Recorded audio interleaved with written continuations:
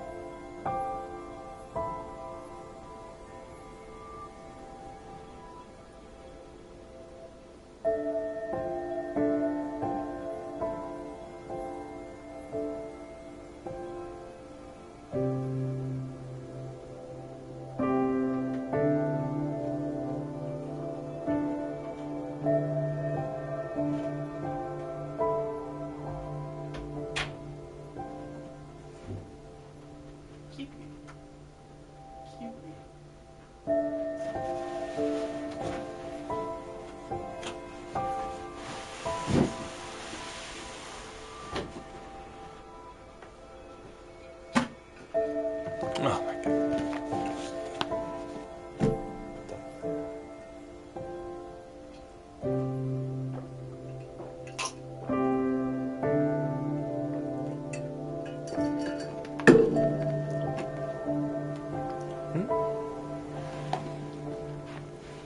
Q, what do you want? Why are you in here?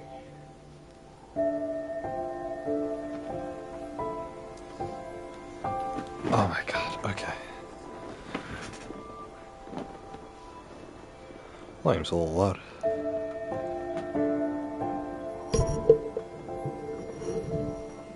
Mike, get the art, Kiwi. What do you want from me? Wait, no, you're gonna turn on my computer. Oh my god.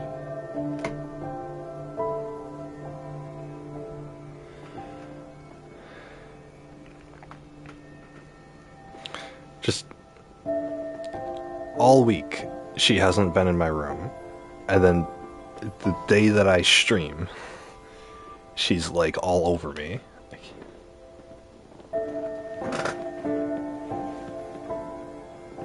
Why is this? Oh, no, gotta fix something.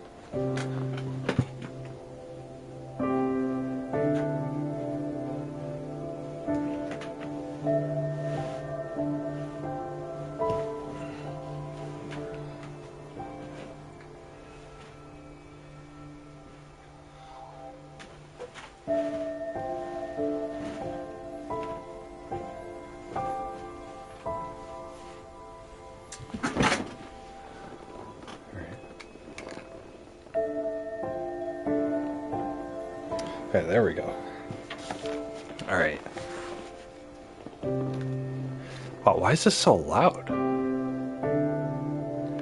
You know, I'm gonna turn down the volume. I think you guys probably want to hear more of my voice with just this music in the ambient background or whatever. Anyway, guys. What is going on? Big Pasta Gaming here once again, and today we're playing more Spiritfarer. Guys, I hope you all had a good week. So this week, a tolerable one, or an okay, semi-decent one, or whatever. Whatever, realistic. I'm gonna make sure my mic's working. Realistic. Alright, cool. But yeah, hope you all had a good week.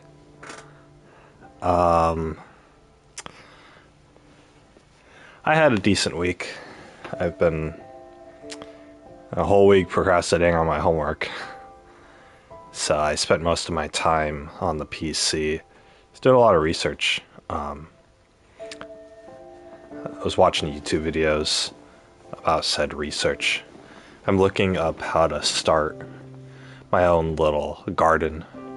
So my own little growing crops and everything.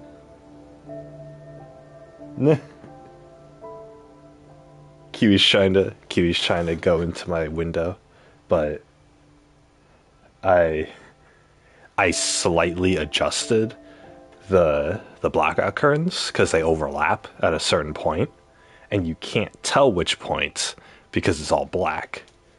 And I think cats are colorblind, so she's gonna have a harder time with that depth perception. So she's trying to find the opening, and so she's just pushing herself into just the solid. She's pushing herself just into the solid curtain, like just in the middle of it, trying to get through, because she's like conditioned to like, oh, if I just push here, then I'll get to the opening, but there's no opening there, and so she's just pushing against it. She figured it out. It's like when animals, and like especially birds, will like try to fly through a glass door, and then they just smack into it. That's kind of what she was doing. She's trying to get through. Just do that. But yeah, anyway, so I did all my homework. I really rushed on like half of it on Wednesday night, and then I did the rest last night. So I was good, and I actually did. I had to do another speech. It's an informal talk, but I got to record myself doing it, so I'm getting kind of used to it. But anyway, I did that, and then I had some psychology homework, which I actually, surprisingly, I did it. I did all my psychology in like, it's like 2 quizzes and 2 write-ups. So the write-ups actually only took me like a half an hour each. And then the quizzes took me about a half an hour each. So I got it all done in like 2 hours. It's really good. So I ended at about midnight. But yeah, I've been going to sleep super late all this week. I think without streaming, I've just like really let my sleep schedule go.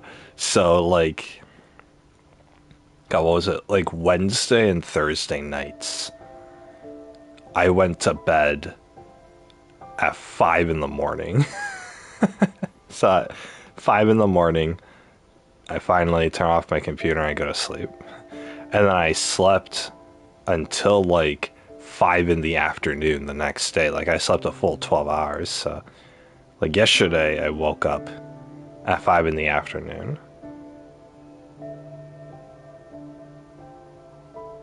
And last night, I went to bed a little early, but I ended up laying there for a long time. So, you know what it is?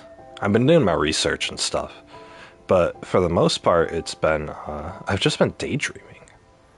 I'll just like, I don't know, it's really weird, but I'll sit in my chair and then I'll have a song running on loop, something that I can, that gets me kind of in the mood to have a fantasy or whatever in my head. And then, not like a sexual thing, but just like, imagining stuff. I just daydream for like hours on end. Like, God, what was it? I think it was like Wednesday night or Thursday. I don't know. It doesn't matter. I think like Thursday night, it was like 11. And then I had the song running on loop.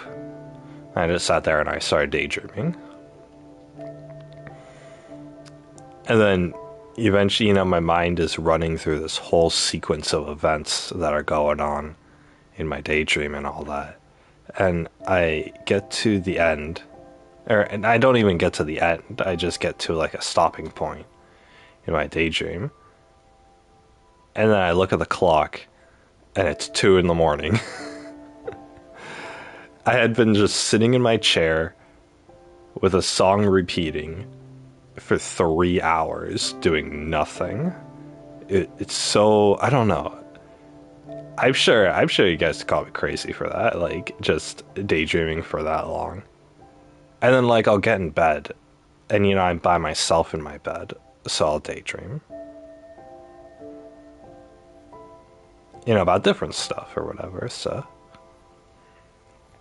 I have like 2 or 3 different scenarios that I daydream about. So it's like I'll revisit one of these scenarios depending. I'll just go through that. I won't tell you guys what the scenarios are because it would take a long time to explain, probably bore you guys.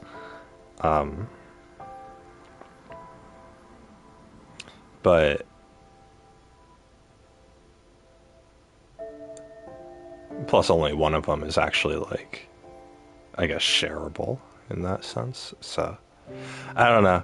They're really dumb fantasies. They're the kind of things that you would expect like a little kid to have, because I think, I don't know. Daydreams are cool, but I think that daydreams, in some aspect, come from certain emotions that you have. Like when I was a kid, I used to get like upset at stuff. Not like angry, but just like, peeved, as we all do. And so, sometimes like I would daydream about, or I would fantasize about like, not like getting my revenge, but just like, well, I guess kind of like getting my revenge, but just like what I would do differently, or what I would,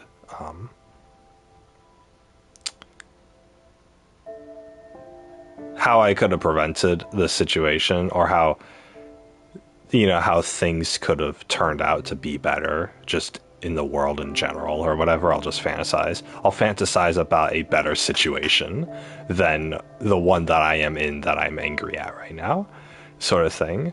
So, and sometimes like when I was a kid, if I'd be sad, then I would daydream about, like,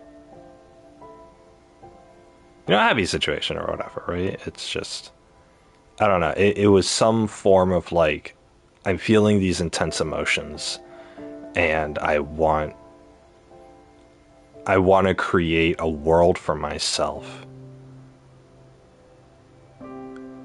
where I either satisfy those emotions, like the anger getting revenge thing, or where I escape them, where I, instead of a sad situation that I'm in right now, I can have a happy situation, like something like, oh, I'm poor and I'm eating beans and rice right now. Wouldn't it be cool if I won the lottery and became a millionaire and I could go out to steak dinners at fancy restaurants and stuff? Or I could or even a simple like, oh, I could throw $40 on an Uber Eats meal and not feel guilty about it because I'm rich, I could daydream like that, simple things like that. And mind you, this is all when I'm like a kid or like a young teenager or whatever. Is when I was like an actual teenager, I mean, from like ages 16 to now, my daydreams have been a lot more advanced. They've been more scenario based. So I'll come up with a scenario and then I'll play out the scenario just as far as I can. So it's, yeah. And it's, I don't know. I enjoy it. I really do enjoy it. It's something that, like, obviously I can't like initiate it like instantly or whatever. What would you call that? There's a term for it. Like on the fly. I can't just daydream on the fly, or on demand, I guess. So I'm trying to think like, okay, actors can cry on demand, so I can't daydream on demand. It takes me a little bit to get into it. It's because I have to initiate those kind of emotions. So emotions of being upset at the world, or emotions of being lonely, or these sort of things that cause me to, I guess, retreat into the daydream scenarios that I have. But then once I get the ball rolling, with the daydreams, then I can stick at it for like an hour at a time. So you get lost in your thoughts for an hour. That's why, like, that's the only reason why I feel like I would be fine if I went to prison. Because you guys know, in prison, in jail, they have a punishment called solitary confinement, where they basically they lock you in just a small metal room with nothing but a steel slab for a bed. And you get 1 hour a day of sunlight time in a cage.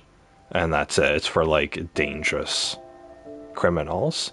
And people everywhere are like, oh, that's cruel and unusual punishment, cutting a human being off from the rest of the world or whatever. But it's like, is it that bad? Like, I can understand if you're spending half your life in a box like that, but if it's just for like a couple years, like, I could sit there, legs crossed, in like a meditative position with my back to the wall, and I could probably just daydream 2 years away in a solid box. It would take a little effort.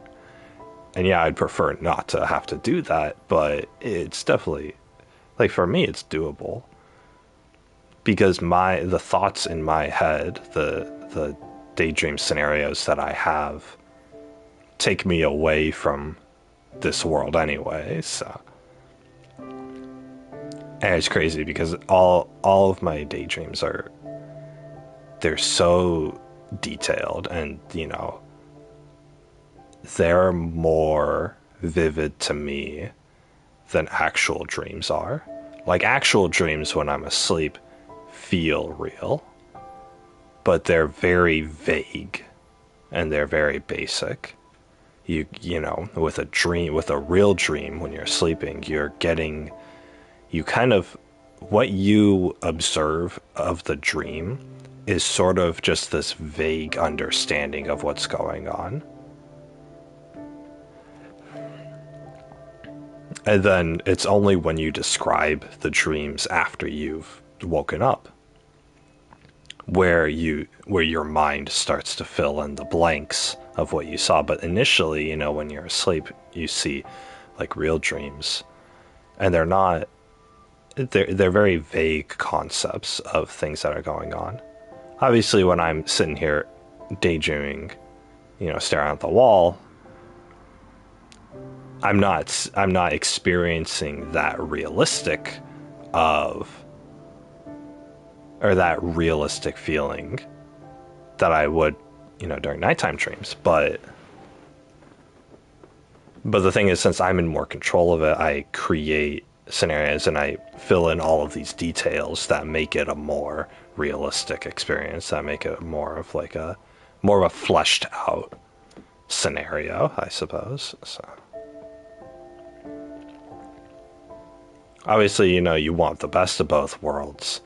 If I could immerse myself in my daydreams like you would in like virtual reality or something, then that's kind of the end goal. And I can't do that. I don't think anybody can do that, where it becomes more real than real life, or where it becomes just as real life. I don't think anybody can do that with their daydreams. So, but I figure this is how authors write books, is that they have this really vivid imagination, and they can just think of something and then play out the entire story in their head, and then they jot it down on paper and there's a book, right? So, I have 2 books that I gotta read on my back table here. I'm in the middle of one of them, but I haven't picked it up in weeks, even though it only takes me like 40 minutes to read a chapter of the book. Instead, I'm sitting here for hours at a time just in my own thoughts. So my own imagination is more entertaining to me than a lot of things in the real world. Like, instead of watching anime, I'm daydreaming. Instead of playing a video game, I'm daydreaming. Instead of reading other people's stories, I'm imagining my own. And so I don't know what that says about me. I think I'm very entertained with my own thoughts. I think that's the conclusion. So anyway, I don't know how many hours I've lost throughout the years daydreaming, because I don't know. I really enjoy it. So I really enjoy it. But at the same time, if my life got busy enough to where like I can never daydream again, like I wouldn't feel like I lost it. I'm not sitting here thinking like, oh, I need to daydream or whatever. It's like everything else in my life where I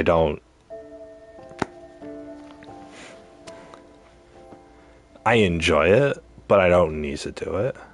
The same thing with like video games or anime or anything else. It's like I enjoy it, but I don't need to do it. So anyway, so yeah, this past week I've just been staying up really late, daydreaming, losing time with that, and then doing research. And I hope you guys don't mind, by the way, that I'm talking about my week. I have a couple things I wanted to talk about. But yeah, I was doing research on, and I found this thing called aquaponics. Ponics, like Ponics. Not phonics, hooked on phonics. No, not that. It's aquaponics. Hydroponics. I don't know what the difference is. Hydro and aqua, they're both means water. So I don't know. I don't know what they want from semantics. Ugh. Words. Blah. But, yeah, anyway. Oh, shoot, I need to plug in this laptop.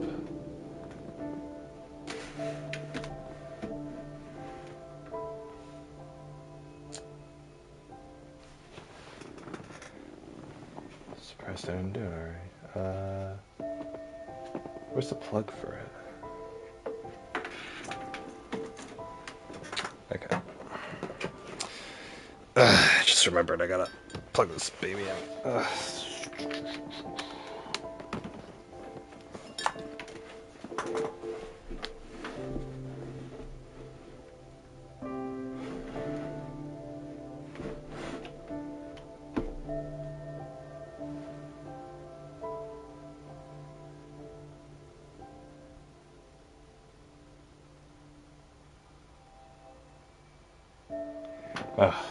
I don't have enough space for this.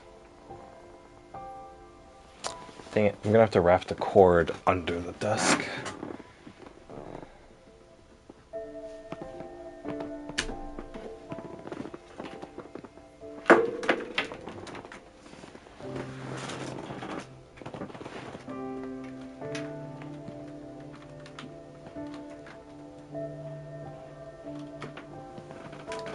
Alright, I'm gonna have to put the laptop on the ground. Great. I didn't make any space for this. I don't use this laptop anymore, but I still have. Alright. There we go. There we go. Temporary solution. But yeah, anyway, aquaponics. So, if you guys haven't heard of it, I don't think many people have. I never did before this week. Basically, if you guys think about gardening, okay, so a completely different topic. If you guys think about gardening, you know how with a garden, with growing plants, you gotta water your plants every week. Or every day. You gotta water your plants every day. Sometimes multiple times a day. I mean, it depends. Aquaponics is the system where you can actually water your stuff regularly, use by setting up a series of like contraptions and pumps and stuff. You can water your plants regularly. You can have it in a cycle where you water your plants and then the water level fills up a certain amount, and then at a certain point it drains, and then the water will drain and cycle through until it reaches back up to the top, and then waters your plants again. I don't know. Imagine it with like a cycle where where watering your garden is like one of the parts of the cycle. So like the water cycle. But yeah. So there's that, which is cool in and of itself, but then you're just watering it with basic water. You guys know that plants need more than just water and sunlight. They need nutrients. Typically when you plant a plant, you plant it in soil, and the soil has nutrients. It has broken down like animal poop and manure and all this sort of stuff. So the plants absorb these nutrients and they grow better and bigger and faster.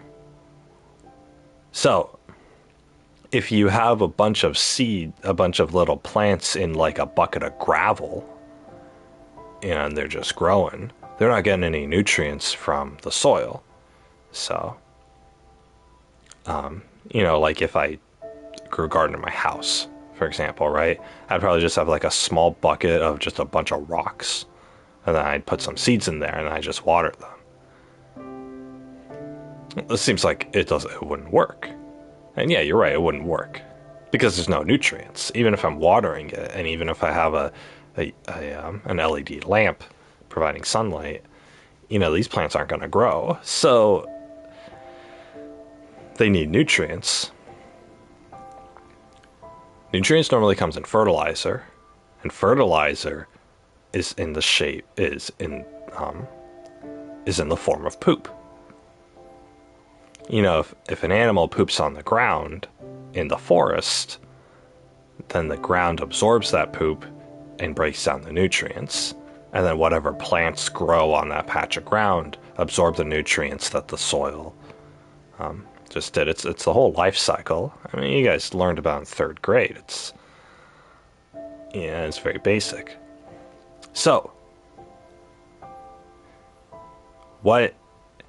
how can you emulate that in like an in-house garden? Well,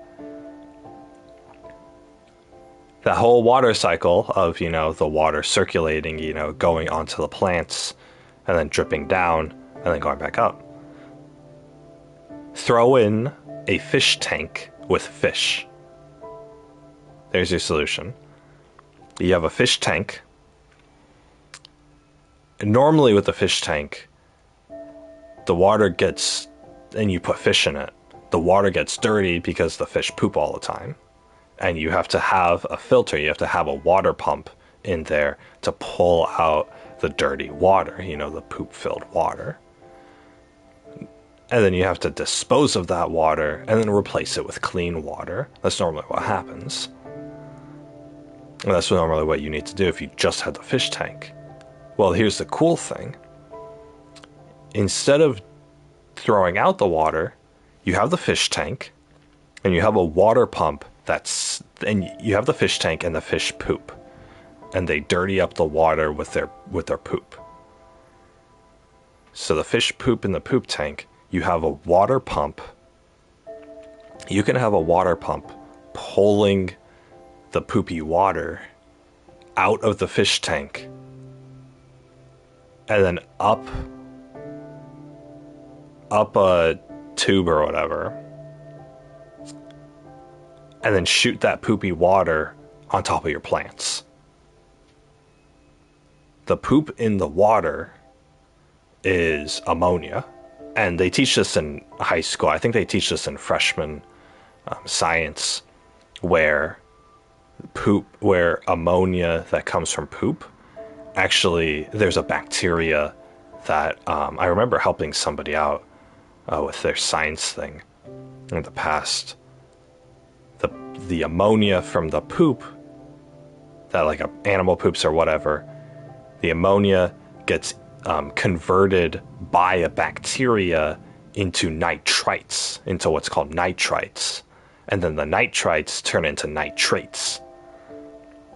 And then the nitrates get absorbed by the plants and then expelled into the atmosphere.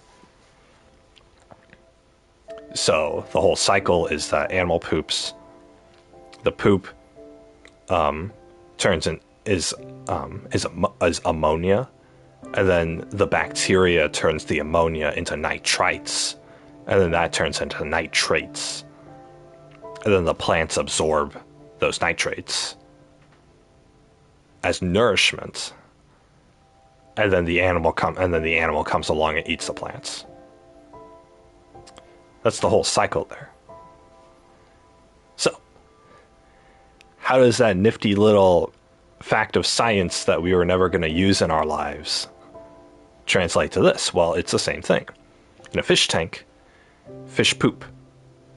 I take that poopy water and I run it through a pump and I pump it out. I run it through a tube and I water my plants with it.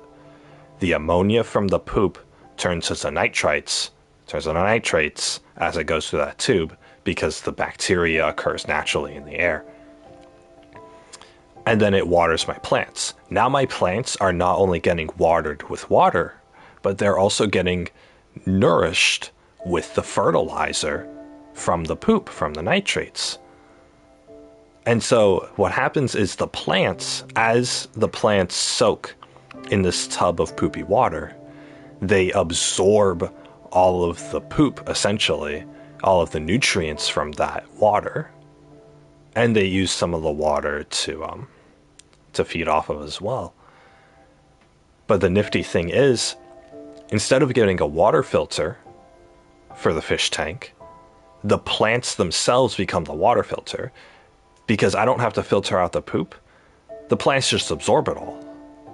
The plants absorb all of the nutrients from the poop, and so when the water drains from that gravel garden that I have them in, it's clean water. Because the plants took all of the poop, all of that fertilizer, the nitrates, whatever you want to call it, they absorbed all of that as nutrients.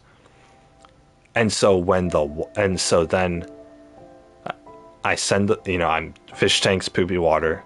I send the poopy water to the plants. The plants absorb all the poop, all of that stuff from the water, and then the garden drains the water, because it's on a cycle, back into the fish tank. It drains the water back into the fish tank as clean water.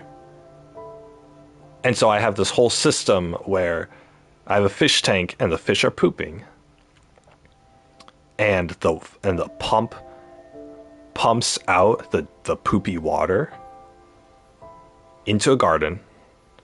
The plants absorb the poop from the water,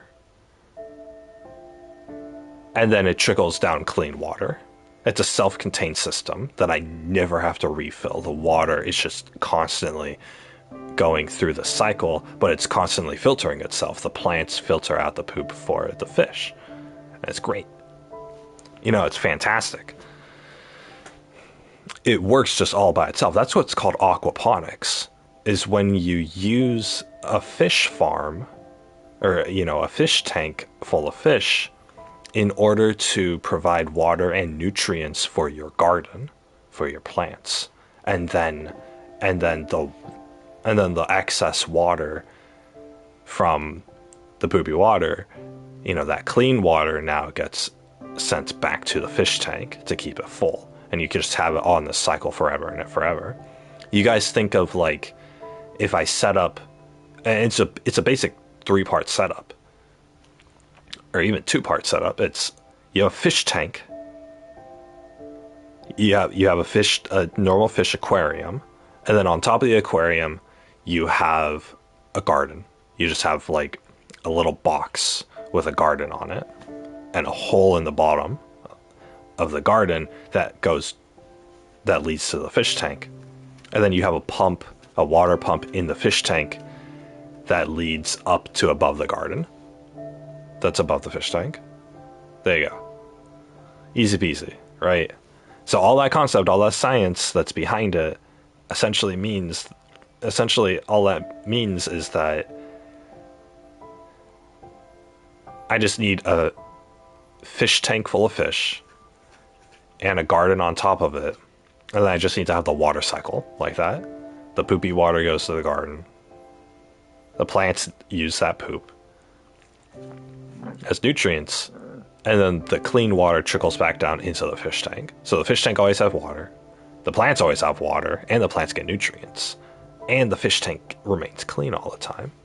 It's a self-contained system, but it all works in junction of itself, or in complement of itself. And the thing is, nature is the same thing, right? You guys think about the nitrites and the nitrate cycle, Can you imagine if the plants in the soil didn't absorb animal poop? The entire planet Earth would be covered in animal poop. It'd be ridiculous. But the nice thing is that the soil does absorb that poop, and it uses those nutrients in order to grow. The entire planet Earth is a self-contained cycle. Everything is feeding off of each other, and it makes the world go round. I mean, it's a beautiful thing. So, God, I sound like a high school science teacher who's a little too passionate about this stuff. But the thing is, it's cool because you can replicate it. That's the thing. I can take advantage of the fact that the world works this way, and I could just create it at home. Well, why do I have to rely on the farmers to go to the grocery store? Why do I gotta manually water my own stuff? Why do I gotta go buy fertilizer? I'll just recreate, a science cycle in my own home, and that way I never have to water it. That's the beauty of this. If I get the fish on an automatic fish feeder, which I can do, then the entire system is self-sufficient. I could leave my house for a month, and those plants will still be growing, and those fish will still be healthy in clean water.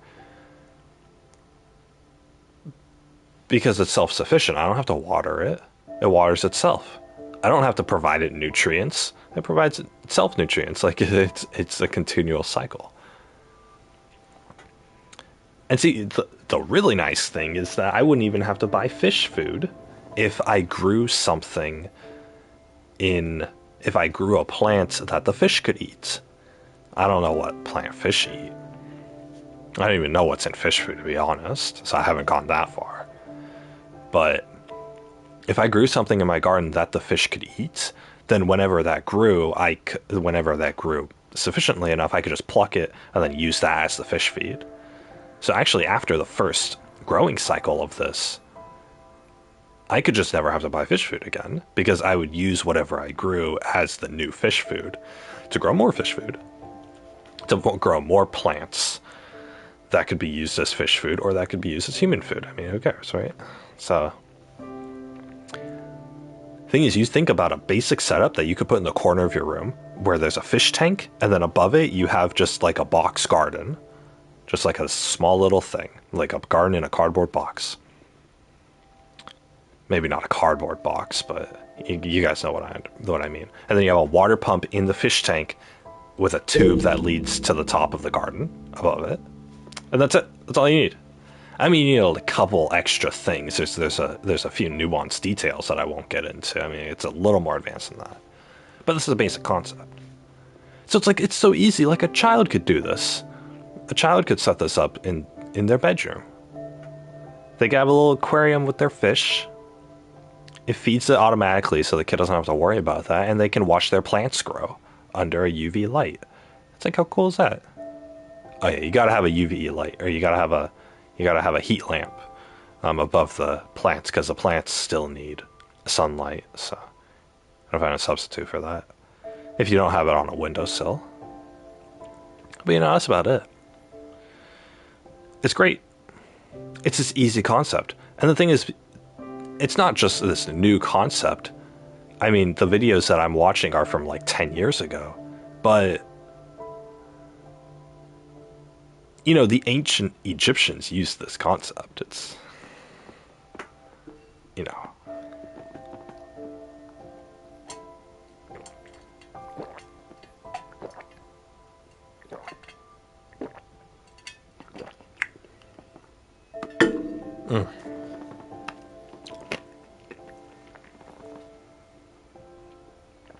Oh, God.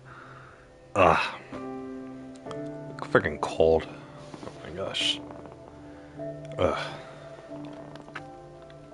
God, I just ate a piece of ice, and it hit one of my gums. Cold sensitivity. Oh my God. God, I went to the dentist, and they were doing this test where they got this really ice cold rod, and they pressed it against the top of my teeth. And when they pressed it on top of one of my teeth, it just burned. It was so cold. Oh my God. It hurt so much. It felt like someone was stabbing my tooth with a needle. It's terrible.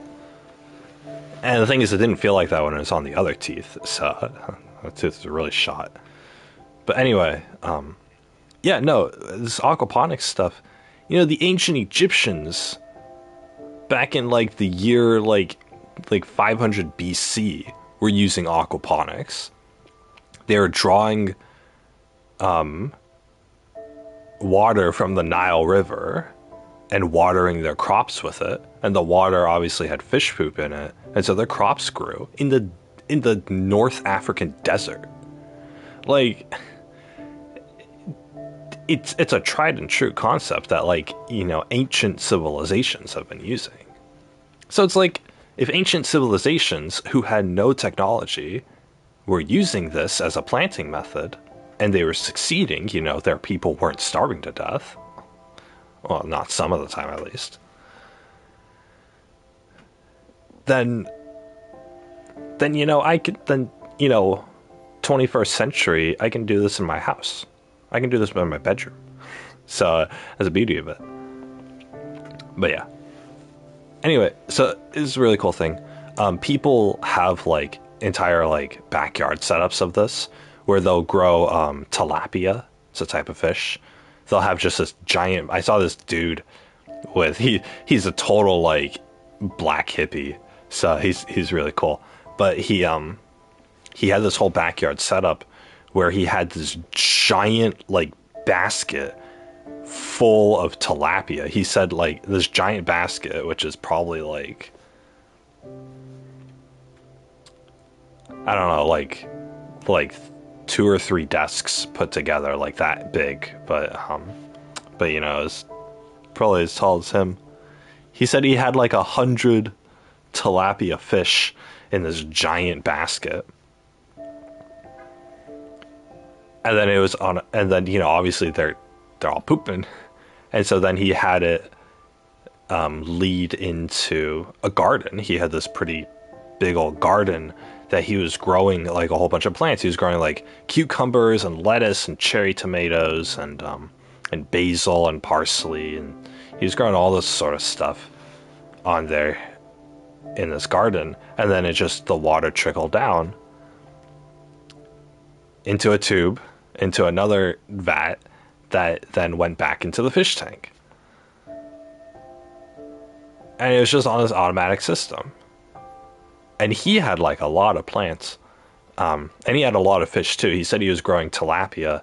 And he said like once they got big enough, and tilapias start off like the baby tilapia fish are about as small as a goldfish is. But if you feed them enough, they can actually get big enough to where you have to use both hands to hold it. Like, and it's just this giant fish. About like as big as a salmon fish. And you guys know salmon. You can get salmon fillets at the grocery store. You can get tilapia fillets too. So this dude was using this whole hydroponic system or aquaponic system to grow the fish and water his plants. And then when the fish got big enough, he could eat the fish. So not only was he growing a garden of vegetables that he could eat, but he was also, at the same time, he was growing the fish that provided the poop to fertilize those plants. He was growing those in order to eat as well. Like, so now you're getting a protein and a veggie out of it for free. It's for free. It's for free. You have it on a self-contained system. It takes, besides the initial setup, which albeit would take a while, it's a completely self-sufficient system. So, by next week, you're not doing a thing for this, except checking it every once in a while. And then you can just pick the veggies off, and then you can just catch and grill up the fish that are big enough to eat. You have some of them reproducing in there, in the fish tank, and combined with you grow a plant that the fish could eat, and you don't have to spend another dollar on it because the fish reproduce themselves and they're growing plants for you that you can then feed to the fish on top of all the other veggies that you yourself are going to eat. So it's a self-sufficient system. It's amazing. It's amazing. It's like we can just grow free food in our backyard. I don't gotta get seeds or nothing, right? So I don't have to constantly buy soil and fertilizer and fish feed and blah blah blah and new fish and yada yada, right? None of that.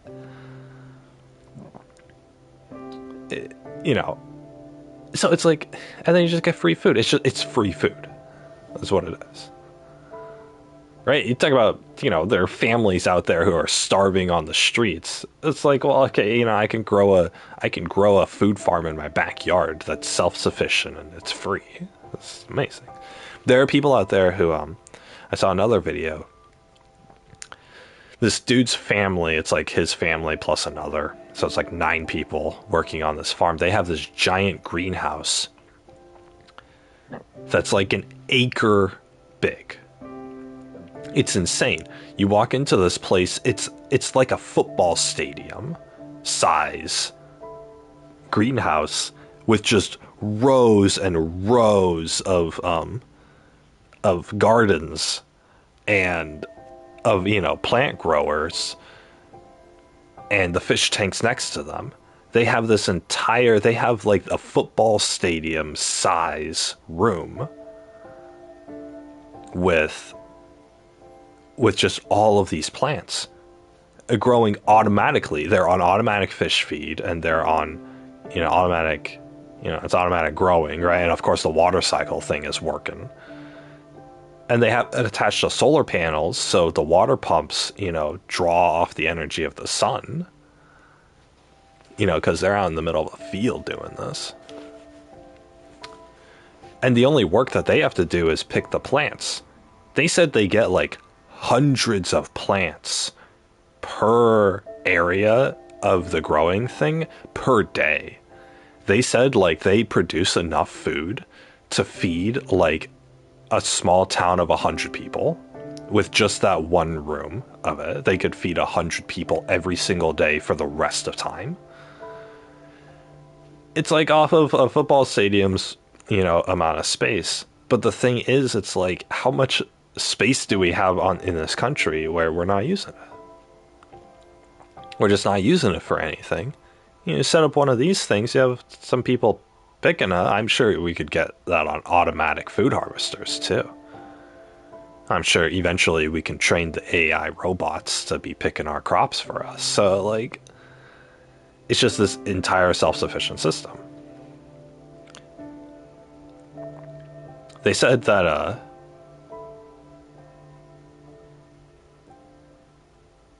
also with aquaponics, they grow a lot faster than they would just doing this outside, doing this in the dirt and soil. The guy in one of the videos was saying, if you have an outside farm, like what most farmers do, you plant like a lettuce crop, like lettuce, like heads of lettuce. The farmers will be able to farm 3 heads of lettuce per year. 3 per year. With these people's aquaponics system, they're able to farm 50 heads of lettuce per year on the same one crop of lettuce. 53 compared to 50. It's insane. It's insane because the plants are constantly being nourished by that fish poop fertilizer. The ammonia turns to the nitrites and the nitrates. Science there. The plants are being nourished by that constantly because on a commercial farm, they're not being nourished by fertilizer. They're using chemical fertilizer. You guys might think, oh, it's so gross, my plants grow on fish poop. Oh yeah, how about, the plants that you get from the grocery store, they don't use fish poop as their fertilizer. They use petroleum. Did you guys know that? This is another thing that I learned. Chemical-based fertilizer, which is what most big farms use, where we get our and then that turns into our groceries. They use a chemical fertilizer that's based, that has a petroleum base. You guys know what petroleum is, right? It's oil. It's oil. It's the same stuff we put in our cars.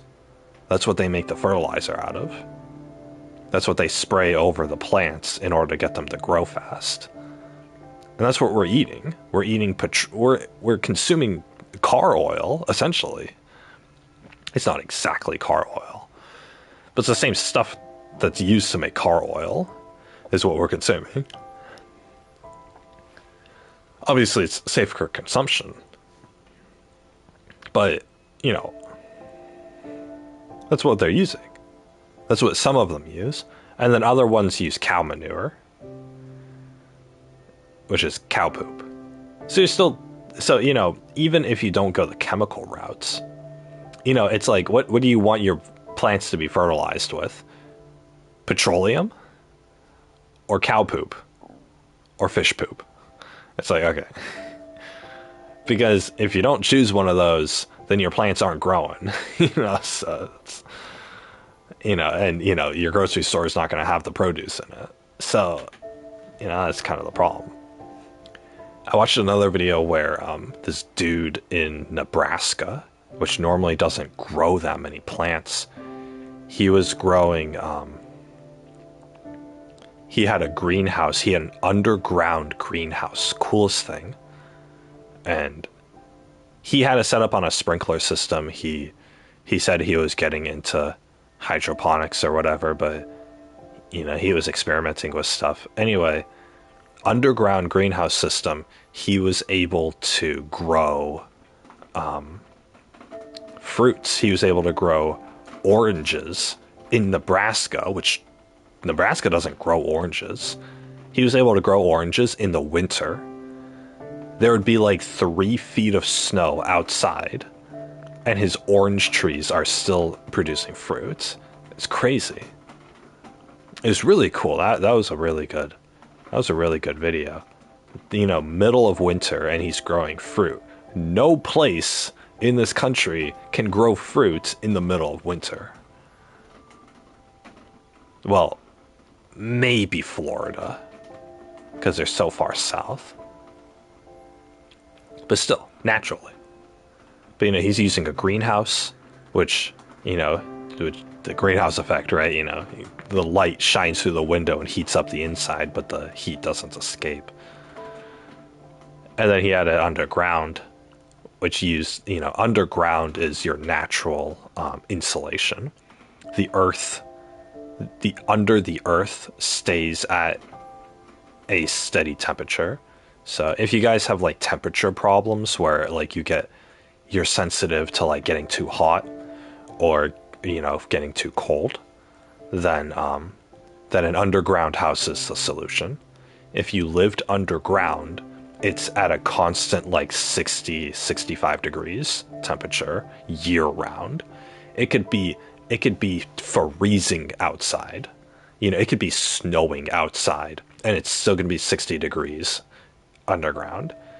The sun could be out. You could be living in the middle of the desert during the summer, and underground is still 65 degrees. I mean, it's still a cool temperature because underground, because the sun doesn't, you know, get there or whatever.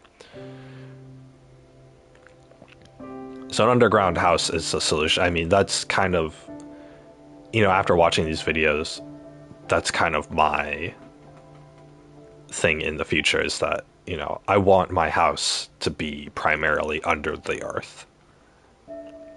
So obviously people don't build their houses underground. So, you know, I'm going to have to figure something out, but that's assuming that I have enough money for that. That's a lot of money to get a house built, but, you know, I can make it work. And it's just, yeah, you just do it. But anyway, yeah, so if you build something under the ground, then, or in the side of a hill or whatever, then that keeps that space at a steady temperature. So if you were to build a greenhouse underground, then it's always going to be at like a 50, 60 degree temperature, which is plenty enough for fruit trees to grow.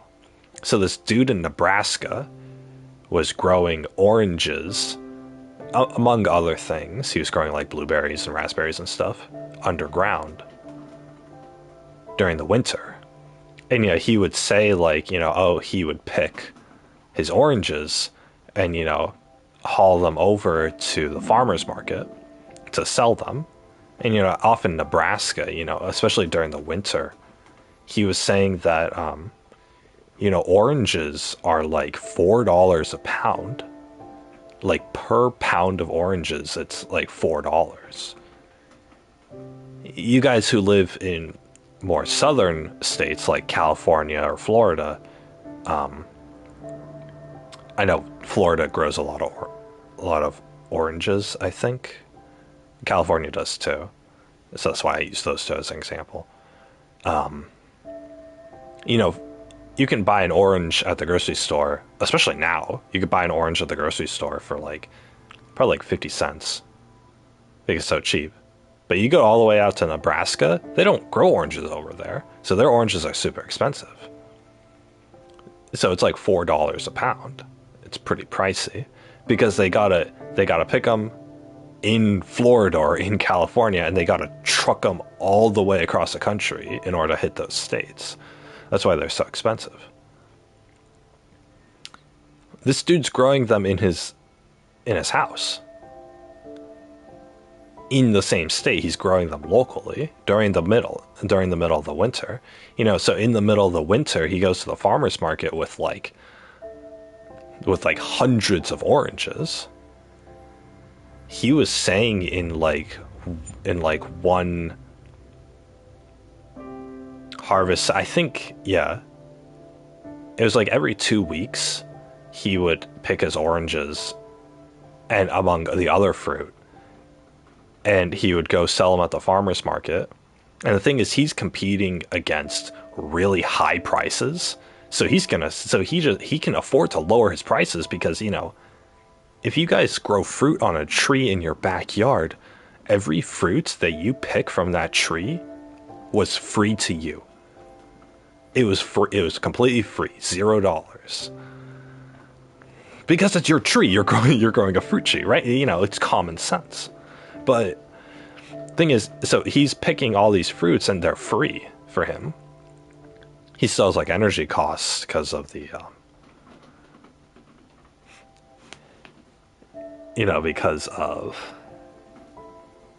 because he has to, power the greenhouse and stuff. But other than that, he was saying it cost him like 80 cents a day during the winter to keep his greenhouse warm, which is cheap. If you're living in the snow and you gotta pay for heating, you're talking about like hundreds of dollars a month. But no, for him it was just 80 cents a day. And like every 2 weeks, every couple of weeks, he picked some oranges and he sold them at the farmer's market. He was saying like he was making about like $1,000 a month just from going on the weekends selling his fruit from his fruit trees. $1,000 a month selling fruit that he got for free because they're his own fruit trees. But the thing is, he's growing them in the middle of winter when nobody else can grow fruit trees. And it's amazing. It's amazing. Just the power of, all he did was he had a greenhouse that was underground. So the greenhouse allowed for the plants to get their sunlight and for the greenhouse to heat up properly. And the underground part of it, allowed it to stay at a constant 50 to 60 degree temperature when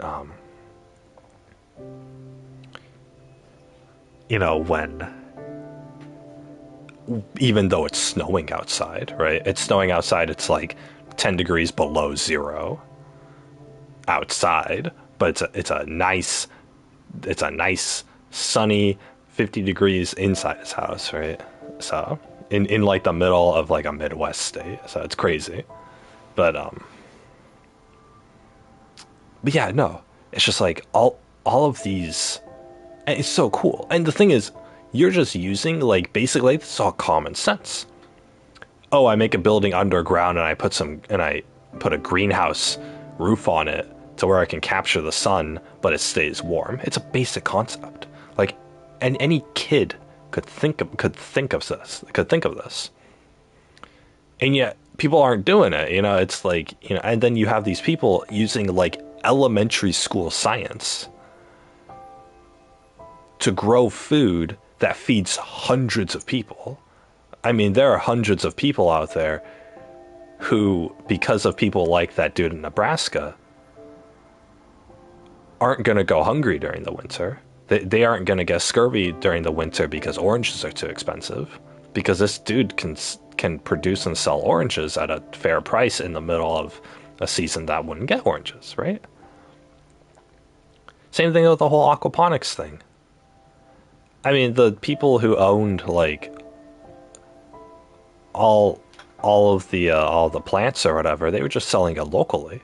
But the nice thing about this is it isn't, and you guys have heard me complain about it before. I'm such a hater on property ownership.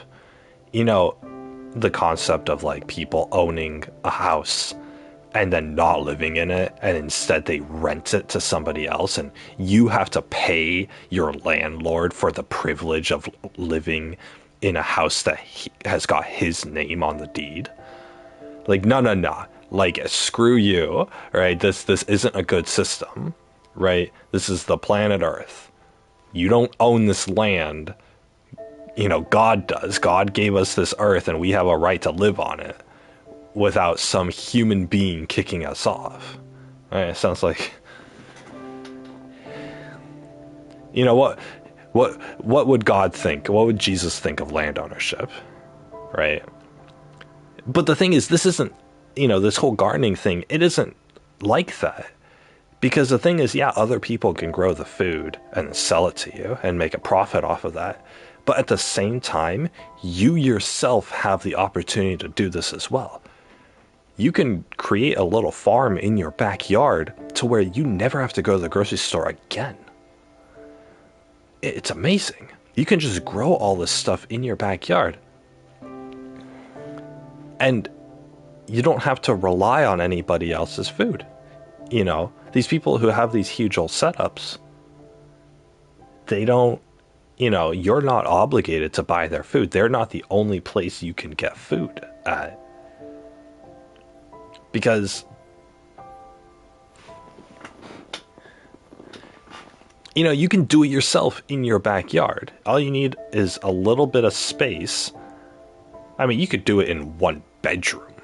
If you're really tight on space, you could grow your own fruits and vegetables in your own bedroom. Maybe not fruit, but still. You could dig a hole in your backyard and set up a little greenhouse back there.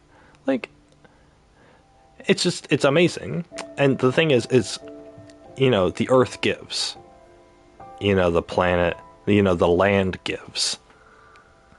And we have the ability, every person on the planet has the ability to grow their own food.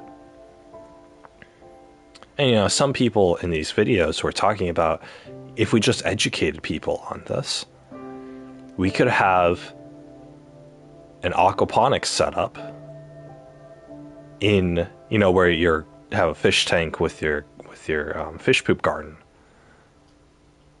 You could have a setup like that in every backyard in America.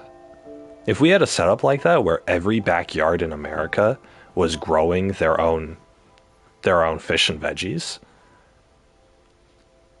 we wouldn't need grocery stores anymore. Who needs a grocery store when you're growing your own food, So, like, look at that. And then, you have COVID, right? Oh, the grocery stores have to stay open because that's essential. Well, it's not essential. It's not essential if people can grow their own food, right? But it is because we haven't taught that, right? We haven't taught people how to be self-sufficient. We haven't given them that opportunity. When did you ever learn this in school?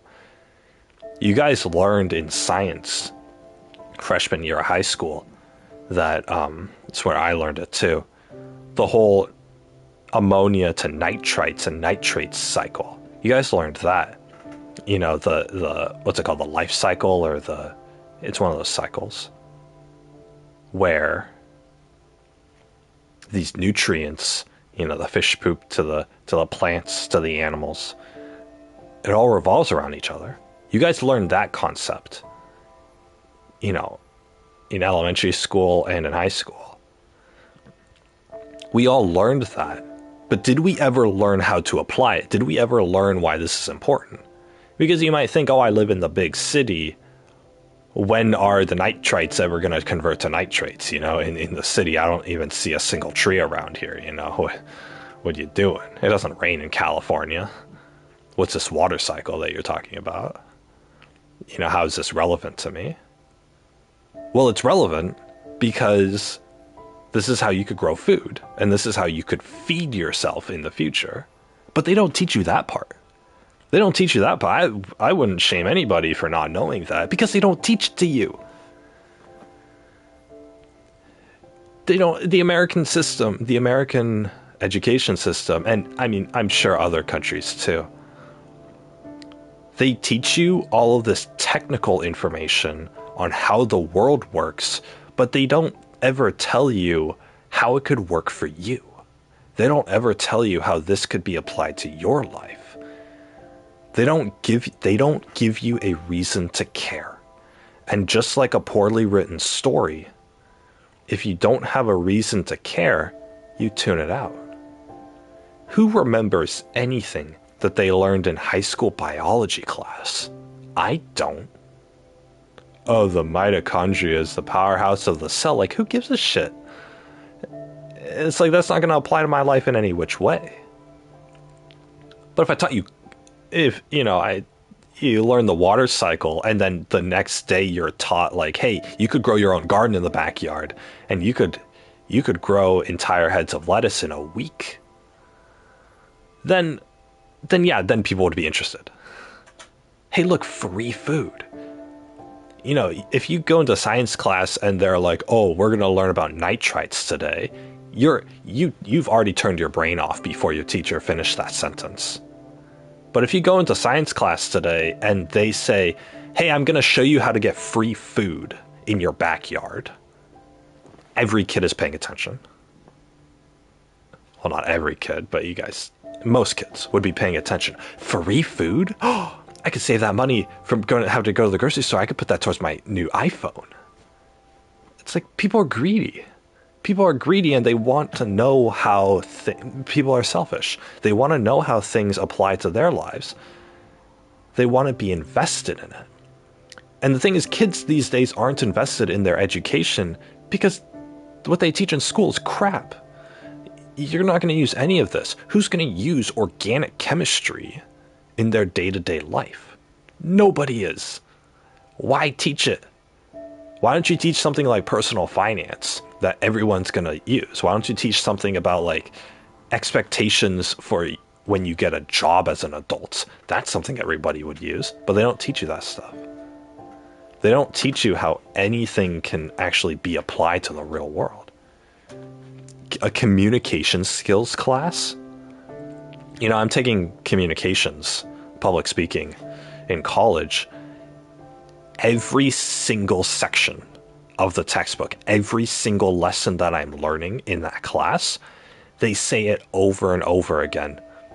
These are skills you will need in the real world. These are skills that no matter what you do, you need to know how to communicate with other human beings.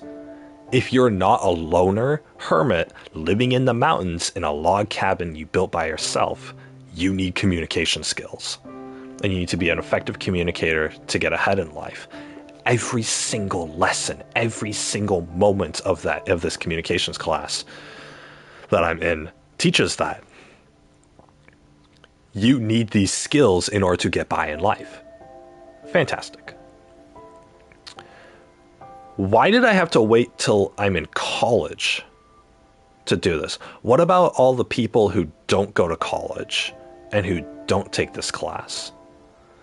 Are they just never gonna learn,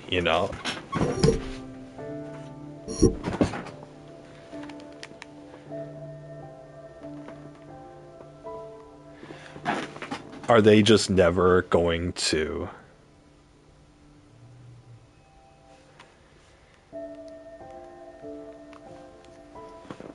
They're never going to get the stuff because they didn't go to college. They couldn't afford college, or they didn't feel like it.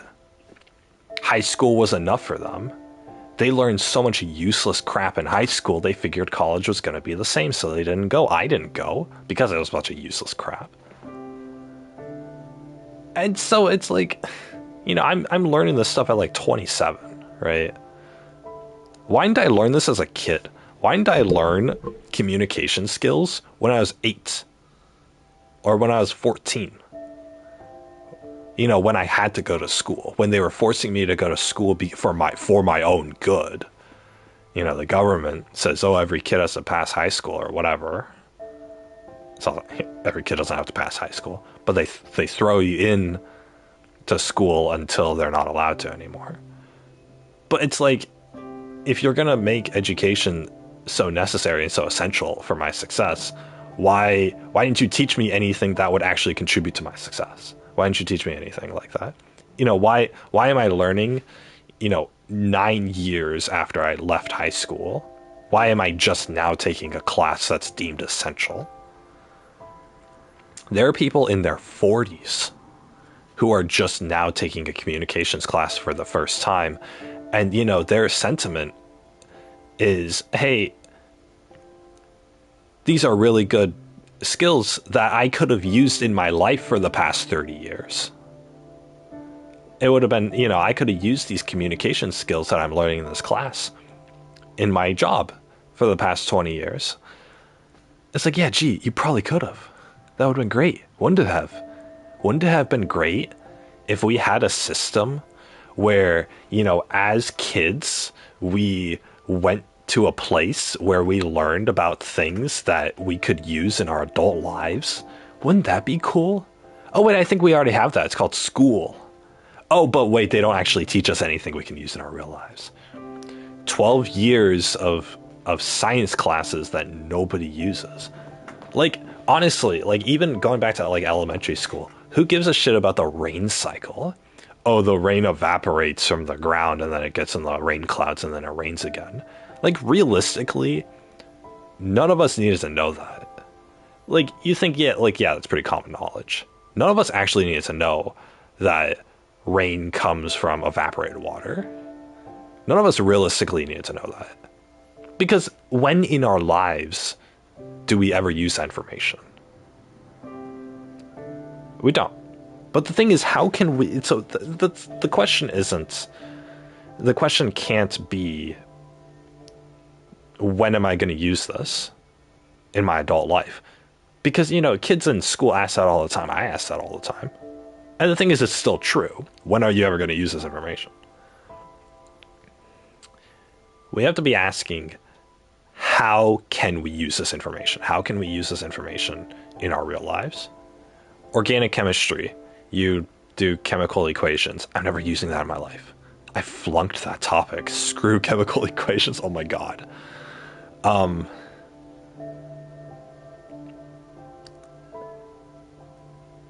But Kiwi's just watching the little smoke at the top of the Spiritfarer title. She's just watching it go up. She's so enamored by it. What a cutie.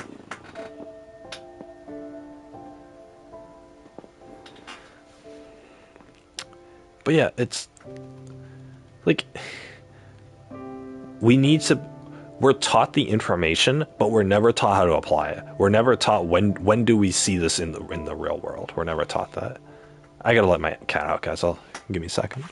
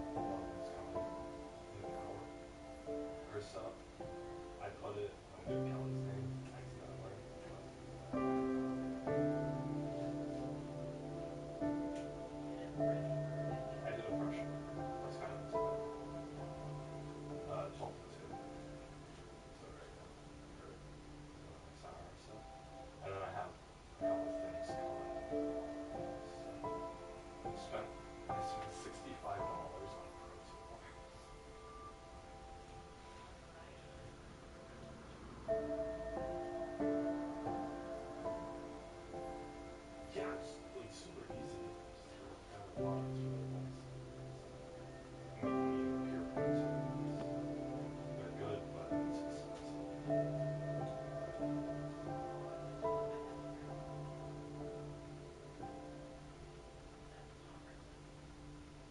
yeah, I mean, $2 for a meal is pretty much.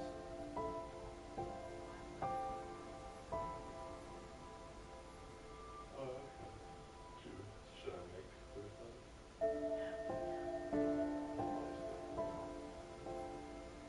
At Wawa? Yeah. We have Wawa.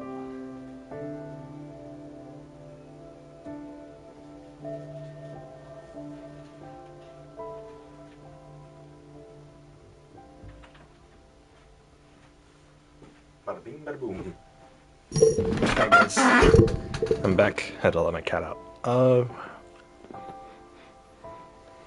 What am I doing right now?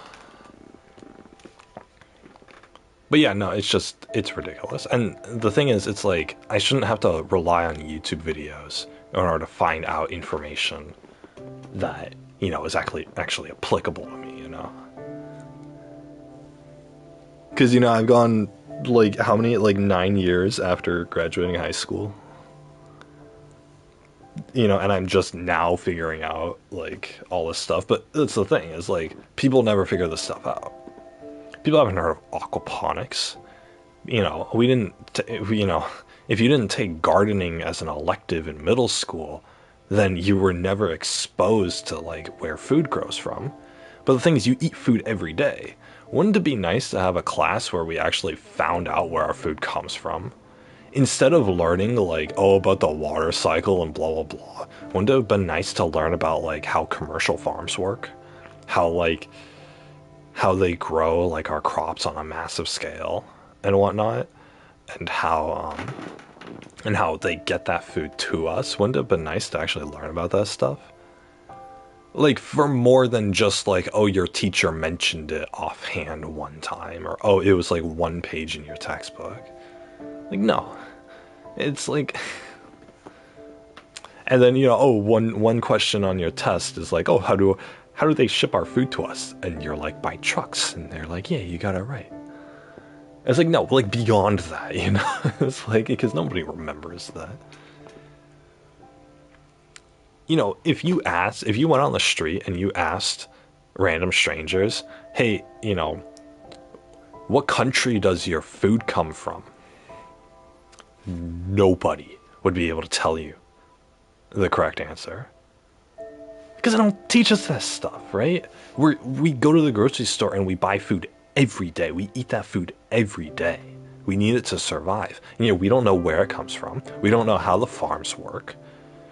We don't know what the logistics are of getting that food to us. And yet these are real things that, like, if these are real systems where if we stopped getting food at the grocery store, like if the food stopped being at the grocery store, everyone would starve to death. Like, no question, everyone would start starving to death. Nobody, who do you guys know, who actually knows what they would do if the grocery stores just stopped having food? What do you think would happen? Would anybody in your general vicinity know how to feed themselves? No, nobody would. Because they don't teach us that stuff. It's a key component for surviving. The ancient Egyptians were teaching their kids how to farm. Because, we kind of need that.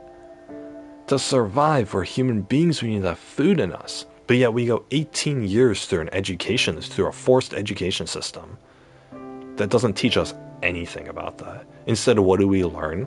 We learn about the different names in a cell. We learn how to do advanced calculus. We learn how to dissect a literary analysis of Shakespeare. Like, none of this applies. When the grocery stores stop stocking food, I'm not going to need to know how freaking, how sad of a tale Romeo and Juliet was when I'm starving to death. Like, like, come on. Or like when, the power goes out in my house and I can't figure it out, I'm not gonna, I'm not using advanced calculus to fix that. I need to have electrician skills. I need to know how to, like, there are some people out there who don't even know how to plumb their own toilets.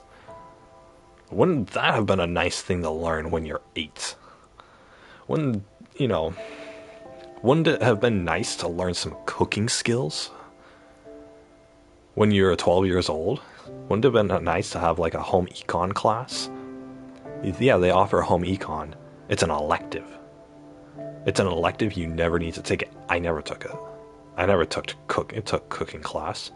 Hey, how about instead of year 10 of marine science class, how about instead of that I learn how to cook my own food at home, so I don't have to rely on McDonald's to feed myself when I'm an adult? How about you make that mandatory? I don't know. They don't. I mean, it always goes back to that. I'm not going to complain about this any further. It's always the fact that the education system is just like everything else in this country. It's set up to where they make you waste a lot of time, but they still keep you dependent on the things around you, so you're trapped. You want to, you're hungry and you need food, you have to go to the grocery store. You don't get a choice. You have to go to the grocery store, and you have to spend American dollars that you earned at a job in order to pay for your groceries. You have to. It's a necessity, because they've made you incapable of doing anything else. You know how to sit in a classroom and space out for 6 hours a day. That's probably the skill that I learned from going to high school. But you don't know how to grow your own food. You don't know what you're going to do when the power shuts off in your house. You're not going to know how to plunge your own toilet. You're not going to know how to take care of an animal. You're not going to know how to cook meals with just raw ingredients. You're not going to know how to manage your finances. You're not going to know proper etiquette at working a job. All of these things are things you will have to do some point in your life. And most of those things are things you have to do every day in your life. And they teach you none of that, because they keep you reliant and dependent on these systems. You have to go to the grocery store because we never taught you how to make food. You have to listen to your boss because we never told you about workers' rights at your job. You have to hire an electrician because we never taught you how to, how anything in your house runs. You have to hire a car mechanic because we never taught you how cars work. You have to, if there's a nationwide labor shortage, you have to cross your fingers and hope that somebody else does a job in some other country that you have no idea what they're doing, just so that you can eat tonight. You have no idea. Nobody has any idea on what it takes to get a plate of food in front of you. And yet everybody needs a plate of food in front of them every day in order to eat. There are so many jobs between the seeds in the earth to your complete dinner plate. There are so many people in that process, and we learn none of it. We learn none of it because the system is set up so that we are blindly dependent on things to just work. And because we're dependent on things to just work, we have to rely on other people to do it, and we have to pay money in order for that stuff to happen. And when a big company charges you extra money for those things to happen, you have no idea where the extra cost comes from, and you just submit to it. If instead of at the grocery store a loaf of bread, how many people do you think is involved in getting that loaf of bread onto that grocery store shelf?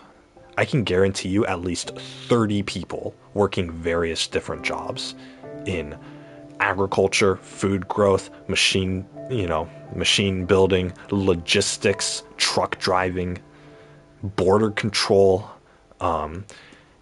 international relations, a lot of, every field that you could possibly hit is involved in getting that one loaf of bread into the grocery store.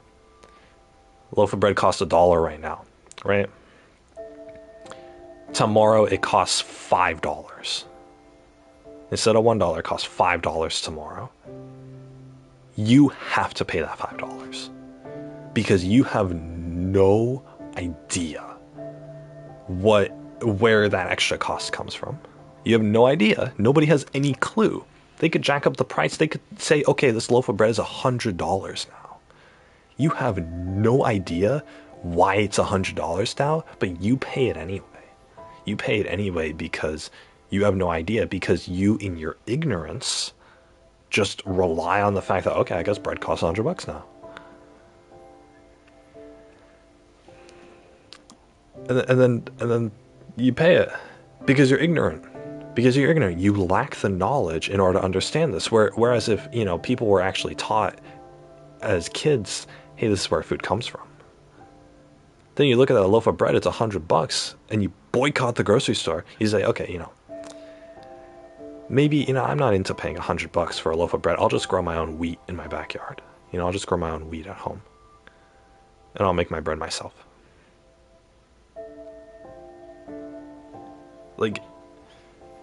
And there you go,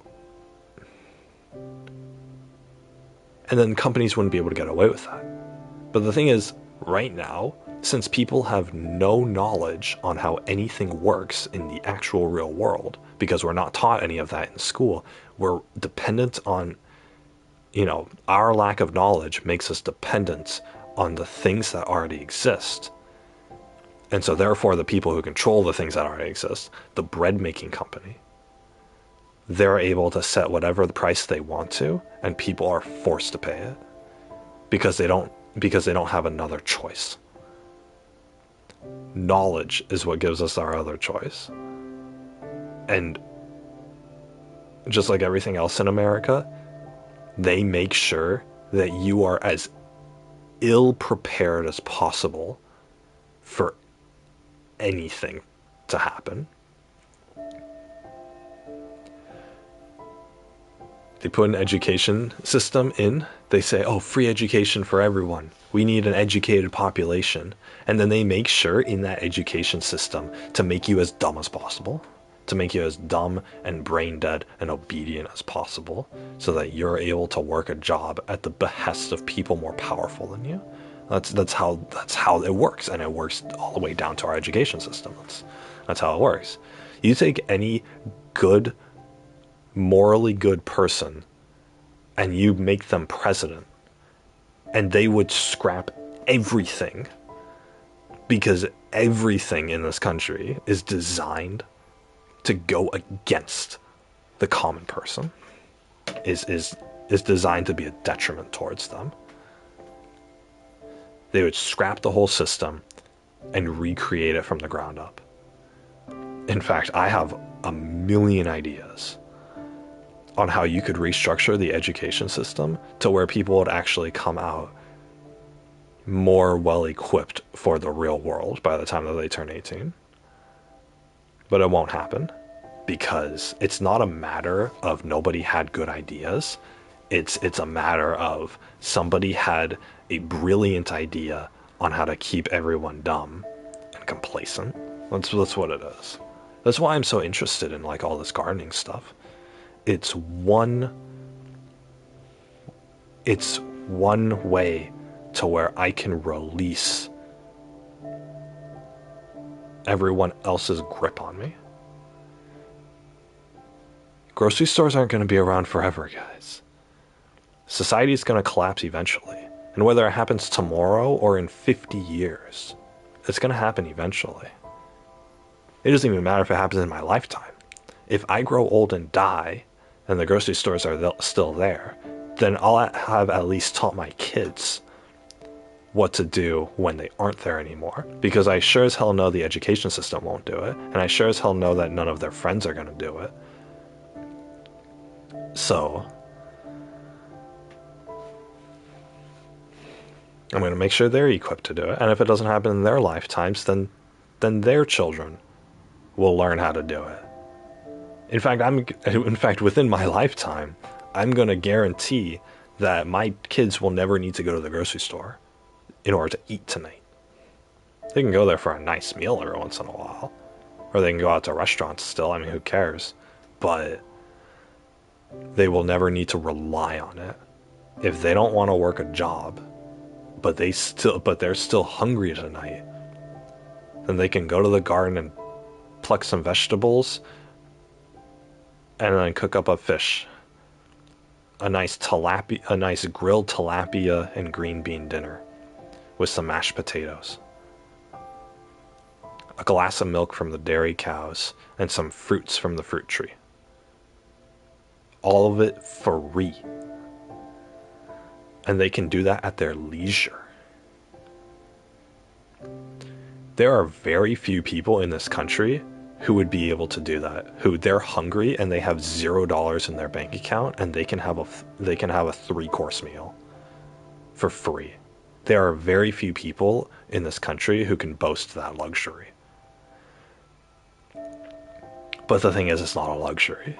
It's a basic human need that they just haven't given us, that they have disabled us from having.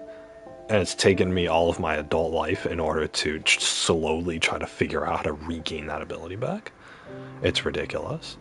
And the thing is, by the time I'm 40, I'm going to have all this stuff figured out, but I'll have wasted half my life not having it. That's the sad part. So, I mean, it's sad, it's depressing. I mean, I'm not going to wallow in my pity about it. You know, it's, you know the saying, better late than never, right? So, that's the philosophy you take, and then you do it. You do it. You make sure your kids don't have to go through the crap that you did, right? That's what it is. I mean, it's pretty much the only thing I can do now. So I'm getting older, so I can already feel it. So the fact that I'm actually looking out for my own survival means that I've lost that, childlike wonder that I used to have for the world. I still have it. Seeing, even with this stuff, seeing how all this aquaponics stuff works, and just the different mechanisms in it, and the results that I can get, it's fascinating to me. It's truly interesting to me. Because the thing is, this is a part of the world that I never got to see before. And it's amazing how it works. It still invokes that sense of discovery in me. And when I'm actually able to get, because I'm drawing up schematics for it right now, once I'm able to get something like the super basic working in my house, with the fish tank and the garden on top, I'm going to have accomplished something. And I'll be able to put that knowledge to applicational use, and it's going to be great. So.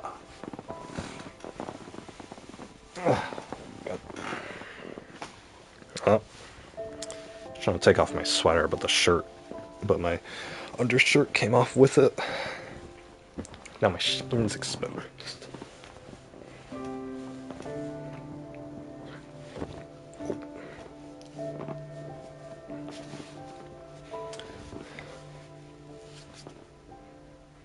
But yeah, anyway, that's what I've been on about. So, in the past few days. I was going to mention one more thing. Give me 1 second, guys. I'm going to adjust something in my room.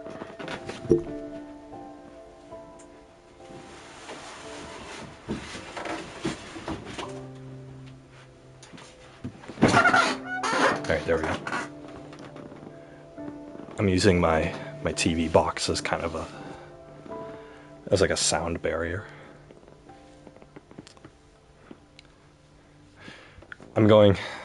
Every day I go between feelings of, I love this TV, and buyer's regret. I shouldn't have bought this TV. So it's terrible. Because I could have just gotten a replacement for my old TV for like $400, but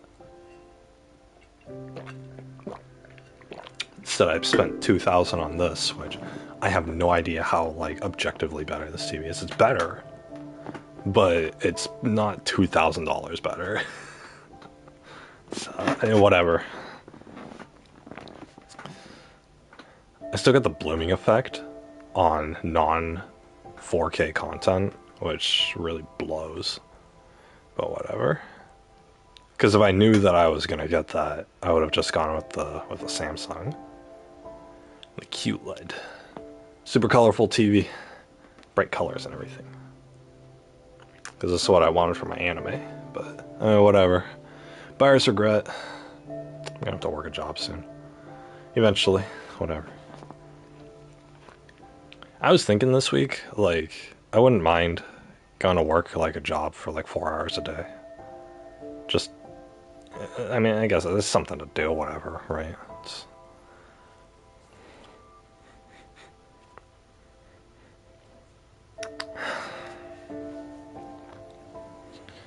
I keep thinking about like what kind of job I would actually want to work in the future. Because I got to do something.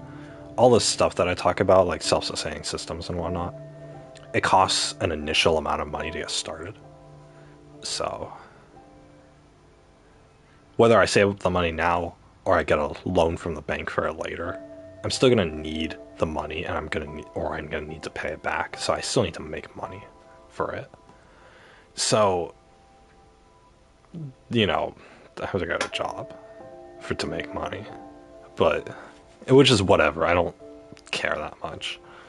But it's like there's only one job that I actually imagine myself doing and enjoying, but I can't go into that career field anymore because it's like an actual legal risk, apparently. So it's not, but I don't want it to be interpreted as one. So I don't. Can't do that. No. Well, whatever. So I'm just gonna have to suck it up. Suck it up. Stop crying. But yeah, I mean, whatever. But yeah, it's just I've just been reluctant on doing anything, really.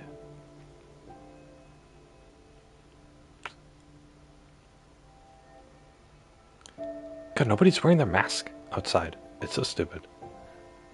There'd be people and they're not wearing their mask. When they go into stores and stuff, it's like, I don't want to be a cashier at a store where people are going to go up to me and they're going to breathe in my face without a mask on. Because, you know, you go up to a cash register, right? You're like less than 2 feet away from from the customer or from the cashier or whatever. So it's like, what we do? Like, here comes somebody without a mask and they breathe as humans do, and then just poof, COVID right in my face, all over my glasses and my hair and my ears. It's gotten to the point because I've been to, where did I go? I went to the liquor store, to Lotto. I don't drink, because I don't drink. I went to the liquor store to play the lottery. You know, people were in there, no masks, whatever. Liquor stores are pretty bad. And then I also went to, where else did I go? I went to CVS. That's where I went. I went to CVS because my dentist gave me some antibiotics, which I haven't taken. Whatever, I don't care. But anyway, my dentist went. My dentist went to CVS because I prescribed it. I went to CVS, got my meds,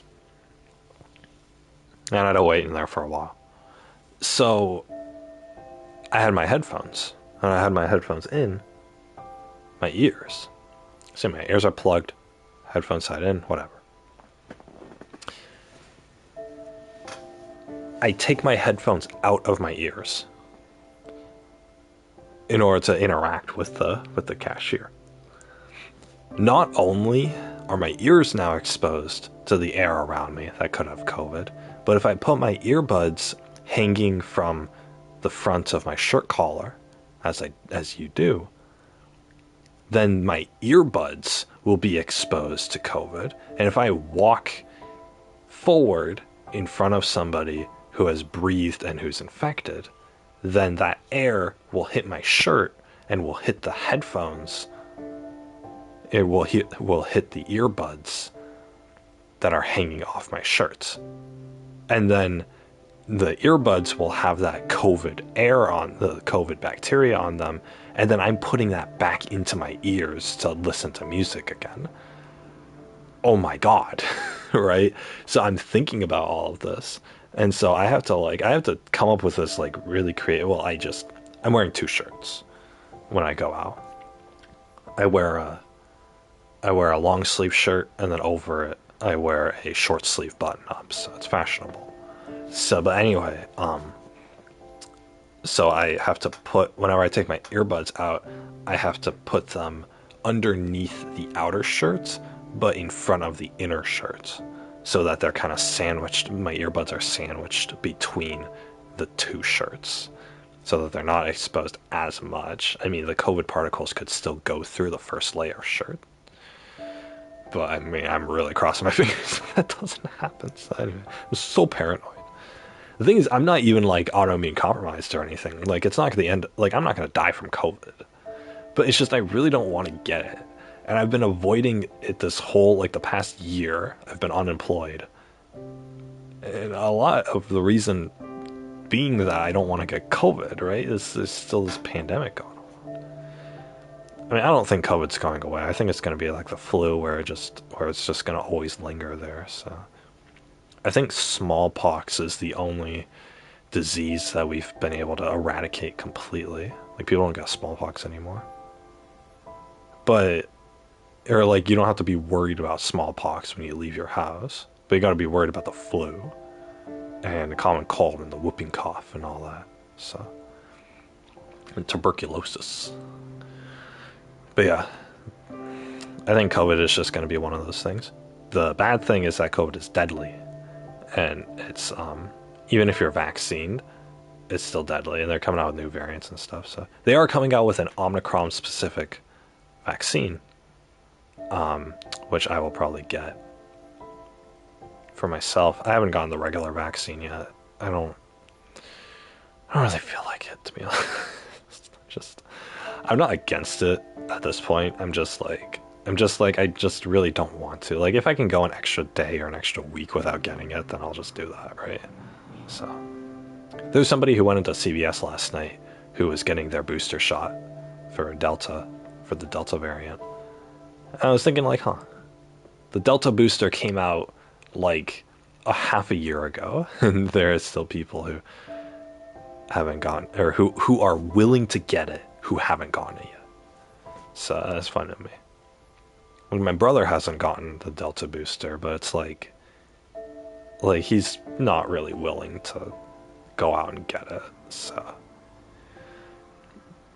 but then it's like, okay, so I guess it's, someone like him who just puts it off forever, or it's someone like me who puts off the actual vaccine for a while, and then I'll eventually get it. So it's just whatever. There's some question on this news station. Someone asked, does COVID affect fertility rates? So basically, does it affect your chances of getting pregnant and having kids and stuff? The woman doctor who was there gave a really confident but vague answer. Her answer, she spoke with a lot of confidence, like she knew what she was talking about. But the actual answer, word for word, that she gave was really vague and didn't actually answer the question. Basically, it was, studies are inconclusive. That was the answer. So we don't know either which way. So legally, we can't say yes or no. But probably on the no, you're fine side. But maybe. But, we're not going to give a hard no to that. We're not going to give a definite answer, sort of thing. So, which at least she's honest. But it's a little worrisome, you know. Is everyone who's getting the vaccine, like, is every girl who's getting the vaccine just like not going to be able to give birth in the future? I doubt it, honestly. Like, I mean, if it's the end of the human race, then I mean, who cares, right? You know, that'd be really funny if that would be really funny if the only people who could have kids are the anti-vaxxers. That'd be hilarious.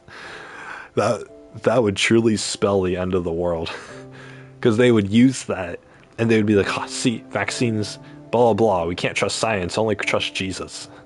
And then, and then you know, and then when the next disease pops up, they're all going to die, right? So, I mean, whatever, it's a culling. This whole coronavirus has been a culling anyway. Anyway, so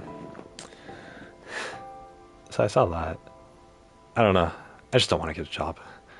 I have to get a job though. I need to get a job 4 months sooner than I normally would because I wasted 4 months rent on this TV. This TV was such a bad purchase. I hate it.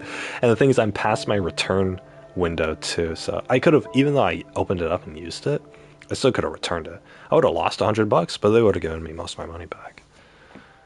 But now I can't return it, and so if I do sell it, then I'm probably, I mean, I'd be lucky to get half of the money back for a used TV. It's a nice TV. I mean, honestly, like if I was shopping for TVs and I saw this for half the price, like I'd immediately buy it. But I don't know. Somebody posted on eBay during like Thanksgiving season.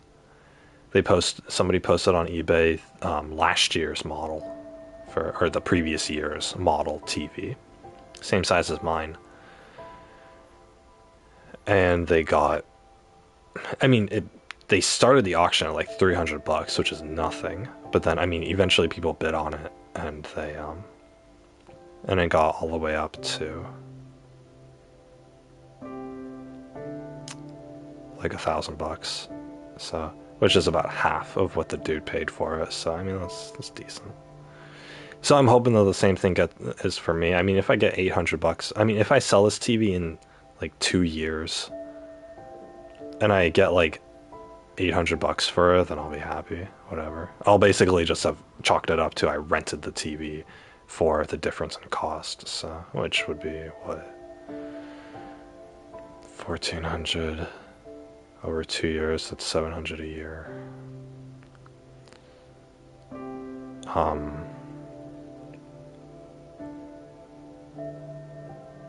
It's like 60. That's like $2 a day. If I get $800 back for selling this TV in a couple of years, then I'll have essentially spent $2 per day for the privilege of using this TV. That's how I look at it. Like my PlayStation is costing me like, I think 30 cents a day. It depends on when I sell it. Because, you know, if you buy something and then like a while later you sell it, you've effectively just rented it for a specific price, right? It's like renting a house. Except you're in the control, right? So it's, you know, a little better than renting a house. But anyway, you're basically, if you buy something, use it, and then sell it, and then resell it as used on eBay, then you're paying for then essentially you're paying for the privilege to have used it for a certain amount of time. That's what it is. So. That's what it would be if I sell my TV. Obviously, if I keep my TV forever, then it will have been worth it. But, you know, I'm hoping that like in 2 or 3 years, they actually come out with a TV that I want, because TV technology isn't there yet. But, I mean, whatever. Anyway. Oh yeah, I wanted to mention one other thing. This might seem weird, but, this is completely unrelated to anything, but I was watching a video, and it was a guy and a girl. They were like dating. They were like 18 or 19 years old, something like that. young adult, younger than me. Anyway, they were both really happy, and they were like Filipino or something. I think the girl's Filipino. Anyway, they were doing something in the video. I don't know why. I don't care. But the thing is, at a certain point, it was just like 2 second moment. The boy and the girl are really close to each other, and the girl's, they're both all happy and stuff. And the girl, she looks at the boyfriend, and she smiles, and she wraps her arms around the boy. And the thing is, throughout the video they had been hugging and stuff, but it was this specific moment where it started off as a normal hug where, the arms are kind of loose or whatever. But then there's this one moment where she pulled herself in the hug, she pulled herself into him and squeezed really tightly. Not like choking tight, obviously, but she pulled in closer than normal, and she just squeezed the hug a little tighter than normal.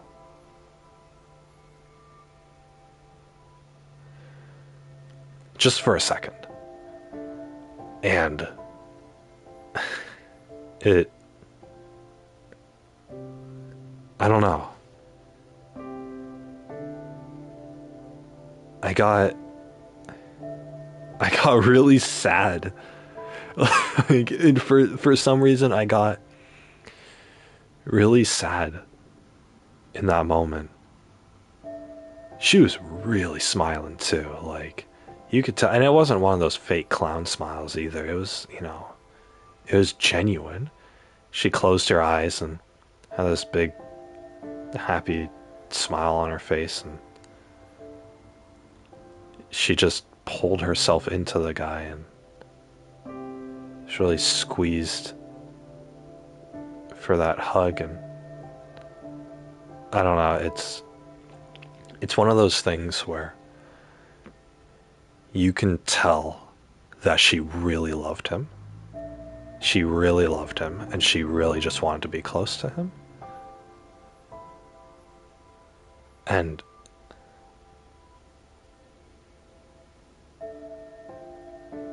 I don't know, like, obviously, I'm not like attracted to the girl, whatever, right? I'm a demisexual, is that what it's called?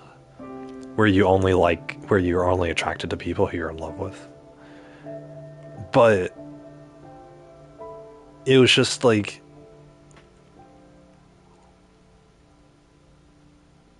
you could just tell that she really loved the guy.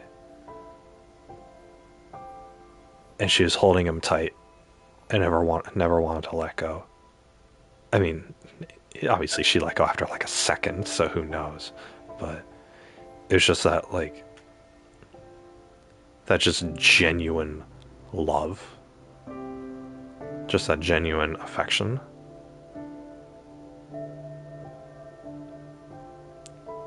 It's just...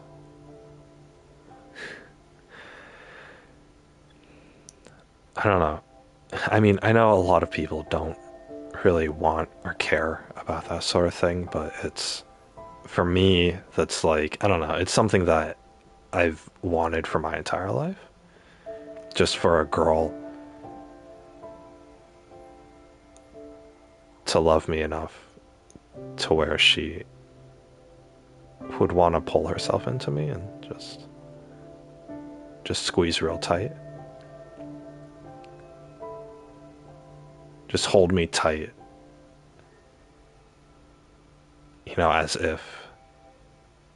As if I was going to disappear if she didn't.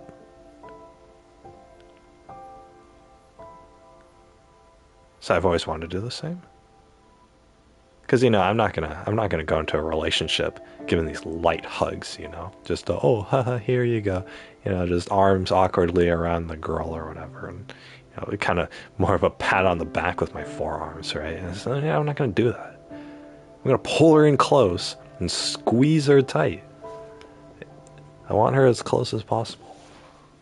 It's just, if I'm in love with somebody, why wouldn't I? If a girl's in love with somebody, why wouldn't she? I don't know. You don't see that too often. And the thing is, you don't see that too often because that sort of stuff happens behind closed doors normally, which is fine, whatever, right? People are allowed their privacy. I wouldn't want to show my relationship off to the public, that's for sure. That's not something that belongs to them. But it's, I don't know. It's such a rarity, but it's such a, I don't know. It was such a genuine thing. And it got me really sad because I know that, I don't have that in my life yet. Because it invoked this feeling in me where I just wanted to turn to my girl and just hug her real tight. And for her to hug me real tight too. Get as close to each other as possible. Because we love each other and we just want to be together. That's the sort of emotion that's there. And so, I don't know.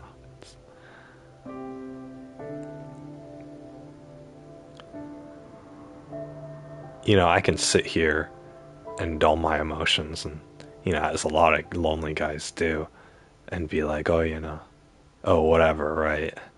There are guys who are in their 30s or their 40s and they've never hugged a girl before, and they'll talk about like how they just they just don't want it anymore. But the thing is, it's not that they don't want it anymore, it's that they are trying desperately to not want it anymore.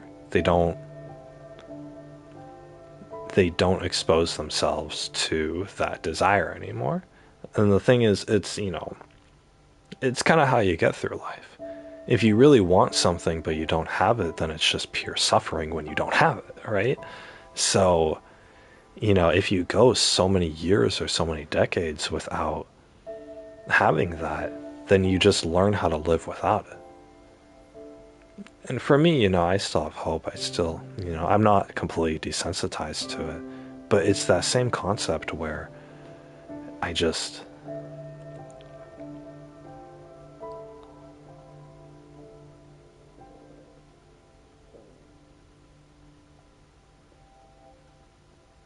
it reminds you of what you want, but you don't have. And I think with something like love, it's such a pure, genuine thing that you're not getting. That, you're not getting because, you don't have a girl to hold or whatever. And I don't know. It's hard to explain why something makes you sad or why you feel the way that you do about this. But it's just, I don't know. It's this, I don't know if I'd call it bittersweet. I'm happy for the couple, especially for both of them. For the dude that he gets such a loving girlfriend, but then also for the girl that she can be that happy with him. That's, it's amazing. It's truly a great thing. If you can be really genuinely happy with somebody, then that's the best feeling in the world. And people go their entire lives searching for that one person that they can be truly happy with. So, and then, people get that and they're over the moon. That's why you marry somebody. It's because, you found that person. You found your soulmate. You found, that person that you can just hold tightly, who you can just pour all of your affection into because you're just really happy to be with them, you know? So, in that moment, I'm happy for them, but at the same time, it is bittersweet because it's sad for me that, I don't have that right now, it's, you know, because when I saw that, and I replayed the clip a few times. It's this 1 second clip of her just hugging him extra tight, just in that one moment, and then letting go a second later. But I replayed it a few times, and it gave me that feeling that I wanted to turn to my girl and hold her tight just the same.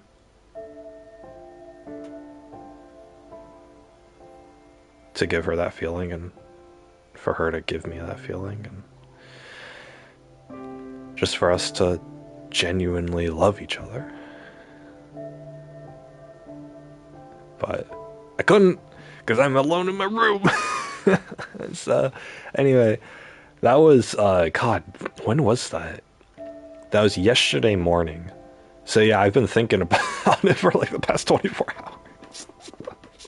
And not like constantly, but it's been in the back of my mind for the past day or so. So yeah, anyway, I wanted to get that off my chest. I'll hear about people who, it's the opposite, where they'll go on Tinder and they'll have a one night smash with a girl or a guy or whatever. It's like they have sex, they don't even kiss. And and then they go their separate ways afterwards, or they'll go to a club and they'll pick up girls, and it's like, oh yeah, they get a night of whatever, sleeping around, or being a slut, premarital sex, and just no, this is a sin. What would Jesus think of you, you stupid idiot? But I look at that, all of that, and people who are doing that, and I'm thinking like, okay, great, but it's not genuine. It's not, you don't love each other. Yeah, you're sleeping with each other and you feel good and you show some form of like fake affection. It's a superficial like desire for each other. But that's it. That's it.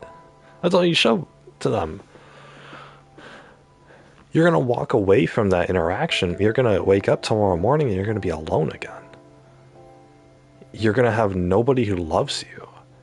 And hell, in a week, you're not even going to remember each other. Like, what's the point? Why are you spending your whole life slutting around and, oh, I can get any guy I want, or, oh, yeah, I can just, I can pick up any girl I want. It's like, what's the point? What's the point? Like, you're still going to wake up tomorrow alone. You're still going to wake up tomorrow and nobody loves you. Nobody genuinely cares about you. And the more and more that you do it, the less that you're going to be able to escape it. It's the whole pair bonding thing or whatever. I've complained to you guys about sluts and slut culture and stuff. The more people that you sleep with, the less likely you are to actually have a successful relationship or a successful marriage in the future. Because, if sex is just this casual thing that you can have with anybody, then what's left to share with your partner? And the fact that you're able to get it all the time from different people in the past means that you're going to feel restricted and incapable and undesired in the future when you're not getting it all the time, when you're 40 or 50 years old. And, you can't just go out to the club and have every dude sleep with you. Then,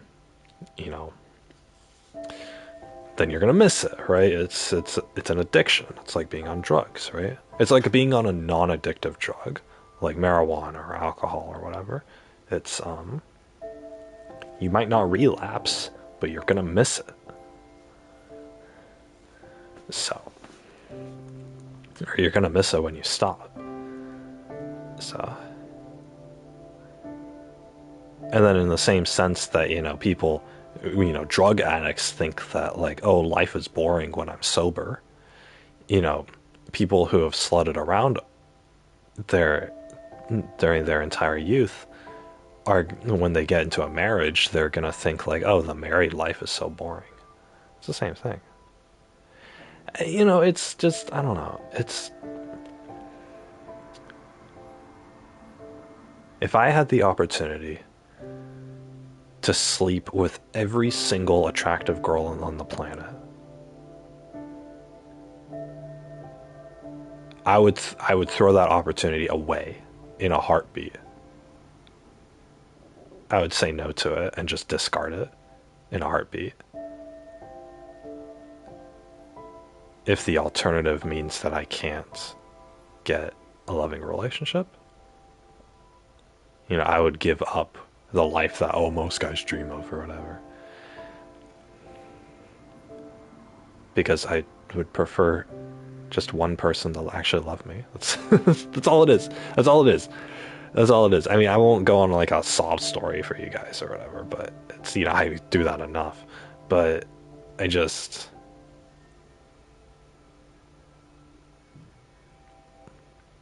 when I see people who are in that genuine relationship where, like, they love each other, it reminds me of, the one thing that I've always been going for.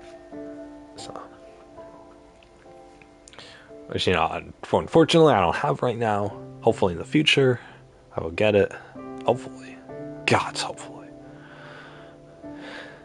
I don't care if I have somebody like that for just a moment. That's all it takes. That's all I need to go on. But I feel like, people like me who, they want somebody to love them, but they don't have that. They're living their entire lives. I've been living my entire life just waiting for that, just living it in anticipation for that to come. So, I don't know.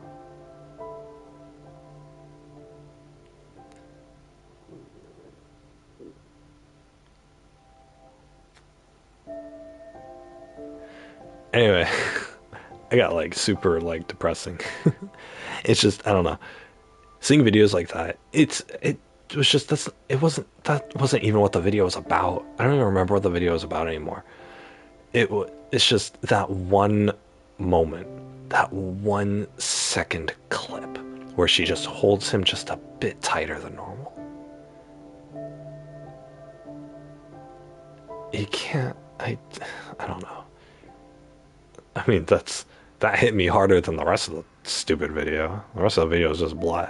But, it's that one moment that, I don't know. I know there's other videos where people are doing that same thing, but it's just, you don't see it that often. That's what it is. You don't see it that often on camera, right? I can go to the park in like a well-to-do area and probably see a old married couple, holding hands and being real close to each other because they've been married for 60 years and they're still in love. Yeah, I can go and see that. But of course I don't leave my house ever, so.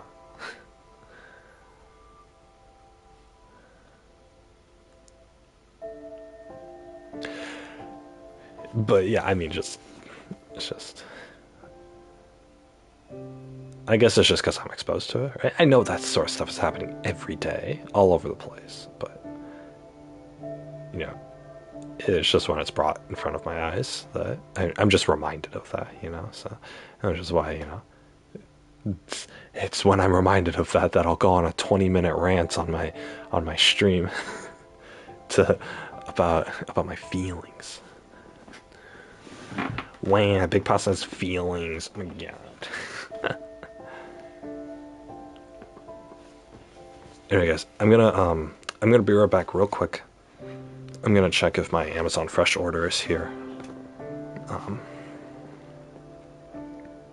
But yeah, I'll be right back. I'll be back in like 3 to 5 minutes, I guess.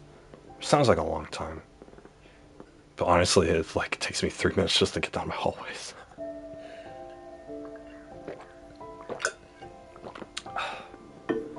Yeah, I'll be right back, guys. I have perishables coming, so I need to make sure I actually get those put away. But yeah, I'll be right back.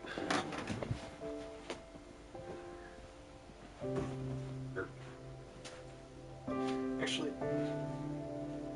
yeah, I got them.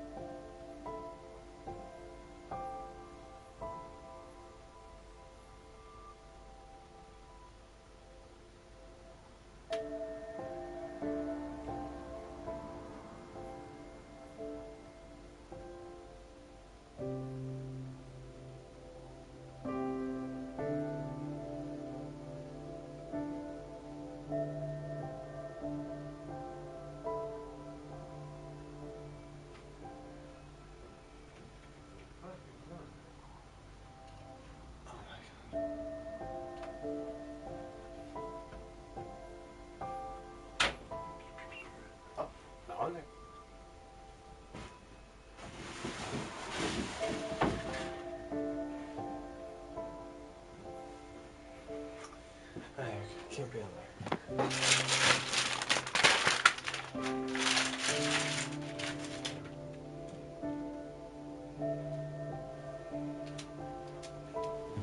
Alright guys, I'm back. Apologies about that. I took way longer than 5 minutes, didn't I? My groceries actually came, thank goodness. I had some fruit in there, some raspberries and blueberries, and they were warm. I was just out there an hour ago, and I couldn't, and they weren't there, so they couldn't have been sitting out there for more than like a half an hour. But still. I didn't have enough room in my freezer, so I needed to take, I had a quarter of a cake in the freezer, but I was using the entire cake box for it, so I had to cut, I had to take the rest of the cake and put it in a Ziploc bag, which means I had to cut the styrofoam that the cake was on to keep the cake there, so that I had a platform to rest on while I put in the Ziploc bag. But I got everything to fit, so thank goodness. So, my freezer, it's a full-size kitchen freezer, but it really only has enough room for like my stuff. So I feel kind of bad. My family bought a freezer box, one of the really deep ones. So,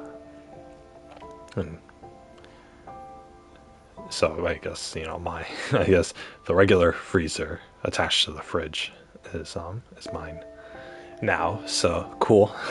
I guess I get so much money through food stamps that I'm like, that it's like it doesn't matter, you know. But yeah, anyway, guys, we can play this Spiritfarer. This background has been changing a lot. So, oh yeah, that's right. 12 hours and I'm only 25% of the way done. Oh my god. I have been waiting all week to play this, like...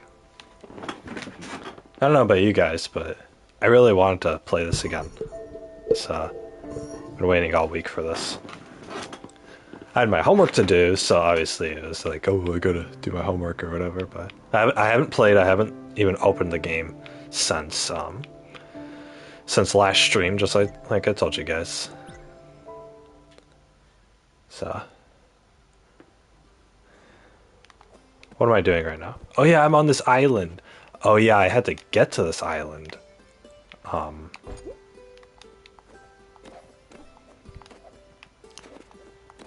Yeah, I got to this. I had to get to this island Sunday night, right? So that I would know what I was doing for the following stream.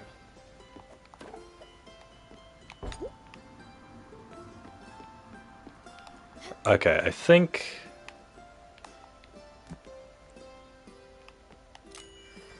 Yeah, I have to hold up. Hey, look at that! Oh, almost fell there.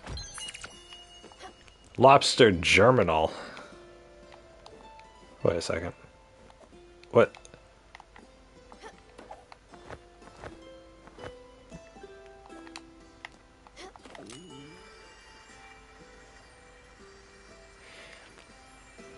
I hate how I can't look at, you know, they don't let you look at what you're missing in an area. Unless you're, like, on the ship navigating. So, I don't know what to do about those.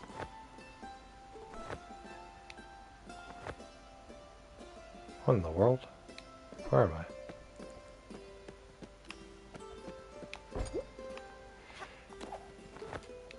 Okay, so I couldn't do anything with that. Guess a waste of a trip. I think there's another island I need to go to, though, in order to... with the whole zipline. Because I think okay, last time I just got the zipline power up. So there was another island I could go to. I don't remember where it was. Yeah, Whatever, I can't go there. Oh yeah, don't I have to send those people off to the afterlife? Fireflies? Oh, I want fireflies. Oh wait, no, no, no, no, no. No, no, we have to go to the bus stop. I had a dream about this game that I was playing and I was trying to sell some of my treasures to the raccoon and it wouldn't let me.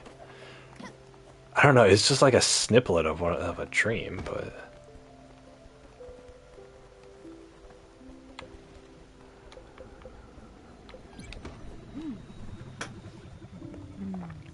Okay. I think I also needed...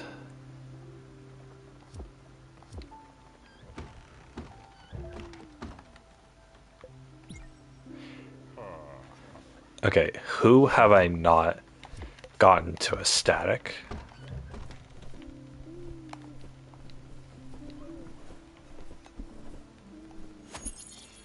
I think I got the deer. I think I got the frog and the snake to a static for sure.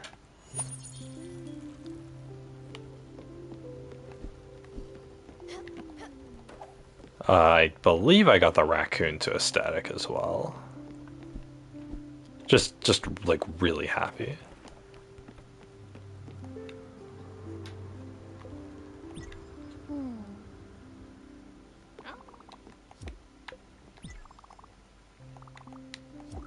Oh, she still has her basic. Stella, do you have anything to eat? Line.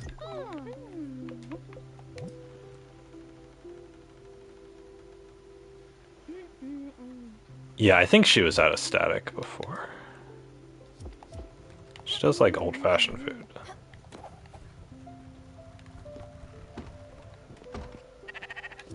He's already fed. See, the sheep aren't picky. I can give them all the cherries that I want. You know, I'll give him a cherry too. Doesn't matter.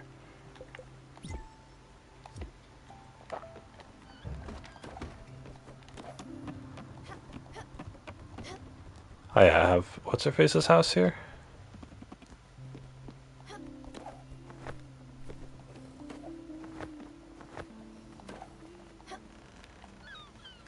Okay, I think because for her I have not built her this yet. There we go. I built that out. Built his house out. Ash plank and comet powder?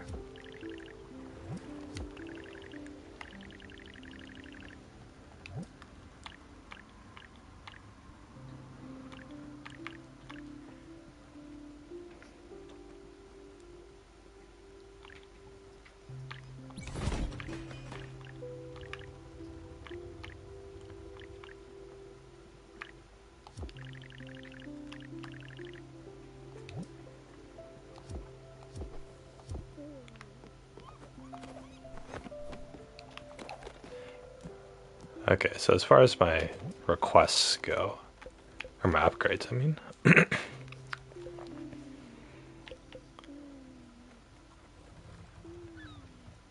I need 2 spirit flowers for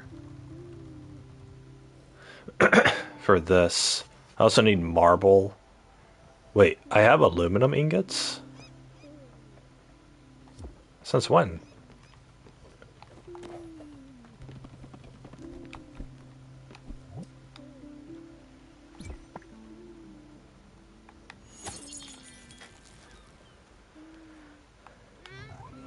Oh yeah, that face that she makes. I don't know what empty shells do.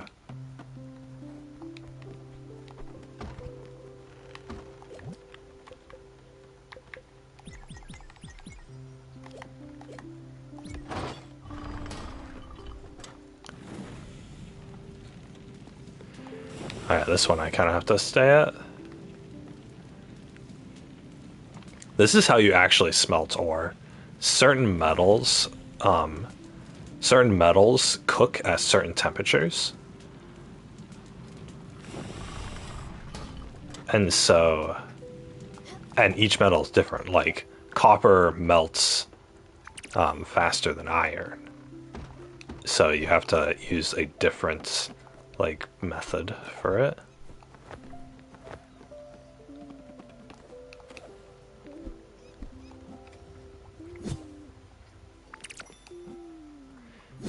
A cotton fiber.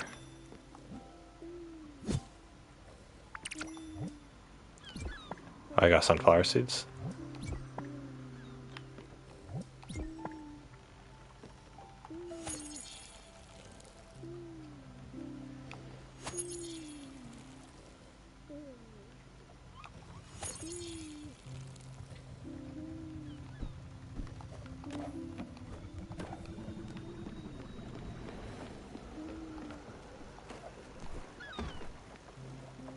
Yeah, we're going to the bus stop. Cool.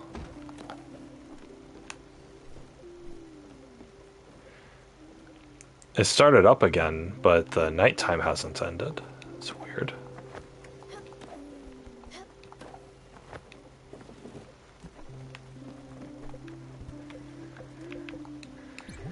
Okay.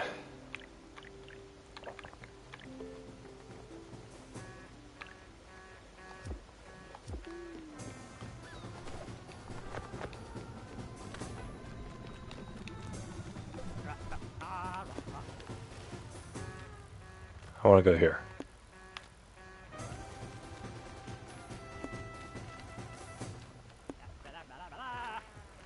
Blah, blah, blah, blah.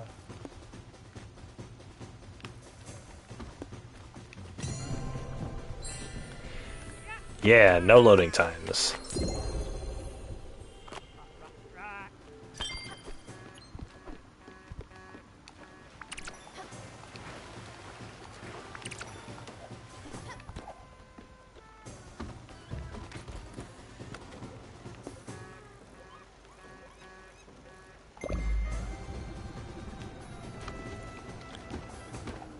Okay. Oh, it's morning now. Okay. Ring, ring, ring.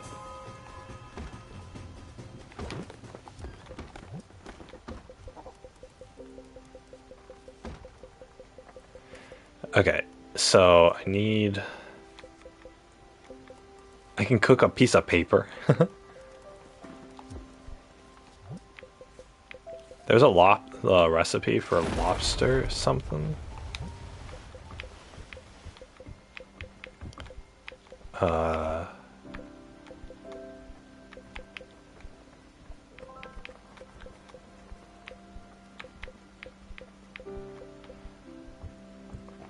Lobster roll? A lobster and flour.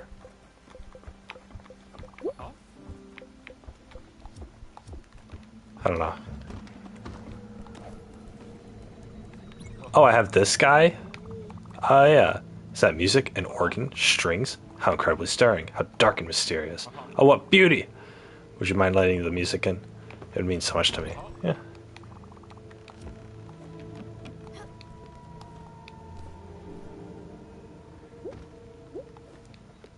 Oh, okay. It makes that same sound effect that,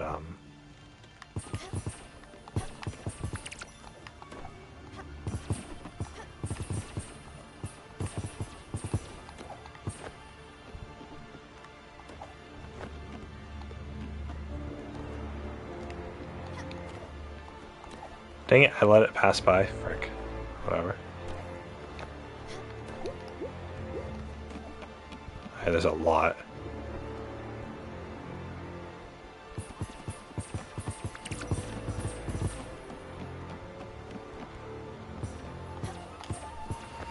Hit it! Ah, you son of a bitch. Oh, got it dropped low enough for me to get it. That's nice of it. There's another one all the way up there.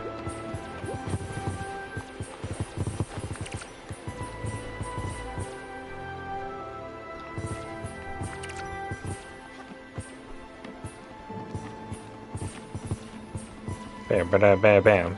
It's so satisfying. Oh my god, so many of them. Okay.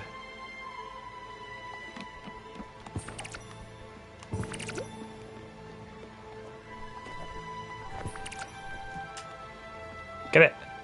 No! No, it's up there. It's up there. Gotta get it. No. Wait, where is it? Where'd it go? Dang it, I missed it. I don't know where that one was.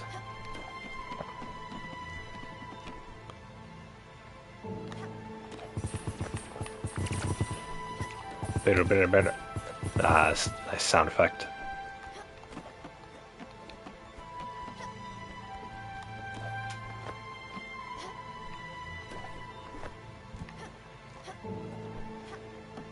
Okay, I got a lot of fire glow seeds. That should be good.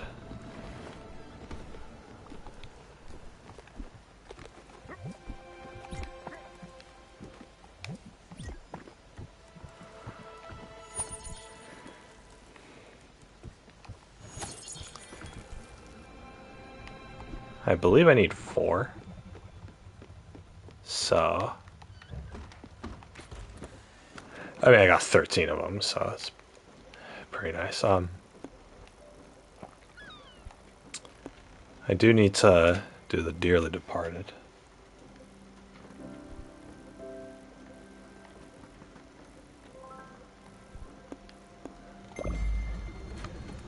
We're gonna send off the snake and the other dude today, so...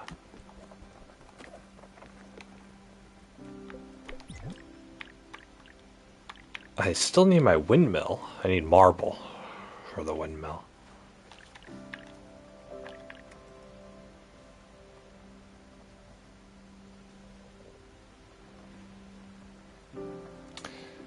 Yoko still can't figure out how to get into my window.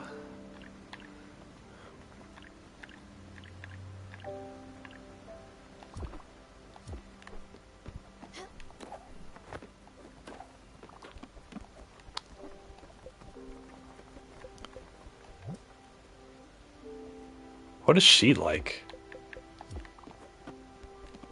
Wonder what food she likes. I'm really hungry. Don't you have food hidden? He likes stimulants.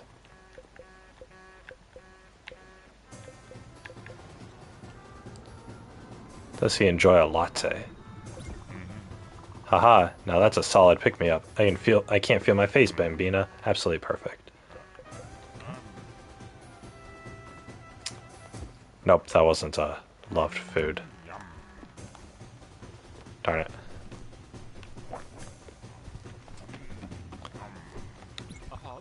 I'm seeing visions of past meals I've had. That can't be a good sign.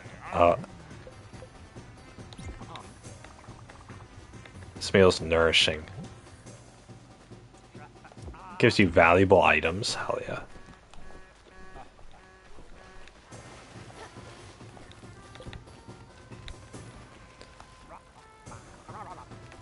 Alright. The Newly Departed. What? What? Yeah? Click. Alright, cool.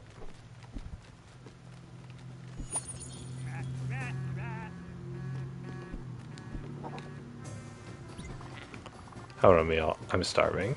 Here, have a cherry.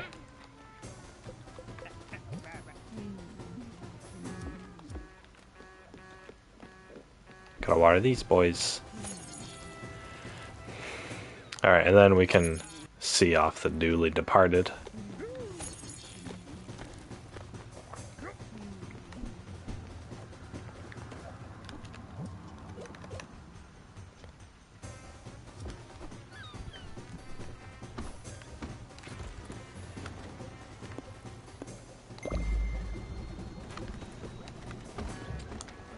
Here we go, guys. I'm gonna send you to the afterlife.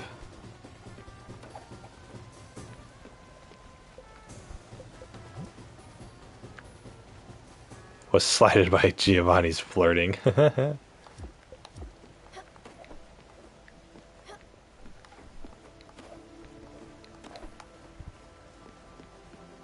we're going to the other door. Yeah, she's getting dementia, right?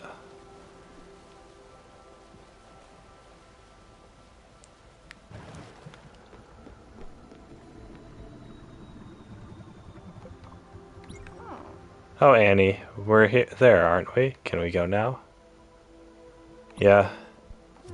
Let's go. Come on. Come on. Come on, Porcupine.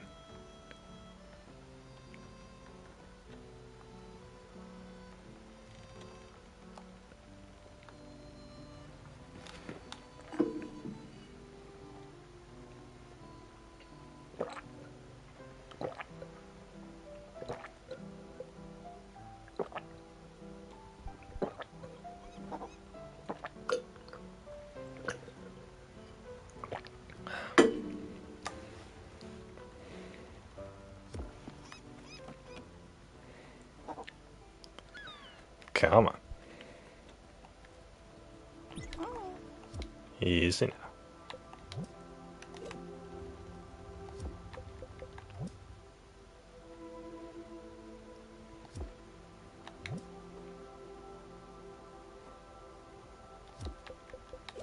Here, I'll give you one of your favorites.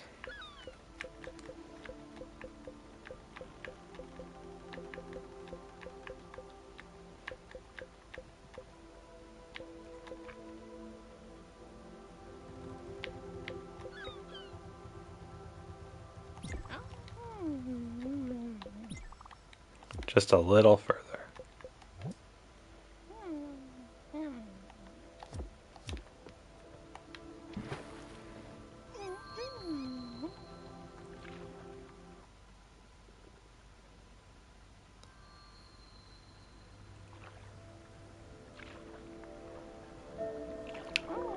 What a wonderful scenery.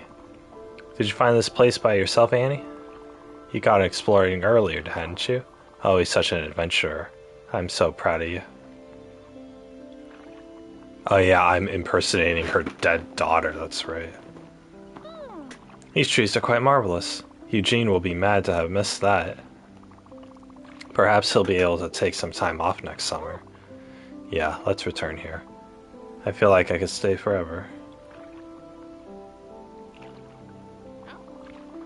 You haven't told me about school recently.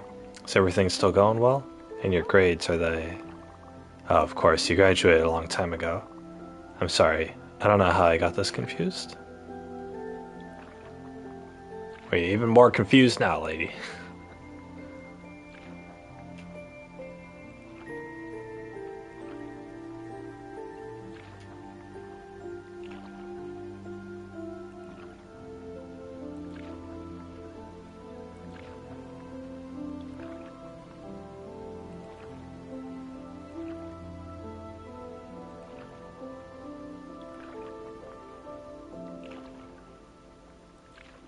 This is sure a long way to go.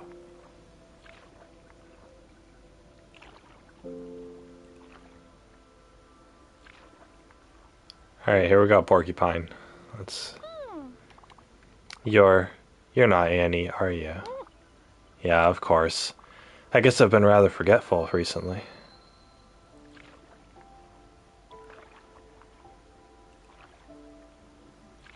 Aw. Yeah, lady, I'm gonna do what they did in Mice and Men. Maybe Eugene will. When you see your father, tell him about the trees, won't you? I'm sure he'll be excited to come with us next year. Aww.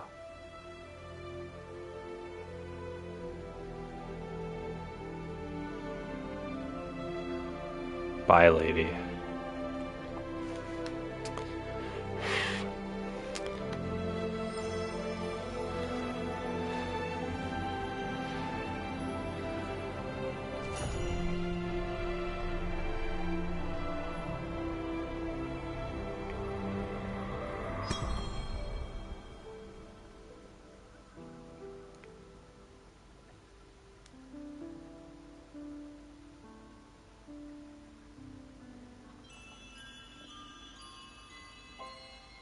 Aw, it's in the shape of a porcupine.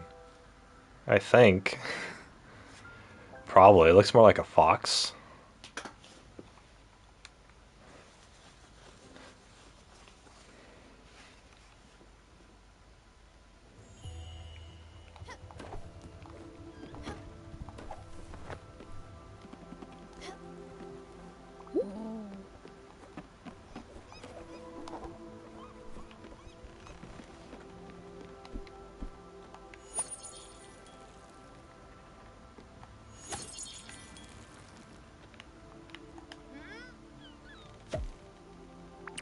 One lettuce.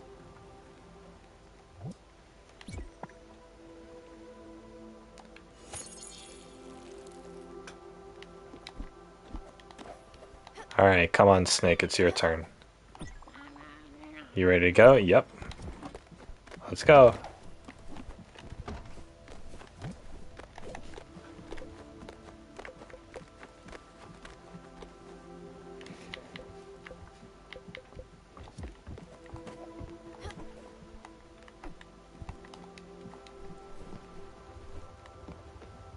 Where is he?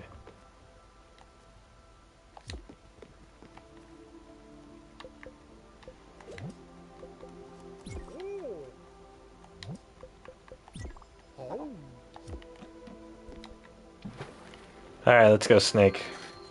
Alright, this dude had a dragon chasing him the whole time? I don't know. I really thought I could keep up with it this time. The dragon. I was certain it was calming down. I could feel it purring, the warmth of it in my chest. Is a dragon like a metaphor for something? I guess I just did it all over again. Just like my father, the dragon's a beast, indomitable, if I recall my own words correctly. Whether you choose to care for it or beat it down. Oh, what would Rose think of me? Would she be proud? Would she be ashamed? I can't help but wonder what she would have done in my stead. But I know. I know what she would have told me. She would have looked me straight in the eye. Her gaze would have pierced through the veil of my appearance. She wouldn't have said a word. She knew from the beginning. Knew the dragon would take me away. Knew that I would have tried to love it and not hate it. Would she have judged me for my failure? I couldn't love it, Stella. I just couldn't. As much as I hate it, it's a part of me now. It will be forever. If I want to leave gracefully, I must accept it for what it is now.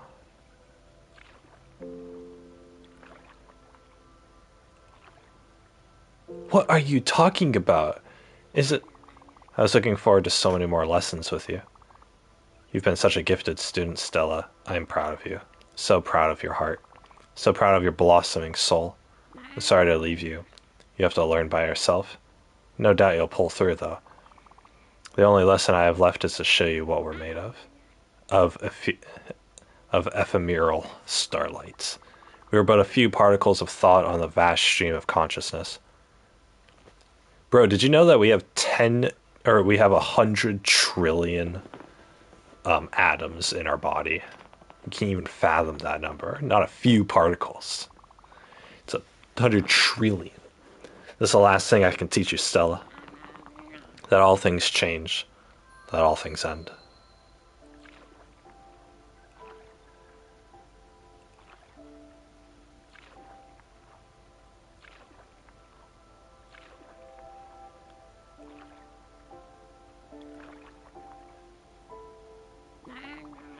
I'm so proud of you, Stella.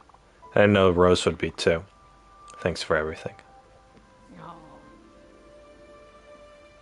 Nah. So was the dragon like a metaphor for like something that the snake like wanted but couldn't have or something? I don't know.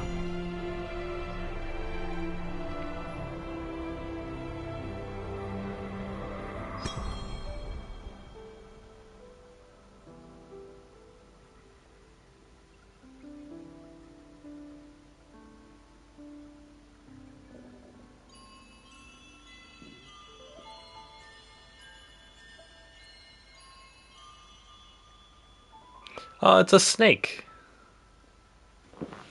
That's cool.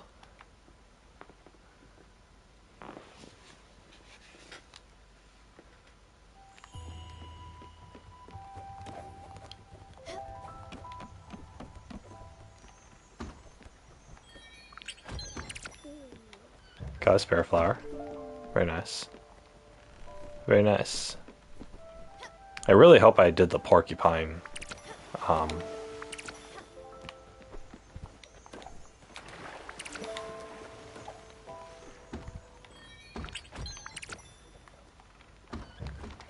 I hope I had gotten her to really happy once it's part of the achievement. Ooh, a delivery package. It's your friend Madison. As today is my last day, I'll be signing off forever. However, I'm leaving you in good hands. The people of Freedom are trying something completely off the wall. As promised that this mystery box was all the rage. Try it yourself.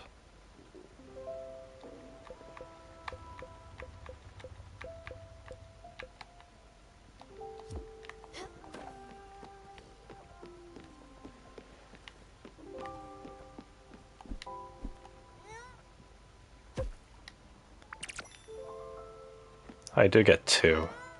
Or I did get multiple from a pull.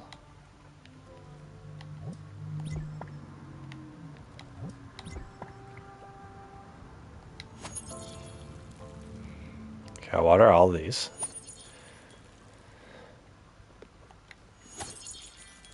Why would I mix milk with sawdust? That sounds disgusting.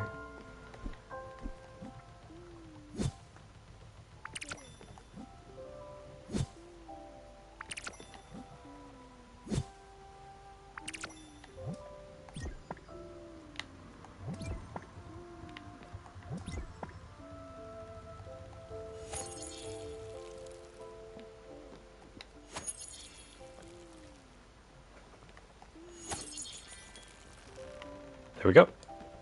Cool. Milk with sawdust, huh? Do I have such a recipe?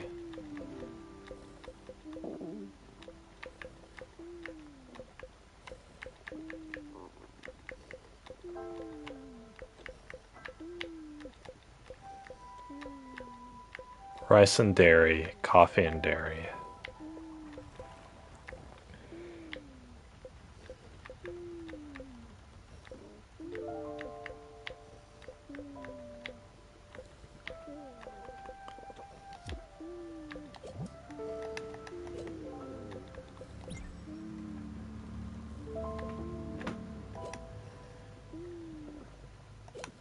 Oh, I never made tea and dairy. I could adjust the...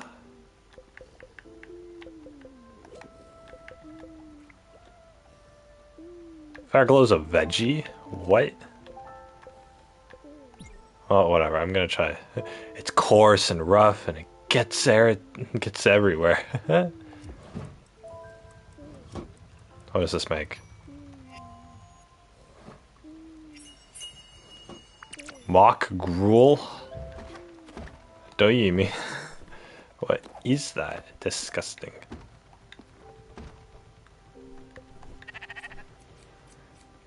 Shoom, shoom, shoom, shoom, shoom, shoom. Bam. Just like that.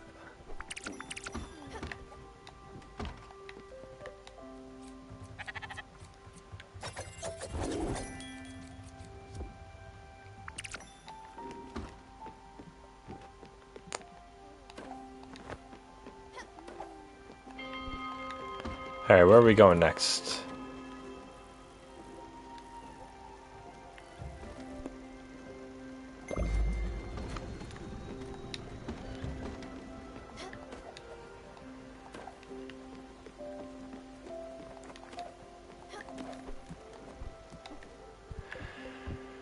Okay.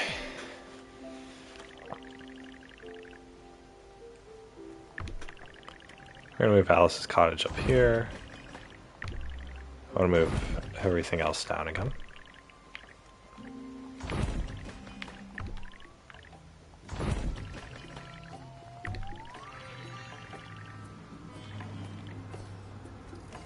Oh, I can just put our house there. That's fine.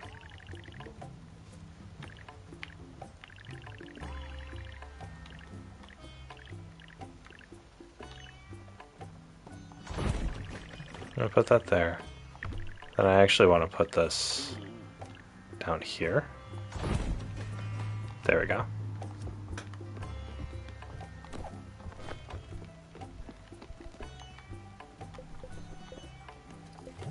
Any errands I can run? Nope, no pears. Corn dog and noodle soup? Nope. I don't want cotton seeds. Nah, sunflower seeds neither. Oh, I can get an opal.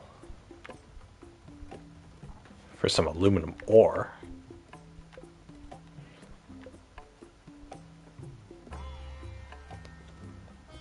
Meh, I'll do it.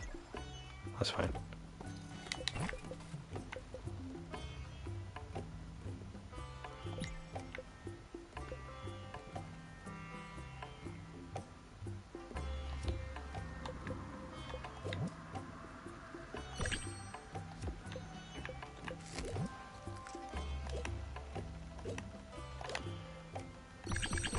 I'm not seeing a real return on these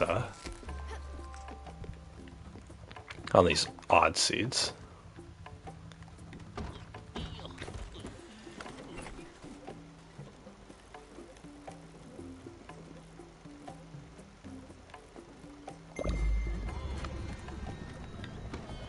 Bye-bye.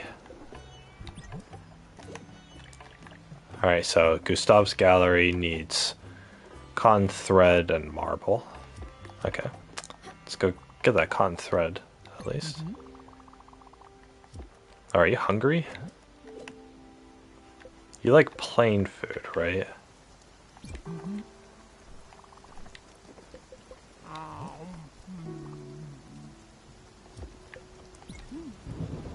There you go.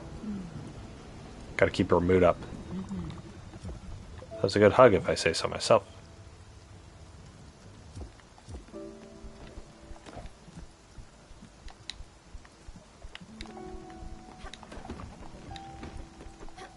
Sprout.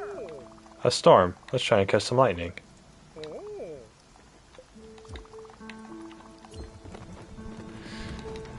I have to trigger his dialogue in order to get past the storm.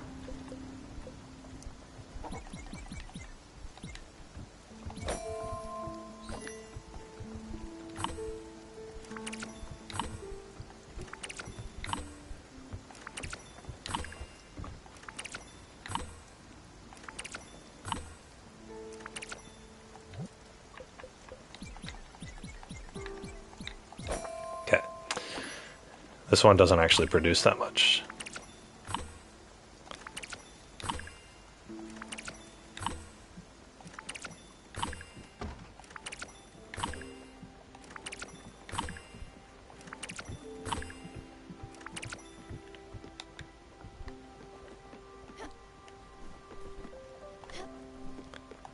Oh yeah, she's not gonna...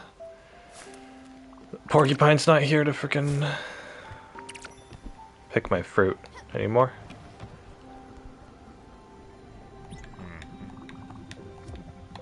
I'm really hungry. He likes stimulants,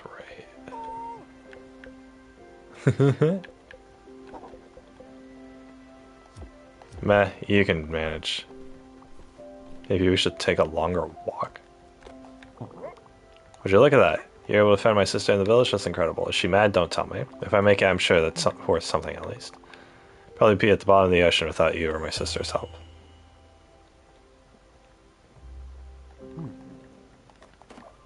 Okay. Didn't I have, like, a treasure map or something?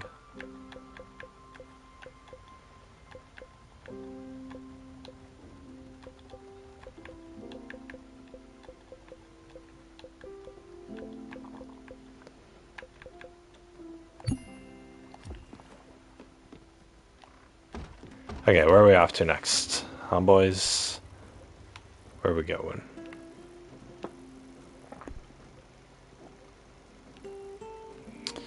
Sure, we can go there.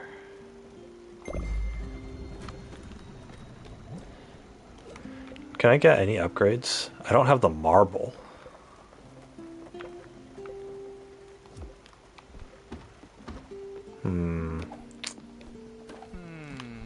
Yeah, Oops. Didn't mean to water that one. Oh my god, come on, man. Fire glow seed.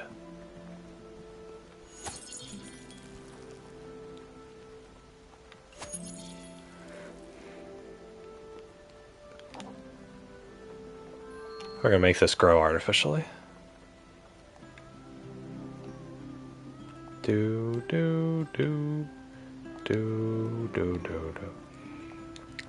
I bought a Yakuza 0,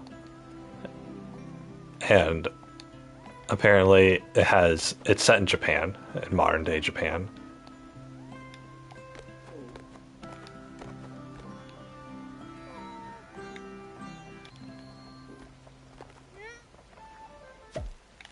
The more the merrier. Make 5 spirits reach an ecstatic mood. Wait, who reached an ecstatic mood?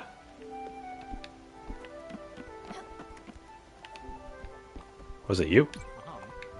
The lack of food is quite upsetting. Have a...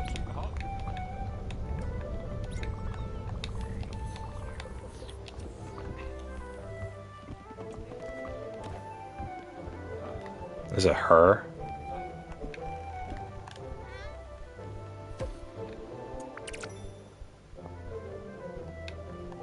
I have to find out who's in a static mood.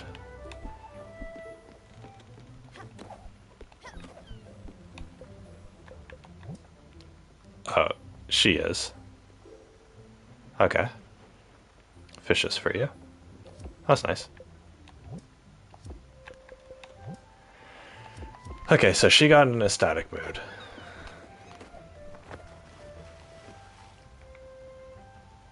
Come on, cat. Where the frick is the cat? What the hell?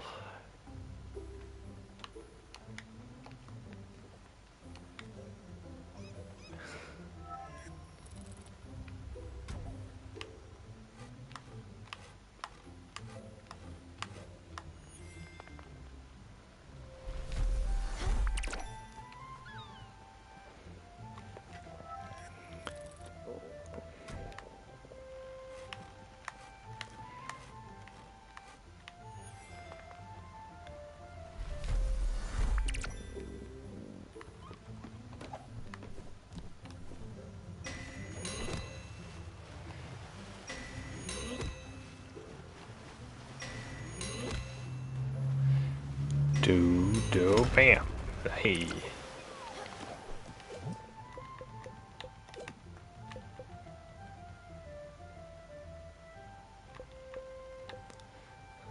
I don't know. What do you want from me?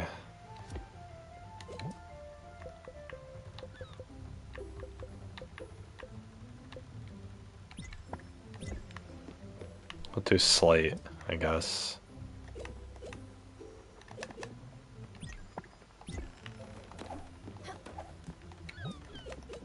And a maple log. Yep.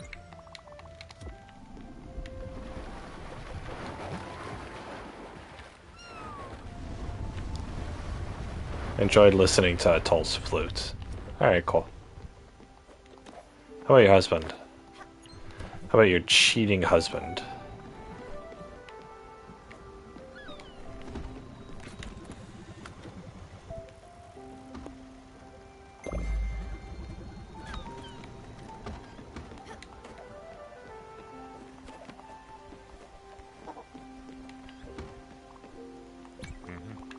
Yeah, look at these jewels. For you, Bambina. No. No need to explain. Shush, just take them. It's a gift.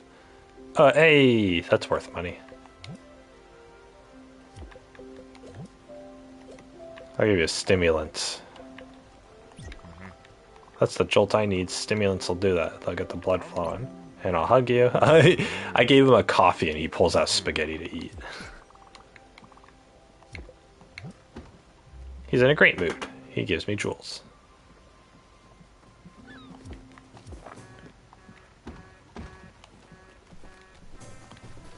Alright, boys, where are we going?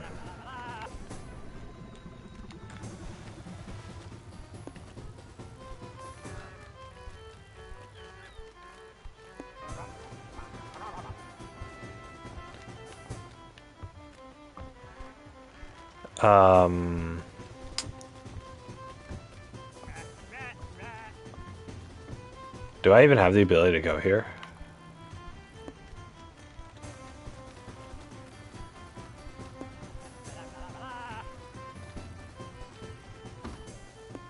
Susan's Museum. Alright, I need to catch more fish for Susan's Museum.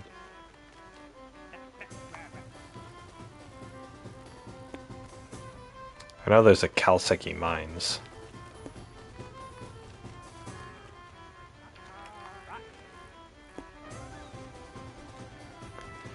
There's a rare chest here. I don't know how to get it.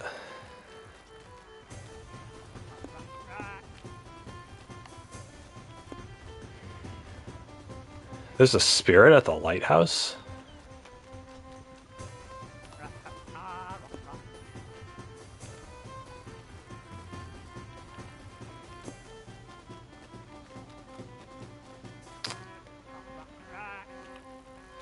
I don't really need rare chests.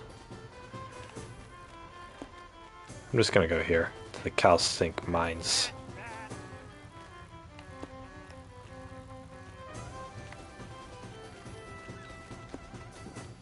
You know, actually, I want to go to those other mines first.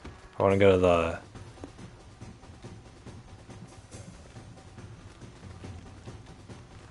Yeah, there's something there that I...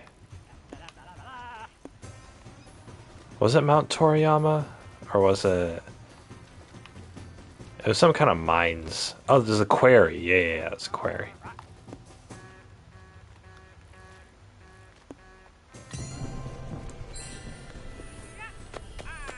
Yaha!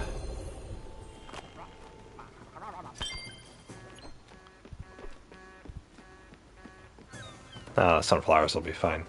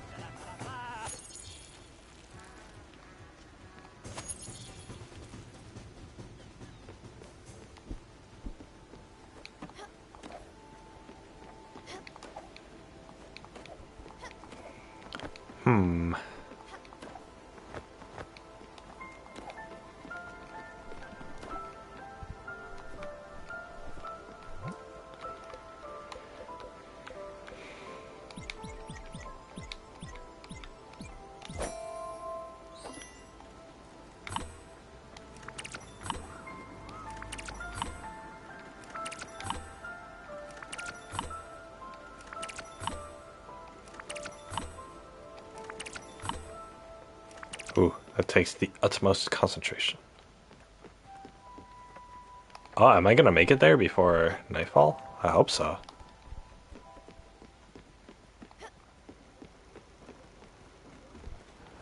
Hell yeah, I did. Nice. Alright, cool. Bang, bang, bang, bang, bang.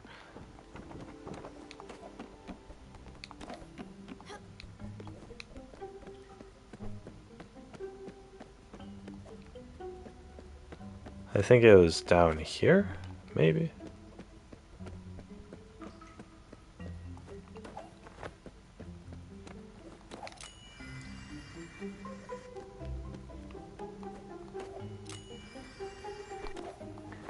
Ah, yeah, poop.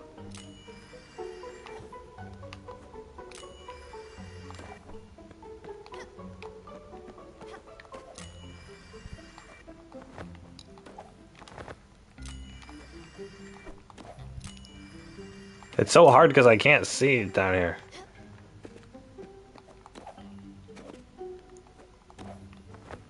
Wait a second.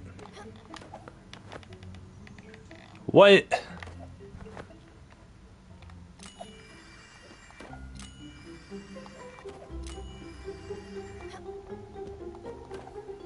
How do I get up there?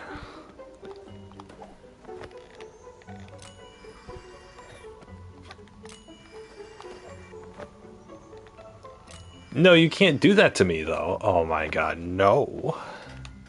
They did it. They destroyed me. I can't get up there. What the frick? Came all the way over here.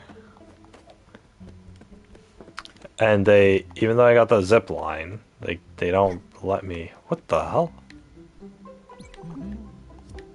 Oh, okay. Didn't know you liked that.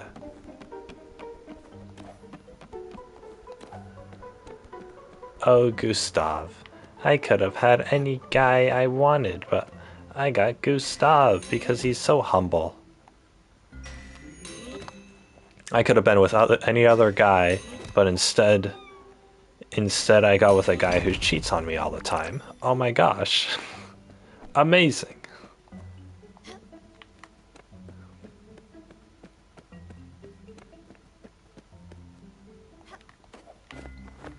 Oh. What the hell? Oh no. Listen, I've been working here for 10 years at this little hole to read a few months ago. Don't tell anyone. You need to play it cool. I can't lose this job. Can't afford to work that hard. My back really hurts. Take this. Call it a bribe if you want. Now get out. Remember, no telling. I like how... You're here. How I managed to find this place, you asked? That's simple. I followed the scent. I always have a keen sense of smell, after all. Hence my disdain for fried foods. The dusty smell of old books, well, isn't it just so much wonderful fragrance? This nice person agreed to let me rifle through their collection. And what a nice collection. Well, not so nice. More like a motley assortment of classics and popular nonsense. I agree, Bambina.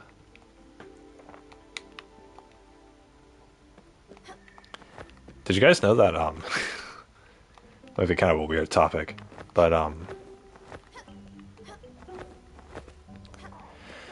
did you know, like, some girls who get raped actually, like, they, like, fall in love with their rapists? Like, just with the guy who forced himself on her. They'll, maybe not, like, fall in love, but they'll be, like, really attracted to, their rapists. So, they,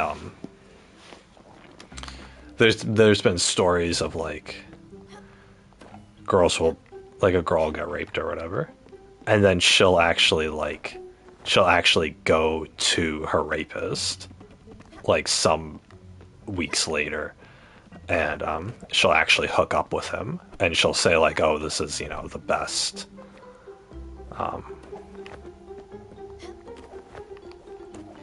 you know, like, it's, you know, like, the sex is just so much better with the rapist or whatever. And the thing is, it's not that, I don't think it's that the rapist is, like, good at sex. It's more so of the fact that, you know, like, I mean, you're confused, right? It's sort of, it's a little bit like Stockholm Syndrome in a sense, where you,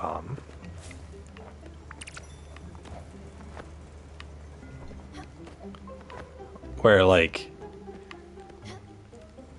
you're vulnerable to that person, whoever's holding you captive or forces themselves on you or whatever. You're vulnerable to them. So then that's kind of, and so you sort of adapt, and that's your, you know, that's who your body is telling you, like, okay, you know, we belong to this person, you know, it's sort of thing. So I've always been fascinated in that sort of aspect. Not that I would go out and rape anybody, but, like, just the whole,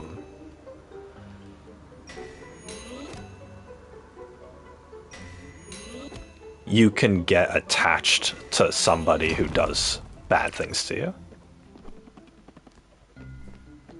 Just because of the fact that, like, the acts, you know, against you are so egregious that that, you know, as it's a survival tactic that your mind does to it's a survival tactic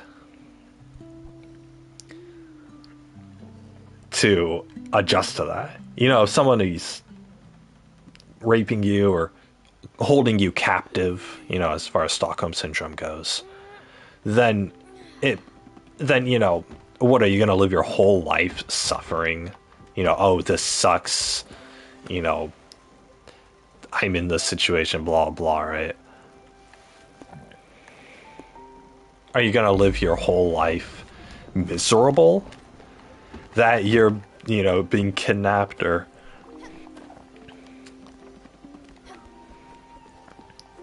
you know, that you're being raped or whatever? No, you know, we as human beings want to be as happy as possible or as content with life as possible. So getting comfortable with, you know, if you're in a bad situation, I don't want to play anymore.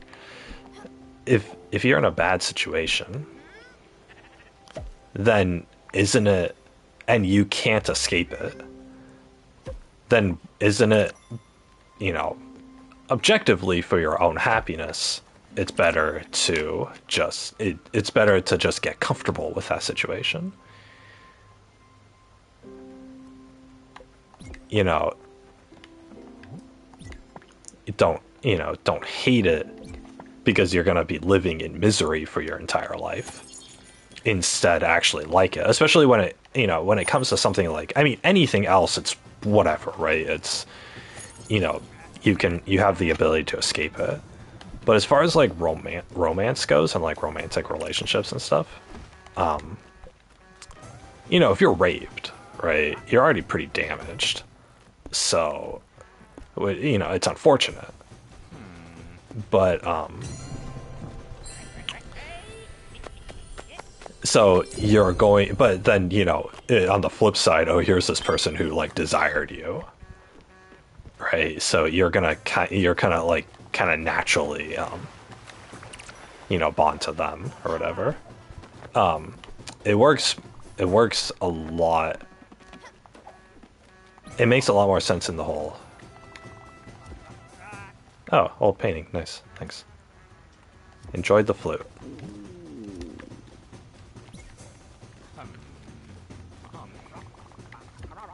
Well, good, let's not make this a habit.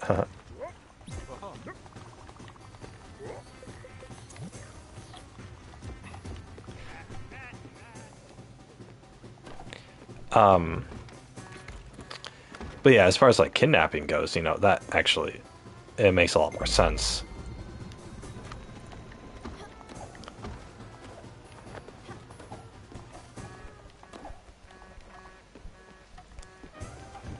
Because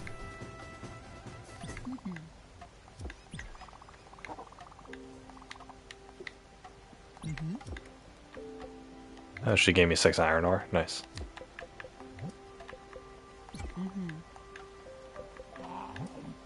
Yeah, she's super happy. Cool. But yeah, like when you're kidnapped, for example, you know, you're going to be kidnapped for probably the rest of your life. Like, you're probably not going to get out of that situation. Not to mention the fact that, like, if you wrong your kidnapper, then you might die. So it makes a lot of sense to, you know, that even if your life isn't really being threatened, you're never getting out of that situation, right? Somebody doesn't kidnap you for like a day. It's normally like for a really long amount of time. So, okay, you can have another cup of tea.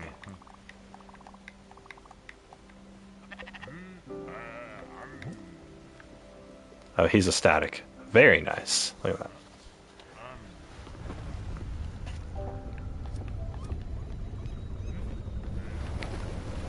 Alright, cool. Now the only person I have to get ecstatic is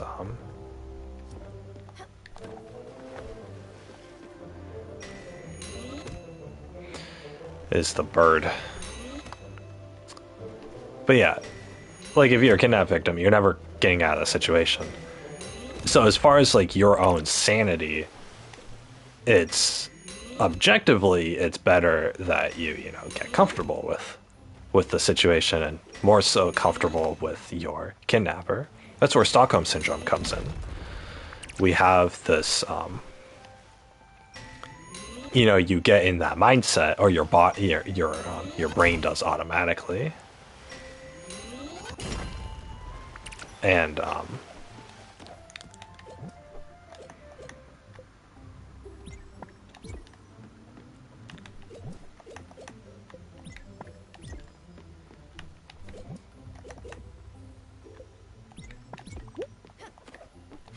your brain automatically gets in that mindset.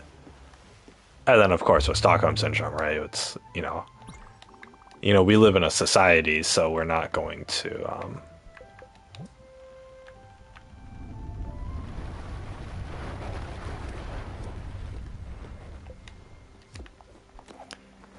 so kidnap victims don't get captured for forever, maybe not even for long. But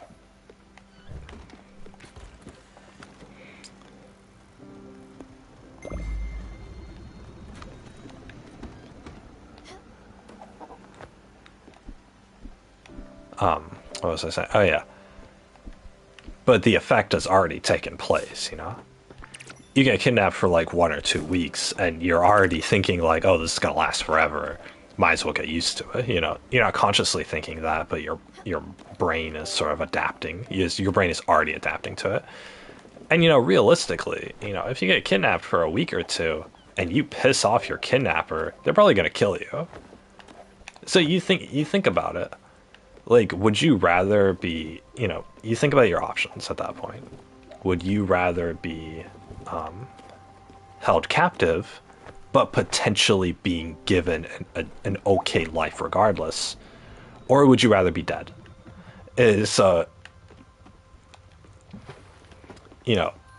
between the two options, a human being would probably choose the former. Oh, I'm in captivity, I don't get to do what I want, but they'll feed me and they'll keep me alive. They'll keep me alive, and maybe there'll be an opportunity to, get out of this. What's he have to say? Oh yeah, we're trained to be a bodyguard. That's right. You're ready and well equipped for the job. You did well, recruit. I'm happy to welcome you to the team. Here you go. Have fun in there. Maybe. That sounds odd. You're gonna into an abandoned mine. Be careful. Also, always respect the job.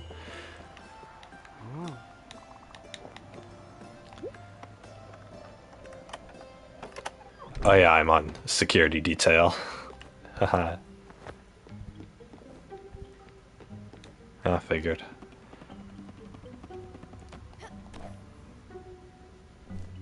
What the heck?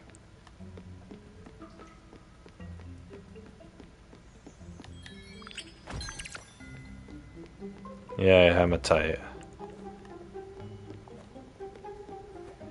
Alright, well, I'm gonna be here for a while.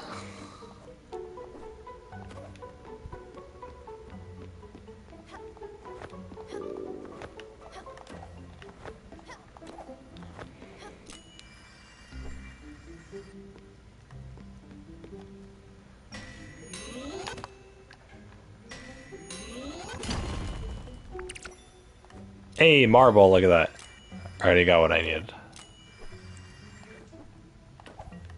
That shit. Well.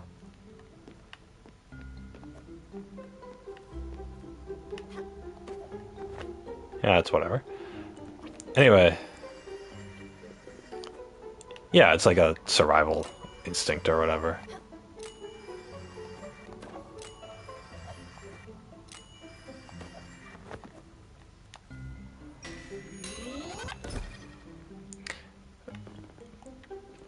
Which I've always found interesting. So yeah, the whole rapist thing too is pretty much the same thing. Where?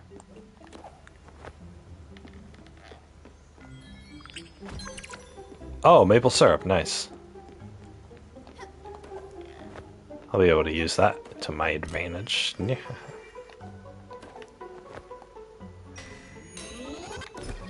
So yeah, I mean, people who, I mean, there are people who fetishize, being kidnapped victims or getting raped or whatever. The whole getting raped thing is actually a pretty common one. God, this place is difficult. You can hardly see what you're doing.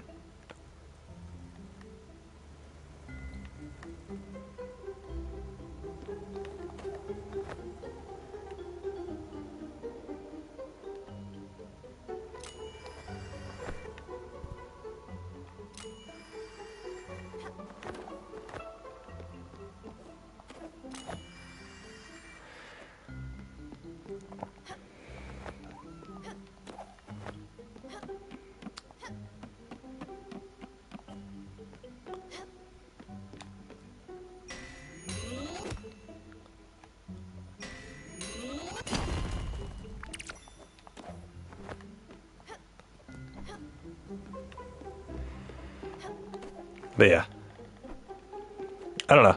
It's they fetishize it. I think for good reason. It's you want to be desired enough to where somebody would, I guess, kidnap you or something. It's and it shows. I mean, probably for more like submissive women, more often than not. But everyone wants to be desired. I mean, I'll go out there and I'll look at the fact that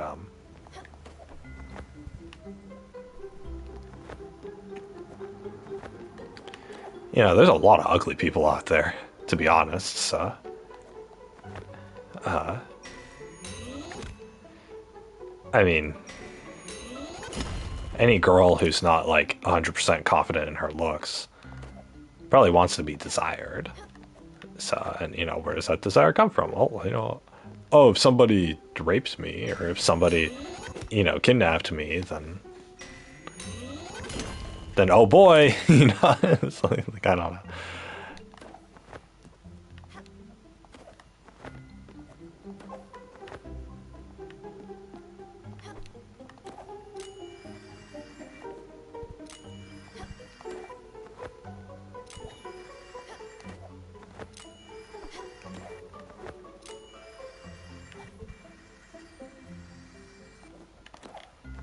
Come on, come on. Ah, dang it.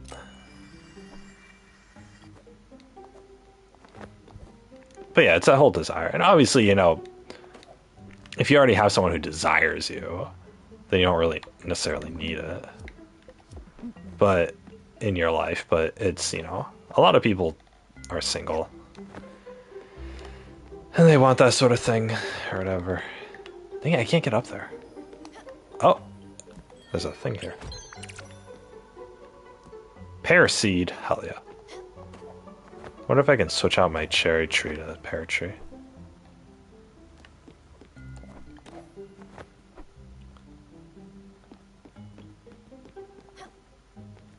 Dang it, I can't tell where I've been and where I haven't already.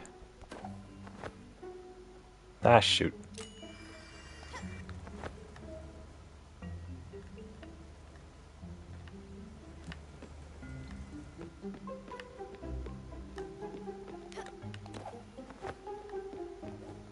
I think there's something over there.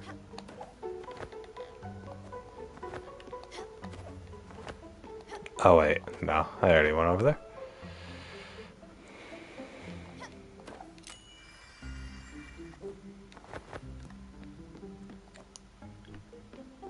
We have all these psychological tricks because you think like, because the thing is, I mean, the normal person, a normal person wants,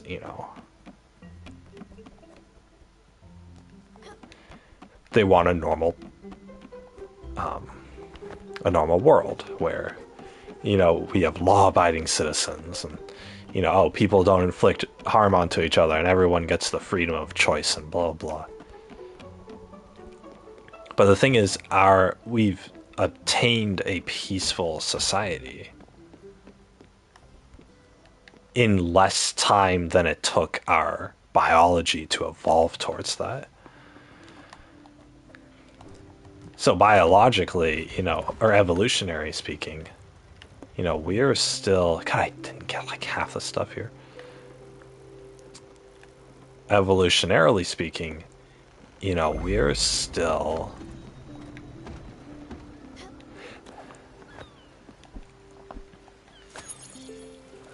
Human beings are still in like, you know, caveman times, or like, at least like hunter gatherer times, because we spent so many like thousands of years hunting and gathering, and it's only just within the past like fraction of that we've done anything else. So.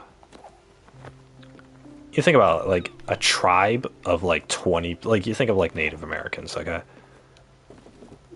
don't know exactly how Native Americans were, but you think of like a Native Americans, and they, a tribe of like 20 or 30 people, okay? And you got to fight for your survival and blah, blah, blah. And then you think of like, a neighboring tribe. Oh, they have more people. They have like 40 or whatever, and they have better weapons and they're more violent. They come over to invade the first tribe, and you know, and everyone either gets killed or they get enslaved. So obviously the first tribe of people who got attacked, they got to survive. Even, you know, they got to survive throughout this. So,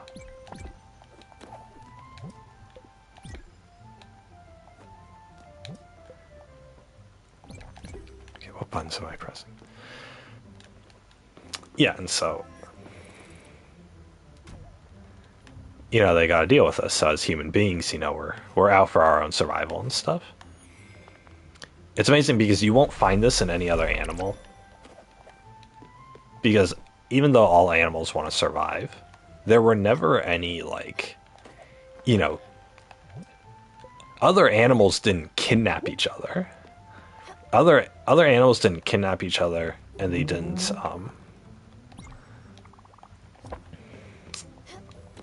There's no kidnapping. There's no. I don't know about raping. I don't really think they care all that much. There's a lot less pacifism. There's a lot less.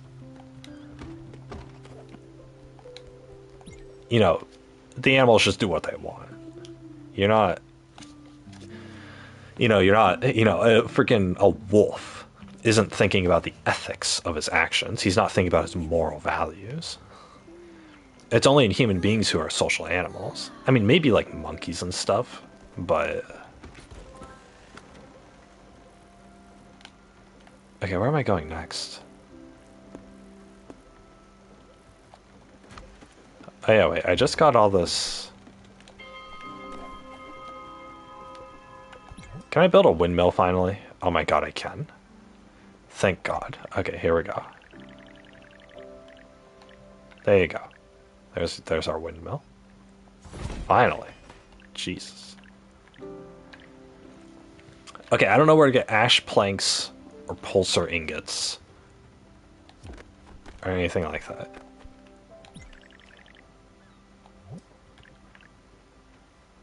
Comet powder. What is any of this stuff?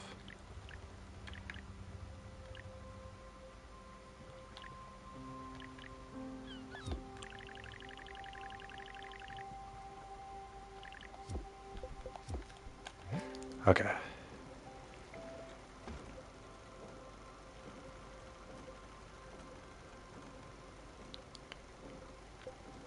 That'll give me the rock destroyer. I gotta go get that.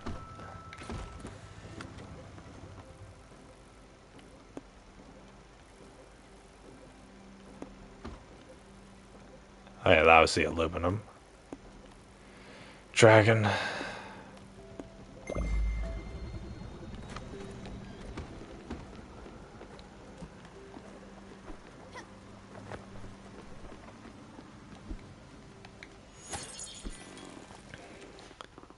But yeah, you know, like think about like the Vikings. The Vikings just went around and raped and pillaged everybody. Well, the people, the victims of the Vikings, they had to survive somehow. So you know they pair bonded with their aggressors, and you know yada yada, right? Like if somebody rapes you, and then you have to like take care of their kid, or then you get pregnant, and obviously there's no abortion back then. So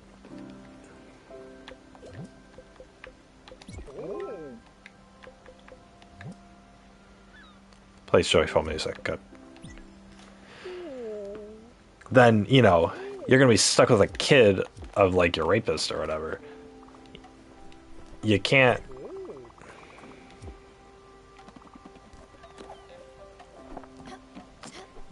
You know, like what are you gonna do?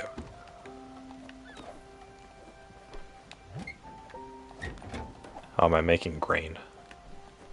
How does this work?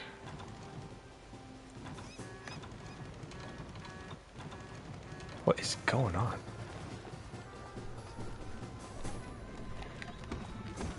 You know, if like you get raped back in like Viking times, then you gotta then you're stuck with a kid. Well, who's taking care of this kid? You by yourself? No other dude is gonna take care of that kid. Are you kidding me? Except for the real father. I said, go to the father for child support.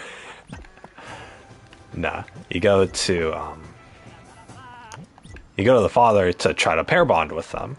Oh, you know, instead of just being your rape victim, I'll be your wife, and you know, I'll show you affection and stuff.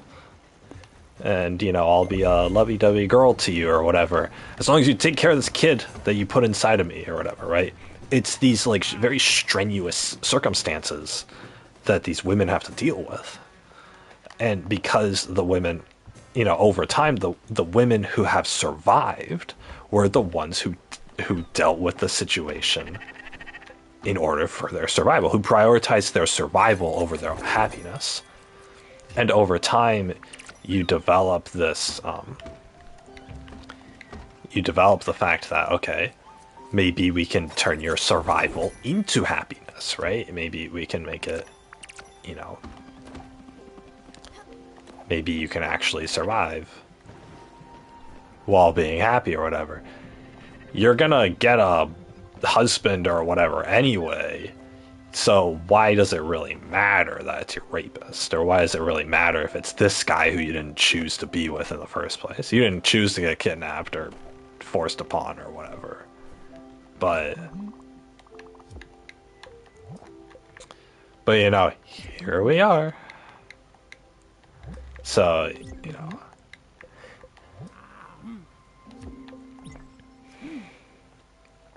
so it's like, okay, you know, it's not the end of the, it doesn't have to be the end of the world or whatever. Yeah, obviously in modern day America this stuff doesn't fly. We're supposed to have options and yada yada, but ha, Stella, found my weak spot again, did you? This complex and exhilarating blend of flavors. Yes, exotic delicacies are just the taste. Quite good indeed.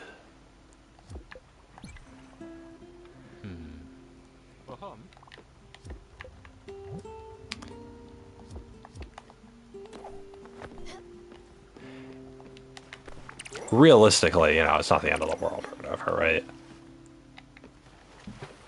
What is the end of the world is if you're abandoned and left to starve to death. That's what the end of the world looks like. So, you know, the people who have survived, that mill looks impressive. Do you know what they call one lonely grain of corn in a tree? Acorn. Oh, a corn. Because it's just one corn. Oh, I get it. Ah. Ah. What do you have for me?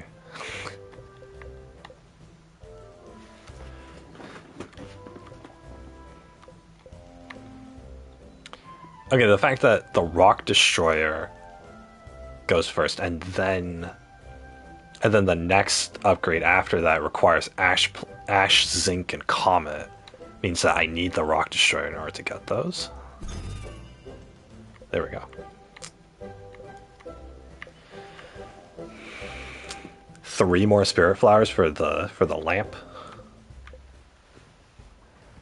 Crystal sheet, silk, bottled ectoplasm.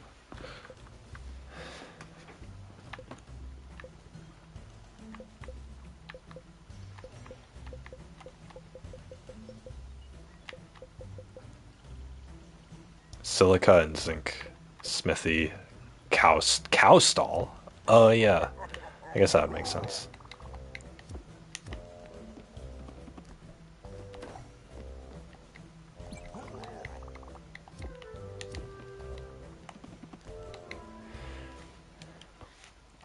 But yeah, it's like we develop these. I think people develop these fetishes because of like a survivalistic desire. You know, it's hey, this dude. What kind of errands can I run? Cottonseed, sure, whatever. I don't care. 12 monkeys. Complete 12 errands for Francis. Yeah, 12 monkeys, huh? That's all I really want to do for him. We're gonna sell...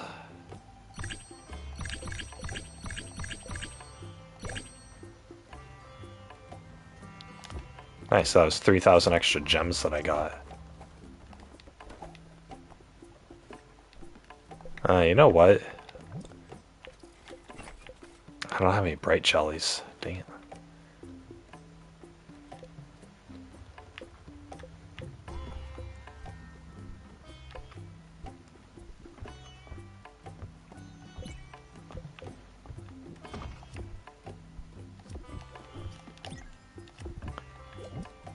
There we go, I have 16,000. Oh, I didn't buy any seeds from him. He has 4 odd seeds. But I want my next upgrade. I want my next size upgrade. I can get money some other way. No matter.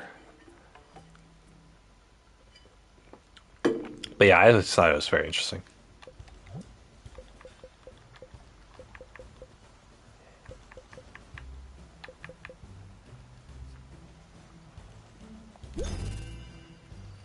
Oh my god, look at that.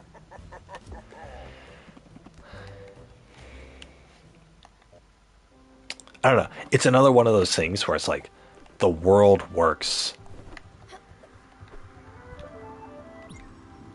in a completely different way than you'd expect. Oh my god, look at that. So big. We're putting this down here. Actually...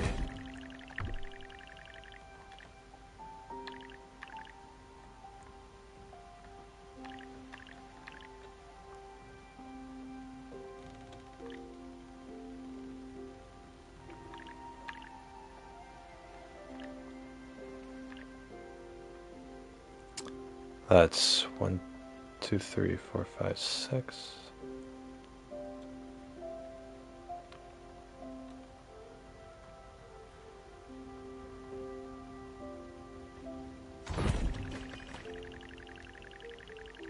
What if I put that there, and then I put this here?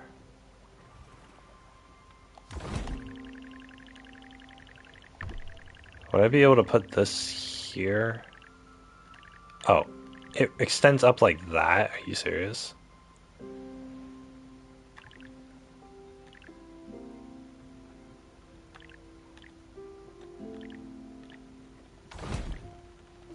There we go. Nice.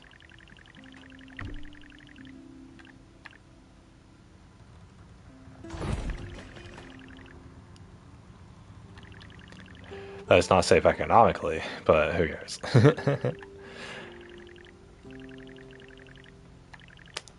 Oh, and then you know what? I can move this to the side. This over here. I can move the guest house right here.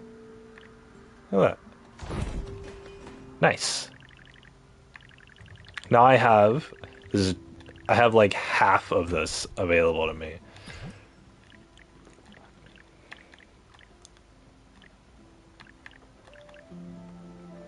Time to obliterate some rocks into fine dust. I want a sheep corral. Wait, I already have a bunch of sheep corral. Orchard.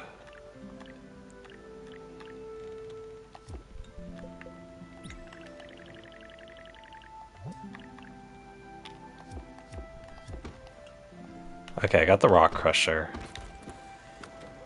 Let's crush some rocks. I don't know where I'm taking the rock crusher. Over here? I think over here, actually.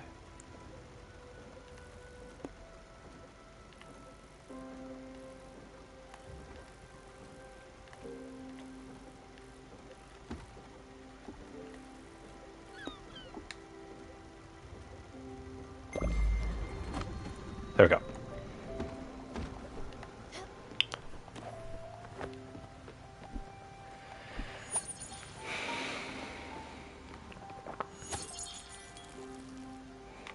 But yeah, I think for people, they have to be a little more on the submissive side for that sort of thing. But the thing is, it's a survival tactic. So, the thing is, I don't know.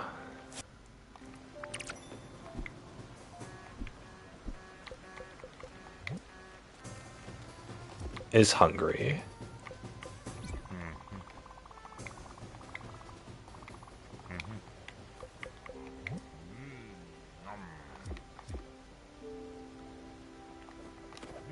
Hungry like a lion, it's hilarious.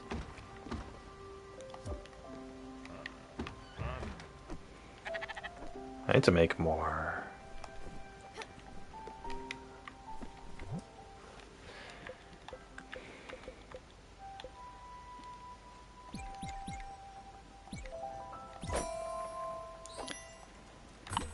Oh, that goes all way too fast.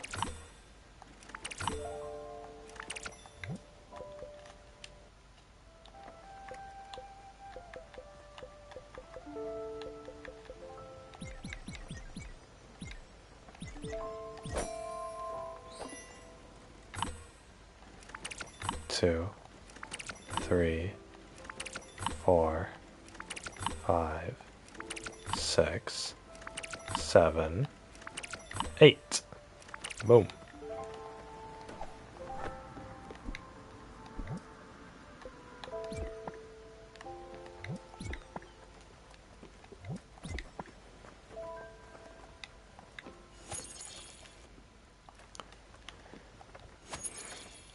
I'm thirsty. I might make myself some lunch, guys.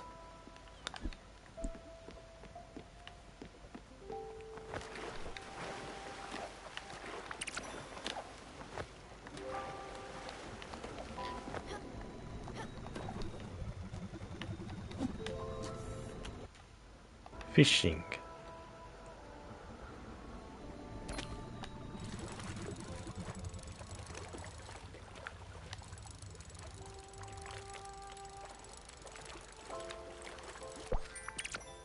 Hey, got a squid.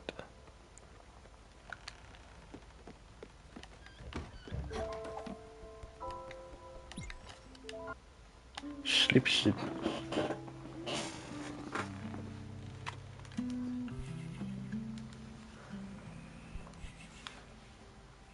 Shoo, shoo, shoo, shoo, shoo, shoo.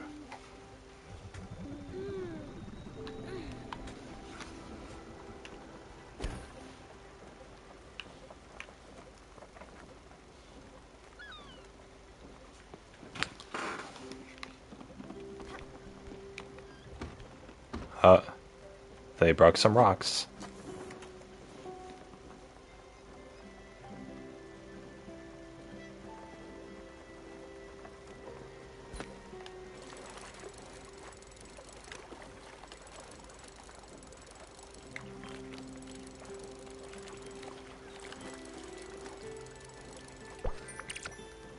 Oh, a mahi mahi.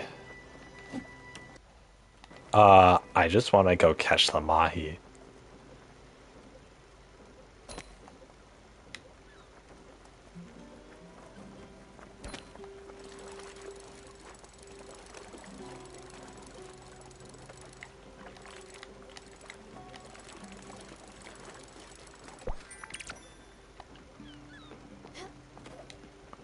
Oh, there's my 25 shrimp. Why did this get dehydrated so fast? Gotta put this on a sprinkler system.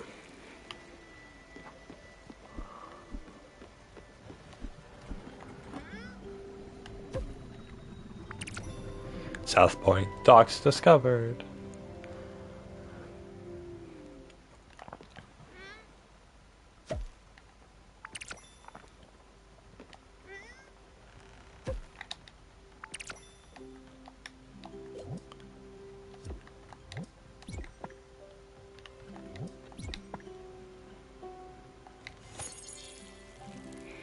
Ah, well. Here we go. I need to make another orchard. I need to grow this pear tree.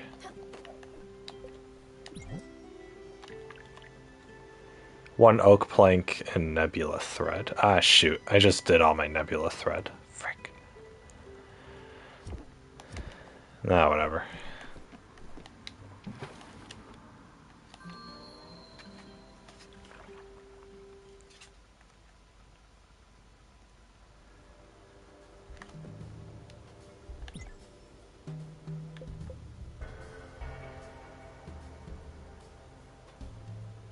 Wait, why did I need to come here? Or why was this a thing on my map?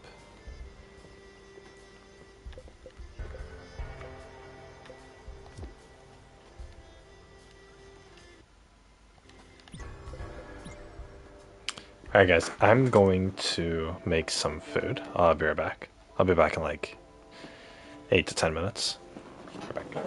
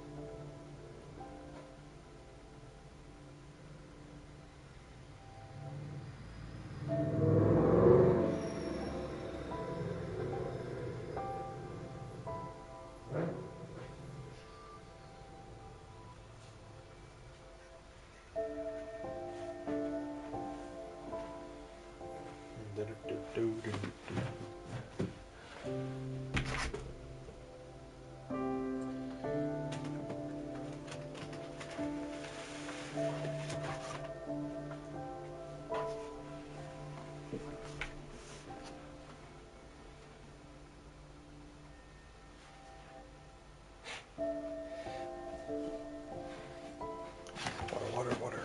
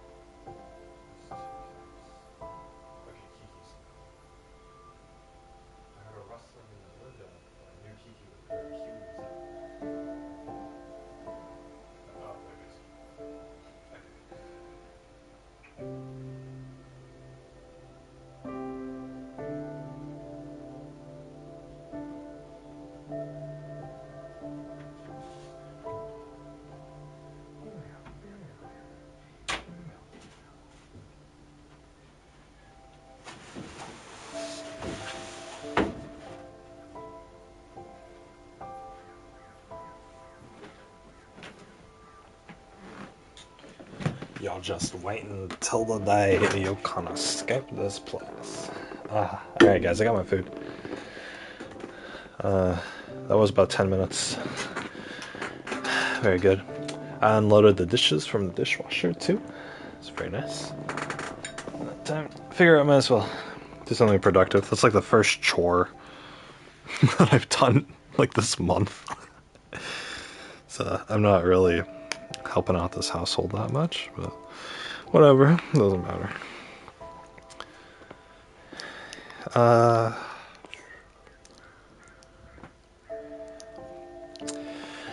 gotta eat. It is almost 3:30. We'll say 3:30. Okay. I think my eating patterns have adjusted my sleep schedule as well. Because even if I get up early in the morning, I actually won't eat until like later in the afternoon. And because of that, I think my body keeps itself up, like I keep myself up late at night in order to get more opportunity to eat during that 12-hour cycle. Because right now, if I take my first bite of food now, which I will, it's cooling down, then that means on a 12-hour cycle, I can eat meals up until 3 in the morning. Which means that my body might actually stay up until 3 in the morning just so that I have the opportunity to eat more food if I don't eat enough. So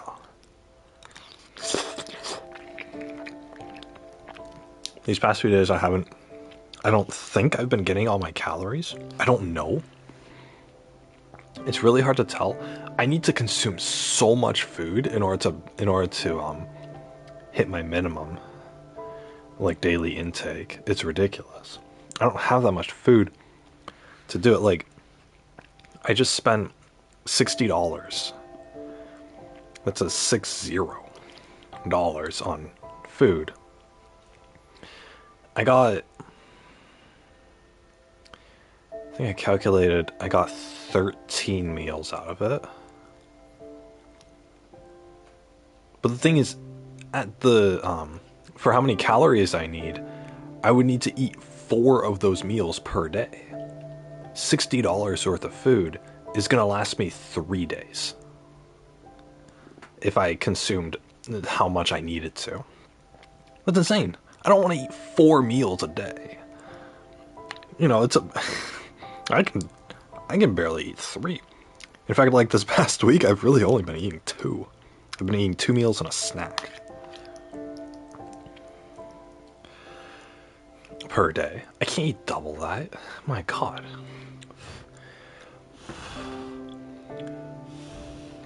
The plagues of being anorexic.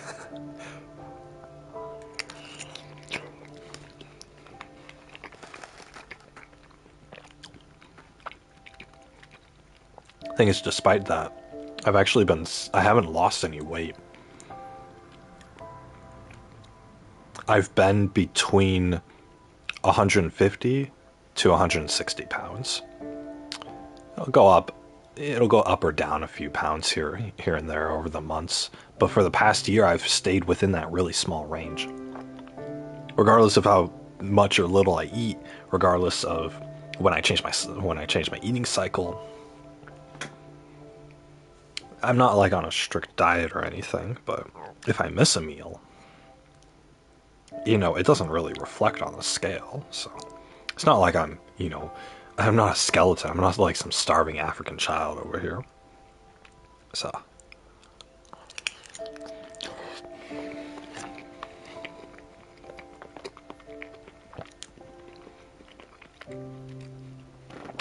I'm eating spaghetti and meatballs.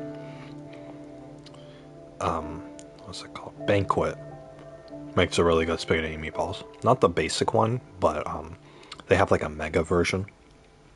It's supposed to have like 27 grams of protein in it. I've been getting foods that are very dense in protein, but I haven't been exercising. I was supposed to exercise like 4 days ago, and I just never did. The day I was doing it every other night. And so the night I was supposed to, when I remembered to do it, I had just finished like a really big meal. My stomach was upset. And so I was like, okay, no, I'm not going to do it right now. I'll wait till my stomach gets better. You guys know me and my stomach condition, it never gets better. So, and my stomach was upset for the rest of the night, as it is. And so I was like, okay, I'll just do it tomorrow morning. And so I went to bed. Then I woke up the next morning, and I didn't feel like it. And yeah, the next few days I never felt like it. So I think, God, when did Sunday night, I think was the last time I was just like, God, so it's almost been a week. Oh no, guys. I dedicated myself to exercising. Just a 12-minute body weight routine. It's just push-ups and squats and whatever. Oh, that's the thing too, is all my excuses. My foot started hurting. For some reason it hurt to move my right foot. And it's on the same side where my right knee hurts whenever I do like lunges. Lunges and squats, my right knee would hurt. And so then my right foot started hurting, and I was thinking like, oh God, is this a consequence of me exercising? Is my right leg entirely just not good? Well, my stomach was upset whenever I remembered to exercise. My right foot was giving me issues, which means I wouldn't have been able to do the leg part of the exercises. I didn't have any milk because I didn't want to go to the grocery store because it was always busy and I didn't want to expose myself to COVID. So I didn't get any milk, which would help restore my bones so that I would be able to use them and exercise them well. And I've been lazy on the Amazon Fresh orders too. I ran out of food like 3 days ago, and and so for the past 3 days, I was too lazy to make an Amazon Fresh order, believe it or not. And so I have just been surviving on just whatever's in my kitchen. So.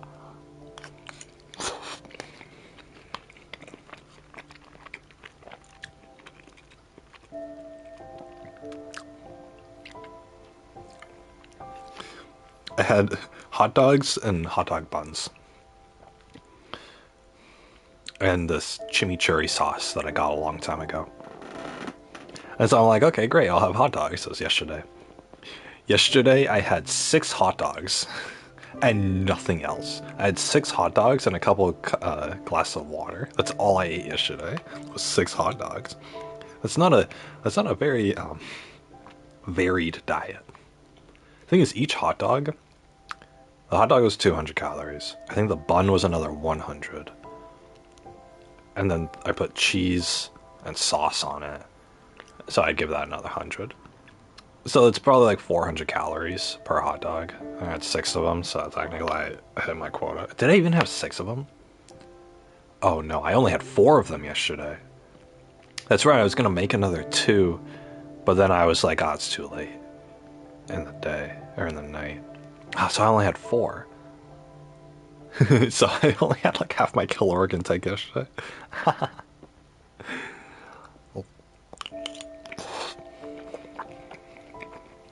Terrible.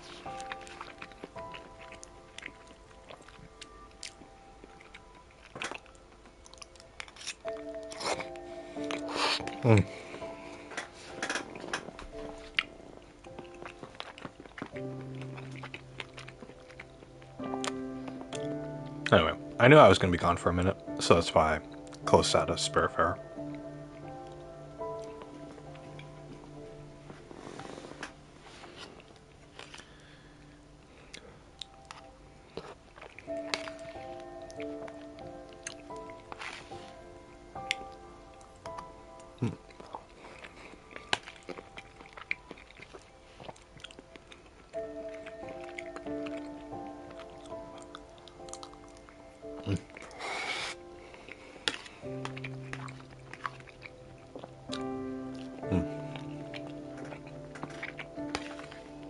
Spaghetti meatballs, so good.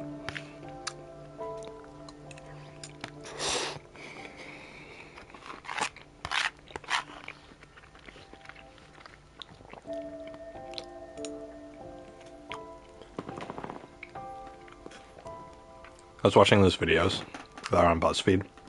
They have like a series where it's like, oh, a girl tries 3 different guys' cooking and then chooses who to go on a date with based off their cooking. They don't see the guy's face or anything. You know, the girl doesn't see the guy's face or anything. So there are 3 guys competing for a date for this one girl. So they each make a dish or whatever. Anyway, so like there's 6 of them out there. The last 4 are actually like, you know, they're Asian.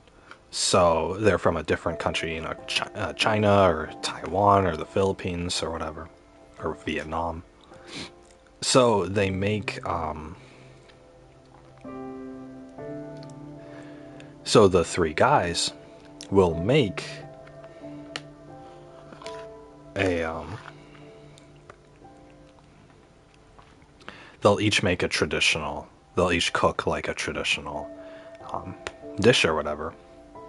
They'll put all this effort into it, yada yada. Anyway, they're entertaining, at least, whatever. It's just popcorn entertainment, but so anyway, I said the last 4 were actually pretty decent. The first 2 of them were just a train wreck. It was white people and black people, but like the Americanized black people, you know. So there was one video, I didn't watch it, but it was the 3 guys getting a girl.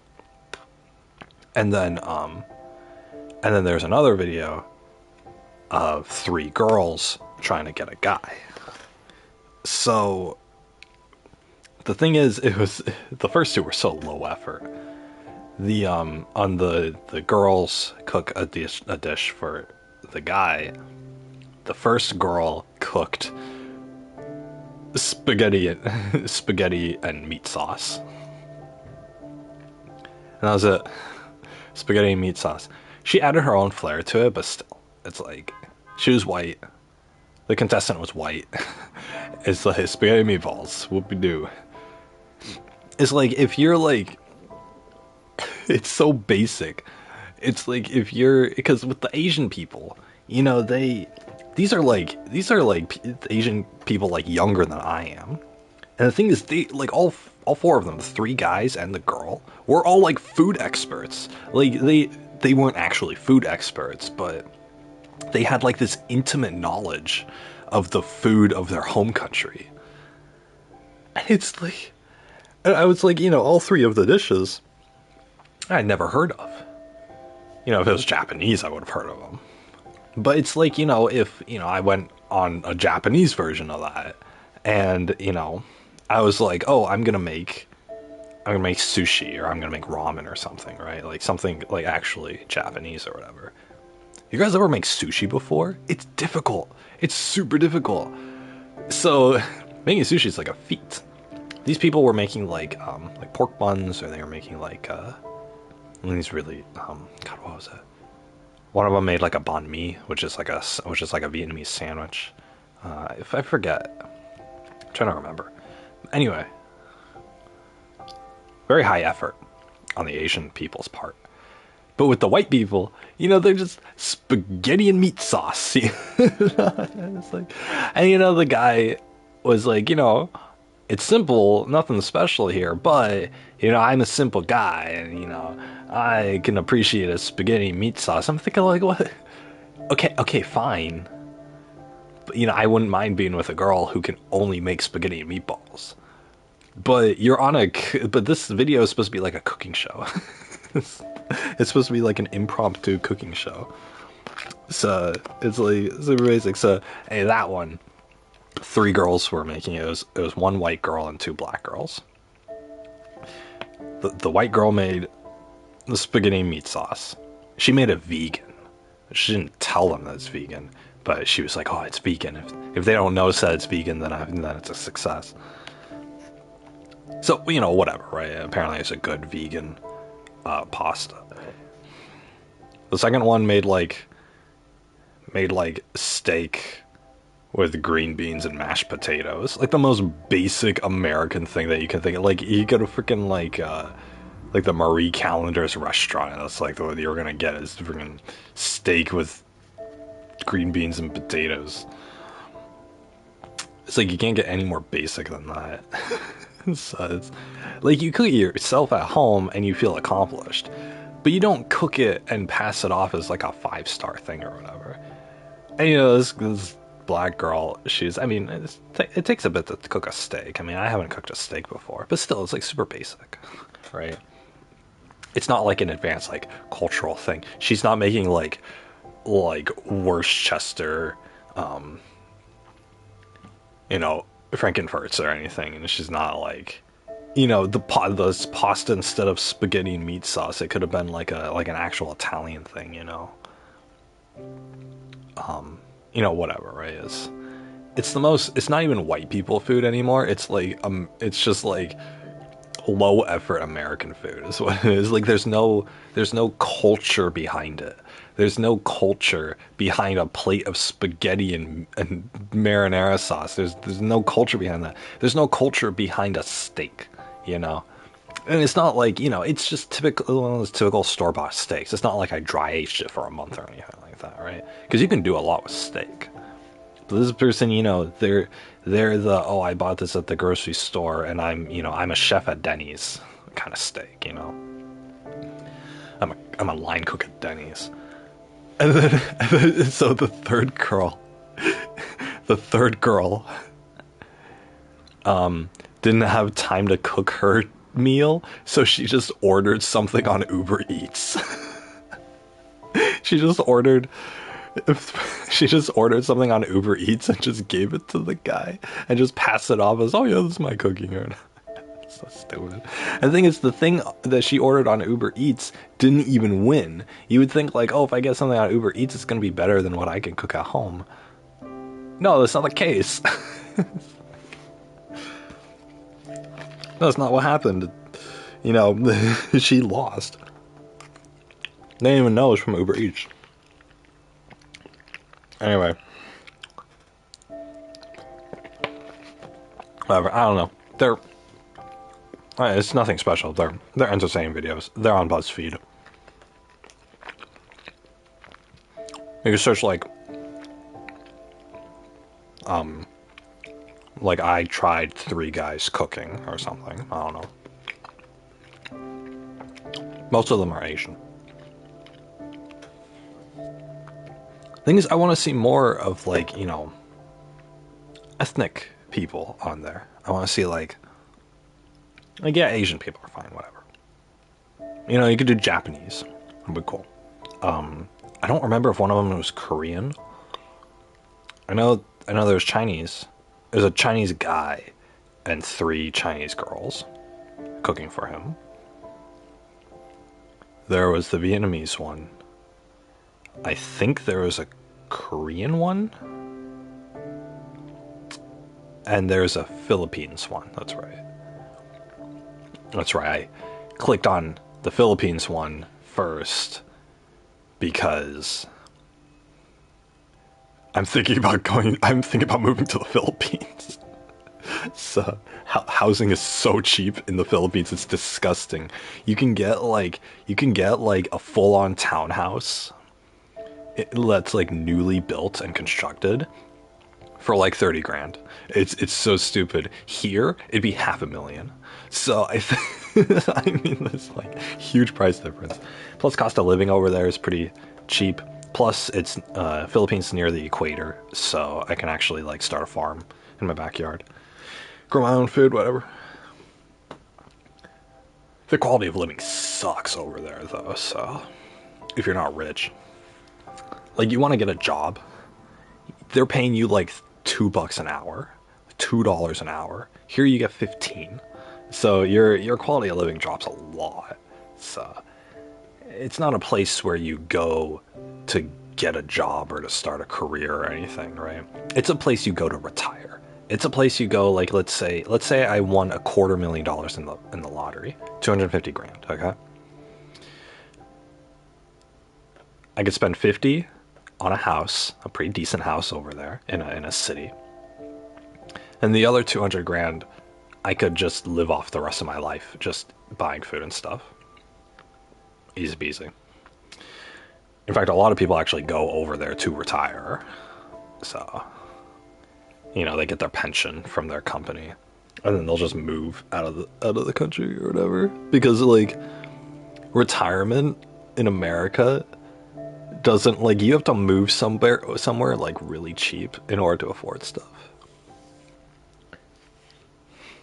Like, my dad's retired and he's still renting a place because he only gets like a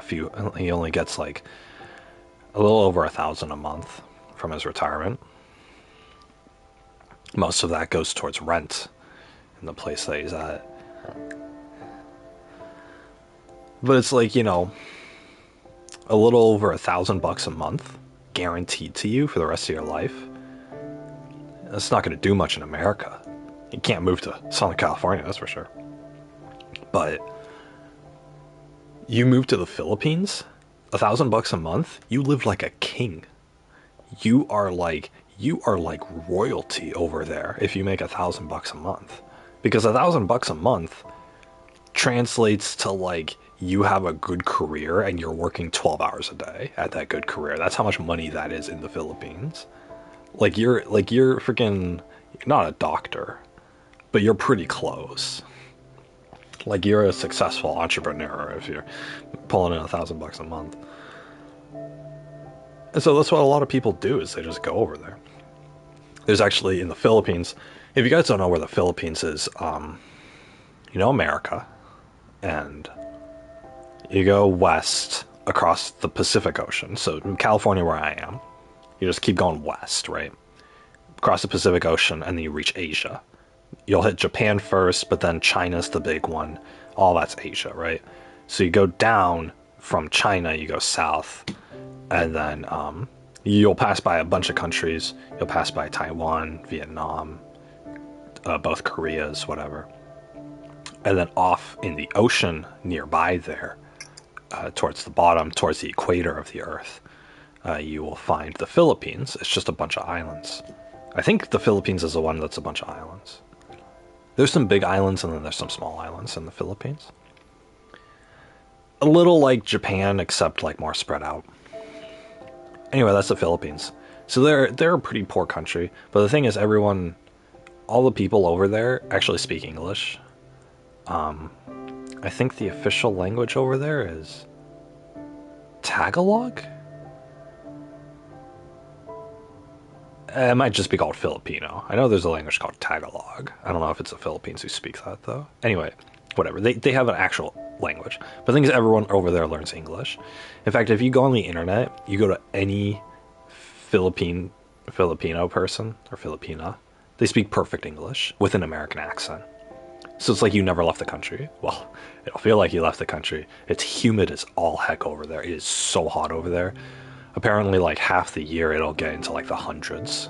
So, not a comfortable place to live if you're like sensitive to the heat. But, which, I mean, I don't like the hot. So, I just, I better have enough money to air condition my house the whole year. But yeah, anyway. Or, well, I could just build the house underground. I already proven that works. But yeah. Anyway. So apparently a lot of Americans and other first world country people will move there to retire. The thing is, in the Philippines, I did a little research on this.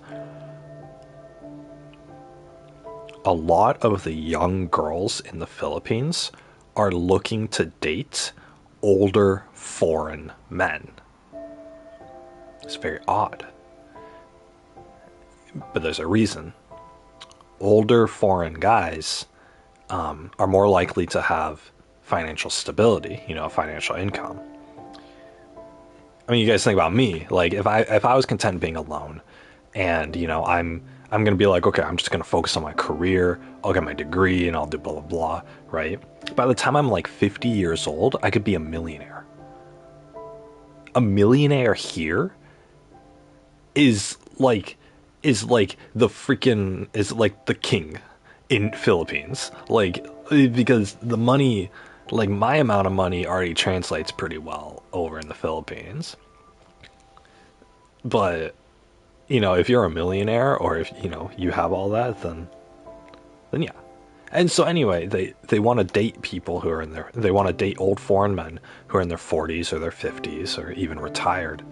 A lot of the young girls do, because a lot of them live in poverty. A lot of them are very poor over there. And so these girls are prioritizing financial stability over other things, that you'd find in a partner. Which, of course, my poor ass can't compete over there. But, for a lot of these old guys, for an old guy, like, let's say you take, like, somebody who's a computer engineer, for example, in America, there's a lot of middle-aged engineers here who are still single, who've never married, who've never had a girl so much as look at them. Because they're nerds. They're nerds. They're like the loser type guys who you'd make fun of in high school and stuff. It's unfortunate. I would never dream to make fun of those guys for being alone, but there's a lot of them, and there's a lot of them here. I've met a few. There's a lot of them here. There are people who are in their 40s and they're still virgins. It's crazy. And so, they've never had a woman, like, love them. But they had a good career and they made a lot of money. Go to the Philippines. Here are a bunch of young girls who it's a cultural thing over there to be very friendly and caring. So the type of people over there, especially the girls, are very friendly and caring. Here's a lot of young girls who have a naturally kind and caring personality, looking for older men who they might not necessarily find attractive, but who have a lot of money. And and it's not as bad as like gold digging. You guys have heard of gold digging before.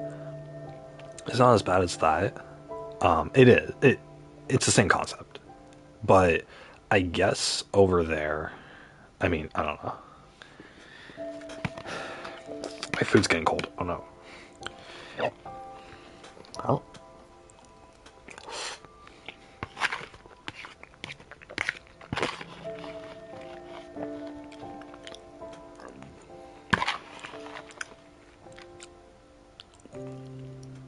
No problem.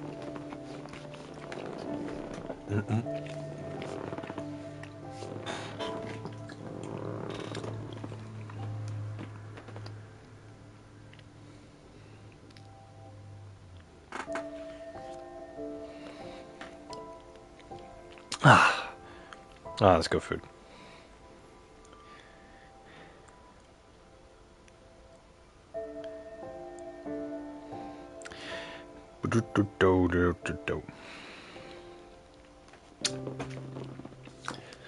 What was I saying?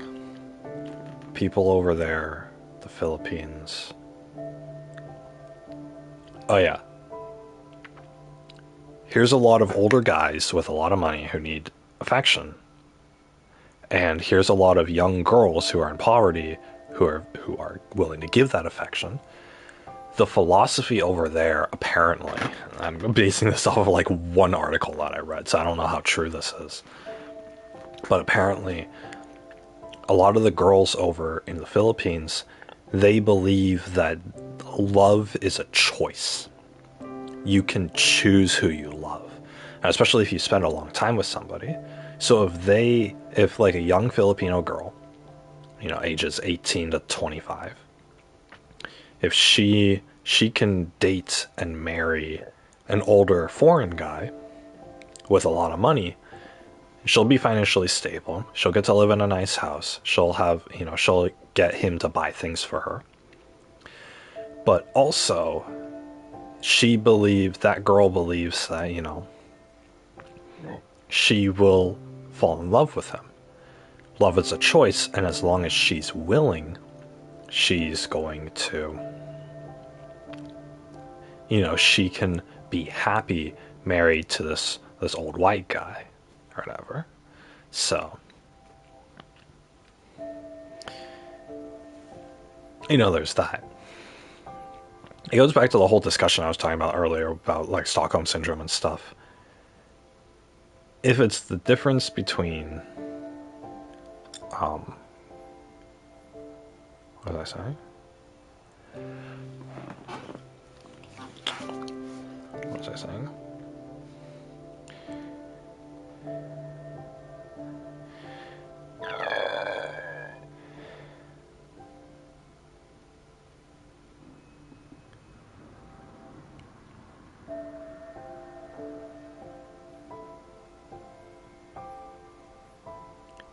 HIV vaccines? Oh my god, seriously? Okay, good. Now they're using the mRNA vaccine technology to come out with different vaccines. Thank God. They better. This technology has been around since the 70s. But COVID was the first vaccine that they actually made and distributed with the technology. So they better be freaking coming out with stuff. There's a lot of diseases that they need to cure. If they can just punch the formula in a computer program and they can cure life-threatening diseases, then they better do it. If we can just mass cure things, then that's what we should be doing. Anyway, what the hell was I saying? Oh yeah, it's like this whole Stockholm Syndrome thing, right? You're in this situation for the Filipina girls, they're in poverty. They want somebody who's loving and who cares about them, but who also has a lot of money. And you don't have to be like, gold bars falling out of your pockets rich, right? You can just have like a pretty steady retirement pension or whatever. My dad should go to the Philippines. He's single. He married an Asian girl. My mom. Oh, he'd fit right in. I should ask him about that next time I talk to him. I'm gonna ask him if he's ever thought, because apparently they have a visa where a type of visa where you can just move to the Philippines and live there indefinitely, as long as you're over the age of retirement and you're getting a good pension or whatever. I mean, he's about 20 years late on that train, but is he? How old is he? How old is my father? I don't even know how old my father is. He's in his 60s. So I know that. So my mom's almost 60. I'm almost 30. Oh, kill me. Anyway, what was I saying? Oh, yeah. You know, it's like Stockholm Syndrome, right? You're in this bad situation. So for the Filipino girls, they're poor. They want to get out of poverty. Are you going to starve on the streets? Or are you going to get with a slightly unattractive and undesirable dude who will love and take care of you? I mean, the choice is clear. I don't know how it is for girls. I mean, but apparently over there the culture is that the girls think love is a choice, and they think that whoever they get with, as long as they see a stable life with that person, then they'll be able to then they'll be fine, you know?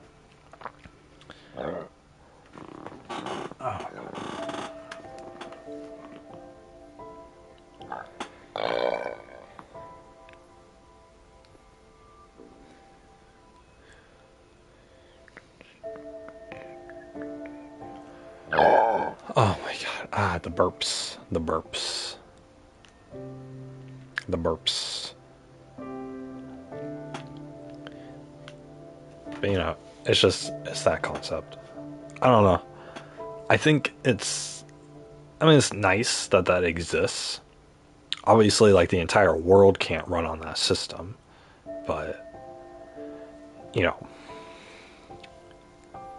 a country of kind and caring girls who are just ready to marry, have strong family values, and who are very nice and caring, willing to get with the first world, you know, with America's leftover men who have some money in their pocket, you know, for the girls to boost their own standard of living in order to do that.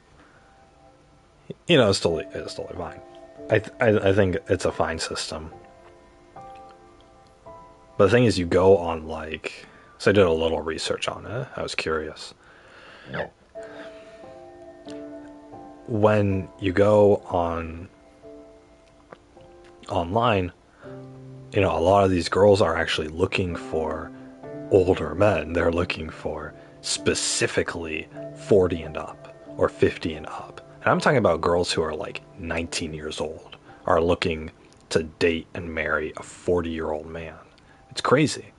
It's such a huge contrast from, like, you compare that to America. In America, there are rarely any girls who will date any more than like 5 years older than them. You know, my parents' marriage was an 8-year difference, and that was considered abnormal. So, you know, there's rarely those kind of relationships anymore. I mean, the laws have to play partially into that, but also it's a cultural thing, you know? I'm gonna keep playing the game.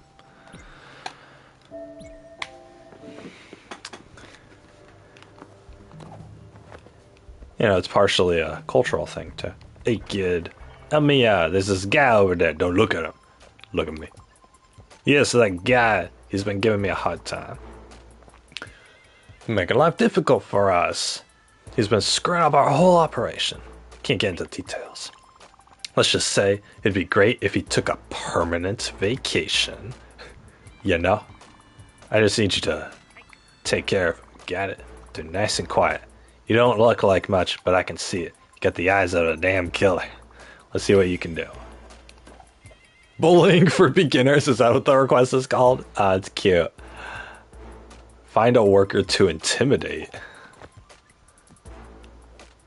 Nice. Epic. What are you doing? Why are you looking at me like that? Dude, I don't look intimidated. I just look pissed off. Okay, relax. Wait a second. Those two knuckleheads ask you to intimidate me. Stop looking at me like that.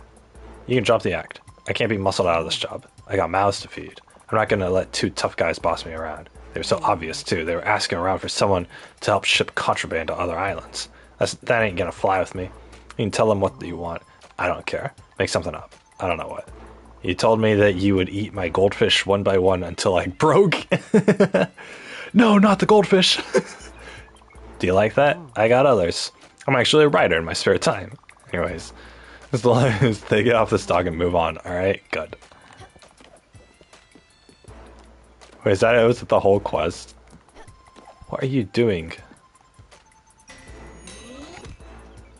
That lion looks like an Estelle. There's no ore here. I just destroyed it all.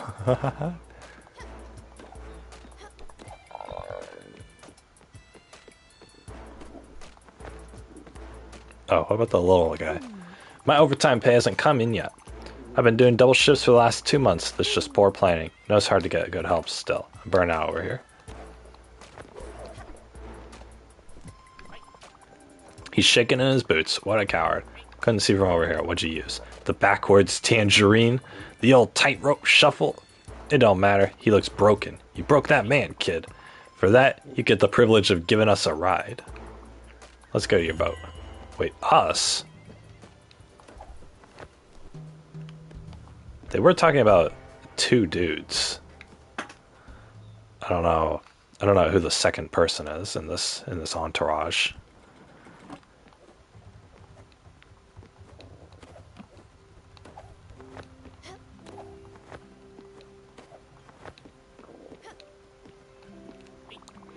What you looking at?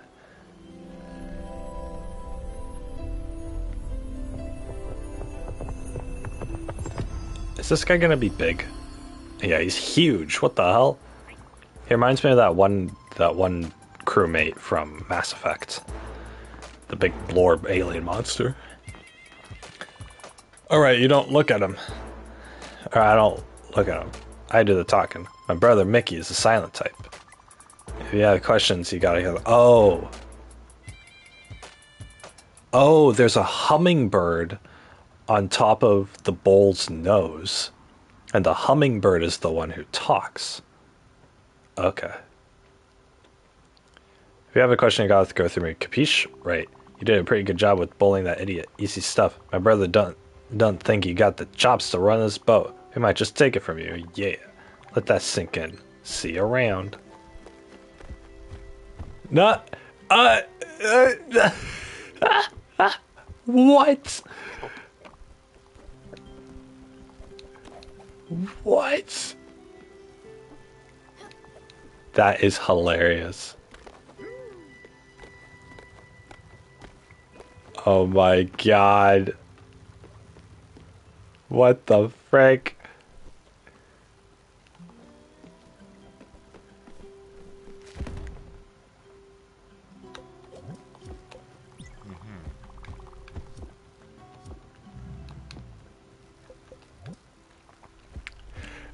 He says mean things. Here, have a hug. No. Oh, and the hummingbird hugs him too. That's cute. Alright, don't tell anyone.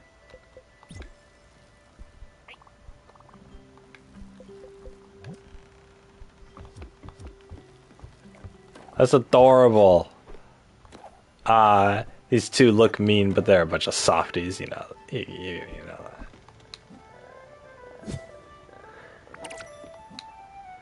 Alright, I want to explore the rest of the island.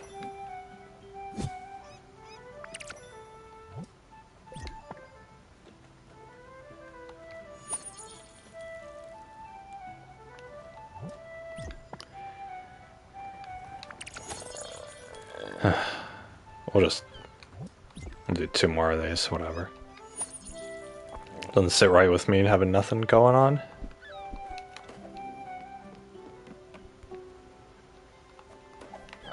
Oh, yeah, what I need for what's-his-face's house? Oak planks. Oh, that's it? Alright. Maybe later. Yeah, let's go.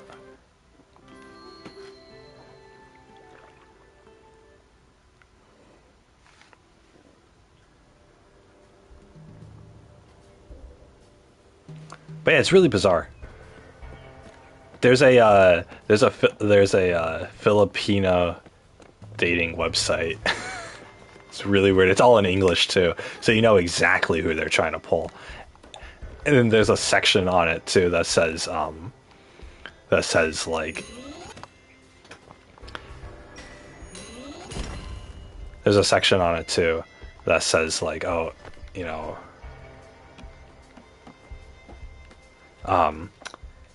are you willing to relocate to another country? Most of these girls are either willing to move to another country, or they're willing to stay within their own country, or stay. Obviously, they're willing to relocate within their own country. So you know, if some old foreign guy with a retirement pension gets a house in like southern Philippines, and he meets a girl on this website who's from the northern Philippines, like she'll be willing to move to him and all of that. So I heard we might lose our jobs next week. Don't tell anyone. It's a big secret. In one of these containers, there's a bunch of robots that might replace us. We're literally shipping robots that'll take our job. It's pretty depressing. That does sound depressing. There's a form for every occasion. That's why they call me the Form Man. It's actually pronounced Foreman, but my way is way funnier. It is way funnier. I got a laugh out of it. Zach, come on. Let me up. Bah! Hey, let's do it. Bam! Go, go, go. No! There's gotta be like a triple jump or something. There might be a triple jump. Oh, do I have an obol? Not an opal, an obol.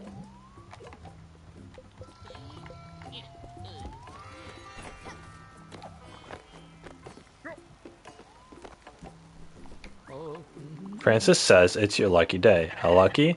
I got a new errand just for you, fresh off the presses. Have a look, see? I don't have cabbage.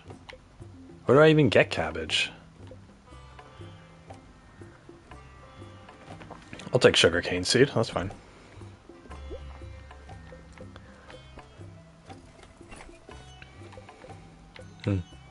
Yeah, fire glow, whatever.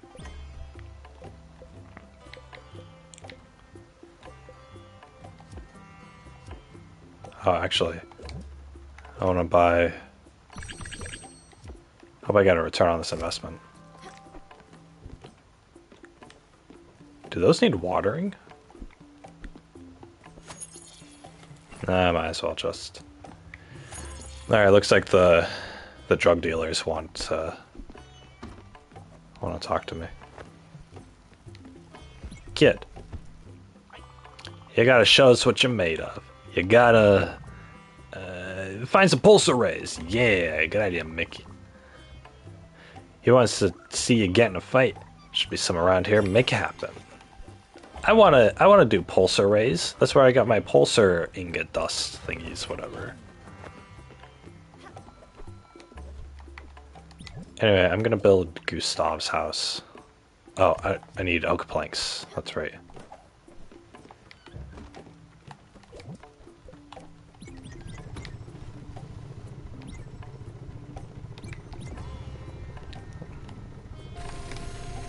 But yeah, anyway, so it's really weird. It's like, it's specifically designed with that culture in mind, because I described to you guys how,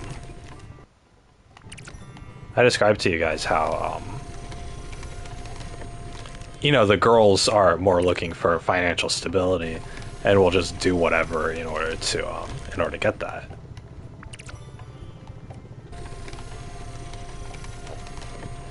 So,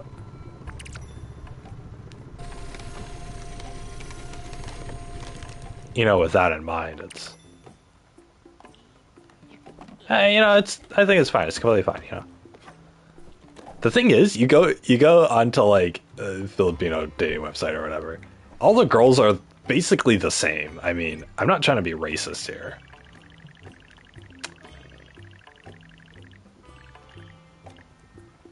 It might sound a little racist. Or a lot racist. Here, Gustav can be by the sea over here. That's fine.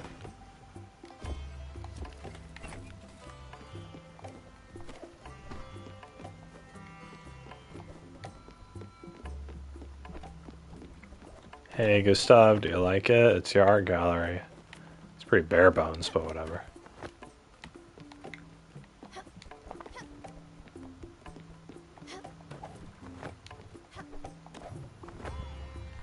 Oh, there he is.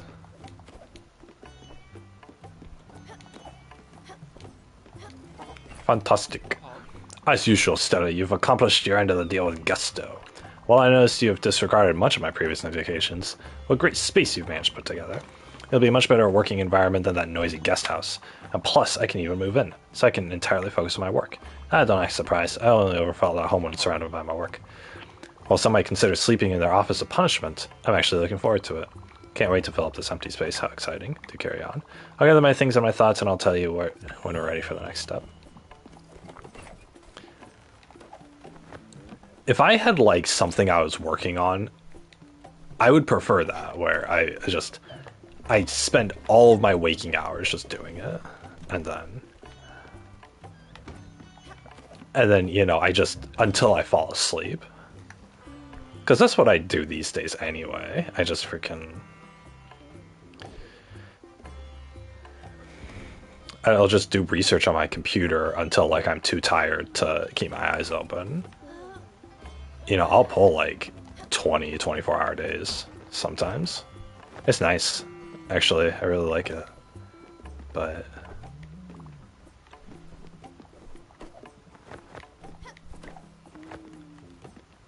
oh, these are ready.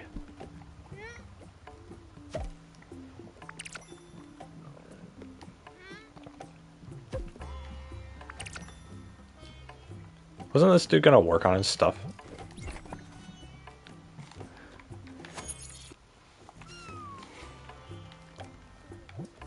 But yeah, it just, you know, all this, like, the talk of the Philippines and stuff, it fascinates me. Because it's a completely different culture than our own. And how that culture interacts with the rest of the world is amazing. You have this instance of a bunch of poor people. Just occurred to me, Stella. This exhibition is I've been furiously toiling away towards. I've never really delved into detail. Well, allow me to enlighten you. As my assistant, it's the least I could do. As you're well aware, I've organized my fair share of exhibitions throughout my life. One might even say it was my career, although I prefer to think of it as my vocation. Single one of them, museum, private or public galleries, festivals, anti-fascist rallies, corporate tax schemes, living performances. Every single one of them has been corrupted by base, obtuse, cretinous politics. Yeah, that sounded like a lot of politics. The public is not ready for this one, Gustav. This artist slept with this one, and there's some bad blood. Ah, I hate when that happens. The Queen has a preference for this tepid piece of art, Borges. I've never, not even once, been allowed free reign over an exhibition. I thought to myself, Gustav, you'll be respected when you get older. No one would dare question your gusto. But then, well, you know what happened. When my body gave out and my legs became as obstinate as pieces of wood, and the disease slowly creeping up, until my features froze in a ridiculous grimace. I didn't mind at all. After all, the body is but a tool for the mind, and my mind has always been as clear as fresh spring water. No, what I loathed was this perception others had of me. When you turn into a grotesque statue of yourself, people start treating you as furniture. All this work, all those years, the sacrifices, humiliations, these suddenly lost all worth. I tried to keep up with my work, as you remember, thanks to your help, but things are never quite the same. This time it will be different. This exhibition will be pure chaos, a maelstrom of artistic sensitivities, thrown together in defiance of all human laws, to enforce this great message of transcendence through beauty. Yes, that is my goal now, and yours too should you choose to keep helping me. I'm sure you will. Oh, that's nice. That's really nice.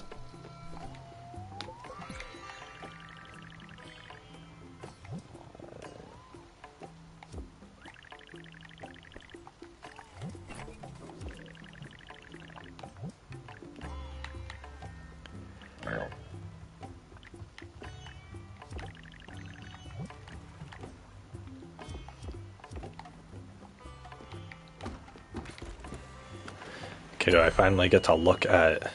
Yeah, I discovered it. Congratulations.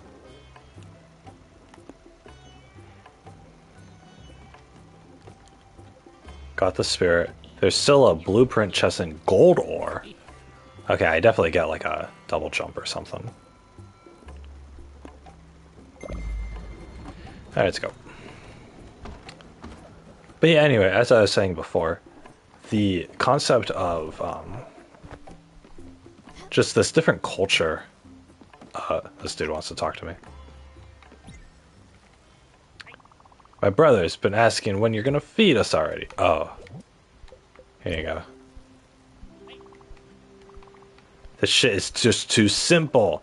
One ingredient, who do you think we are? Peasants? Lowlives? My brother, he has standards. We won't accept this crap.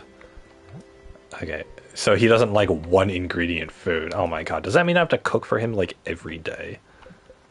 Terrible. Here, have some potion fruit. I won't say this again.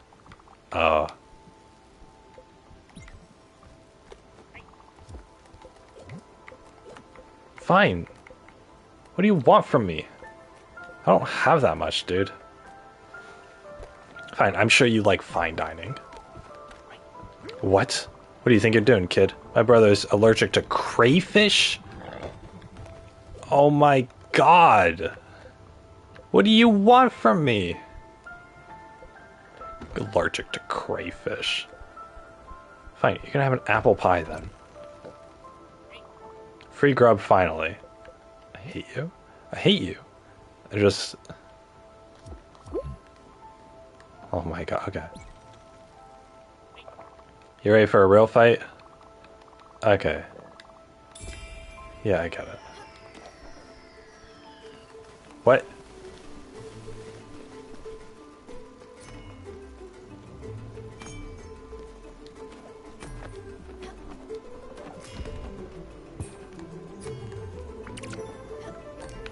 Ah, come on, man. You're serious. Oh my god. What?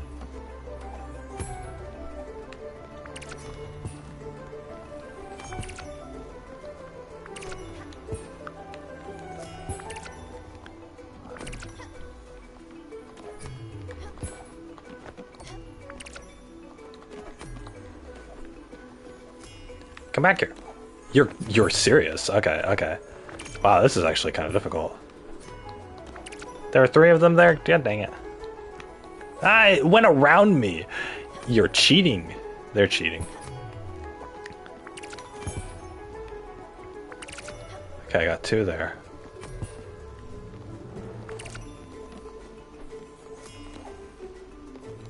Oh my god. This reminds me of the Ori music.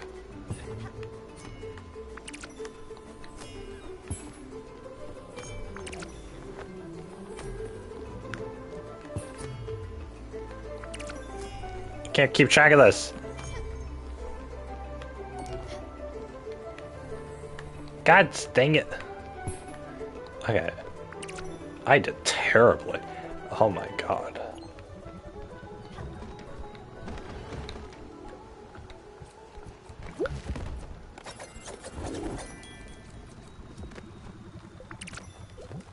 Well, I can't feed him.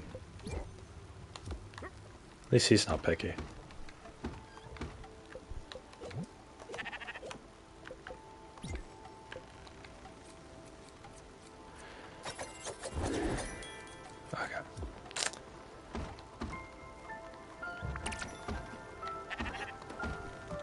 What a thrill. Did you see that, Mickey? He kicked major butt out there. You know what? He finally got a good nickname for you. You're getting promoted. Going from kid to scout. Yes. I love promotions. Who doesn't like scout? No one. Doesn't mean you can slack off. You're still under a sudden hierarchy of life. Now scram. I got things to do. Yeah, whatever. Anyway. Where am I off to next? The old Central District. Alright, let's go.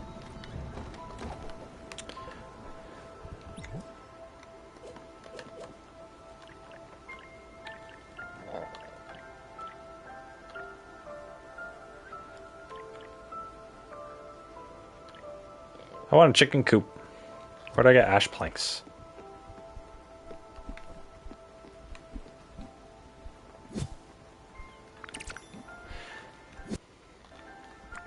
But yeah, what was I saying? Oh yeah. It just fascinates me how differences in culture can have an impact on on the global scale, you know?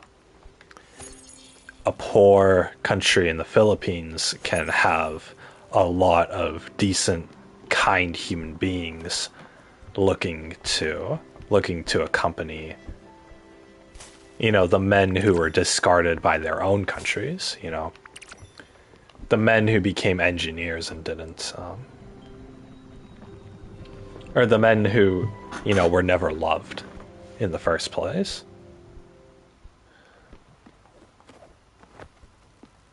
Okay, what do you want? Take a walk with us. Yeah, whatever, man.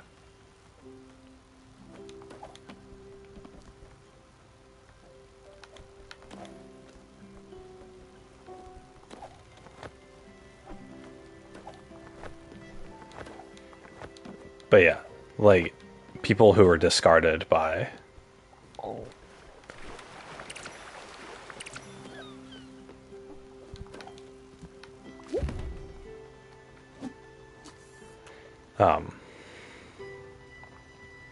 you know, people who were never loved in their home country of America can find that love in another part of the world just because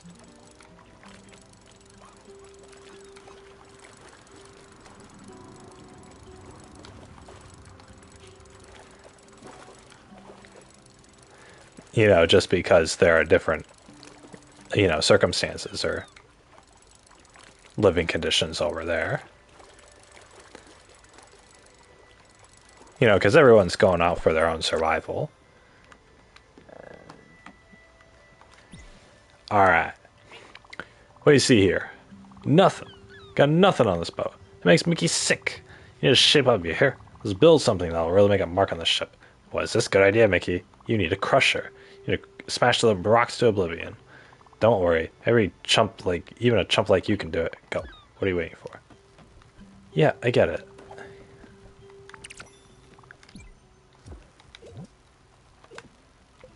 Freedoma. Dear Freedoma customer. Here, Feedorama. We strive to reach a new height in food preparation. That's why we renewed your subscription to our delivery service. We send you pre-made meals every week. Joy of food lives on. Okay. Hey kid, you need to get a crusher. What are you waiting for?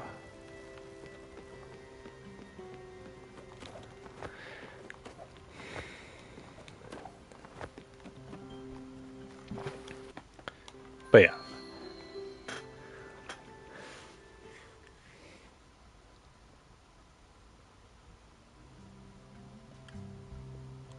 Oh my god, okay. Ah yes, Ani. Where was that man? You're the delivery person. No. You're just a random paparazzo who wants my autograph. No. Well, whoever could you possibly be? Larry Salzberg is shooting a new suspense picture. Oh my, what are the odds? I was just thinking of him the other day. Honey, did you hear that? Where'd he go? He's right here a second ago. Well, if it's for Larry, I'll do it in a heartbeat. He's asking me to be in a movie, is he? You won't regret this. I'll give it my best. Good news and bye. There's this coffee place close by. Can't go in anymore. Too ashamed to go back. I stole the bathroom key. When I say stole, I mean stole. I took it on purpose. I didn't want the man sitting next to me using the bathroom. He was chewing his food and sipping his coffee way too loud. So I guess I'll have to find another coffee spot. Why don't you just return that key?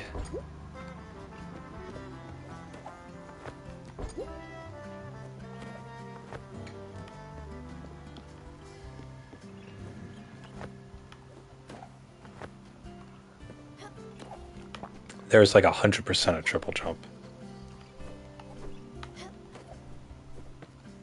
What?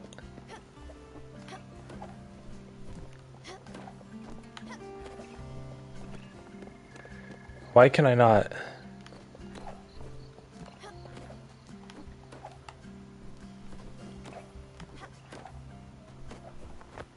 Nah, whatever.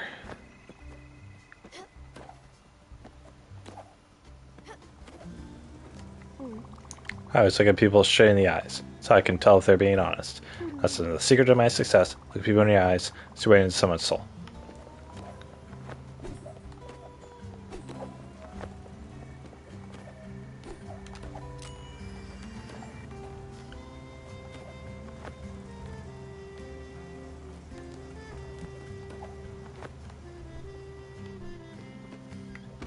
Yeah, got him. I'm house sitting for my idiot boss. Being an assistant is a major pain. I know I shouldn't complain. I get to stay in this mansion. Plus, I get to take a dump in her bathroom. Seats are so warm, I could spend all day in there. What?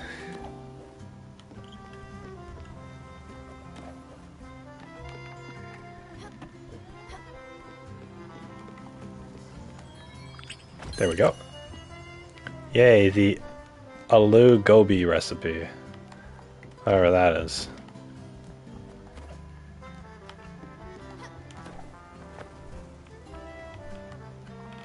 Hey, Scout. Yeah, the door's locked. We already tried. Big guy couldn't smash it. Whoever lives here is pretty tight security. He must be loaded, which means there's something worth stealing, he said. That's why I never lock my front door. Let people know I don't have anything worth taking. Which isn't true, but it's all mind games. Come on in, but you're entering a world of pain. I don't make the rules, Scout. That's just how life is. I want to go in. That's pretty funny.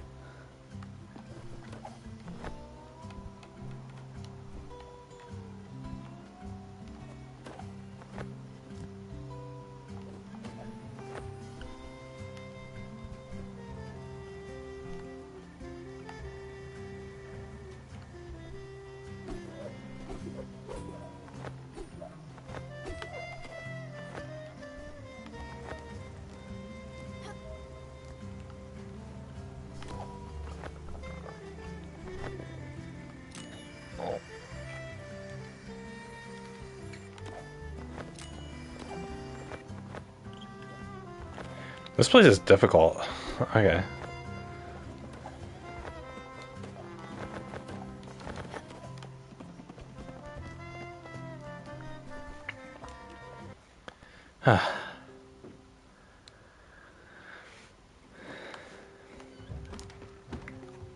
Because the thing is, I mean, I don't know. I've always been, Summer mail. Hey there, Sweet Pea. When you have the chance, can you drop by my apartment in Oxbury? I have a few questions for you. Oh, okay.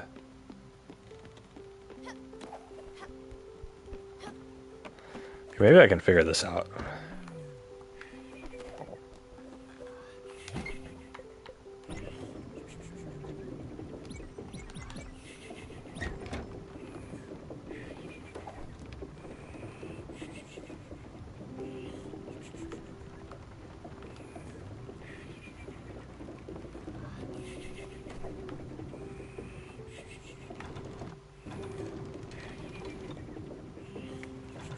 Oh.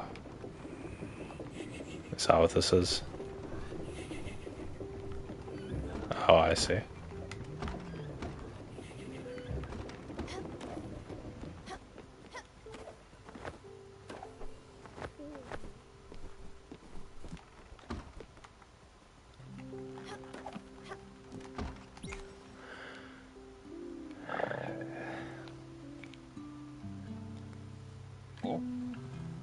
That windmill was spinning faster than that.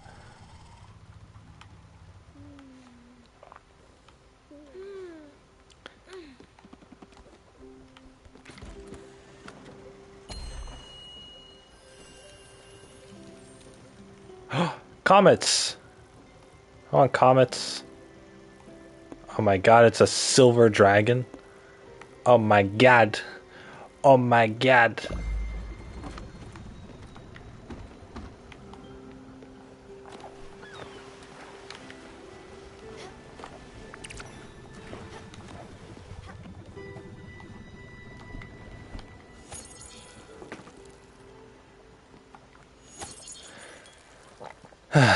Okay. This game's actually taking some of my attention.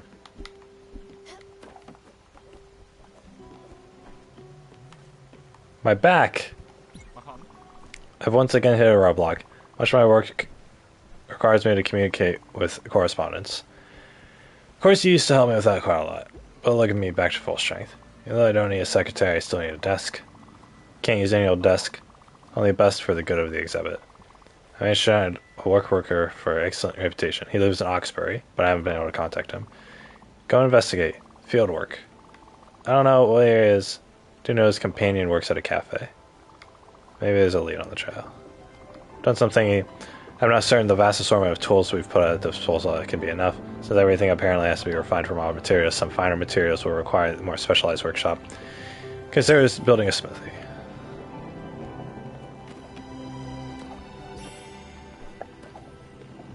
Oh my god, the stars in the sky.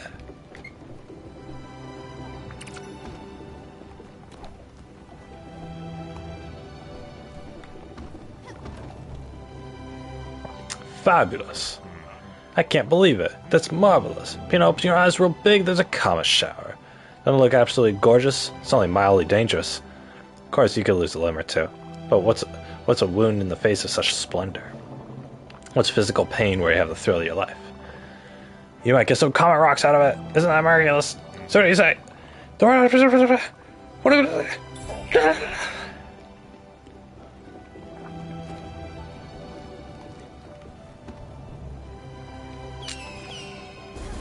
Oh my god. What?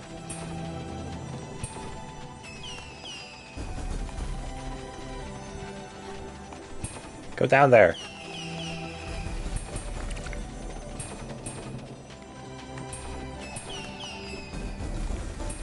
Nah, this is pretty. Oh my gosh.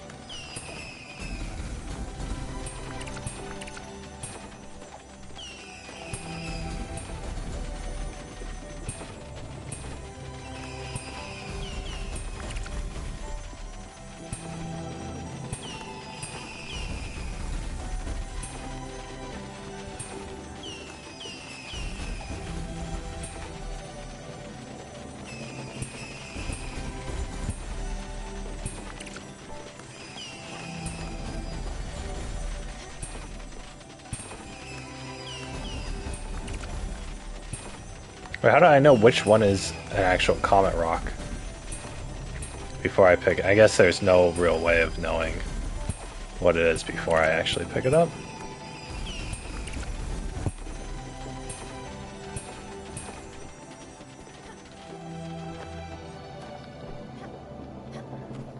Oh, it was pretty. An actual comet shower. That's really nice.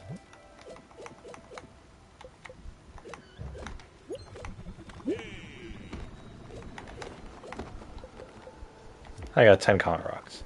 Well. You did great, Peanut. Sounds silly, but I've always loved a tricky solution. Lights, the sounds, the thrill. Gotta admit, it's pretty cool. Running around not knowing if you'll still be breathing next minute. Ah, that's the spirit. I knew you had it in you. You're a natural. Love so much I could jitch you up. Now run along, little rascal. Ha ha ha ha ha ha.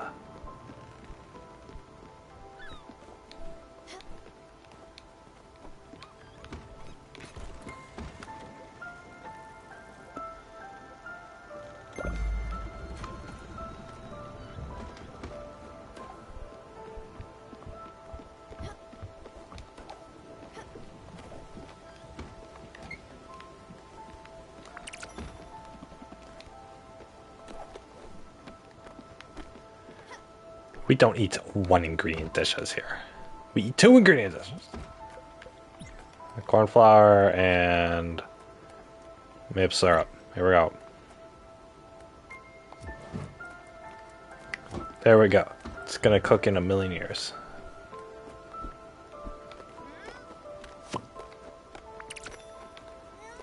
Hey, that one gave me an old carpet. This one gave me another old carpet and a ring. And I got another old carpet and another ring. Very nice. Dang, I made like $4,000 off that haul then. Very nice. Hey, kid. No, oh, he pulled the cow's ear. Oh, that's cute. Bossing around reminds me of being bossed around back in the day. I know me. If you can't believe it. Reminds me of my last job. My brother doesn't like to mention it too often. We were enforcers for Mr. Carmino. Any orders, we would do them. Nothing too small at Crest. We were efficient. Always get the job done. No one could stop us. Not even the feds. Play your cards right, you might end up on a level pretty soon. Hey, it's Oxbury. I had like 2 or 3 different things to do in Oxbury, I think.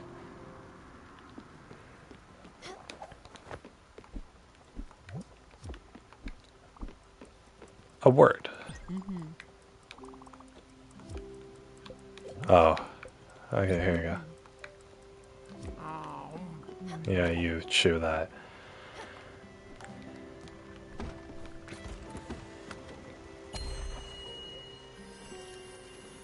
Okay, there's a bus stop there. I don't think I can actually go over there, to be honest.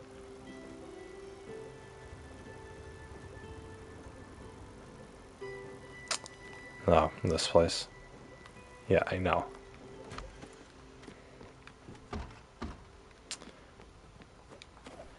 Alright.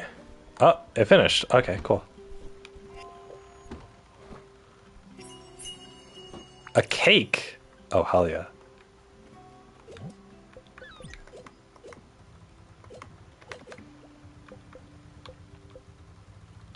Oh.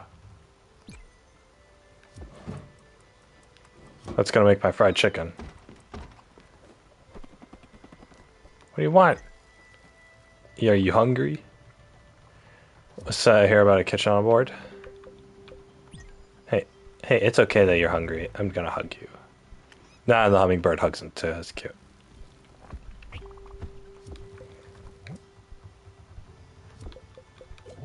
I don't eat one ingredient foods, you piece of popo.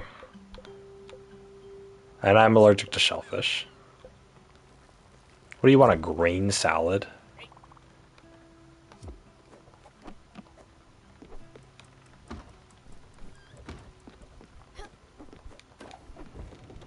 Ah.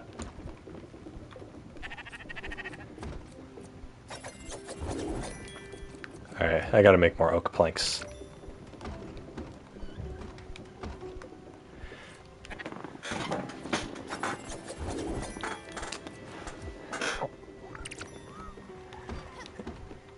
You know, in life we think that, you know, we're trapped in our own situation.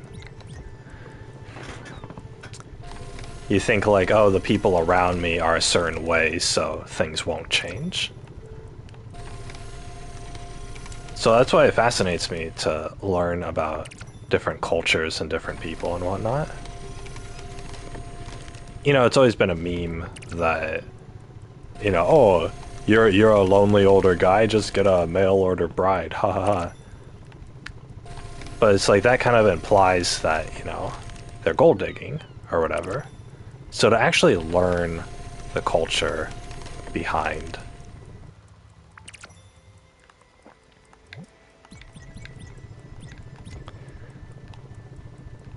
things like that, and you know, that it's not necessarily gold digging, but it might be more of, you know, just like in some instances it is gold digging, but it might just be instances of, hey, I don't want to, you know, live in a cardboard box anymore, and I'll love you if you save me from the situation. You know, it could be something as romantic as that. I'm not saying that that's like the most romantic thing.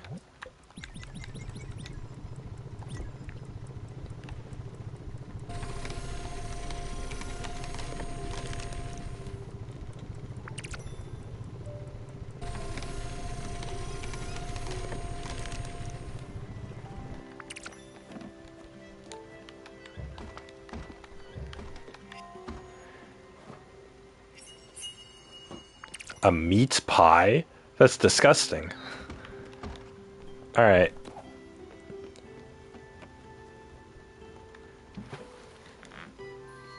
Wait. Cornflower gave me a meat pie? Are you kidding me?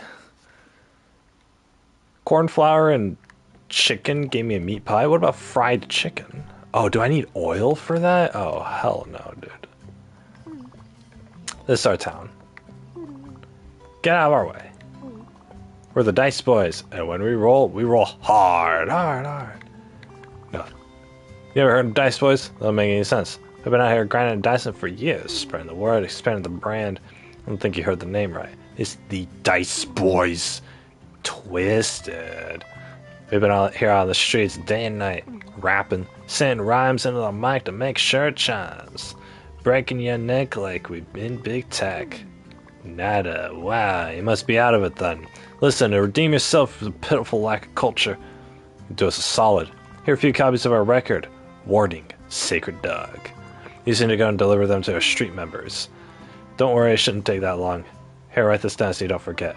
The dice never stops, that's why the price never drops. Get out of here and sling those records. 60! I'm not spreading them to 60 people. My brother's tripping out inside our apartment. Need to find us some milk or something. That's some wild stuff. Don't come close to me. I have a rare disease where I hate people when people talk to me. To be honest, same though. I myself love talking. I sometimes make up words like Burkani or Watasto or frog. That last one was just the word frog said twice in a row. I would have never guessed. You get it. I have a wild imagination. You can't stop me. Oh no. Can you give me a hand there, neighbor? I seem to have lost my keys again. They can't be that far. If I don't find them quick, my ice cream will melt. Then we'll have quite the mess. Oh, where are those keys? Look, you're not even helping. Well, you did listen to me ramble on. That's something, Sweet Pea. You look like you've seen a ghost. Are you okay? No. Well, that's alright. Let little Beef take care of you. That's what neighbors are for, dear. I'd like to invite you inside, but no keys means no couch. The couch is so comfortable, the pillows are perfectly lived in. I'm more than like stepped on, really. I remember Henry and Sarah jumping on but down on them. Once at our old house, Henry fell and hit his head on that glass table. He was screaming at the top of his lungs. There's blood everywhere. On the drive to the hospital, he asked if he was going to die. I couldn't help it. I just started laughing. No, Pumpkin, it'll be fine. I wish I still lived in that house. I had to sell it when David passed away. The kids were all living out of town by then. It's too big for little old me. And that lawn. I didn't want to break a sweat every Sunday afternoon mowing the grass. The house. Did you know we had it designed by a professional architect? He's quite the sharp dresser. Oh, he's dressed in black with a slick-looking mustache. I had a bit of a crush on him. I know. I'm sure if I ran into him, he wouldn't recognize me. Or maybe he would. He did mention he had a photographic memory. You know what? Maybe I should ring him up. Say something like, Dear Anthony, I would very much like to have the original plans from our old house. I lost them in a recent move and would like to have a copy. Could I come over and pick them up? Wait a minute. Even better, you should see him. See if he's still as gorgeous as in my dreams. If you could come back with bad news, that'll save me a trip. His office is somewhere in Hummingbird. I don't know the address. You remember I lost my purse with the address book and my mother's brooch. Oh, I don't want to think about it. That brooch was all she talked about. Well, don't just stand there. Go ask around in Hummingbird. With that smile of yours, there's no stopping you. Ah, and I smiled.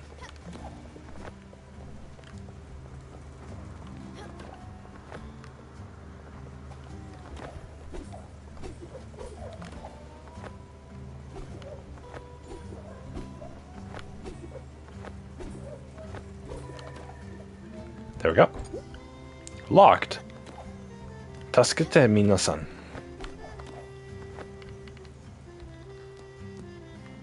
There we go. I did it. Ah! There is a triple jump. I swear to God, there's a triple jump. No! Oh, okay. Phew. Hey, wheat and potato seeds. Hey. Hey. Oh my God, so many people to talk to. Dang, I got 2 pennies in my pocket. I can't reach them. They're just stuck down there. I can hear them having fun, crushing together. Hear you, you copper deviants. Quiet! Do you hear them? What do you think they're saying? Maybe they're laughing at my shirts. I like the shirt. I need some peace and quiet. I don't want my money talking down to me.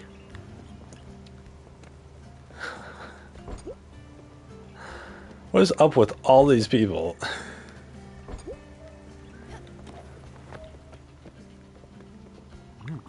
Have you seen this man? Oh gosh, I forgot the picture at home. Let me describe him to you. He has hair. He's got a round face. His eyes are green. No, wait. Brown, maybe. I'm not sure about his eyes. I would have told you to call me if you found him. But without his picture, it's near impossible. I won't find my brother again anytime soon with that attitude. Sorry for the bother. Your brother? How do you not remember what your brother looks like? What? It just clicked. It just clicked. He was trying to describe his brother, and he couldn't even remember what color eyes he had. Not like I remember what color eyes my brother has. I just assume they're the same as mine. Hi there. Could this day get any longer? No, that's just impossible. On my way to a happier day. Hello, friend. See you around. These people are hilarious. Do you like lemonade? Of course you do. It's sweet, refreshing, and healthy. It also is freshly squeezed. Pure lemons, pure lemonade. That brings me to my proposition. Are you interested in a summer job? Hear me out. For this business to thrive, we need more lemons. But the demand in the city is just too high. There's this delivery man in South Point docks. He's got my shipment of lemons. So fresh. You can hear the freshness from here. Problem is, shipments have been stopped by customs. If you can go there and take a look for me, you'd be a lifesaver. Literally. Hurry, we need to make this demand. I just love lemons so much.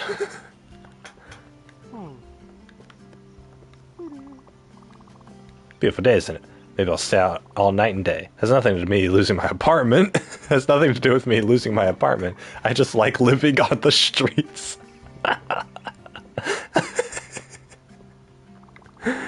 Not living on the streets per se. More like I'm spending time on the streets. This city, what a place.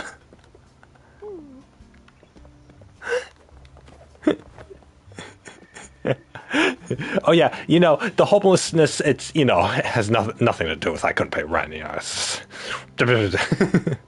It's just I just like it out here, you know? It's just I'm not living out here on the streets. I'm just spending all my time out here. I mean, I don't know what to say.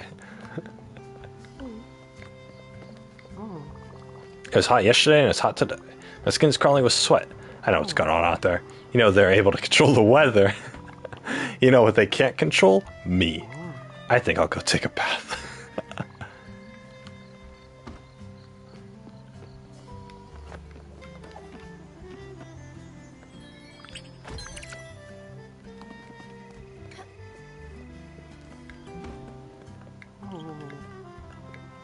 Oh, there's a dude in there. Oh, hello there. Will you be having something? You're looking for someone, a famous woodworker? Ah, sure, of course. You're talking about my boyfriend. These people have genders? Or should I say my ex-boyfriend? I kicked him out of the house. Call it a disagreement. We haven't talked in a while, so I'm not sure where he could be. But knowing him, he's probably just hanging around the park somewhere. I know he has a favorite spot in Ambertown Park. He was never much of a doer. Have you heard the very good word? It's spectacular. Oh, my character is so happy that the word is spectacular. That's the word.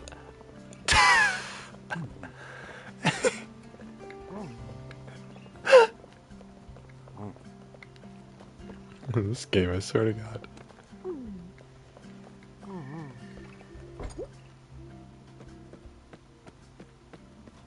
Hey, it's Raccoon Man.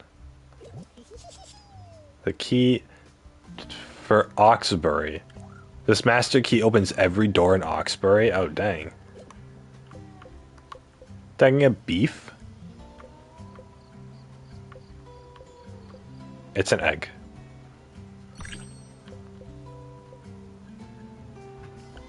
It's not a mistake. It's the right kind of meat for me. Yeah.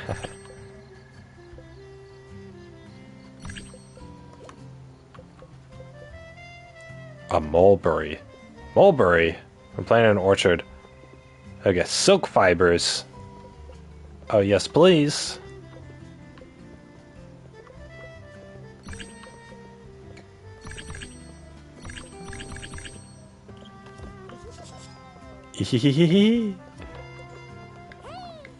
Here's Stella, if I recall. Never forget a face, especially with tiny glimpse. Tiny glimpse. I just went up to the apartment up there. I met this woman in a bar this afternoon. I got dressed up, put on aftershave, took a taxi back to her place. We kissed right there outside. There were pictures of her husband, her kids on the wall. I don't know if we'll see each other again. She asked for my number. I don't even know if I know her name. What's wrong with being the other? What's wrong with being the other man? What's wrong with second place? I think I need a minute. Yeah, what the hell? This is the first time something like this has ever happened to me.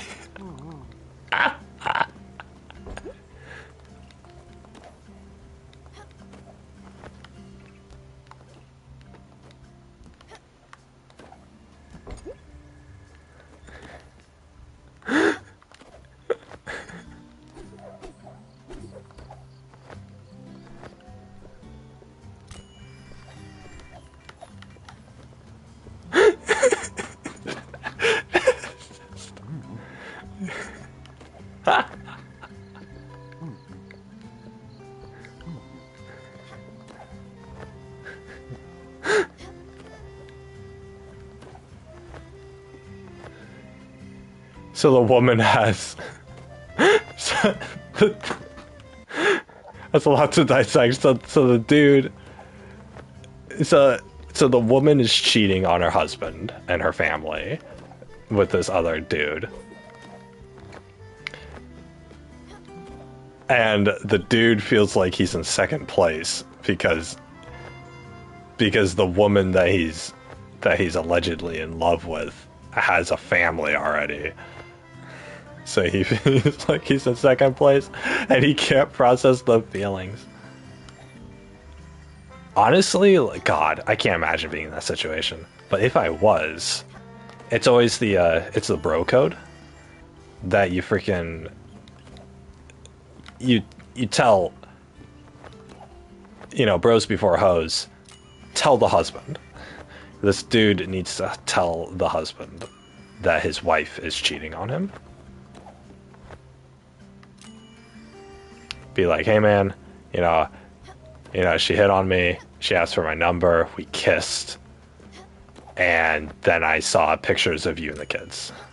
And then that way the husband knows, hey, thanks for telling me about my cheating wife, because the wife isn't going to stop cheating.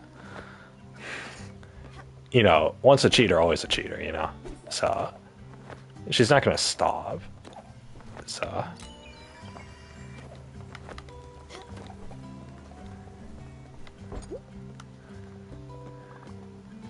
Look at all these trees.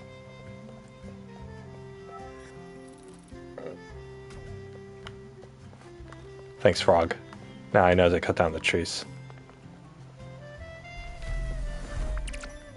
Hey, ash logs.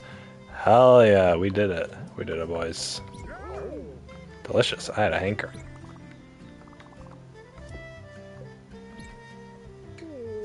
Nah, there he goes. Wasn't that a great favorite niece of mine? Good, he plays joyful music. Shush, I'm waiting for a signal. Buck should be ready soon. I can feel it. I'm glad I'm keeping the frog around, because he plays music for... that makes people happy. Wait, what? Press X to jump higher on bouncy stuff. Oh, okay.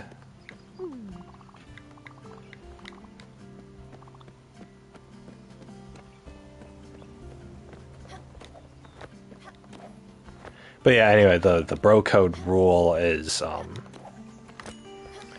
if you're with a girl who's with you because she's cheating on her husband, you tell the husband, or you tell the boyfriend, or whatever. So there was there was a story of this dude slept with a girl. He went to the girl's apartment or house or whatever, and then he went to the girl's house, I guess, and you know, they slept together. And then after they had sex, the girl tells the dude that she has a boyfriend who she's living with, and the boyfriend's just out of town or something. So, you know, she cheated on the boyfriend with this dude. So the dude felt really scummy about it. He got upset a little, whatever. But he's like, whatever. So the girl is obviously cheating on her boyfriend. This dude, following the bro code, as we all should, what he did was he went to the bathroom. There's one bathroom in the living space. And he wrote in pen or Sharpie or whatever what had happened, how the girl had cheated on her boyfriend with him. He wrote it. He wrote that in pen on the bottom of the seat of the toilet. Because with you know how guys, you know, with girls, they'll only lift up the top cover so that they can sit down, but guys have to lift up both covers in order to take a piss. So he wrote it on the bottom of the toilet seat. So anyway, the story on the internet was coming from the actual boyfriend, who took a picture and showed that, hey, some dude, you know, slept with my girlfriend, but he was courteous enough to inform me of it, because obviously this dude didn't have the boyfriend's contact info or anything. So he wrote it on the bottom of the toilet seat so that the girl wouldn't be able to see it when she went to the bathroom, but that the boyfriend would see it when he got home and took a piss. So that was great. And then the boyfriend said that he broke up with the girlfriend, and the girlfriend like threw a hissy fit over it and whatnot, right? Cheaters are always doing that, where they're trying to deflect the blame, and, you know, oh, but, you know, I didn't do it, or it wasn't that bad, or blah blah blah, right? They're always like that. They're children. It's a child in an adult's body. That's what they are. So anyway, so that was a real, you know, that was a real bros before hoes moment. Is the dude that she cheated with wrote it on the bottom of the toilet seat for the guy to hear. So I always like, I enjoy stories like that. I don't enjoy the fact that people are cheating on each other. I think that's disgusting, and they should be all shot and killed. But I enjoy the fact that, since we don't live in a society where they're all shot and killed, that, you know, people actually have the decent respect to inform each other when they're being cheated on. So, you know, that helps make the world go round, you know. Because why do you want a guy to be stuck with a cheater for a girlfriend? I would never wish that on anybody. It breaks a man. So you can get into all this about, like, oh, did he deserve it or not, or whatever, your own fetishes. I don't care. But you know, at the end of the day, it's like, if some dude is getting cheated on by his girlfriend, then, you know, you feel bad for the guy. So you know, you do that. I'm never going to be in a position like that where some girl is going to cheat on her boyfriend with me. God forbid. And that's not a situation I want to be in. But, you know, other people are in those situations. You know, if a girl cheats on her boyfriend, it will be with another guy. So it's up to that guy to, you know, do the right thing and inform the boyfriend of it. He can do whatever he wants with the girl. You know, the girl is cheating, and if she doesn't have sex with this guy, she's going to find another guy to cheat with. So that's sort of what it is. It's disgusting. I hate this. It all stems from this culture of people sleep with each other. Like, it's disgusting. I hate it. You shouldn't even freaking be like, you know, like I'm legit like I'm probably more like a Muslim in like my values for that. I think that girls should just like cover up and a girl's beauty should only be for her boyfriend or her husband or whatever. That's probably the most pure thing. All of that entire society is built on insecurity, so that's what I mean. Obviously, maybe we don't have to be that drastic, but at the very least, like the Christian values of don't have premarital sex. Like that's all you need. That's all you need. It's don't have premarital sex. And then you're good to go. You're good to go, right? That way, you're not going to have sex with somebody unless you're like damn sure you're going to spend the rest of your life with them. So. And then, people who don't follow that, they get stoned to death. Wonderful. Absolutely wonderful. Let's just do a society like that. I don't, who cares, right? But no, everyone's throwing a hissy fit. Oh, we're so liberal now. Da da da. God. Sometimes I just want to be Mormon. If I was Mormon, wouldn't have to deal with any of this. They're like Mormon teenagers who get married just because they want to have sex with each other. But the thing is, it's like, okay, but now you're married. I mean, whatever. I don't care about the intentions. But it's like now it's like, okay, oh, we got to have sex or whatever. We had to get married to do it, but whatever, right? Now we're committed, right? Now we got to deal with this for the rest of our lives. Let's make it work, Let's make it work. So I think that sort of commitment puts a lot more pressure on the marriage, and it puts a lot more pressure on the people to make the marriage work. And that in itself can be a genuine thing. And yeah, there'll be people who are outliers and, they can't do the situation and whatnot. Like, if a really horny person marries somebody who has like sexual dysfunction or something, then yeah, it's gonna be a bad situation. We're not talking about those situations. Most people are normal, and most people don't have sexual dysfunction or like a really heightened libido or anything like that. Most people are normal, so like, it matters. It matters. Today, I think I'll buy some corn for dessert. Why not? I feel out of control. What?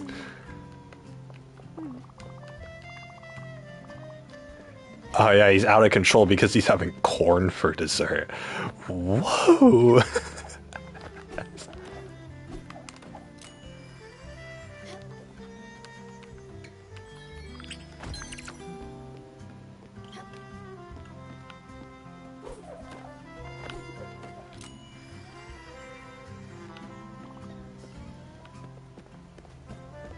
Wait, were there any more trees over there? God dang it.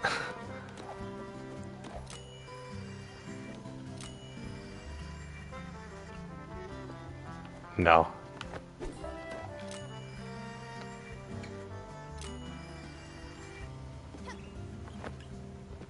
God, I talk like such a freaking incel, dude. Like, I'm not... Like... That's the thing. Traditional romantic values are like taboo in our society nowadays. It's ridiculous. If you told somebody from the 1700s that,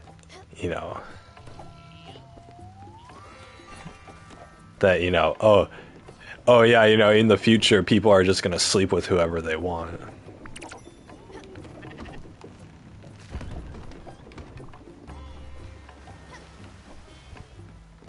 And that we're gonna get girls who have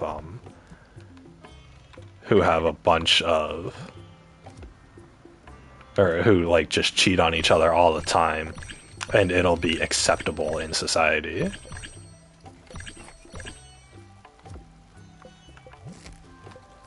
They would flip their top. They'd be disgusted by that, and for good reason. Oh my god, 3 different kinds of tuna for that honey. But I want the honey. Come on, honey. Be my bunny. Da-da-da-da. Da-da-da-da-da-da. What are we doing? Nah, whatever. Do I have... Oh, we're growing potatoes, alright.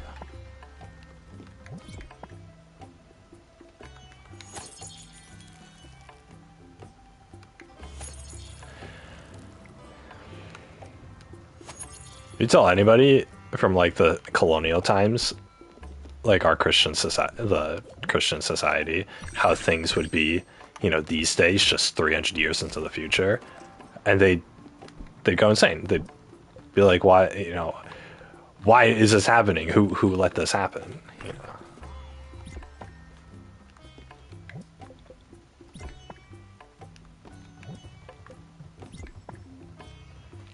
You know, oh, how does society not collapse if you know people can just sleep with each other?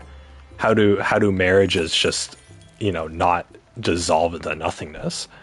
And then you tell him, you know, you say to him, you know, oh, you know how in the 1700s every marriage was a success, or most marriages were a success.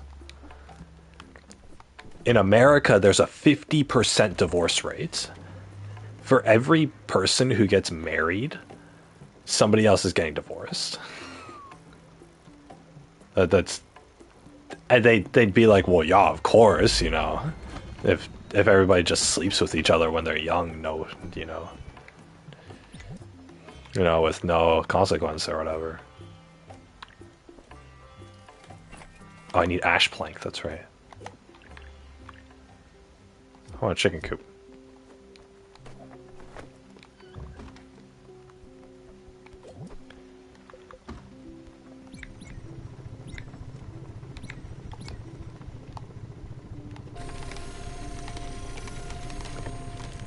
Oh, this one's a little tougher.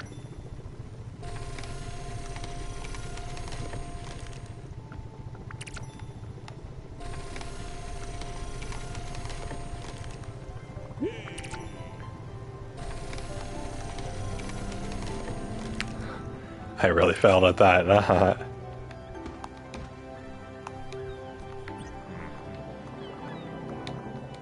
Yeah. It's my funeral. No, it ain't.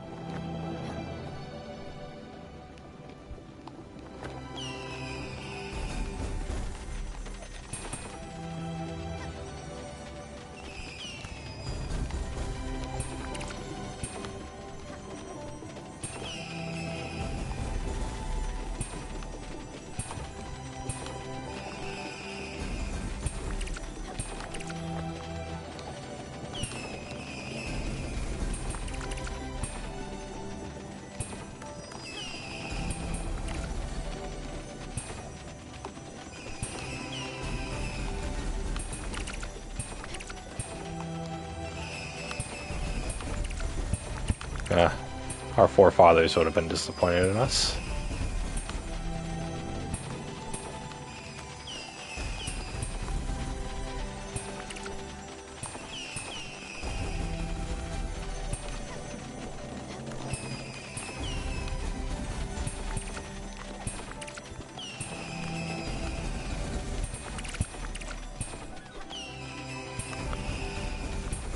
Alright, I think I got enough comet rocks.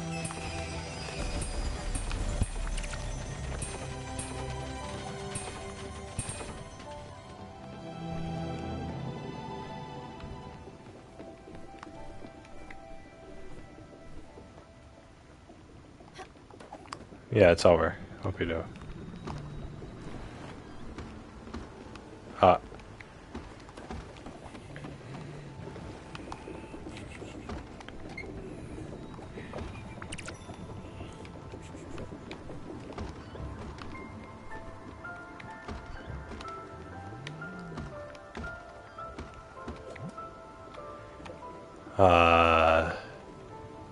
I got zinc ore, really? Where did I even find this?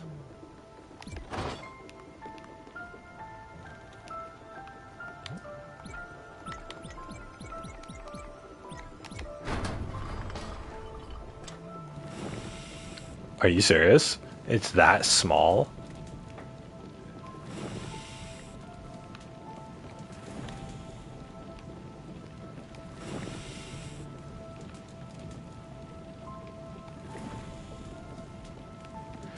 Okay.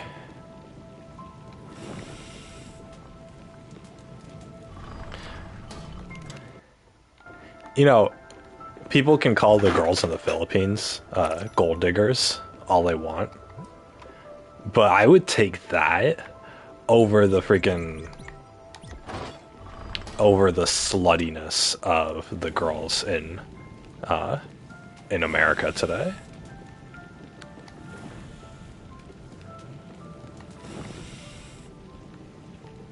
Like there's no way like if I ever wanted to start dating again, there's no way I would find I would ever go on a date with a girl who hasn't slept with somebody before.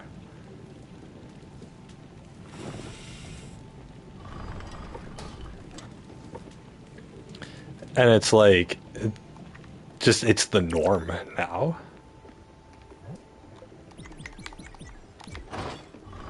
And that's what's scary about it is that there's no variety. There's not a mixed bag. Because back in the day, you know, you had people who slept around and you had people who didn't. And nowadays you don't find the latter. So it's ridiculous. I know in like high schools, it's like if you're a virgin, then you're made fun of. And it's terrible. Oh, you're saving yourself for your future for your future husband or wife.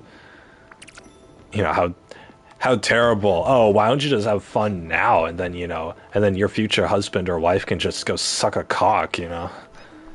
They should just, you know, suck it because you had fun. Why are you letting him tell you what to do? Or why are you letting your future marriage dictate what you're doing now? It's like they make those kind of arguments and it's disgusting. It's absolutely disgusting. They prioritize having fun now over, you know, actually having an enjoyable future. Why would I do something now that's a little bit fun if it means that I'm going to lose? If it means that I'm going to lose, you know, the next like 50 years of my life, you know, in an enjoyable relationship. But the thing is, people don't equate it that anymore. They don't look at the statistics that say that, you know, people who have premarital sex end up in unhappy relationships. They don't look at those statistics. They don't look at the 50% divorce rate. All they look at is, you know, oh, I want to have fun now, and people say it's okay, so I'm just going to go on Tinder and sleep with the first guy who I swipe right on. That's all they look at. And they ignore everything else. I mean, it's not like I'm complaining about nothing here. It's, you know, scientifically proven that you shouldn't be sleeping with people other than, you know, your marriage partner. And then everything that people say to try to justify their slutty actions, it's just cope. It's just, you know,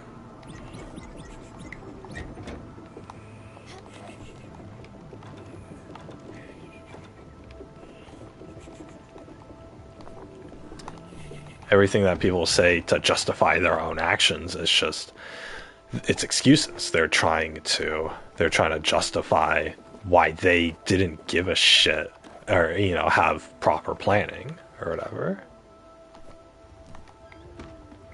Especially cheating.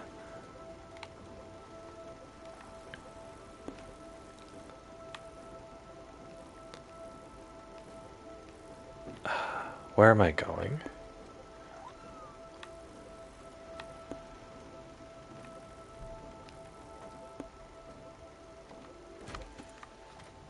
What am I doing right now?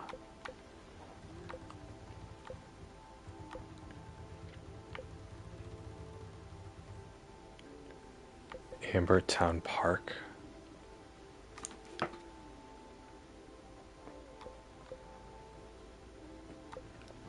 Hummingbird.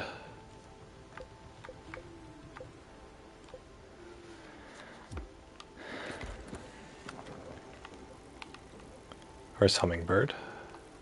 Hummingbird was up here, right? Yeah.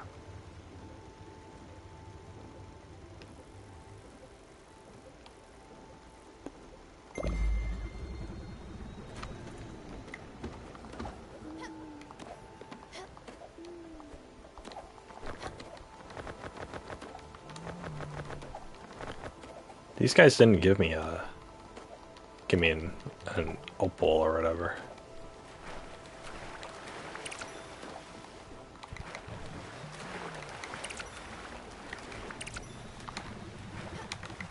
What are these, clams?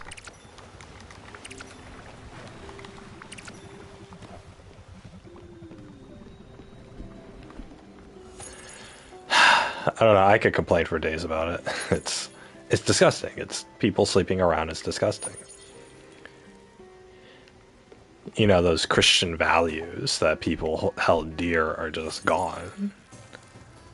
And it's terrible. I don't know, I'd rather, you know, be like, you know, Christian society, like forced to go to church every Sunday sort of place. I'd rather live in that world than in the world that I'm living in now. It's... Oh, what are you doing? Yeah, let's travel. Come on, we're going to Hummingbird.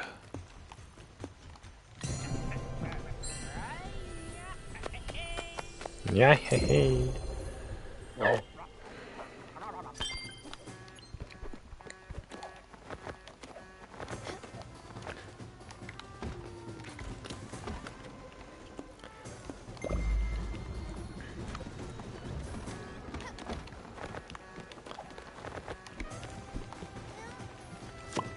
Hey, potatoes.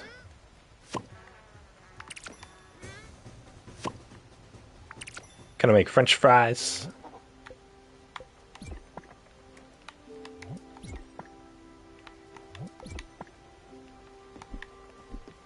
Frenchy friesies.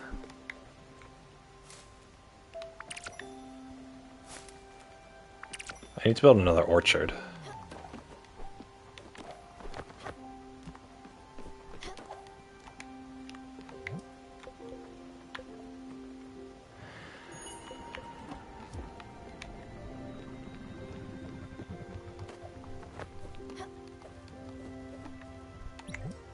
Build an orchard.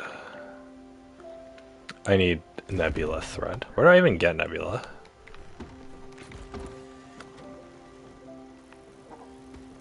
Is it?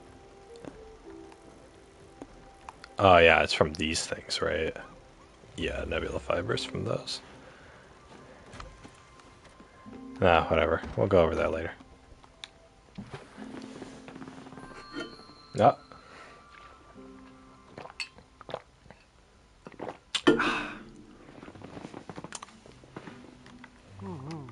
No idea where Anthony is. I'm not a travel agency. I'm not a phone book. Find your friend on your own. Back off. No time for directions. Wait, what's my request right now?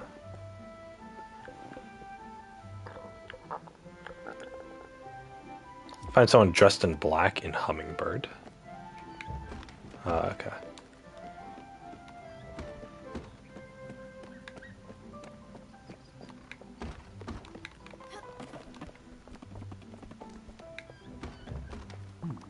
Good day to you. Oh. What? You woke me up. I was taking a rejuvenating momentary nap. Well, I woke you up from your momentary nap. I'm Anthony. I'm indeed a very successful architect. With impeccable taste. What can I do for you? Beverly. I have so many clients over the years, I can't possibly remember them all. Then again, I've had so many drinks as well. I can remember them all. Oh. Some I enjoyed, some I despised. C'est la vie. Not sure what that means, but I always thought it was a great way to end a conversation. Oh, you're still here. Usually ends things pretty quickly. As a world-renowned architect, I've had an incredible life. If I stopped to think about every single client, I'd go mad.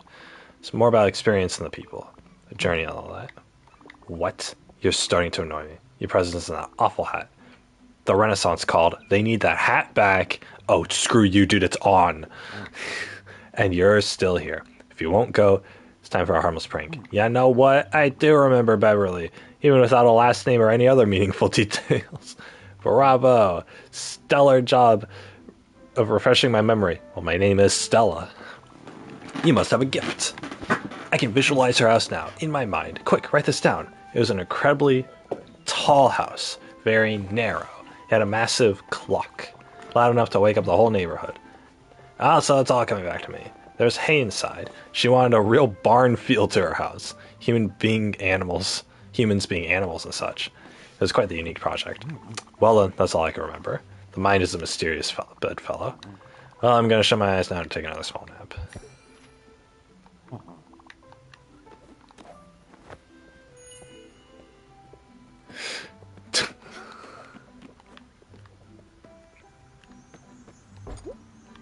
Locked. Don't you eat me. $5,000. But I want that chest. Is the chest even worth it at this point?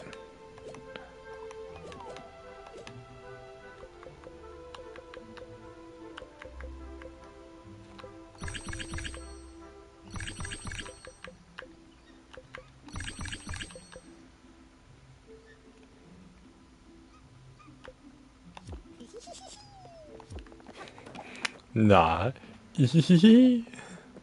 Hey. How are you enjoying my service? The gang and marketing as a roseful idea. They thought, why spend this time making meals apart? Just assemble them. Productivity became a main focus. Everyone has been saving people so much money. No one would subscribe from our service, especially with our expensive canceling fee.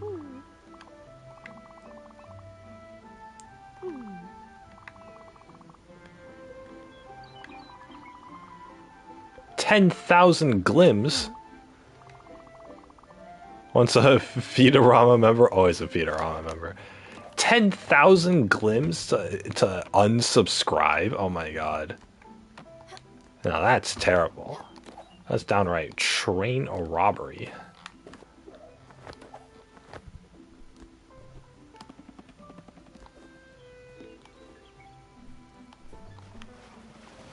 Oh.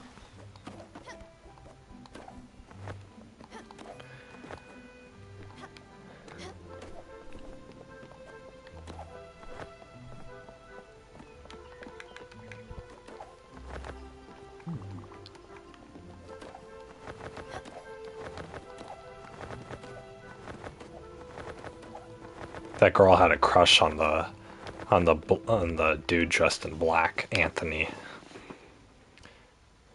Even though she had a husband.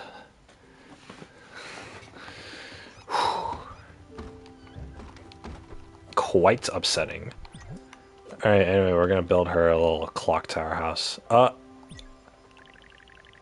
It's like the smallest thing ever. And we're just gonna put it here. She can have it next to the windmill.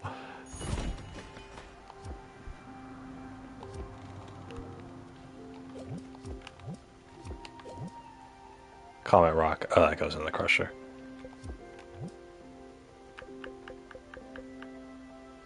Head to Oxbury. Ambertown Park. Where do you guys think Ambertown Park is?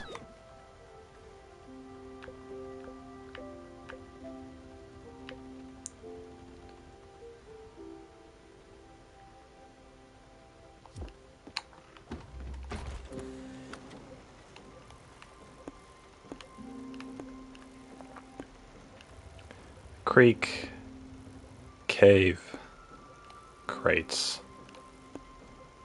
Bombline Corp, Overbrook, Hawkesbury, Old Central District, Alt Harbor. All these have Japanese names, right?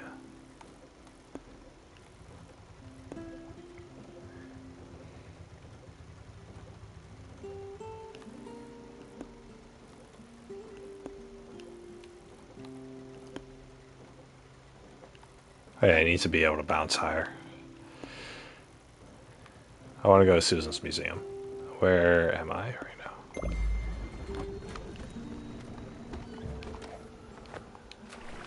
Whoops. Come on, water them plants.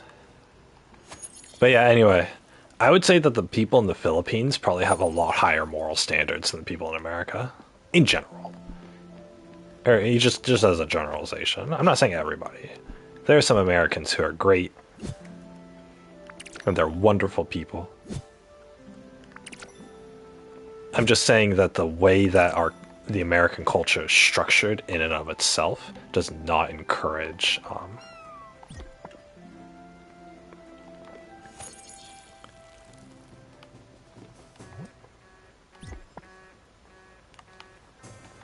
it doesn't encourage people to be good.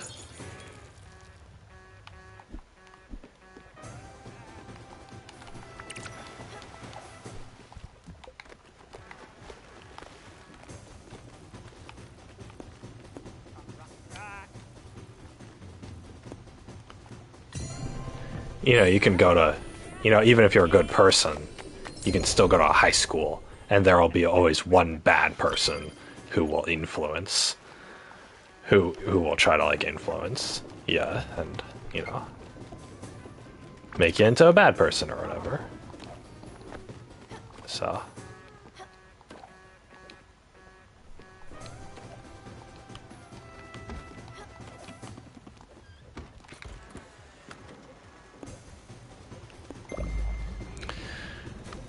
It doesn't even have to be the people at the school. It could be like people online. They might try to persuade you to. They might try to persuade you to do bad things that you wouldn't otherwise do if.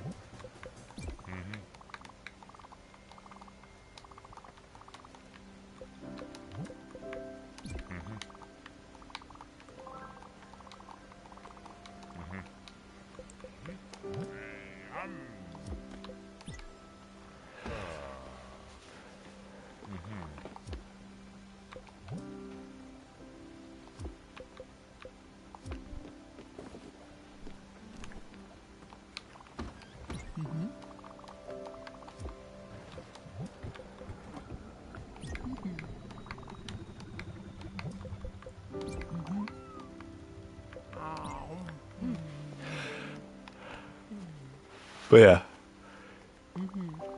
people in school and work can be bad influences. People on the internet can be bad influences. I mean, it's, and then what happens after that? You're corrupted. You're corrupted, and you become less of a person for it. If you're convinced that it's okay to sleep around, then you're gonna sleep around, not thinking anything of it. And then your future partner is going to reject you because you're such a slut. Let's see here. Congratulations. You're halfway through catching and asphyxiating half of the fish types in this world. Are you also cooking them afterwards and serving them to your passengers? This is, ugh, I don't want to think about that. Take this and leave.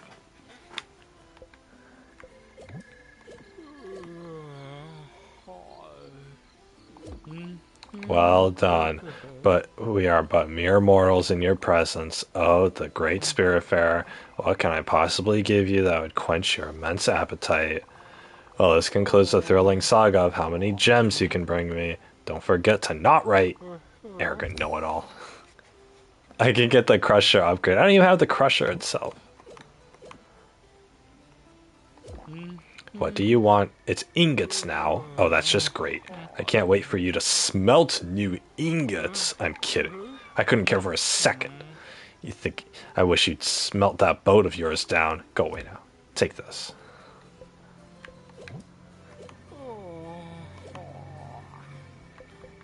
Well, I got every gem.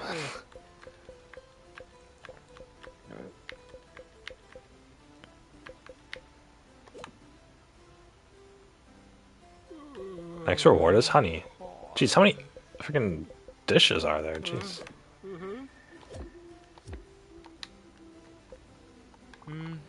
do you want? Alright. So yeah, it's just the fact that, the culture and the society that we live in encourages these like very slutty behaviors of people. And then, the good, honest people, might not know any better. And so they do it thinking that it's harmless because they believe everyone else, because the majority of people say it's okay. And so, they'll do it because they think it's okay.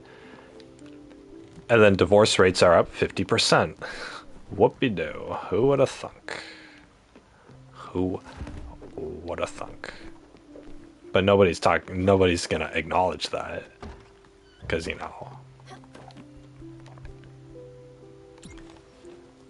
oh, how dare I bring that up? How dare I suggest that sleeping with strangers could have detrimental effects on your future marriage?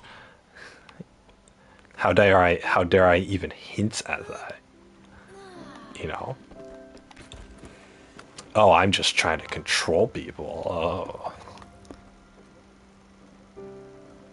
Oh, North Sea Pier is here. Isn't this where I'm supposed to go?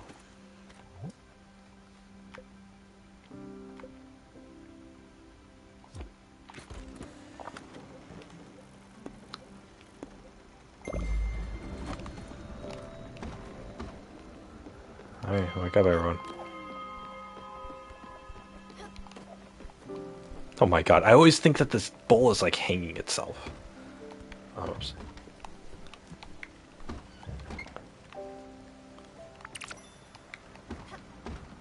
Some items take like a really long time to pick up, it's odd.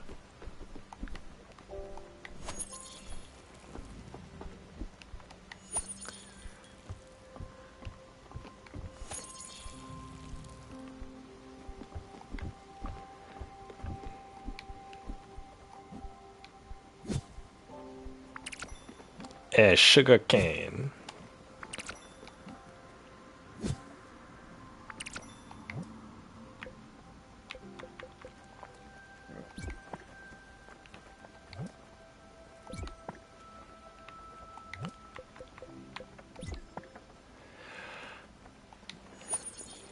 Bada bing, bada boom.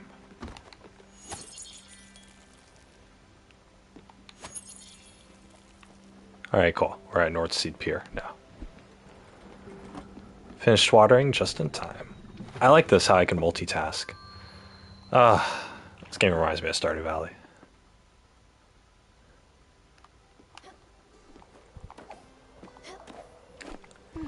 Well, who'd you end up picking? That's wonderful. Ingrid is a born star, just she hides it. Those eyes, that face, she's perfect for this role. You pulled it off.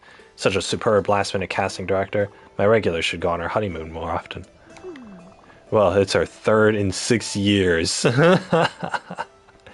Dang, girls getting married every other year. That's where that 50% divorce rate's coming from, am I right, guys? This town, things move fast, but back to our movie. I still couldn't find a director or screenwriter. Everyone's booked up. Everyone's scared of what this picture will mean for the industry. I just happen to keep the spirit alive a little longer. Give you a call whenever we get out of this production hell. In the meantime, you know what they say about actors. They are cattle. Someone I know said that. You'll be my first call, madam, and don't you forget the face of a star. A star attack. Hey, the cow stall upgrade.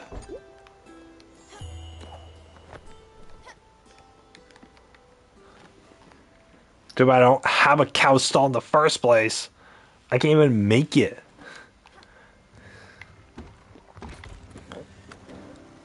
Like, what do you want from me?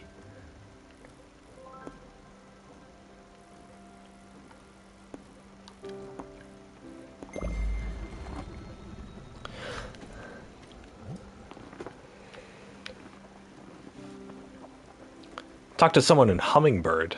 Berg. God dang it. I was just there.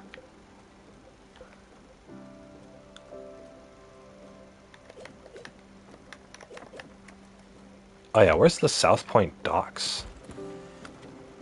I imagine they're in the south.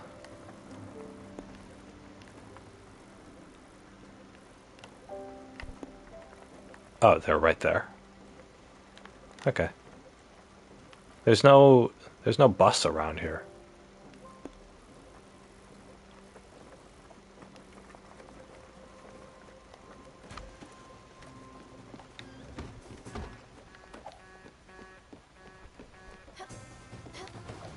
Why is my wheat not ready?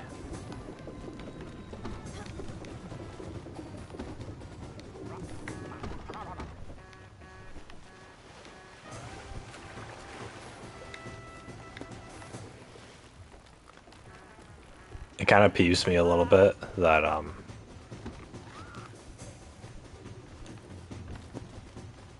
oh. Dang it, I actually want to go to Masha to get my marble. Yeah, I won't forget. Just...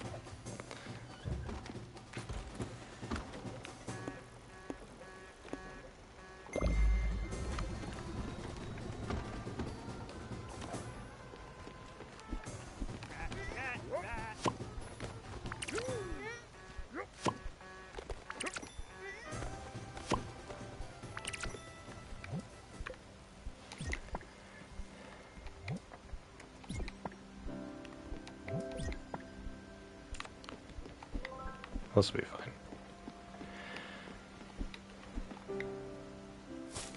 Oh yeah, I was also gonna do the nebula thing.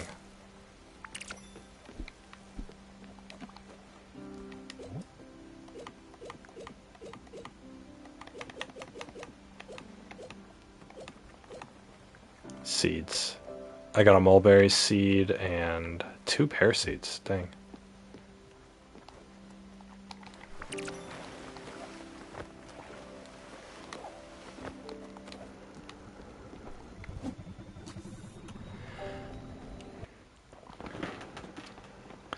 But yeah, it gets me thinking that, like, I hate cultural influences on people because, you know, it just means that people aren't their own original ideas.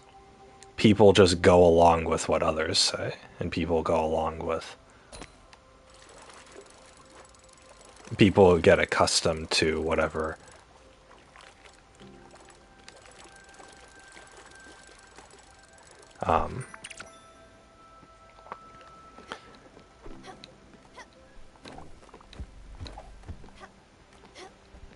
people just, you know, they go along with whatever society tells them is okay to do. I think that's really bad because it means people don't have their own original thoughts.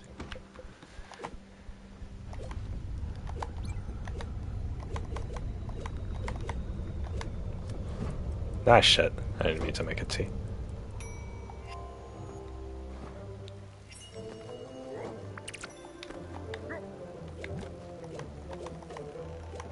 What was I gonna cook? What's his face can't eat shellfish. Where are the lobster? Oh, here's the lobster.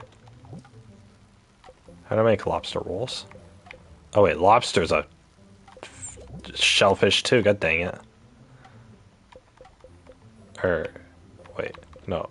Lobster's a crustacean. Okay. And then... I don't know.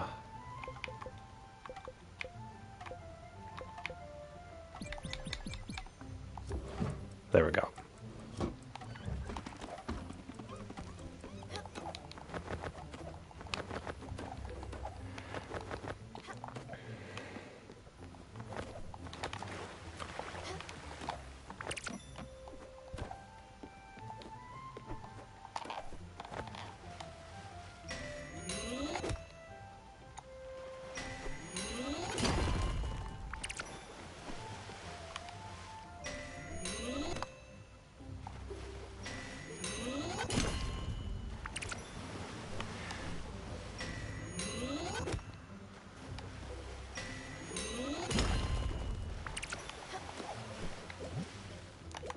I want to put the zinc ore in here. I'm gonna have to come back for this.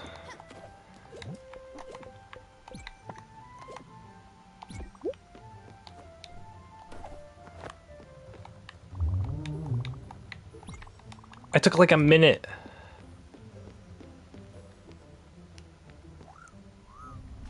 Okay, good. It's going underground.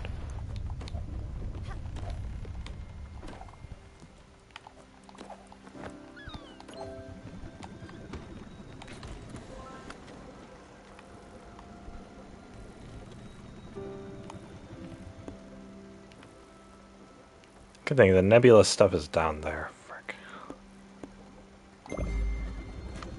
Whatever. We're just gonna go. Yeah, your fried chicken. I get it. Can't even see what I'm planting because you two fat asses are in the way. Oh my god.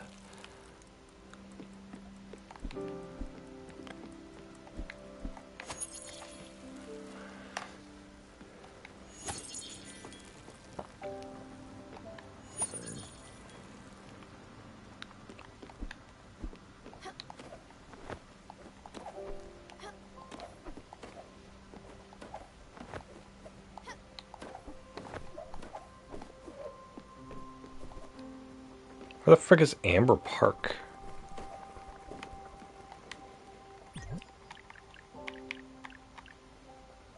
Oh, I can make my chicken coop now. Nice. Alright. Here it is.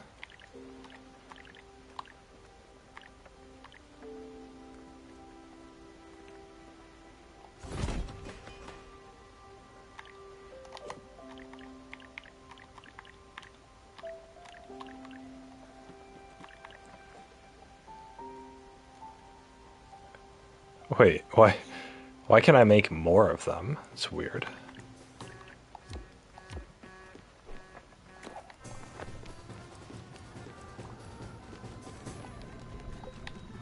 Yeah, everyone's starving. I don't care. I kind of don't care, actually. Oh my gosh. Wow. It's amazing. I don't care. Everyone's starving.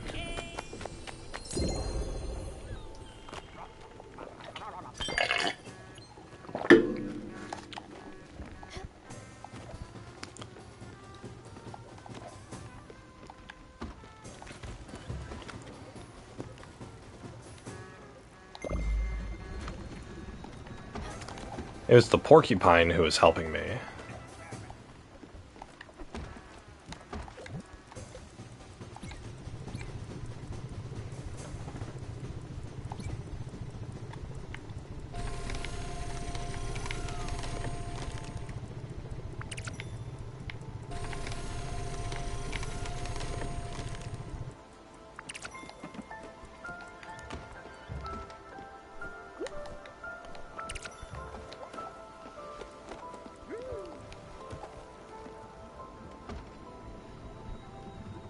A letter from Albert. Stella, I had the pleasure of meeting your Uncle Tool. Quite a fella. He gave me a few tips for the yard, thought I'd return the favor. My boys found this on our decks, they thought it might be useful. Tell him hi. A treasure map. 85, 165.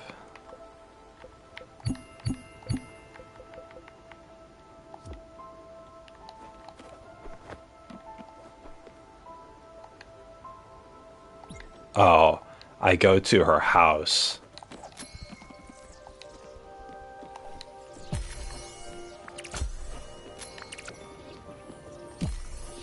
To start the event.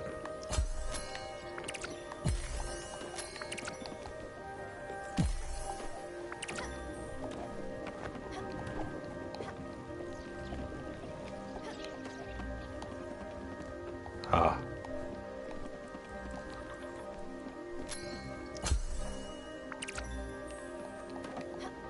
Where's the other one?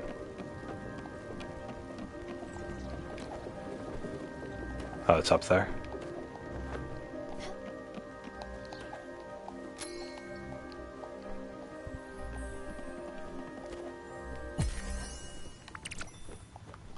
Nice. Alright, cool.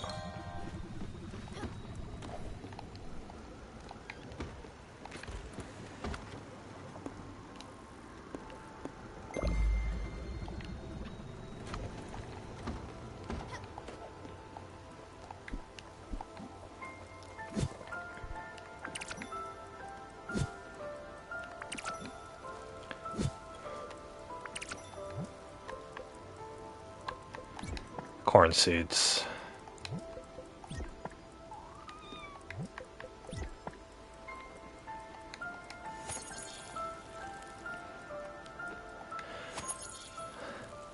Sure, the one next door needs.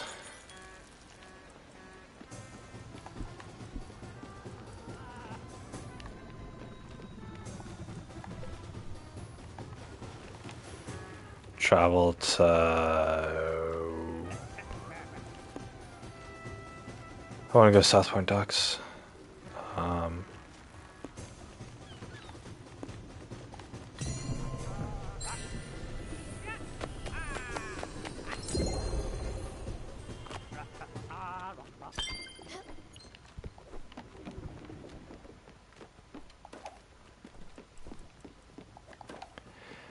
Let's see if I can actually get to Olga.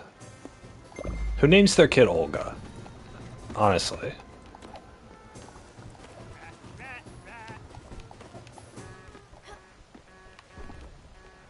Okay, I need...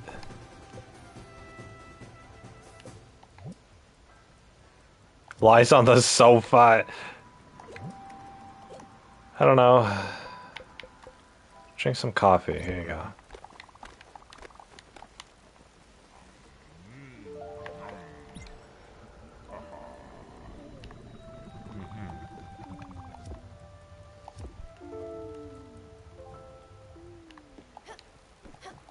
Good dang it.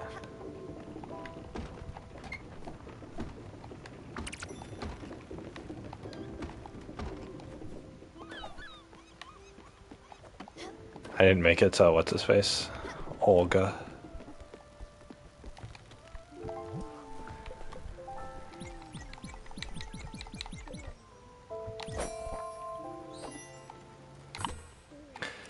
Two, three, 4, 5, 6, 7, 8, 9, 10. Go.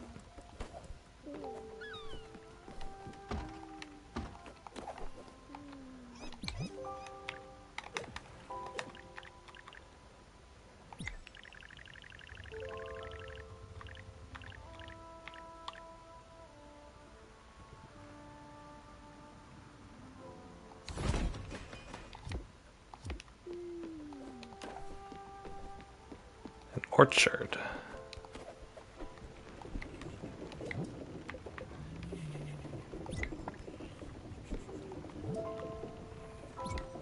There we go.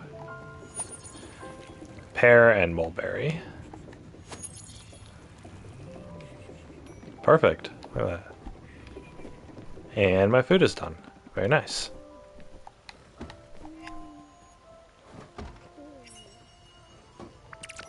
There we go, shellfish stew.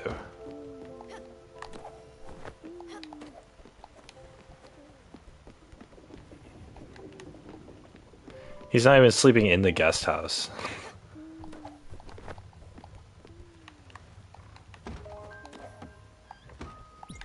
Sleep in the morning.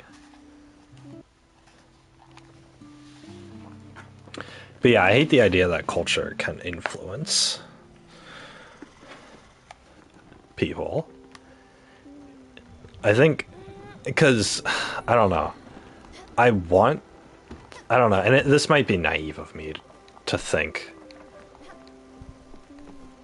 but I want people to be their own original people. I don't want human beings to be influenced by their environment and by the people around them and stuff. But I think that's really too much to ask. I think people are always going to be influenced by the things around them.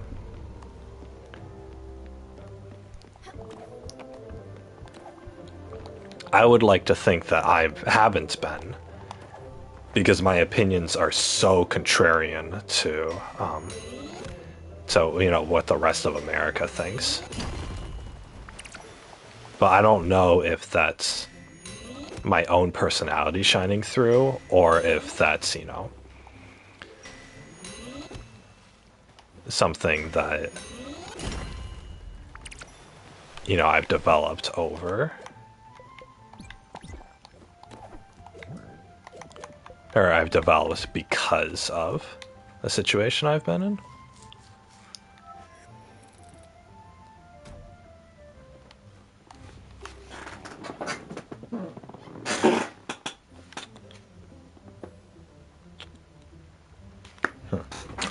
Thought I heard my phone vibrate.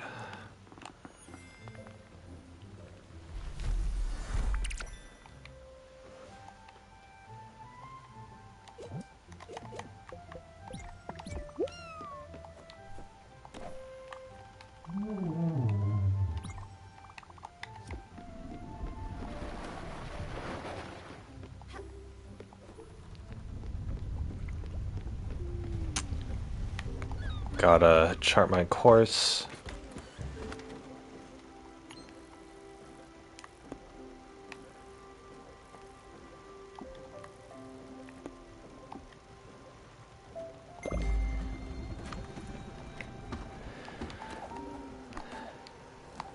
Water the plants. This game's a lot of work. Well, it's like, it's not too overbearing. You guys know in like Stardew Valley, you could have like an insane amount of work to do. In this game, it's like, it's just enough to keep you busy, but it's not overwhelming in the slightest. I like that. It's still a very simple and relaxed game in that aspect. Anyway, where do I get chickens? I built a chicken coop.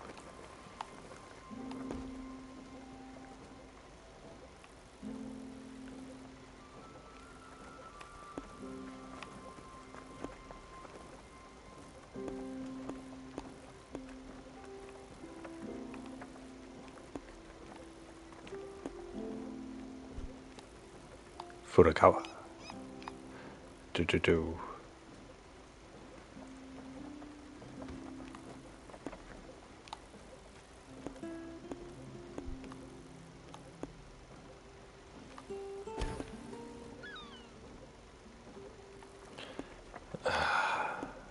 There are no chickens anywhere. Come on, game. There's a sheep. I already have 2 sheep. I don't need more sheep. Nordsea Pier wouldn't have them.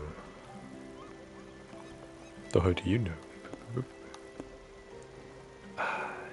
Mesa is my zinc ore.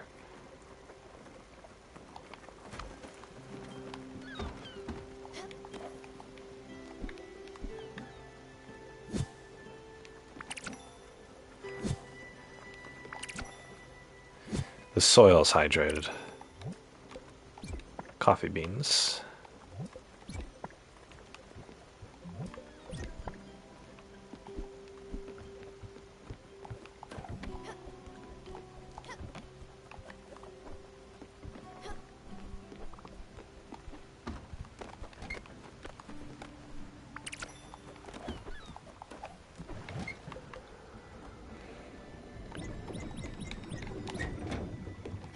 Wheat flour.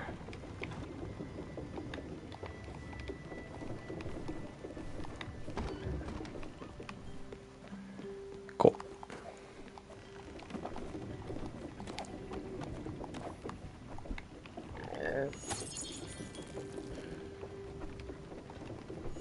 I'm not gonna remember this that often.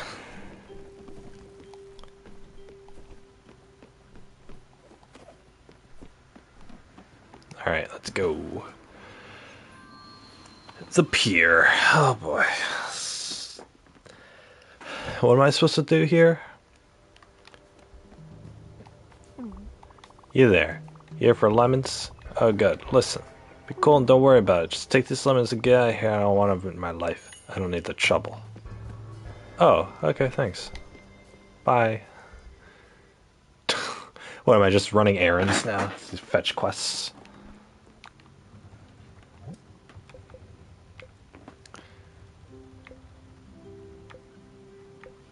I do need to go to Oxbury for a couple things. But the 85, 165. Where would that be? What do you guys think?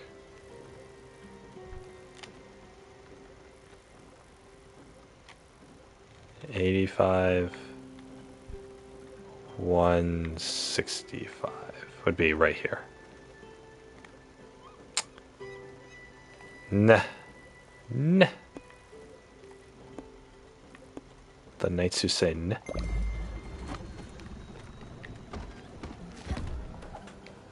Hey kid. We're hungry over here. Food in my belly now. Okay, fine, whatever. I made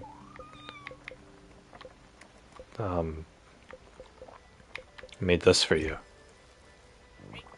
Free grub finally. Have a hug too. There you go. Yeah, just don't tell anyone.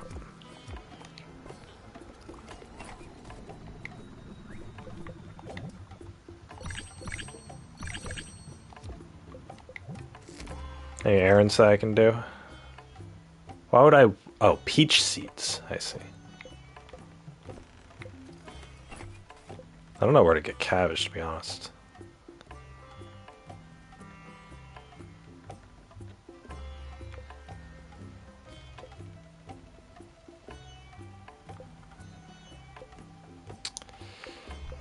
No. Oh.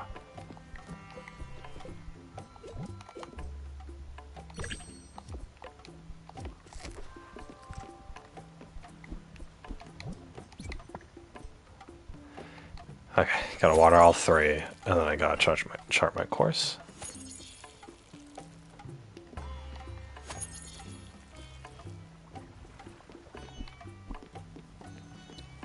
Nope, I won't be a deer. I'm a human.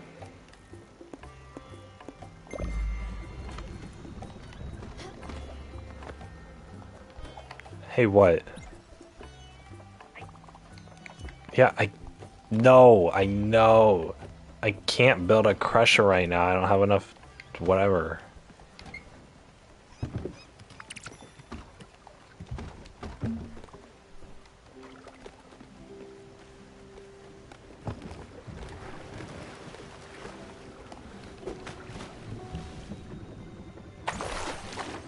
Ooh, a zinc ore. Or a silver ore, oh boy. Oh boy, and an iron ore.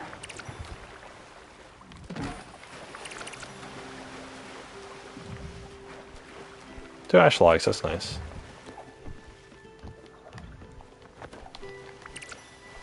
Whoa, an empty shell, oh boy. Wasn't even worth it.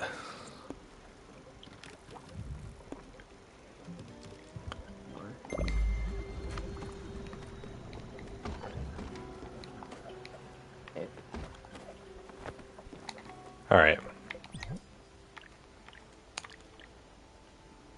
Ash plank.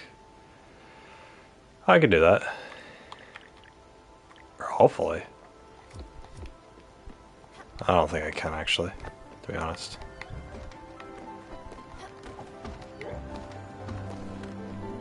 I don't wanna. I don't want to.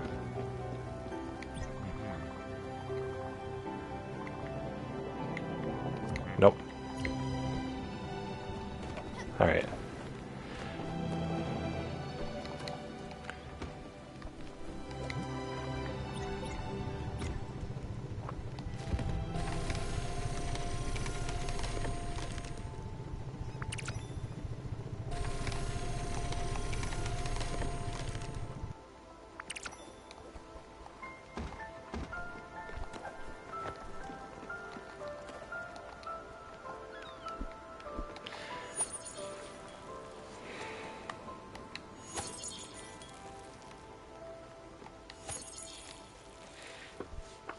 Okay.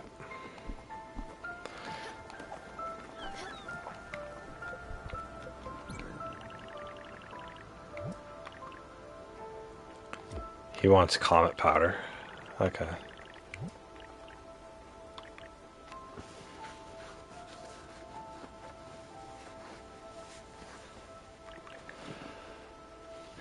clear glass sheet.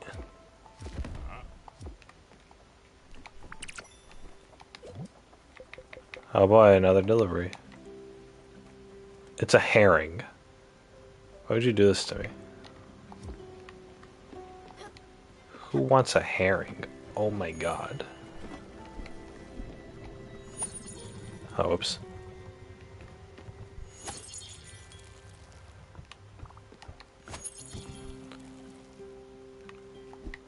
Okay.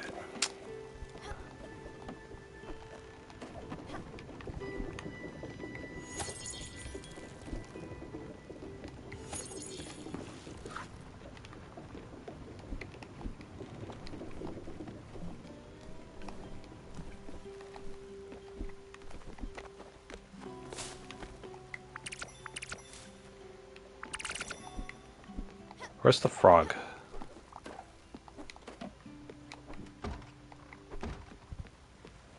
Where's the frog? Huh.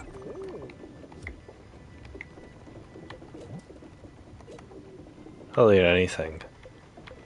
But what would he love? Would he like a cake? I don't know. He doesn't really care for dessert, I don't think. Hug. Wasn't that great favorite niece of mine? Alright, cool, he'll play music.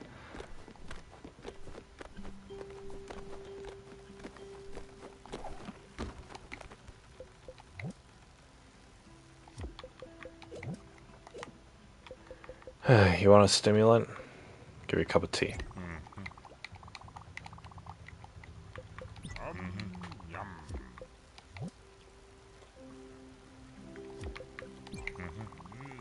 Look at these jewels for you, Bambina. No need to explain how, just take them. Ah, yay. He gave me jewels. Hoseki. Hoseki no Kuni. The Gemstone Country.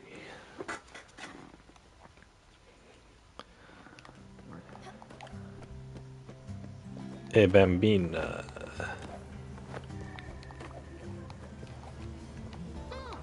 You did what? What a treat. Can't wait to see how you replicate my old house. It won't be filled with memories, but we'll make new ones. How was Anthony? Did he still have that spark? That certain je ne sais quoi? You know what? Don't tell me. I'd rather see him for myself. With my friend back home, Carol. The one with 4 kids? The one who had that car accident? Oh, I remember Carol. She would always talk about her crushes. She would go on and on about these Greek gods. Then in person, they were all shaped like celery and had bad posture. They heard nothing to write home about. Carol had the wrong taste in men. Her husband was not the catch she claimed he was. Enough about Carol and her poor choices. We should go see Anthony.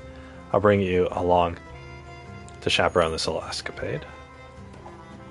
Okay.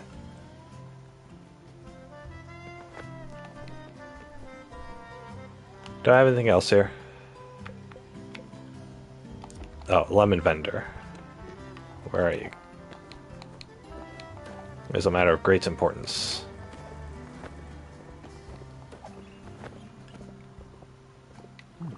This is amazing. You really pulled through. I was worried. I had some pretty bad people breathing down my neck for lemons. I know, right? People are hyped up about these darn lemons. Anyway, you did good. Thanks for the lemons. Here's a little something for your trouble. 5,000 gleams. Hell yeah. We did it, boys. 5,000 gleams.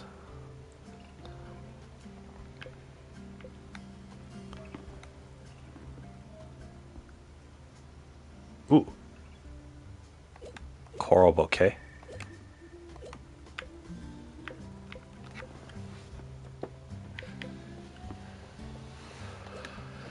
Oh, no, no, no, no, no, no.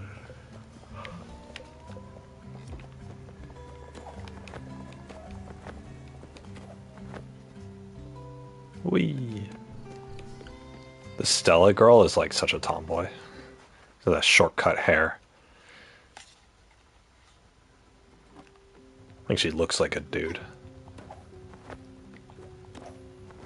Not that there's anything wrong with that. I mean, you know, people like the tomboy look and everything.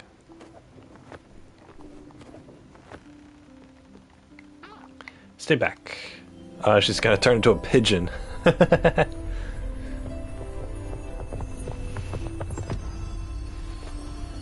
Oh, she disappeared. Oh, okay. Down here. Well, that was something else. Haven't felt this alive in years. If I go on an adventure, should take a look at my house. I got planks. Wait, what kind of planks? No! No! Come back here. Planks, get your planks. Made some planks. Enjoy. One plank! You have robbed me of my time.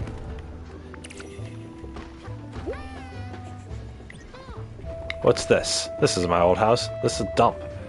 Have you ever seen a house before? This looks like a kid's drawing of a house. Looks like a dog made it. Is this a joke, Stella? If it is, it's not a good one. I'm so pissed off. I'm mortified you would want me to live in this. That you think this was my home, my children's, and my husband's. We lived in a cozy little farmhouse. This is a farmhouse. I know this was years before I moved to the city and you and I met, but this is just a giant clock with some leftover hay inside. I know you tried your best, but this is a mistake. I can't stay here. I can't go on with you, especially in my house. On top of that, I can't believe Anthony gave you the wrong plans. I need to go back to Oxbury. Let's go. Fine. Whatever, you bitch. Oh, this isn't the house that I lived in. It's just a clock and them hay. Da, da, da, da, da. Lady, there are people living in cardboard boxes in this world, and you think that... Oh, I'm so special, I deserve a house. Like, I don't think so, lady.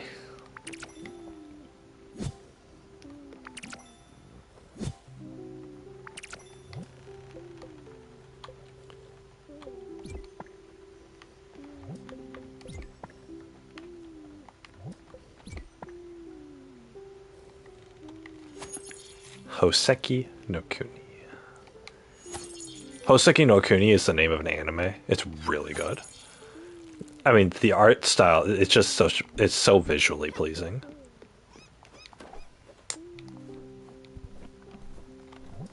But, I am at Oxbury. It's so visually pleasing. And the story's really good, too. I hope you'd consider making up to me. My old home was very important. Make sure there isn't any confusion. Here's what it looked like. We lived on a farm. There's nature all around us. We had dogs and goats running everywhere. It was a quaint little farmhouse. It wasn't run down. It had character. It's big enough for the whole family.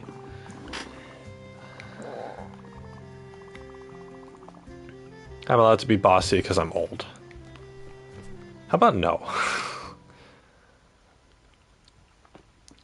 Fine, I'm deleting that clock tower then.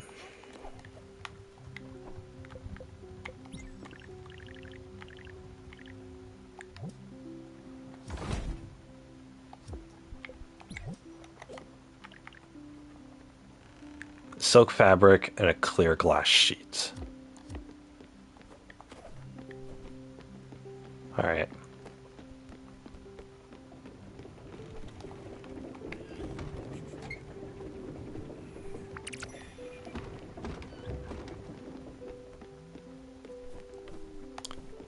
How do I make glass sheets?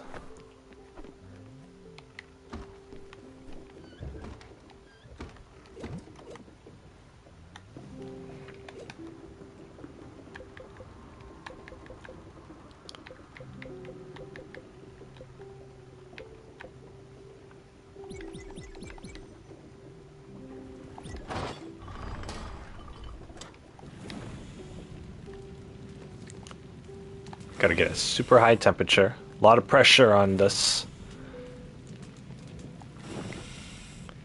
Because it's a high pressure ore.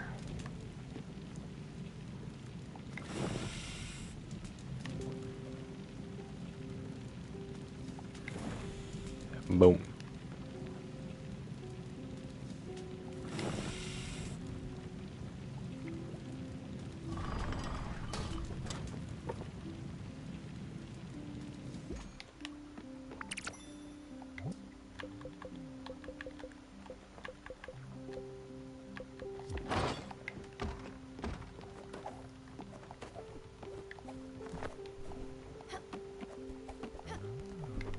Huh. He's almost dried up.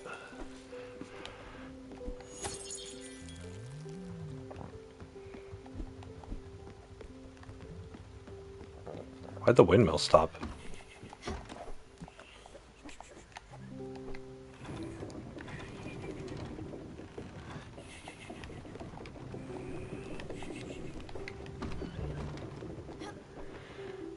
Okay, there we go.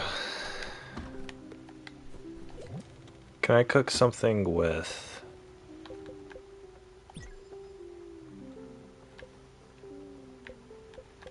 rice and I don't know.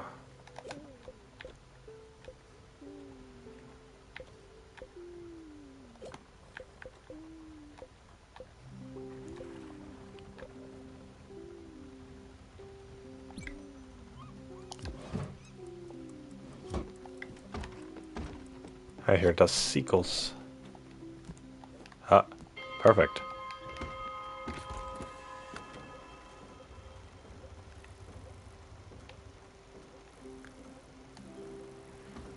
We're going here.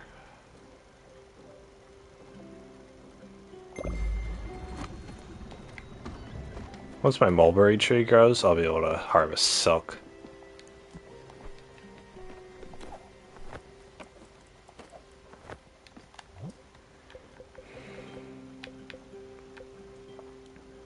Oh yeah, what does a smithy take?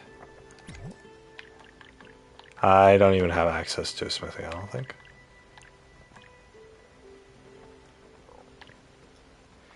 Yeah, I don't.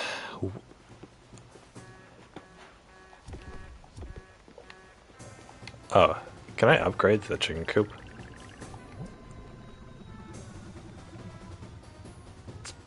Dang.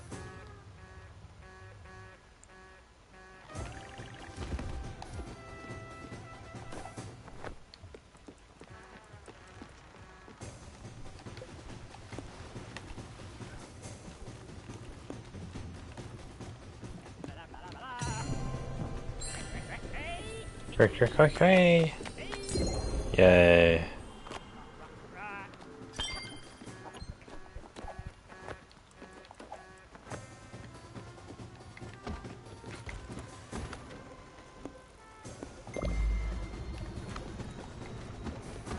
Alright, cool. I can get my grain, or my flour.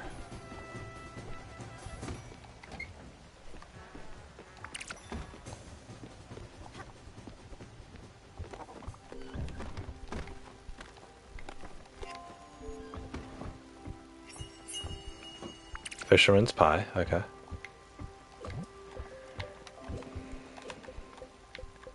I actually want to take wheat flour and an egg. Cook that. That might already be a recipe. Actually, that might already be a recipe.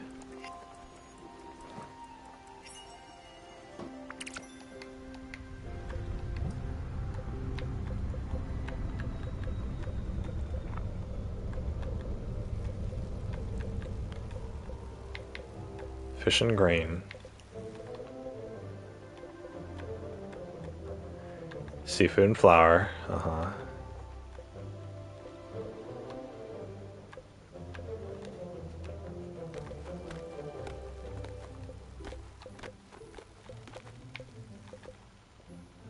Rice and dairy. Coffee, dairy. Flour and sweetener. Yeah, egg and flour makes pancakes. What about an egg and grain? I don't have that many egg recipes.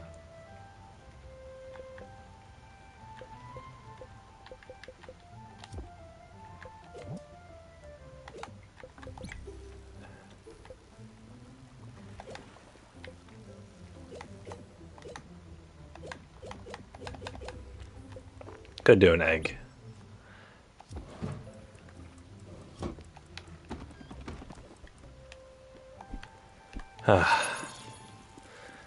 So much stuff. Don't owe me.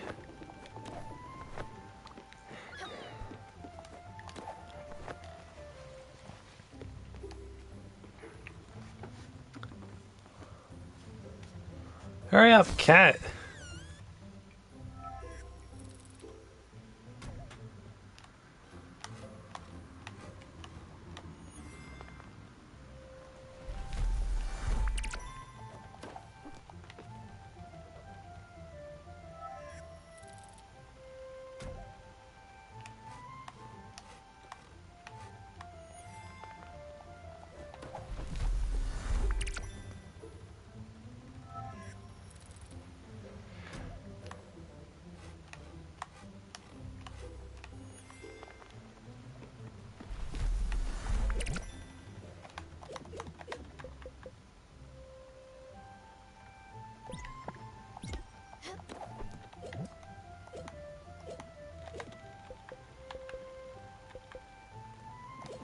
Where's my other?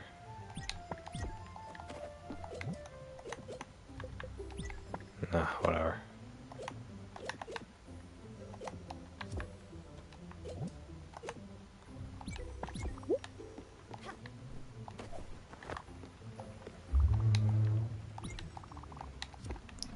Why can't these people feed themselves?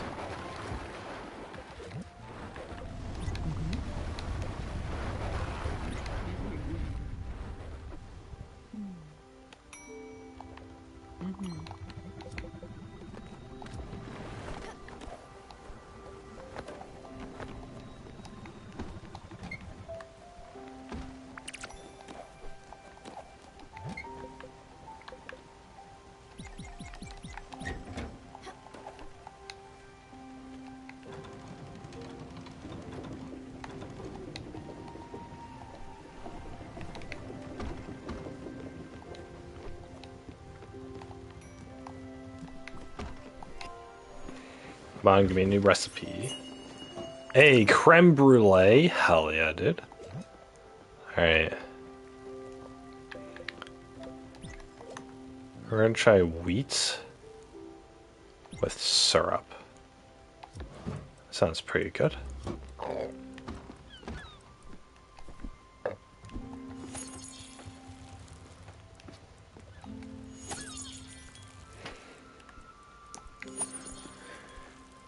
Alright, here we go.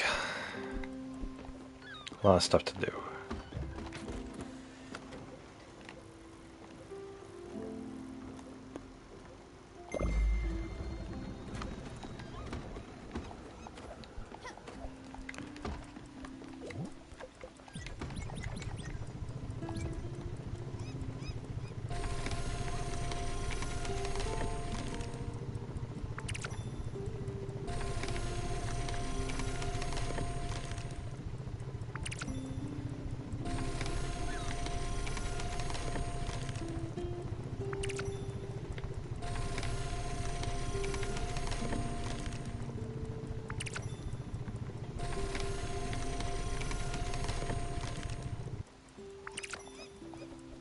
Cool. What do you want? A zinc ingot. Oh boy.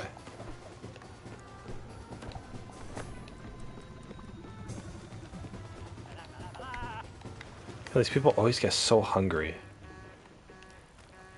What a nuisance. They're so hungry all the time. Like, just feed yourself. Oh my god.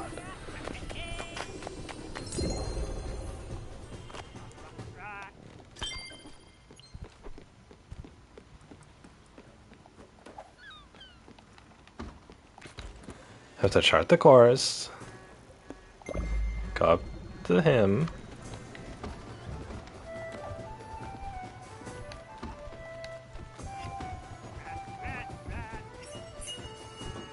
Cereal bowl, what we do? Alright, let's do another grain and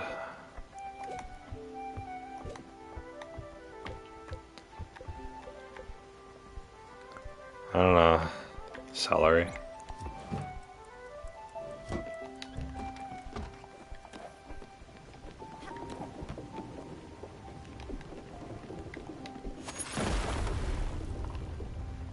There we go.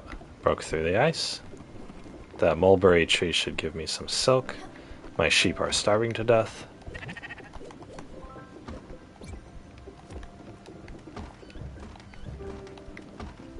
They're just so sad. I don't need wool anymore, but I mean, I feel really bad.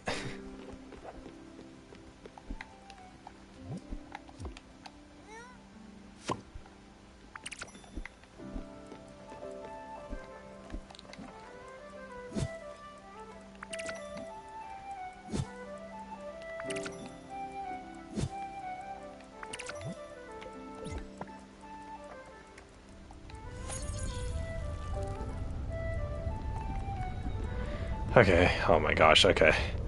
I finished like my round of chores and then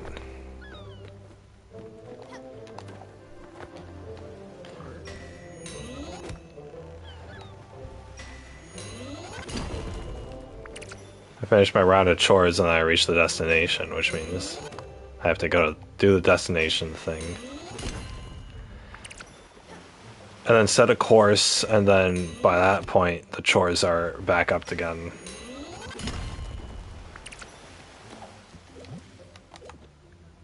Is there anything I would even want to put here, to be honest?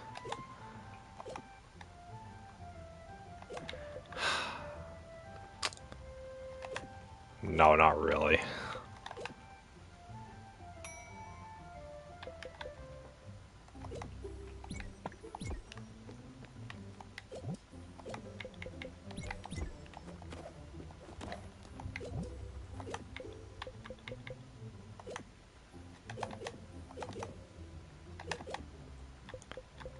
I don't know, marble. Just whatever. Yep. Bye. So, this is done.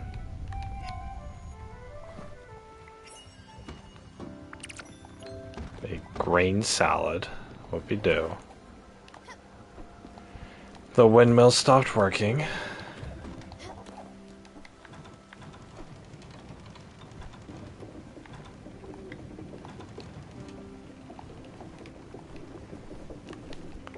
So I have to do that. That's growing. Then I have to go over here and build. I can get a crusher. Oh boy, guys, I did it. I can get a crusher.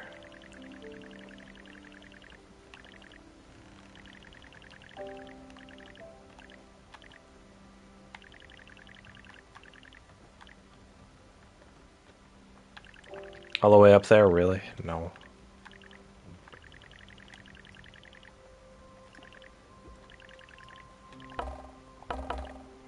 I want to put it there. We're gonna... Actually, how big is that? It is 1, 2, 3, 4, 5, 6 high and 6 across. Okay.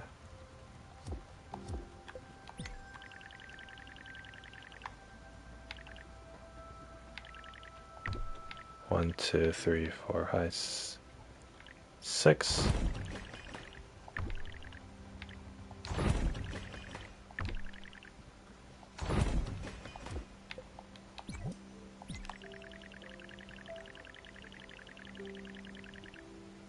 There we go.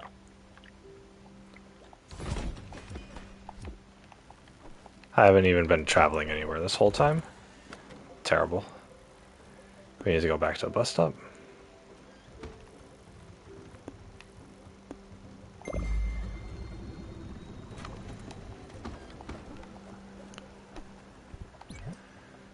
Oh yeah, I can get the crusher upgrade too. Comet powder, carbon powder, and silicon powder. Powder, okay.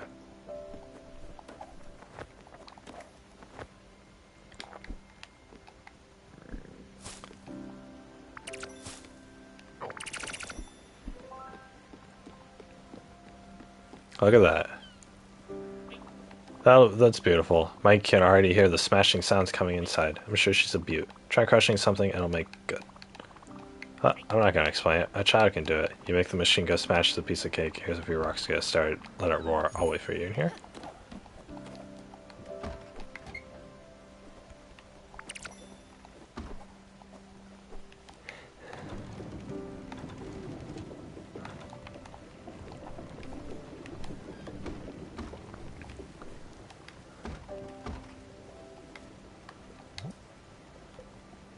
Sunflower seeds? What?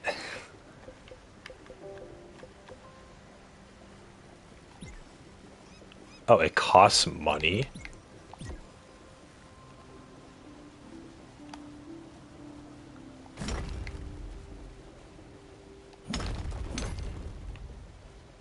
What?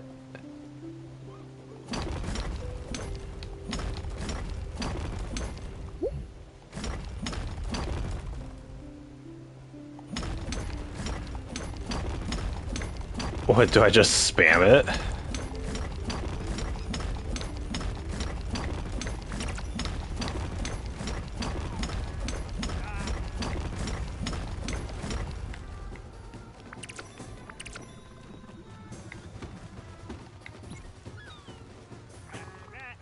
Crush that rock like snow somewhere. I could hear begging for mercy. That's felt good. Look, McGee needs a house. He needs a goddamn palace. Marble, gold mirrors, indoor palm trees. The whole 9 yards. Something that would make our neighbors back home furious. Get it done. Where do I want to go?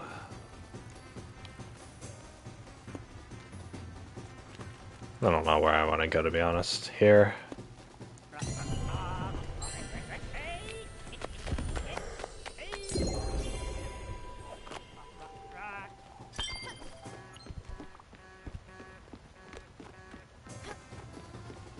Too dark to navigate. Gosh darn it. Alright. Oh, I can build it. Cool.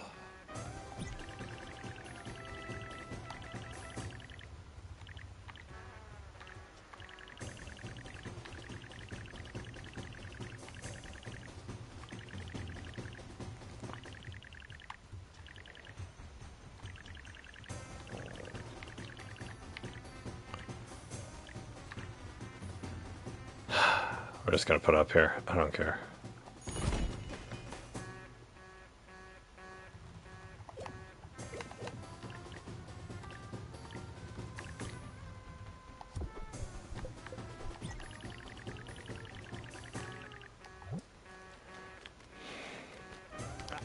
Comet powder, carbon powder, silica powder. I don't have any of that stuff.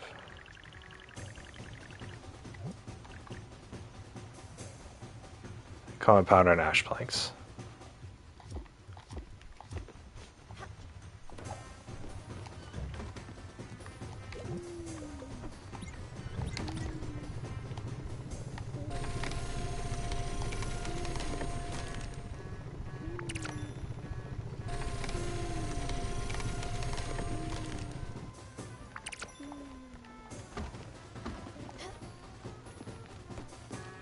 Bam, bam, bam, bam, bam.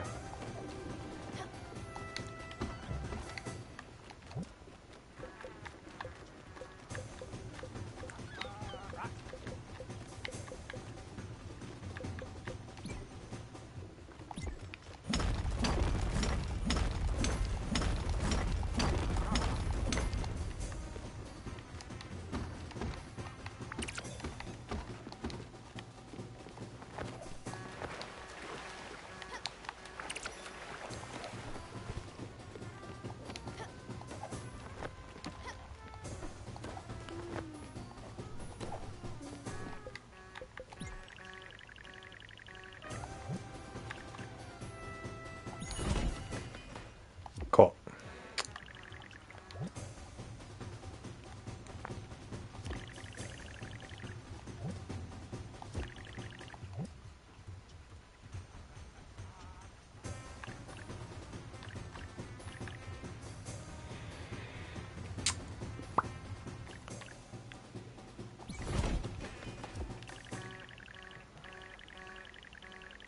Mini palace. Oh, we don't even know what the items are.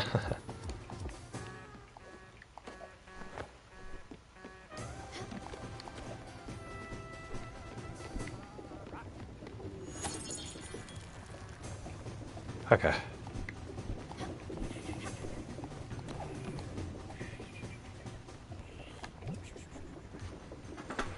Talk to Bruce and Mikey. Guys, wake up.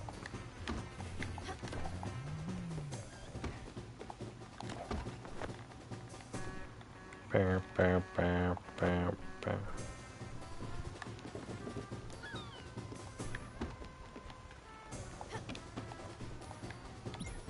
Okay. Thank God. So much work.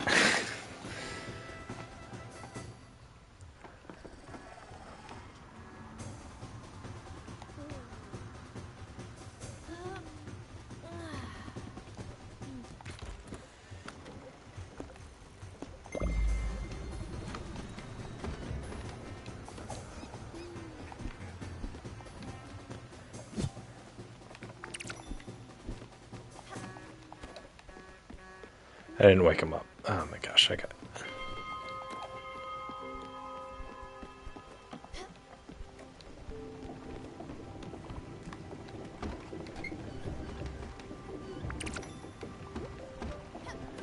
Okay. Way to go, Sprout. This all looks amazing. You got it. My house never looked better. I'm sure the other passengers are already jealous.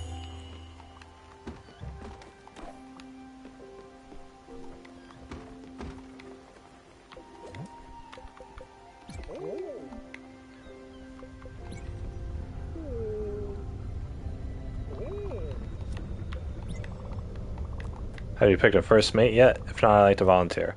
I would say I have excellent credentials. Runs in the family. I don't want to take orders from the cat. Still, you're running all over the place. Doing all these errands, putting others in front of yourself. I look at you a bit like myself. Want to let you in all a little secret. You might love to run around and help these people, but you need to take some time for yourself. Do something that's only for you.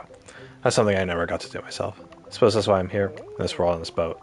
That's why Viv and my daughters don't have me around anymore. Well, at least we got each other, Sprout.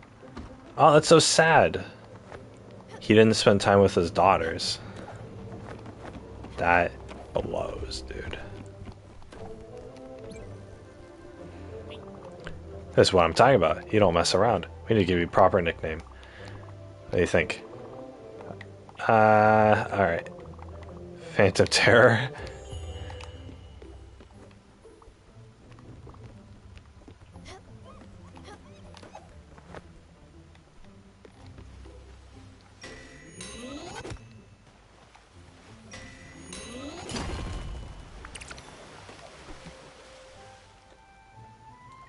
Come on, cat.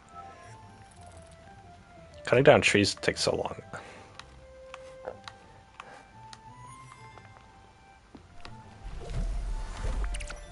I don't know what to put here. More silver.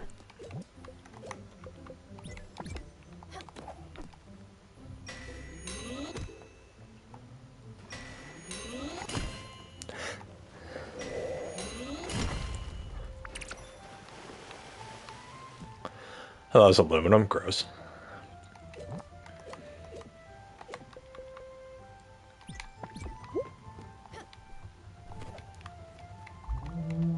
Y'all done? Yeah. Alright, bye.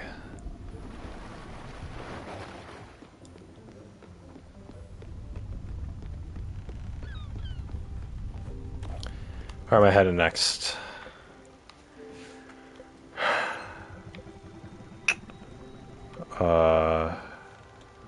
Ambertown Park. Build a smithy. I want to build a smithy. So I need silica powder. Where do I get silica powder?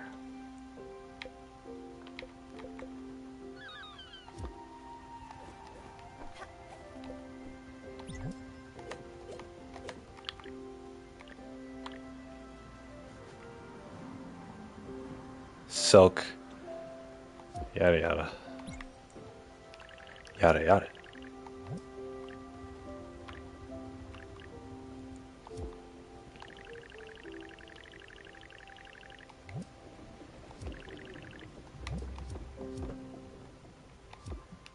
Oh yeah, I need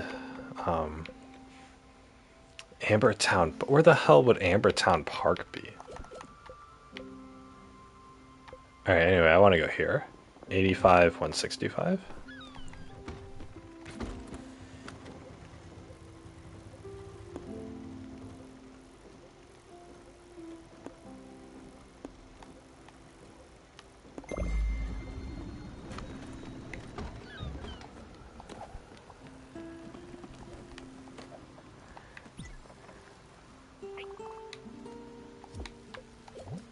What am I getting fed?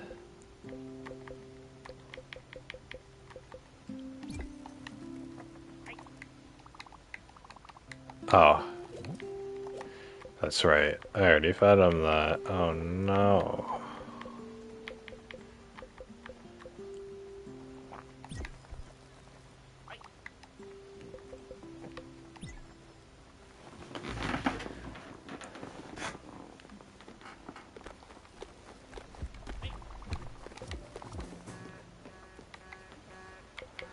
What's this mood like? Good, he'll play music.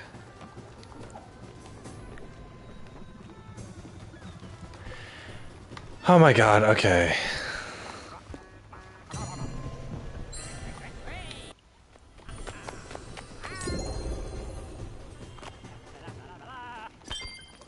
Ba, ba, ba, ba.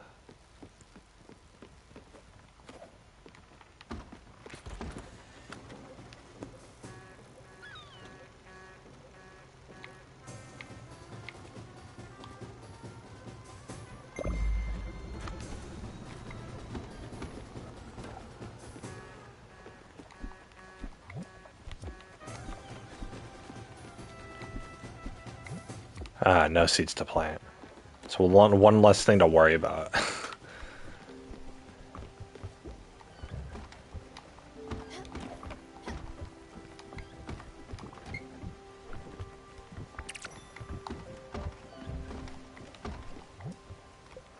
Okay.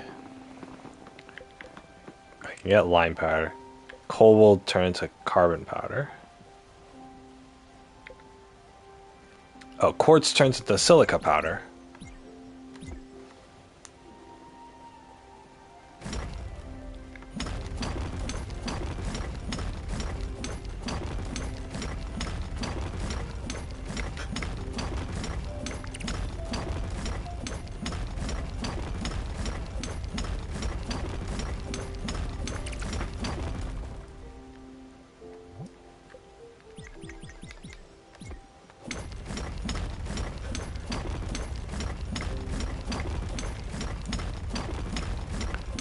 Bam, bam, bam, bam, bam, bam, bam, bam, bam, bam.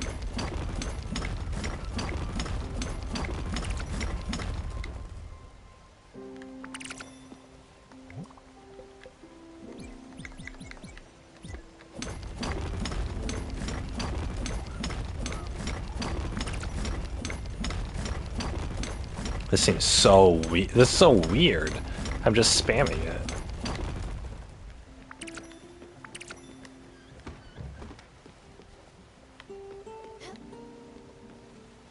Here we go. Here's the treasure.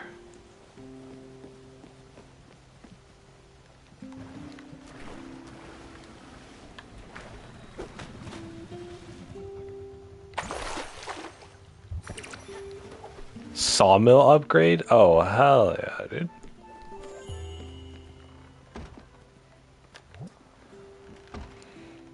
Bomb Line Corp, Fudogawa, and Hummingbird. Well, we can go to Hummingbird. That's fine.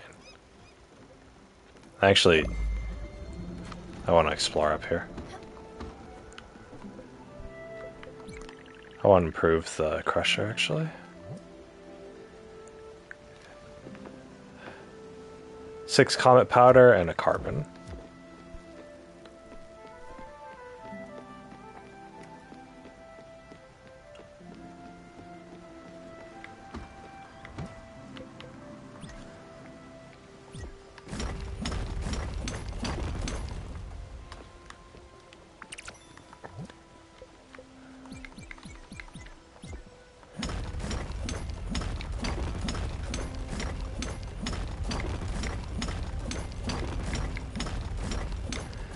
This is so stupid.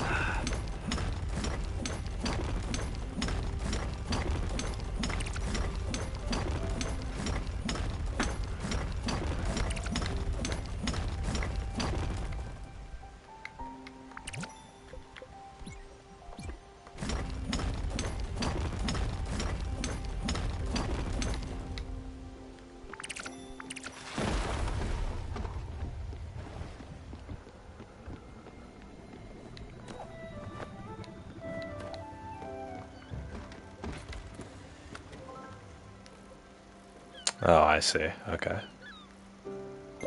How do we go over here then?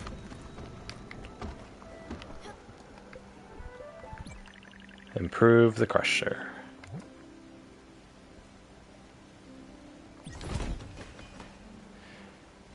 Now use more resources because of all that crushing power. Hell yeah, crushing power. I need lightning in a bottle and maple planks for this.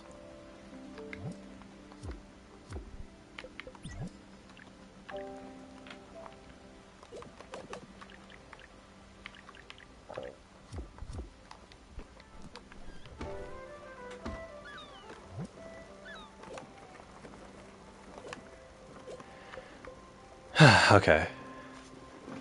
6 silica powder and 6 zinc ingots. And another 8. So 14 zinc ingots. And some ash plank.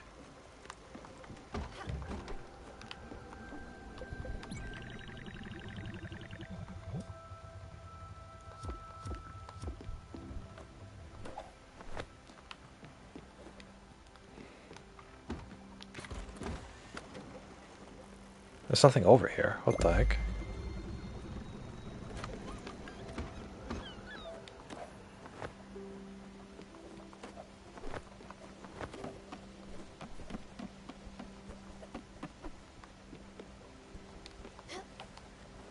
Why isn't this going?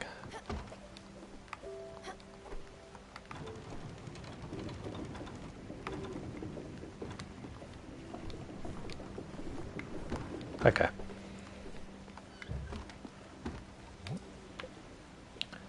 Wait, what did I need? Silica powder?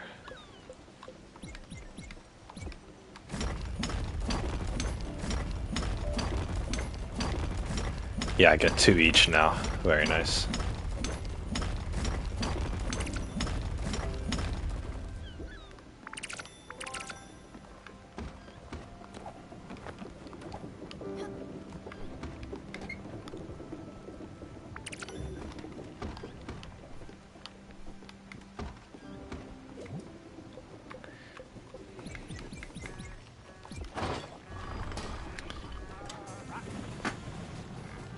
God, you're kidding.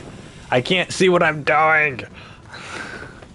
Oh, you're actually serious.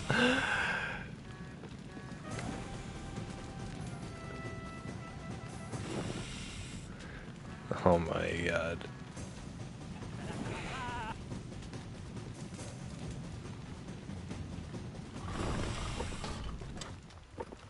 Okay.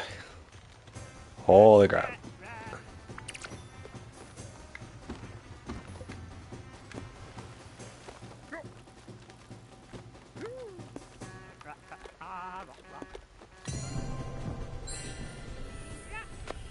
Yep, we're going to Albert.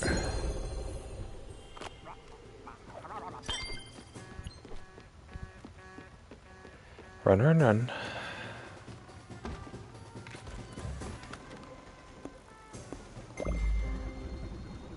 Whoever wrote the dialogue lines for this game deserves a lot of praise. There's a lot of funny ones.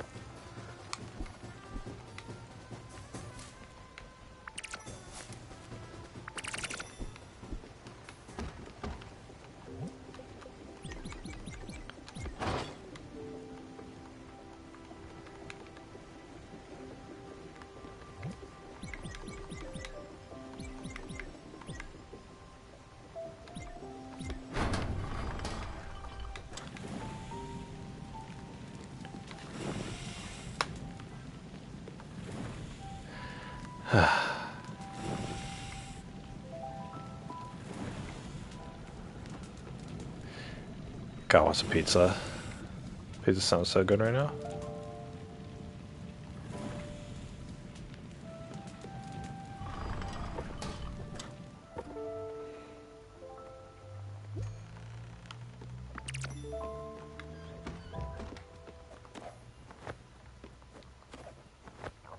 Alright.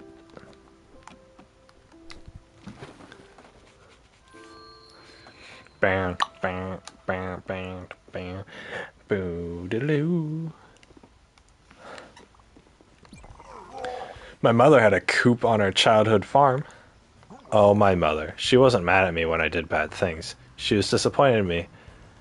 I suppose I wasn't what I was cracked up to be. Oh.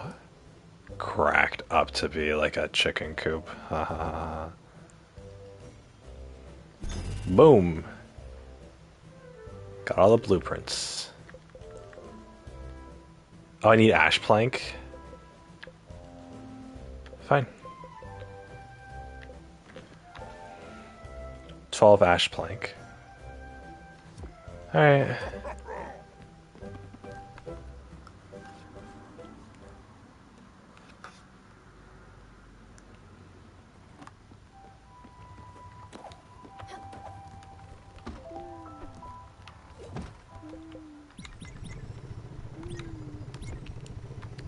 I get an average of 3 per, then...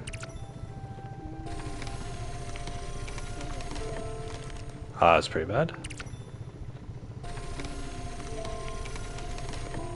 There we go.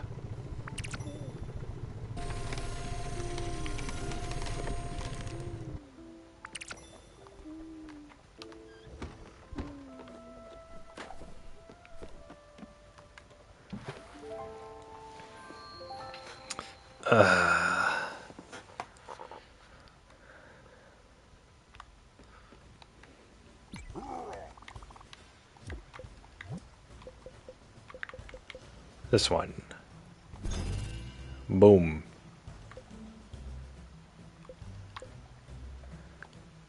Silver ore, silk fabric, bottled ectoplasm, crystal glass sheets, spirit flower times 3. Oh my god, that's so much stuff.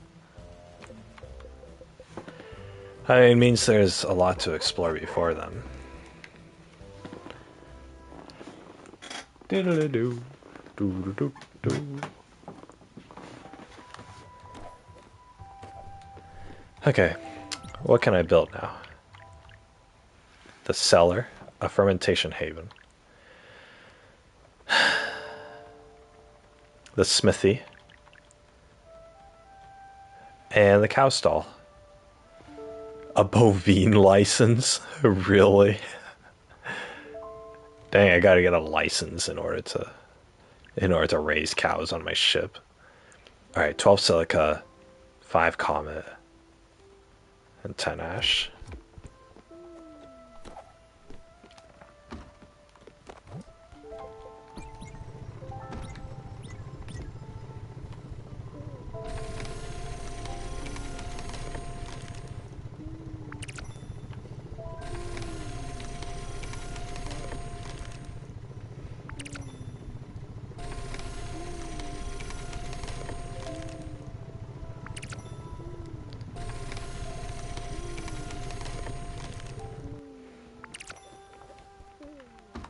Okay.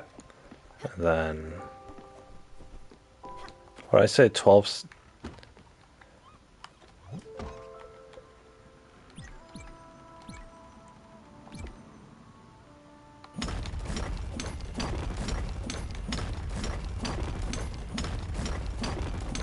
This is such a weird minigame. Oh my god.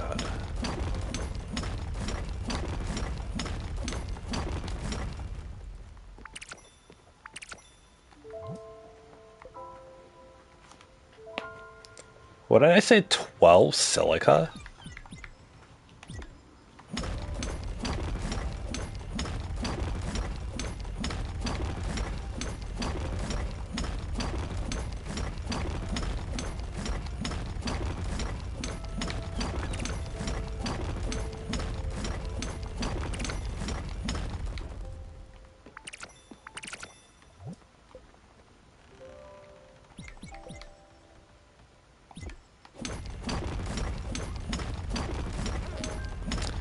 My yield.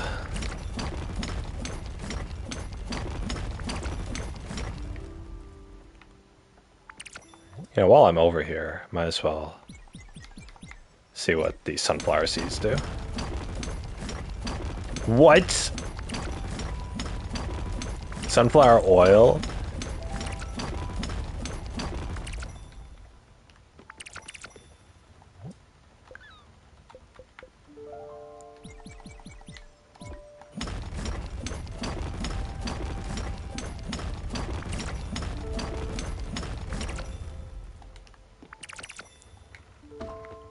Nice. Alright, let's cook something with that then.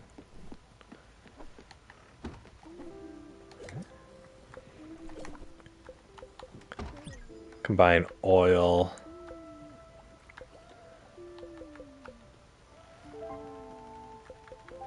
With chicken.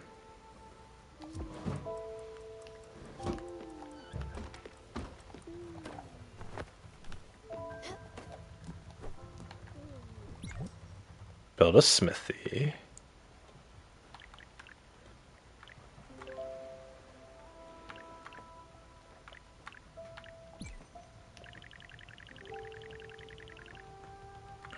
I I guess put it up here or something? I don't know. Where can I put this?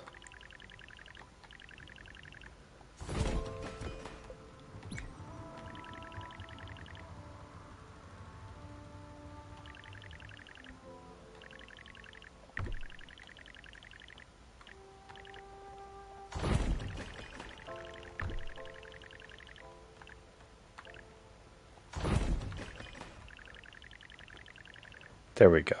It's all prim and proper now.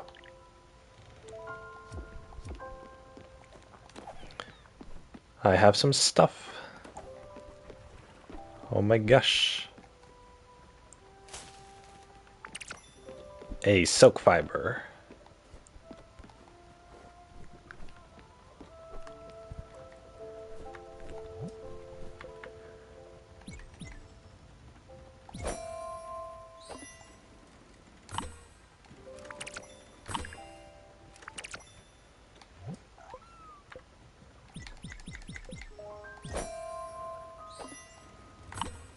Oh my god, that's fast.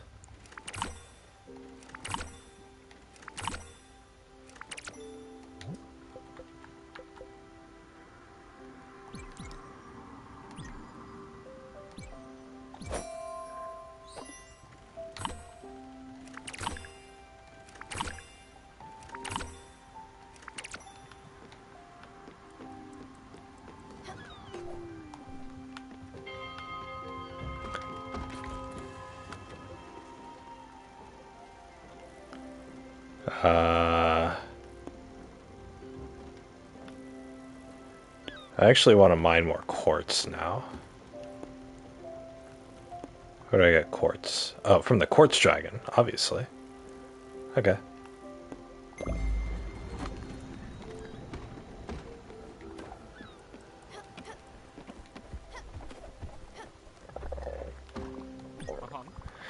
As uncalled it'd be for me to pose as a true specialist, I'm going to show you this machine you built is perfect. Be proud of yourself. Now I can craft elaborate materials with ease. Art is moving forward. There are, of course, technicalities. I'm far from being a skilled blacksmith myself. It's most probably rather straightforward. My understanding is that each material has its own specific heating and hammer shaping properties. Some require constant small hammer hits. Some want you to have the highest strength you can muster. Watching how hot your hammer becomes is crucial. Go at it. I'll watch you from a safe distance.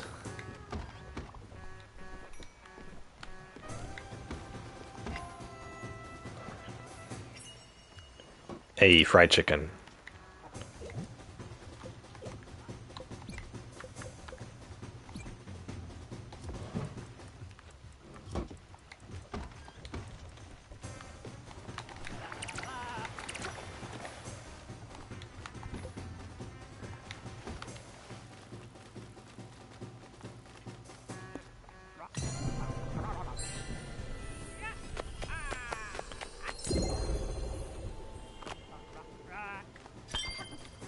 How did it become night already? Oh wait, no. That's just the environment. Oh my god.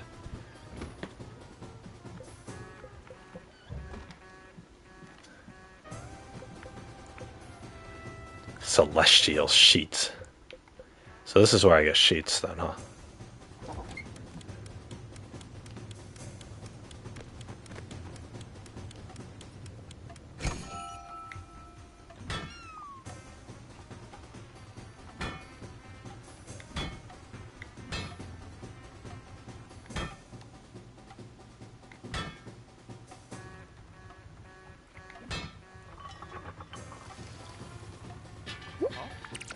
What?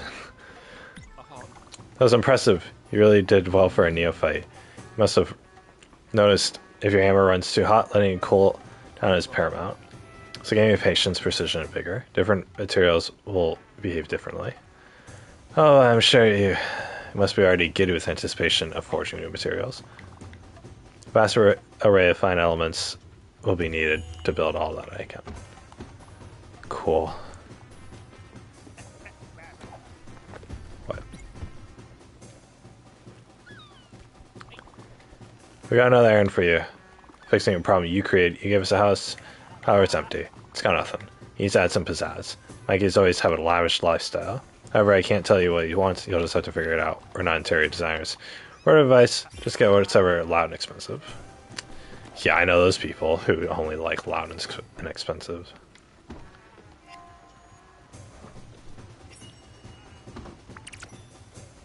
Beef fondue?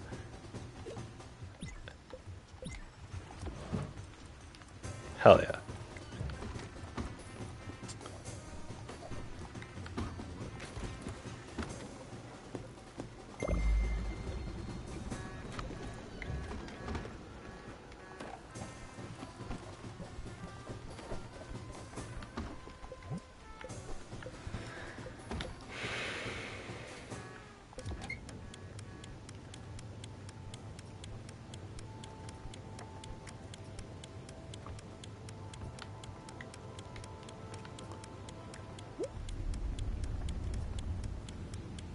Yeah, I get it, the dragon event, but I can't because I have to freaking do this right now.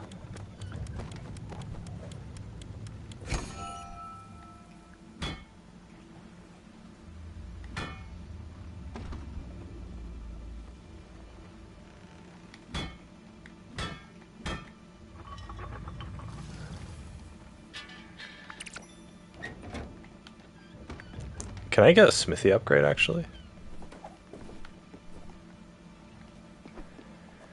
Well, not right now, I guess.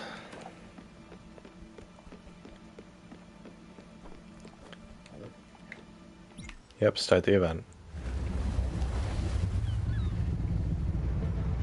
Come on, dragon. Here you are.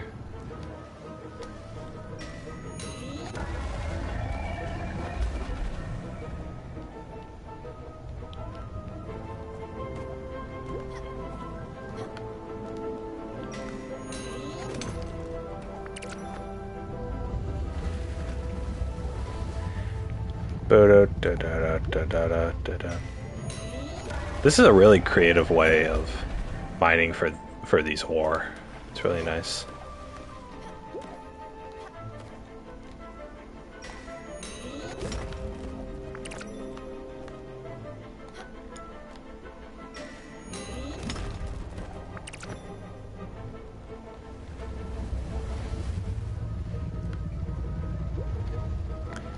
We should put it out of its misery. Da da da.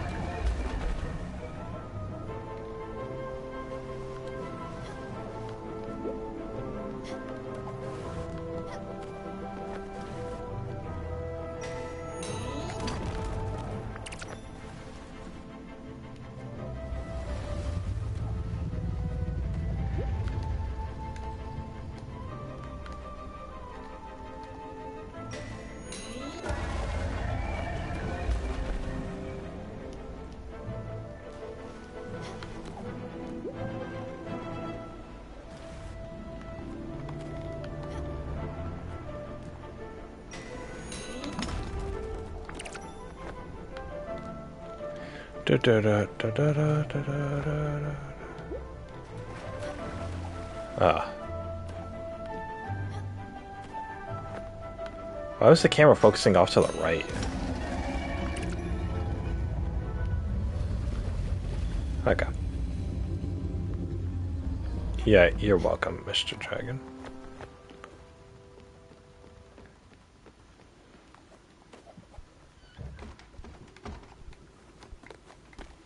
Let me in.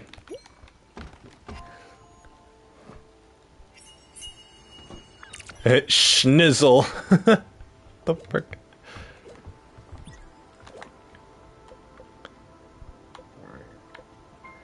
Fried rice? Heck yeah.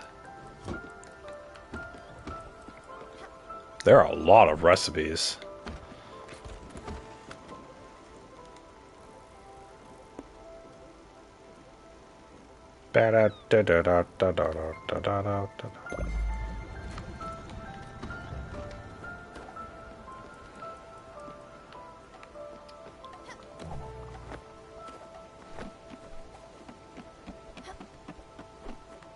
Hey, pears.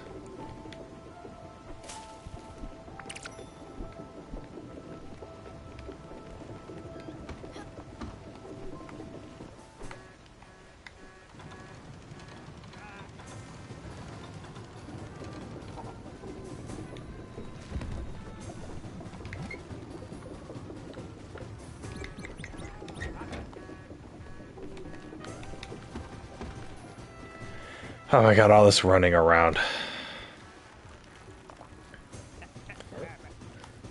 What did I need? I needed lightning in a bottle.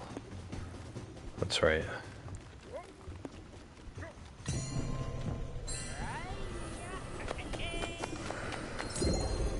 I think copper ingots.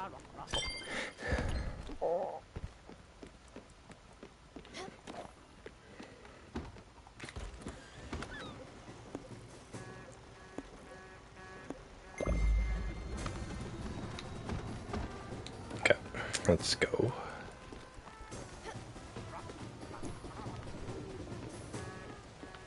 We'll just get those copper ingots first.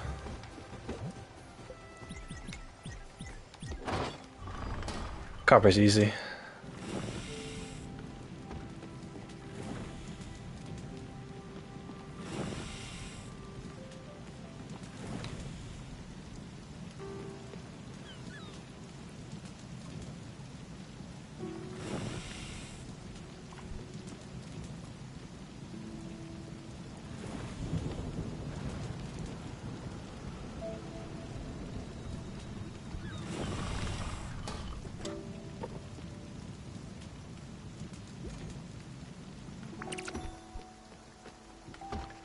Ten ingots. Here we go. Yeah, let's catch some lightning. Yeah. Oh my god, with all these buildings, it's gonna be really difficult.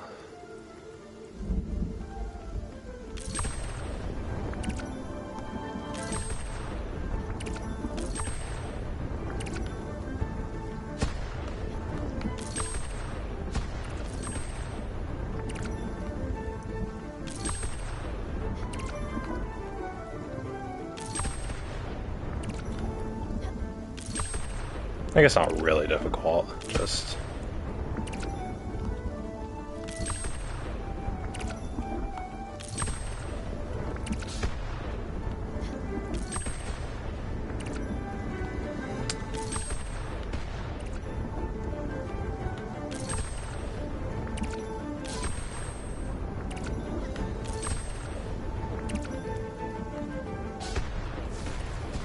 Ah, I couldn't jump up there, really.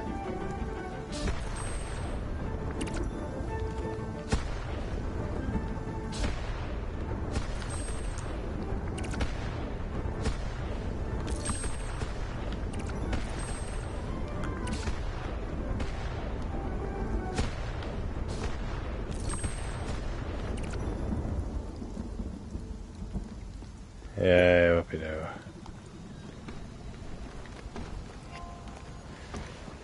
Alright, what did I get? I got fried rice. Oh boy. Who would have thunk I would get fried rice? Alright, shellfish. Fried seafood.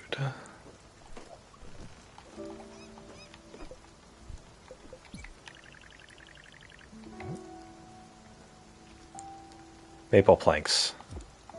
I need 4 of them.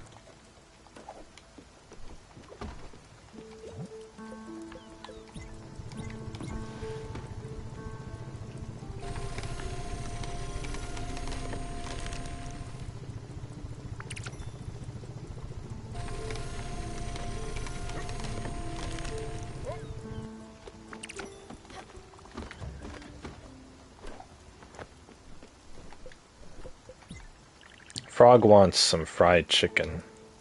I know that if I give him fried chicken, he's gonna want to leave. So I'm not gonna give him the fried chicken.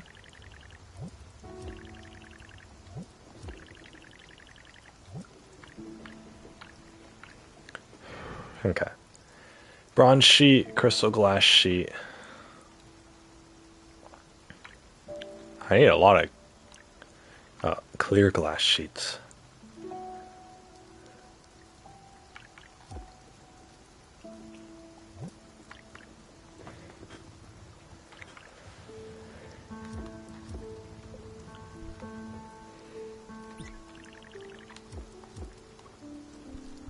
Everyone gets their own little house.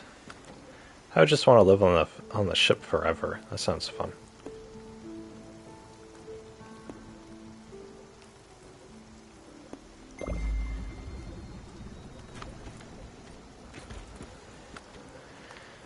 What do I have to do next?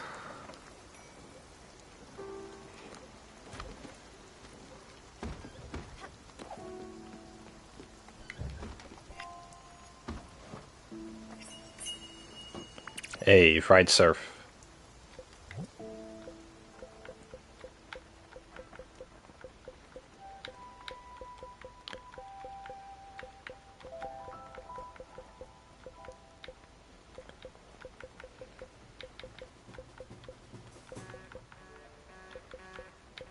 Where's the fried surf?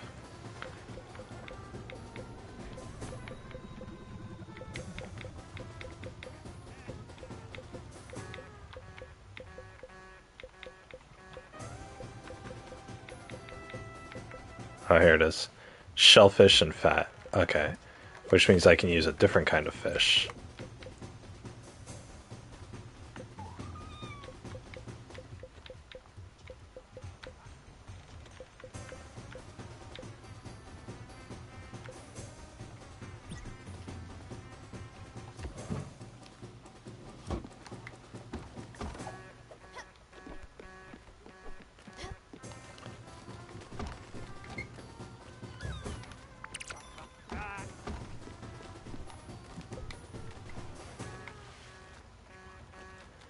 Wait, where am I going?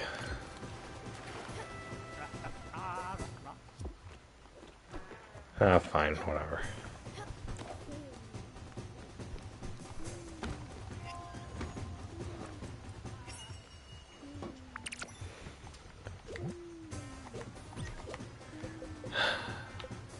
I'm gonna try a crustacean.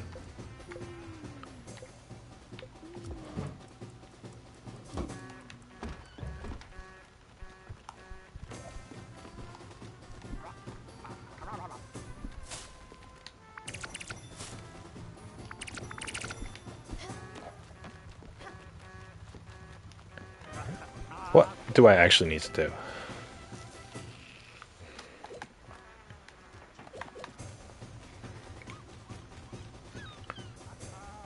Big, loud, and flashy.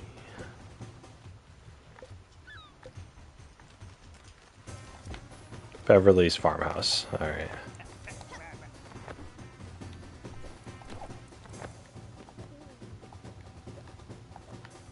Dude, Atoll didn't give me anything. Okay, I need a clear glass sheet.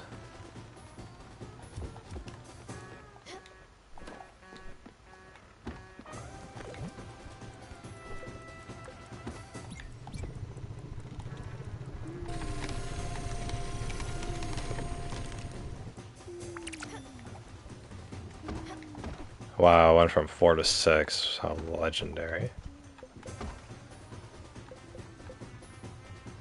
Lime powder, okay.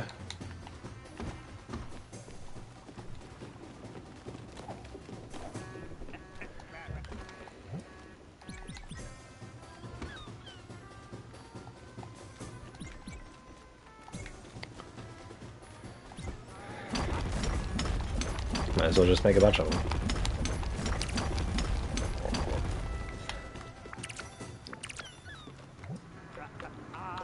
And then I got all this quartz.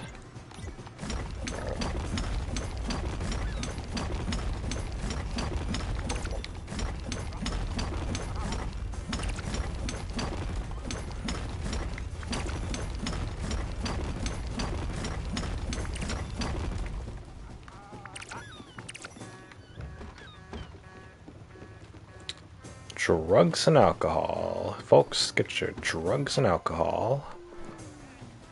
Right here at the baseball stadium. Hey, fried crawfish. Very nice.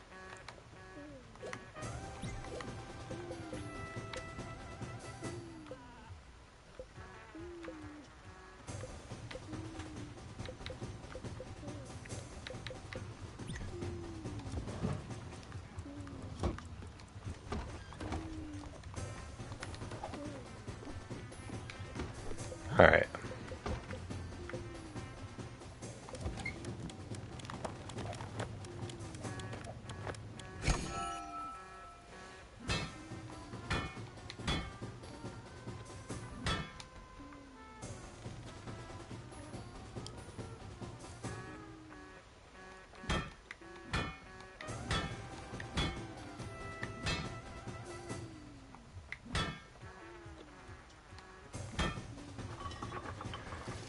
There we go.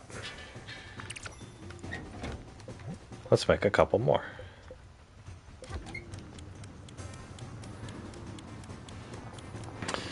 This is kind of tedious.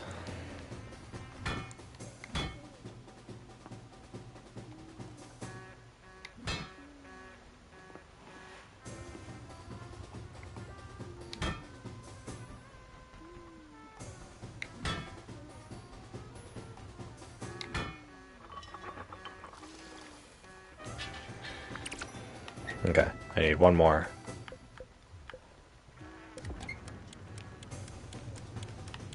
Of the clear sheets.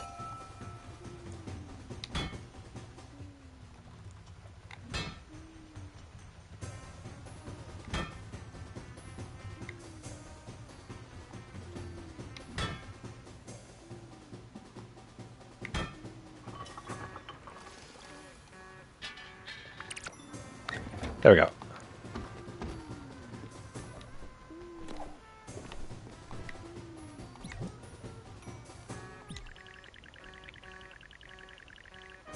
Here, you can be next to the smithy.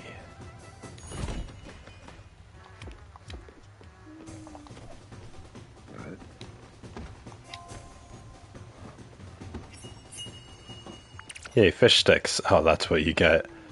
Alright.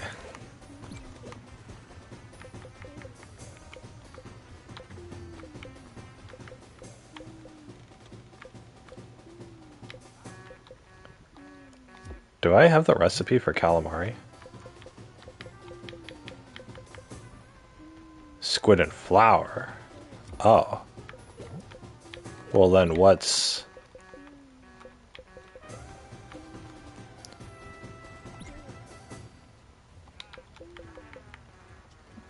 What's squid and that gonna do?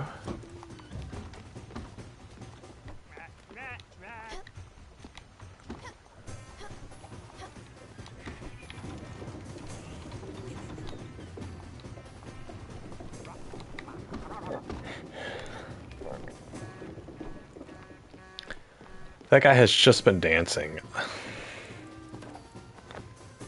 in his thing for so long.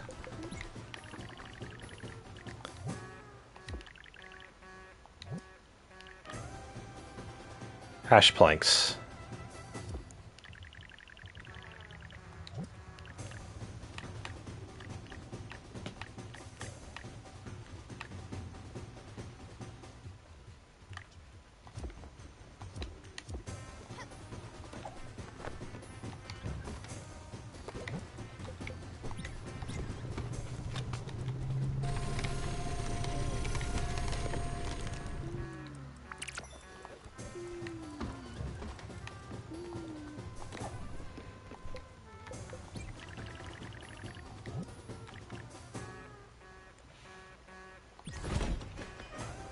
Cool.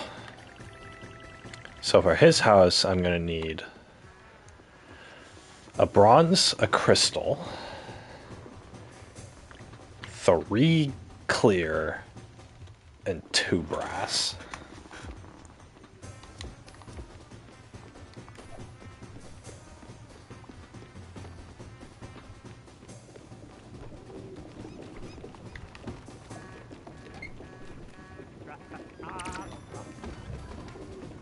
Oh.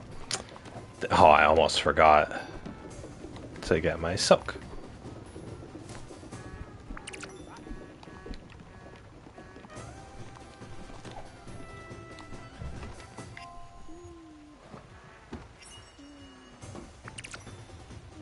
Oh, more fish sticks? Really?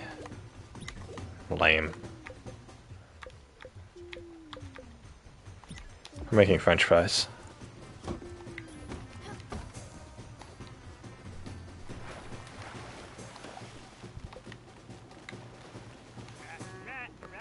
Where am I going?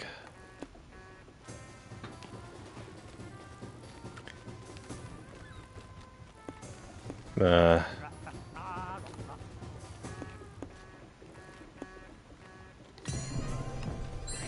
about Oxbury?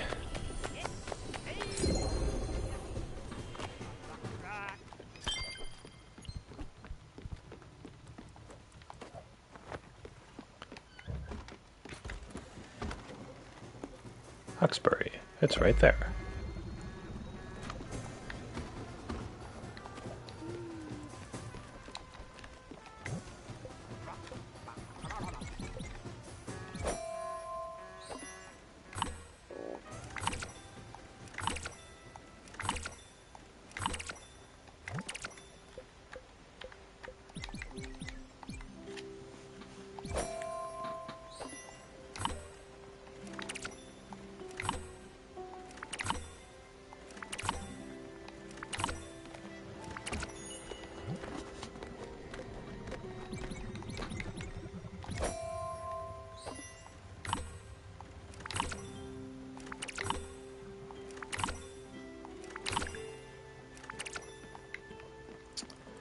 Okay.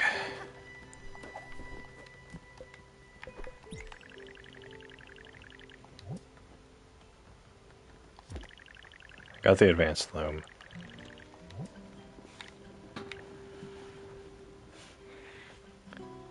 Clear glass and a silver.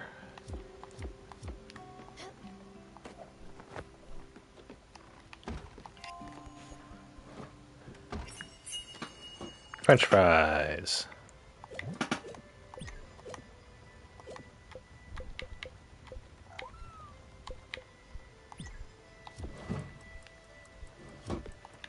It's weird. Potatoes considered a vegetable, but it's starch. Like, you can't eat potatoes as a vegetable group.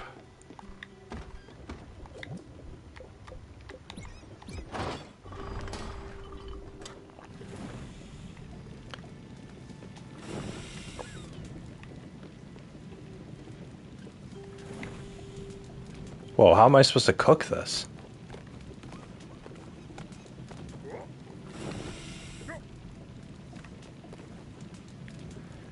This is rough.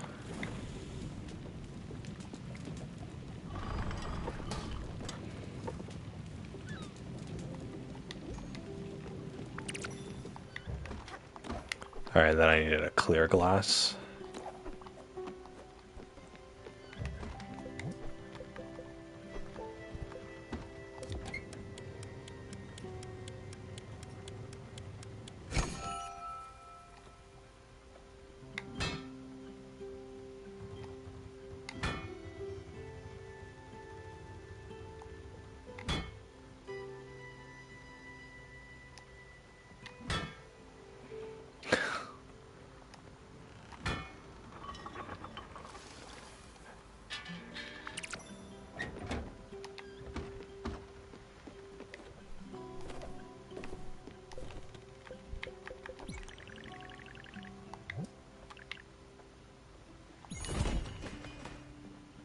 A liquor table.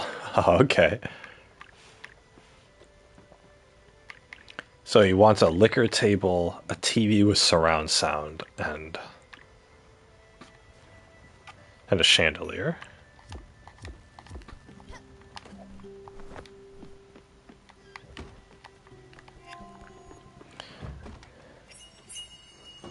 Vegetable stir fry. All right.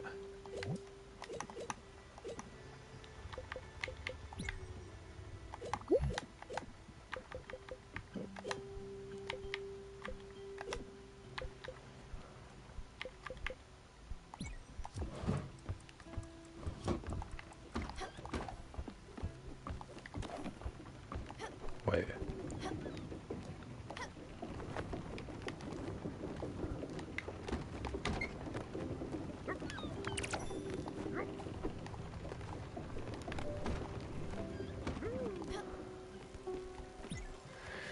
What do you want, cow?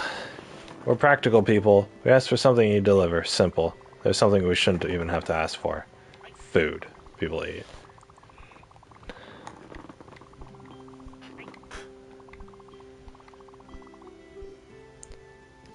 Oh, a lobster roll? Okay. Hey, I'm gonna give you the lobster roll. Hey, come back here. Oh my god. He's invulnerable. He's invincible when...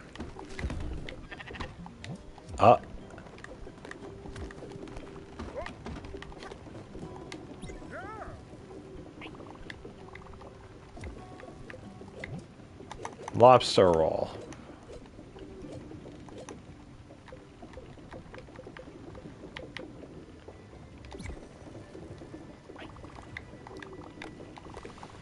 fish in a lobster roll. What do you mean there's fish in a... Yeah, of course there's lobster in it. Woolbridge fried chicken. I got it. You better not be allergic to chicken either.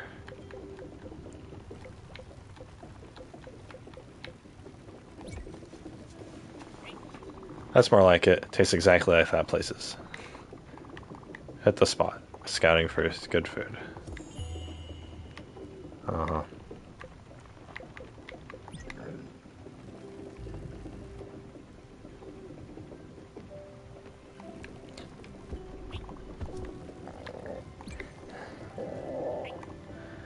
You want decorations.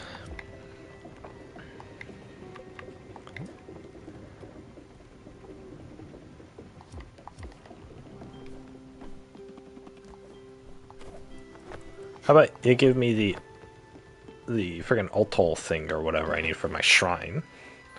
That'd be nice. Huh? Huh, Mikey? Mickey, Mikey, Madoofy, McCarthy, Megan.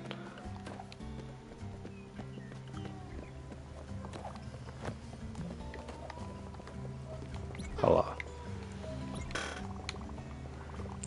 Never apologize just because someone asked you to. The real culprit is Anthony. If he thinks that house was for my family, then he must think very little of me. What a joke. He's heard the last of me. Man, who needs them? Well, let's go, Bart. Can't wait to see my house. Yeah.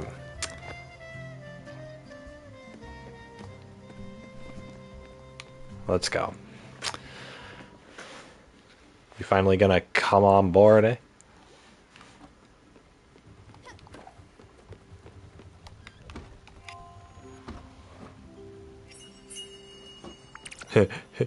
Chilaquiles. Quesadillas. With some carne asada.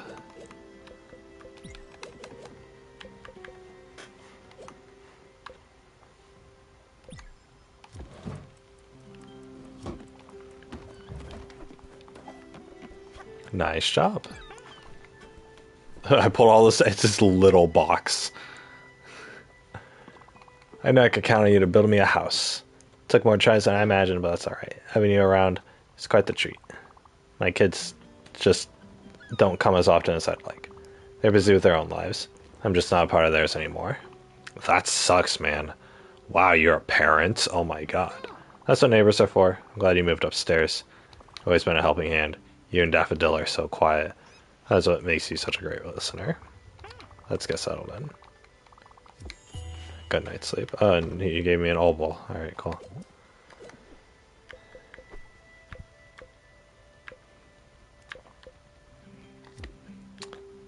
Oh my god, I need a second oval, though. Where am I gonna get more of these? Or where am I gonna get another? I need another spirit.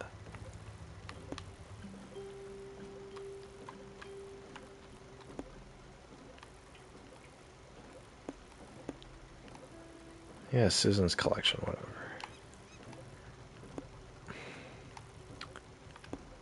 I can't get this spirit until I have the extra jump.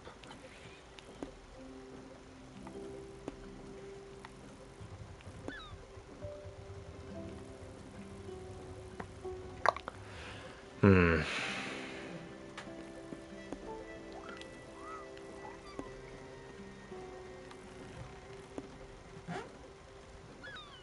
I got the spirit there. What was in here? I know there's a place that had a shop. It might have been Oxenbury. He had a shop where he sold the key to unlock all the doors.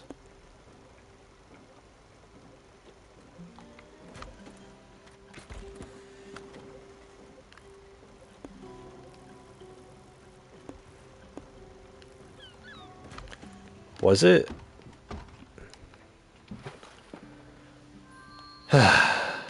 Oh, what was it?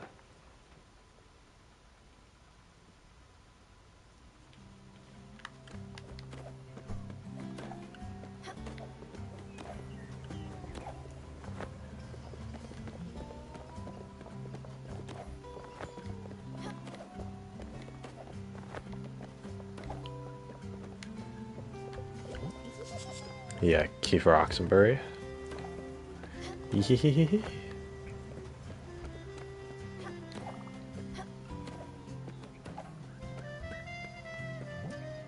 One of two, yeah.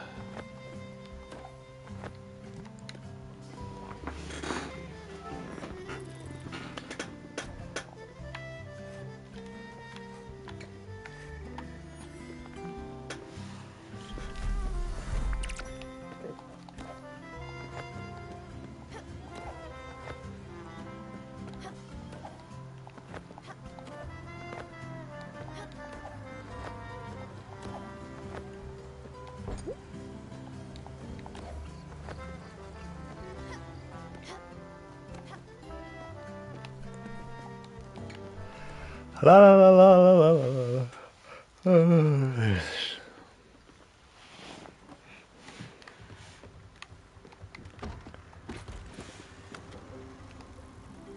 Alright, we're going.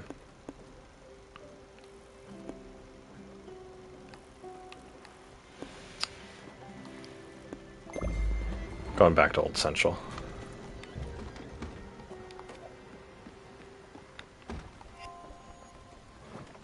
What did I make? Duck Gong Jung.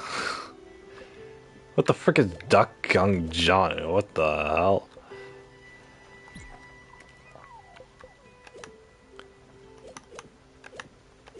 Anyway, we're making a sweet tea.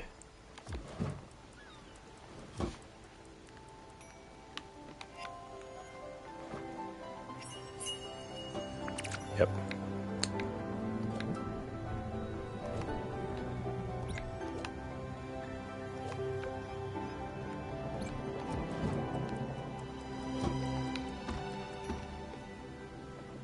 Where's the guy?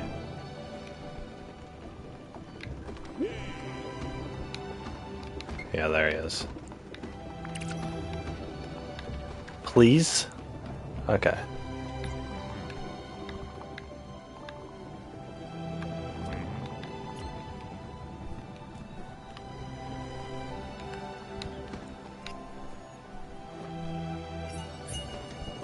Sweet coffee.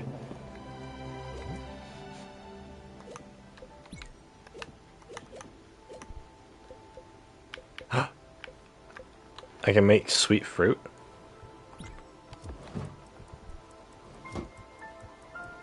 Or was it apple juice? Fruit candy. Oh, okay, cool.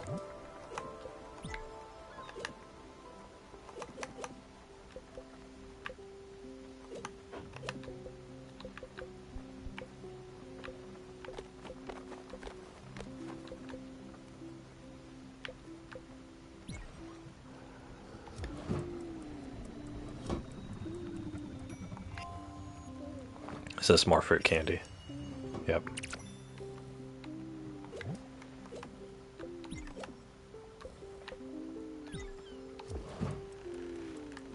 There we go. Stella. I just heard a terrible sound. Oh no, it was his stomach. Sucks, man.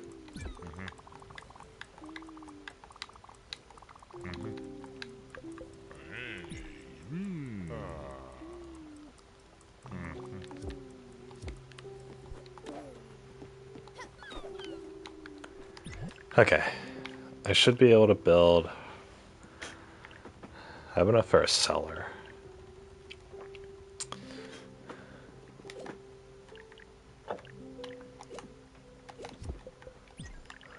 Alright, we're on the improvement phase.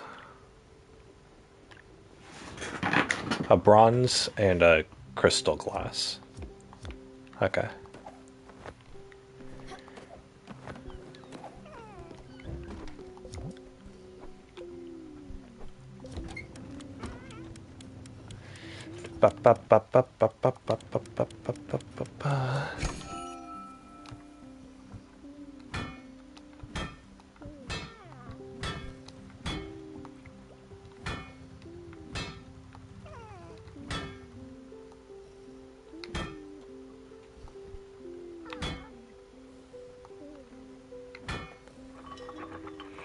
There we go.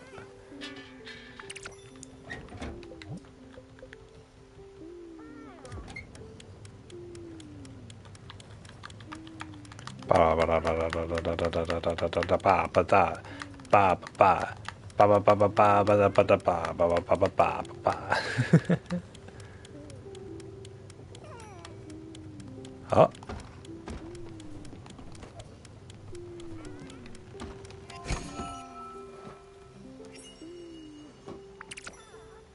Oh, more cereal.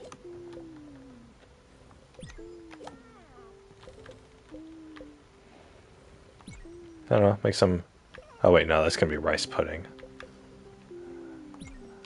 Do some corn.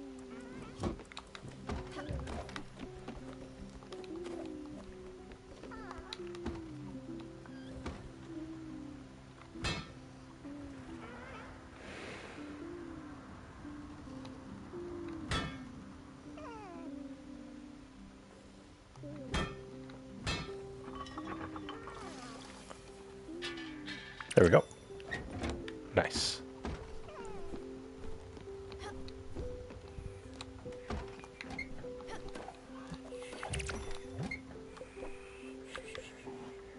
Ooh,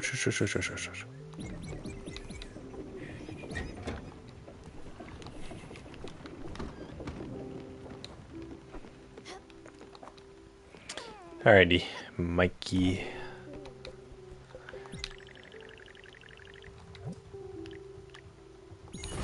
Boom. Alright. I need 2 clear glass and 2 brass.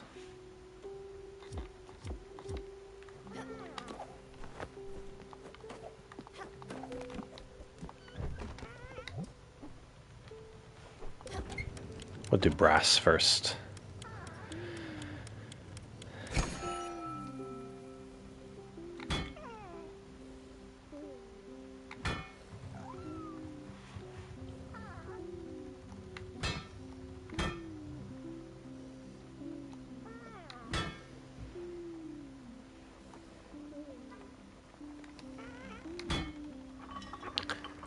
There's 1 brass. This is incredibly boring. Oh my gosh.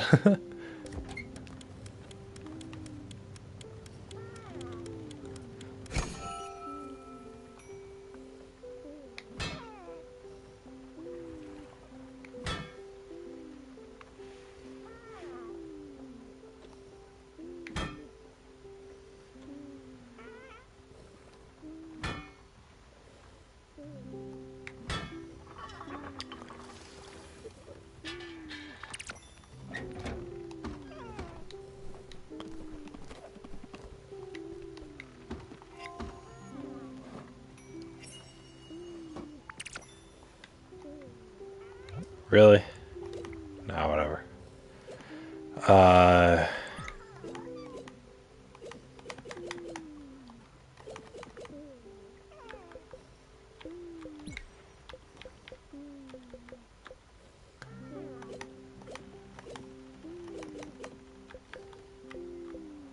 Fire and potatoes.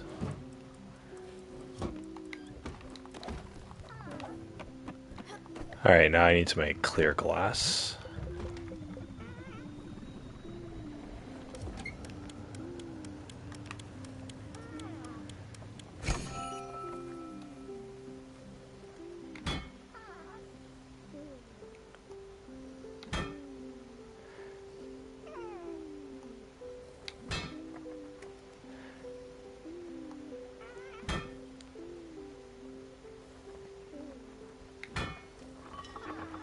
There we go. We're gonna make 1 more.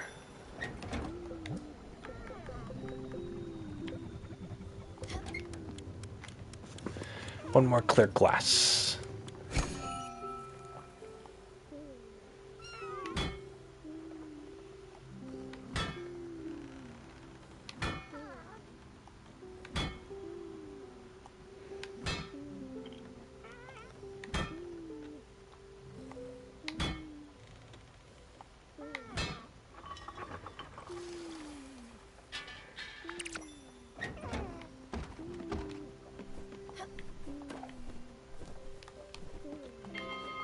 Ding, ding, ding. Wake up, everybody.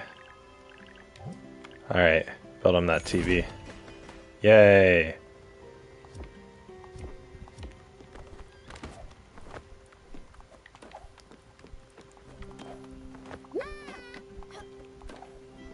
She's got a mission for me. Got Leah on something incredible. It's huge. Listen up. Apparently, there's this kid in Amberton Park who's handing out copies of super duper discount book. No reaction, nothing? Wow, you kids these days. Every cent is important. Hey, I grow my own food, lady. Can't go around squandering your paycheck. You need to be smart about how you spend your money. Let Bev show you the way. Say you want to buy something? Hey, are you going to pay full price for it? No way. You need to be chasing deals. That's what my mom used to say. That's what I'm telling you. You just need to be patient. You need the patience to pounce at the right moment. You need to be like a tiger, sweet pea. Let's say you've been eyeing the archive room B2522 for your boat. Randy in Edgeboro Lane is the only one who's got the blueprint. You're just going to walk up to him and pay full price? No. Good. In no way should you be paying full price for anything. You're going to wait and find a way to pay a bit less. If that means taking a detour to Amberlin Park before you buying something at Edgeboro Lane, so be it. Don't go and just buy the archive room B2522 right away. It won't be worth it. Not until you shave a few glims off the asking price. Nice. Okay, cool. The location's marked on my map.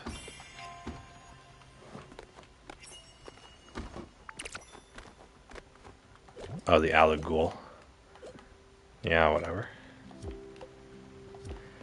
Nah, done for cooking for now. Where's Bruce and Mikey, yeah?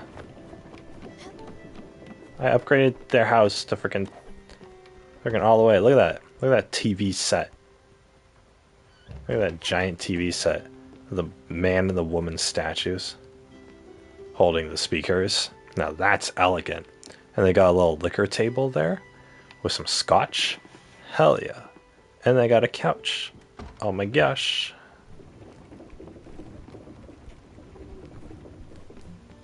Where are they?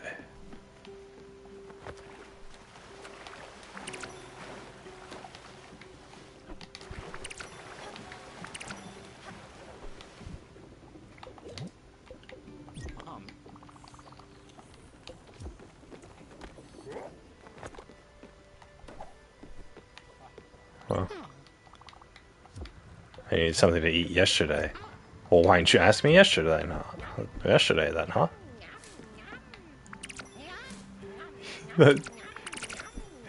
Yum, yum, yum.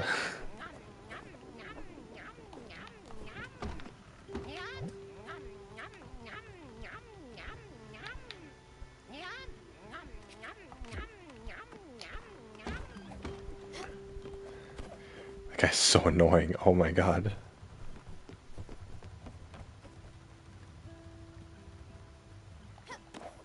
Where the frick is... Where are they? Well, they're probably on the island or something.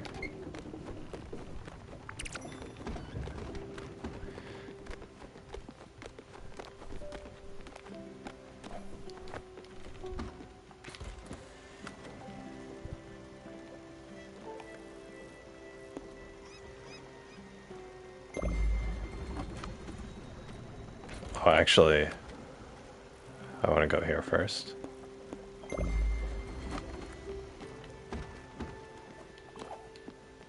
Don't forget my fried chicken. I already gave your fried chicken to Mikey.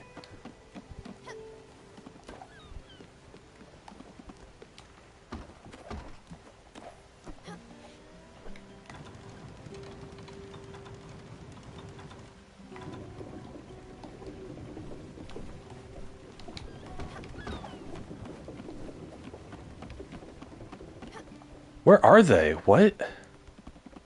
Wait a second. Yeah, where'd my dudes go? What the frick? And wait a second, I built a frickin'...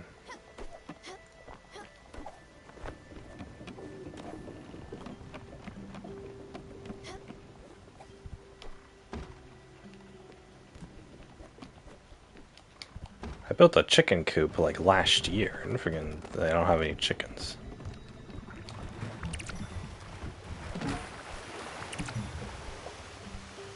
Olive seeds, heck yeah.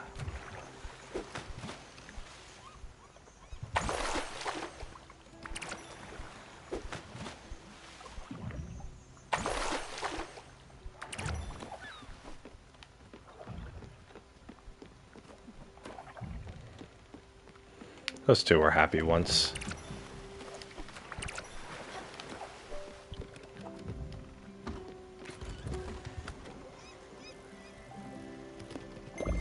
I am ready, spaghetti. Yeah, where are Mikey and them?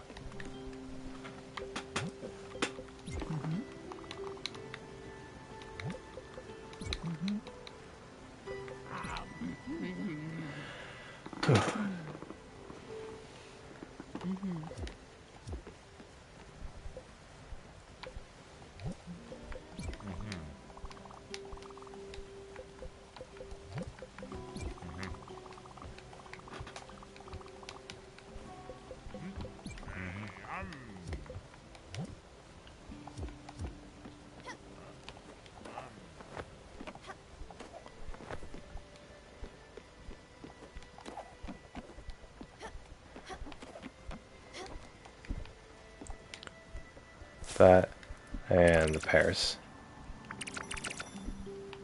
I only get 3 pears per harvest. That's pretty bad.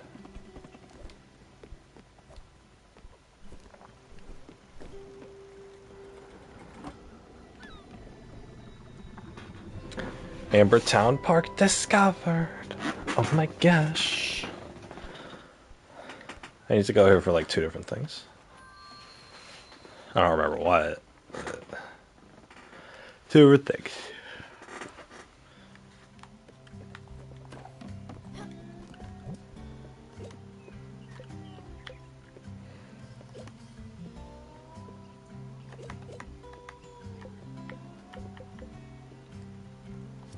Alright. Are you looking for a good deal? You want to save big time? I got a coupon book that might be right up your alley. It's a super saver discount book. It's got deals, it's got savings, it's out of control, and it's mostly legal. It'll enhance your shopping experience to the extreme. This coupon book, you'll be able to keep more of your hard-earned glims. These deals will keep you rich, I promise. If you want to save, you gotta get this coupon book. It's totally free. I'll just take some personal information that will in no way impact your future life. What do you say? No, I get it. Information is power. You keep those ones and zeros secure.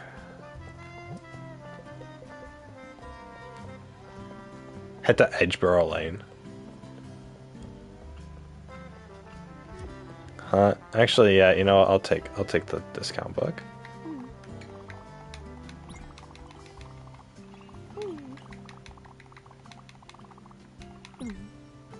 That's great. Here you go. You'll be able to save big time on certain Raccoon Inc. locations. Actually, just one for now. We're working on expanding. Uncle Randy was trying to unionize some other shops and it didn't go as planned. Corporate literally cut his breaks, figuratively and literally. For now, my Uncle Randy at Edgeboro Lane is ready to slash his prices for you. Take care now.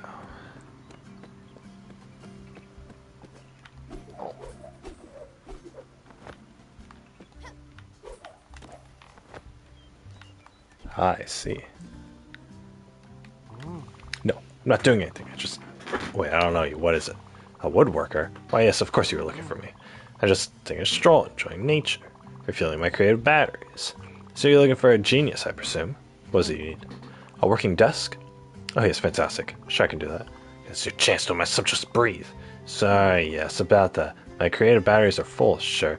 All this nature and this walking and this contemplating will deplete my physical batteries. That's before I can even start thinking about your commission. I need some food. You know, mind and body. And an artist of my caliber, not just anything will do. I need you to bring me an exquisite fried chicken. Surf and turf, yeah, that'll do. Why did I pick such an expensive meal? Oh no. What if she thinks I'm not worth it? Should I change my mind? No, too late now. I'm just so sick of eating blueberries. Well, what are you waiting for? Bring me a surf and turf. Or anything, please, I'm starving. And we'll talk about the commission. Blueberries, you say? Is my surf and turf ready? What? No. Well, I guess I could lower my standards somewhat. Just close my all part of the creative masters. A hearty casserole will do it for today. Not even that? You gotta give me something, anything. I'm so hungry, even a grilled fish would be okay. Have you brought me some grilled fish? I'm so hungry. Ah, yes, I won't starve just yet. Thanks so much. As for your little submission, I have very good ideas. We still haven't discussed my fee. Now, this is absolutely non-negotiable. I'll need 450,000 glims, and that's the friend's price. When I said my talent, it would be blasphemous to ask anything less. And then we'll be close again. And you'll see just how well I can do on my own. And you'll know I'm not just a lazy slob, and you'll fall in love with me all over again. I can't believe my plan is going so well unless... And one last thing, but of utmost importance. I have a strict rule against mixing my professional and romantic life. So under no circumstances should you tell my partner in Oxbury about our dealings. You understand? No circumstances.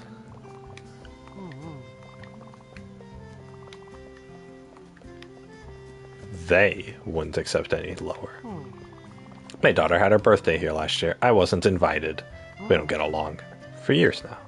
Her mother told me about it. I stood in the car, watching, listening to them laugh. It was a nice party.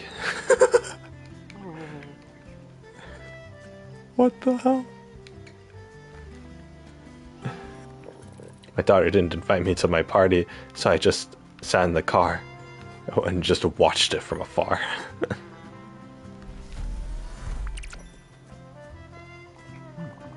The trees are my life. These are living things. They have lives, dreams, and aspirations. Oh, I just cut one down. You can't cut them down. I'll make sure you pay for this. You murder! Why are you doing this? Don't you have respect for the living?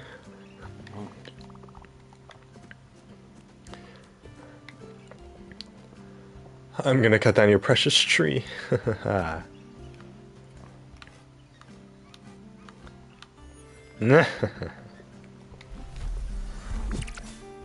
No!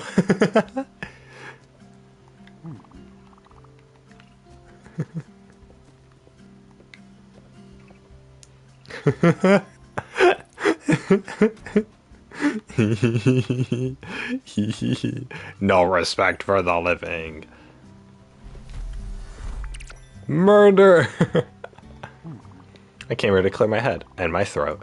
I was pretty bad cold the past few weeks. It's not looking any better. COVID! Looks like I have a rock back there. Look, fresh air and not talking will help. Wait a second. I shouldn't talk, come to think of it. Let's not talk anymore. Cough, cough. Wow, berries. Whoa.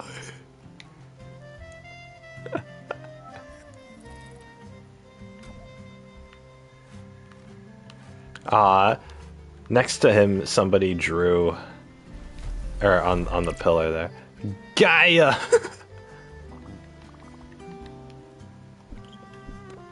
Right here, somebody drew a little get out of the way, cat. They drew two of these dudes holding hands. It's so cute. I love walking in this park. I could do it night or day. Do you have any rum? No. Whiskey? What? That's impossible. I saw you come from that boat. That boat used to deliver us spirits every 3 weeks. They were hard-working sailors. I just need something to tide me over.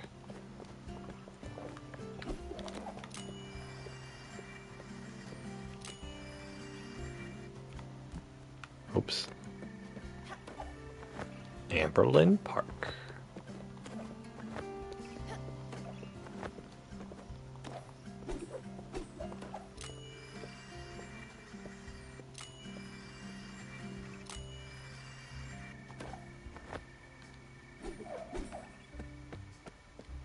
What was the point of that? Like, yeah, I had fun, but... It's supposed to be a date today. This is the first time we'll meet in real life. I'm stressing out about it for days now. Just couldn't wait in my apartment anymore. So I got here a few hours before the date actually starts. I hope his tastes align with mine. Okay, here's the deal. Let me practice on you. I'll start with some small talk. Something casual, something funny. Something out of the ordinary. Like, do you like fries? No, it's boring. Of course he'll say yes. Let me think. What about this? How many brothers and sisters do you have? That doesn't work either. What if he doesn't have any?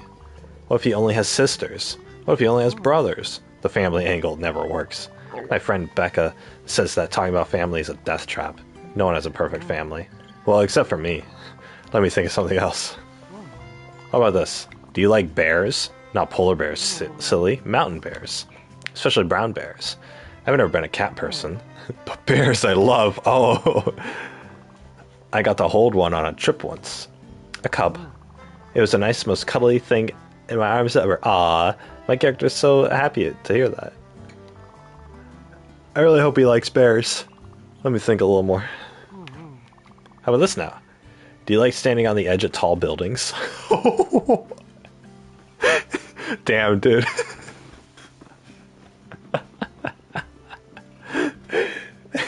God, if somebody met me and that was the first thing that came out of their mouth, I gotta use this one.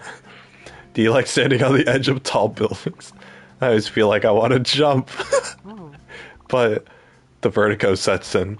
I always close my eyes for a few seconds. Then I think that it wouldn't be that fun to jump. But don't worry, I don't go on tops of buildings that often. What about that? I should lead with that. What do you think?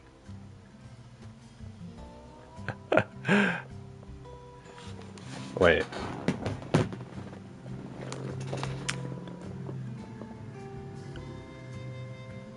Okay.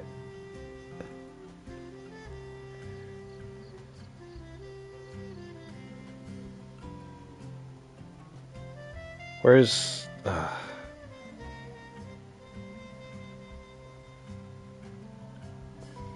Oh wait, no, it was that one.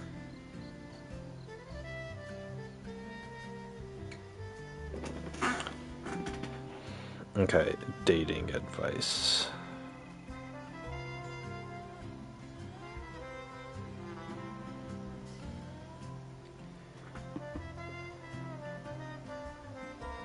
Make sure to answer yes to the question. Okay. Yeah. I knew that was the right call. Thanks so much. Yeah, talk about suicide. Alright. Cool. Apparently, if you say no to that question, then they, why do... This guy is following me. What the hell? Apparently, if you say no to that question, then you don't get the trophy. And that's the only time that you can get the trophy, so...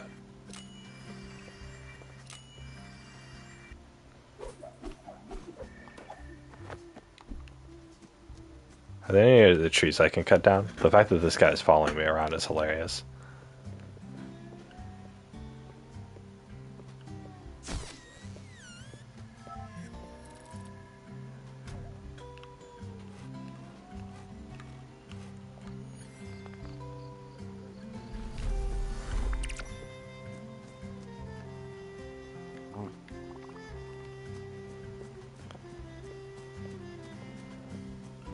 The fact that he's following me around as I cut down these trees is hilarious and a little creepy at the same time.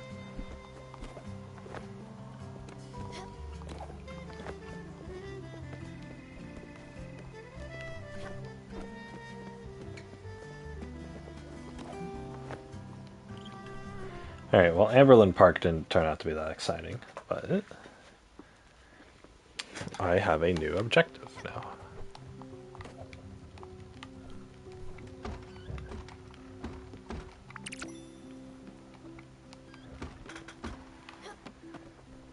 Frito-Rama delivery package. Here's a package. Burnt food?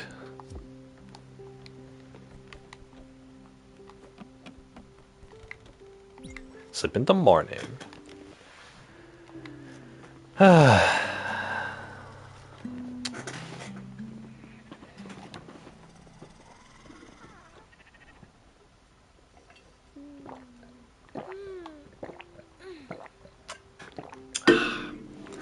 You know, the thing about moving to the Philippines is that,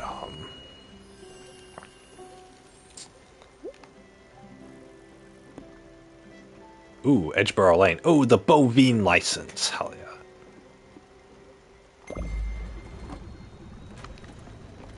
Wait, I already got an olive seed.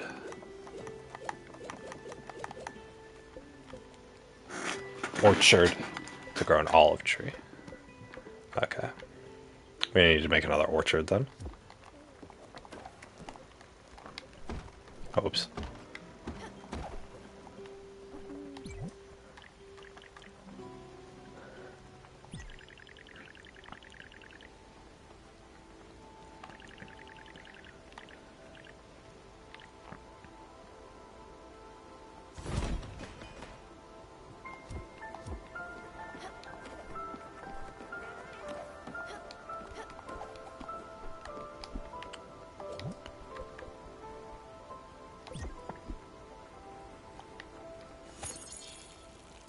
Alright, olive tree.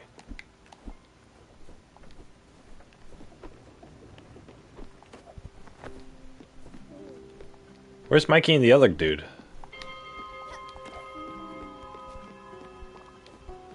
Morning. Edgeboro Lane. Oh, that's a huge place. Oh my gosh. Ah, finally. Scout, get in here.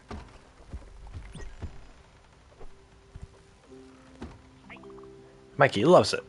It's exactly up his alley. Don't tell him this, but he wanted to upstage Romeo.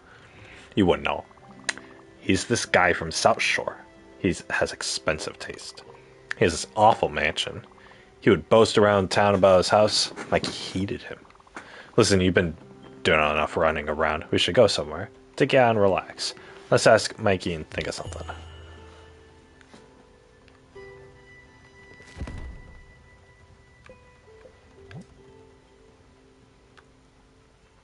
Ate seafood and didn't like it.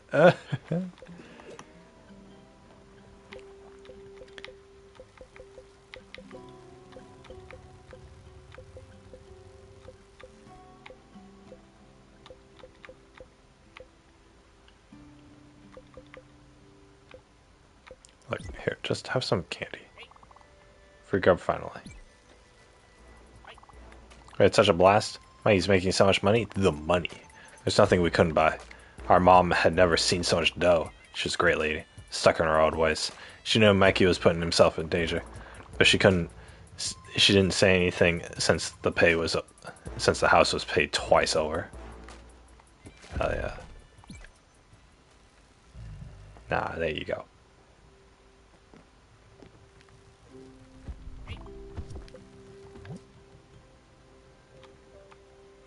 Dang it. Ate seafood and didn't like it. Not good. Where's Frog? I need to make him happy so that he'll sing.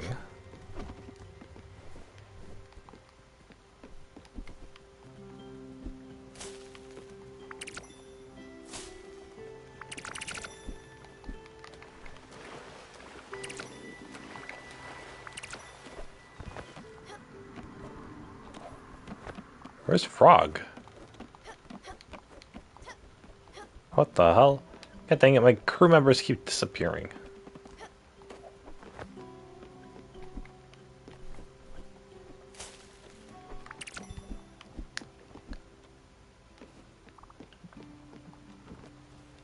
Oh, don't forget. Alright, cool. Yep, a bucket of fried chicken. Hey, you're gonna love...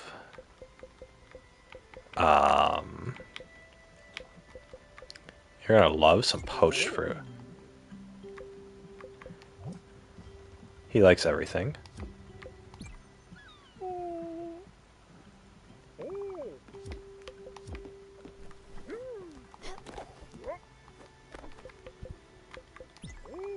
Planks, get your planks. Made some planks, enjoy.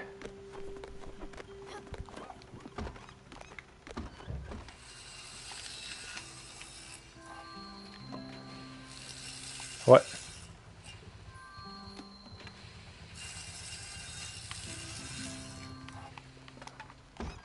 I don't get to play the minigame unless I'm planting something. Lame. Lame sauce.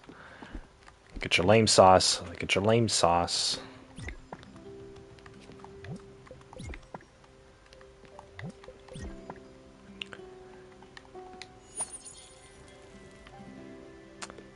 Here we go.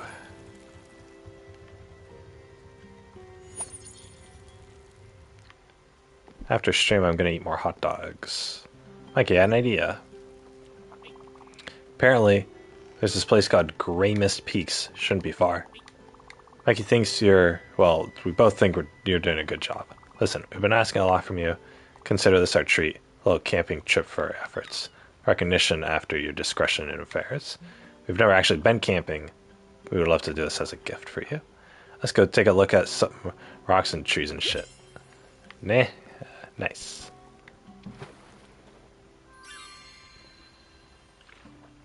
Camping in a Cadillac.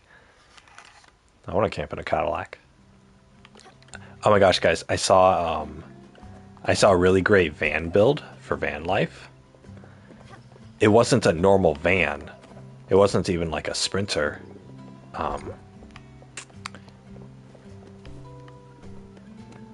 It was a FedEx truck.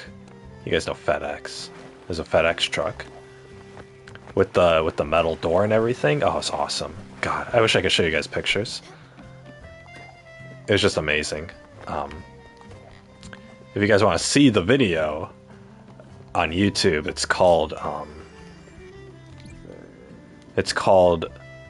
Stealth Step Van. It's this army dude with like a mustache. Or it's like this like really rough looking dude with a mustache. He used to be in the army, but he's not wearing a getup or anything. And it's a FedEx truck, but he covered the word Fed, so it just says X on it. But yeah, anyway, it's a great build. He has like a huge TV in there, and like hooked up to a PlayStation. And he has like a bunch of solar panels, and he has a shower in there, and everything is awesome. Although, come to think of it, he didn't show the toilet. Huh, actually. It's kind of an oversight. Oh well.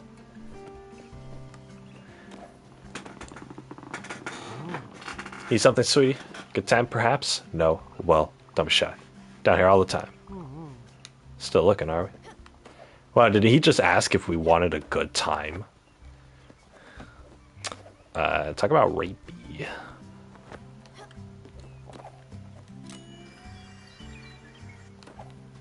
Hello. I'm the Lizard King.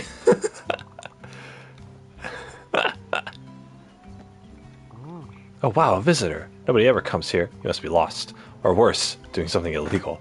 Which I am in no way doing. Good day then. Buzz off. Buzz Aldrin. Ah, what poverty will do to people, am I right? No. Bambina, you startled me. Playing tricks on your good friend Giovanni. Ah, that's the spirit. What are you doing here? Oh. Alright, see yourself. Well, sorry, what? Me? I'm shopping. Yes, I'm shopping. I need to buy medicine. Yes, medicine for my back, you know. It aches terribly. Oh, the tragedy. Yeah, I know this place looks like kind of dodgy. You expect me to find something secondhand. You'd expect finding secondhand thrifted jewelry here. Or high-end TVs with bumpy boxes that suspiciously fell out of the shipping truck. But never judge a dog by how clean its fur is. Not everything can be as resplendent as me. Alright, gotta go. See ya. We better keep moving. I'm meeting someone and it's clear they're not you. He said inconspicuous. And that giant hat doesn't scream inconspicuous.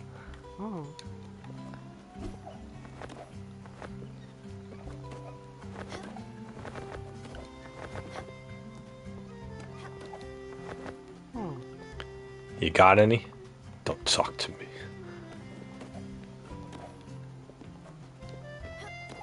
It's true, I won't talk to him.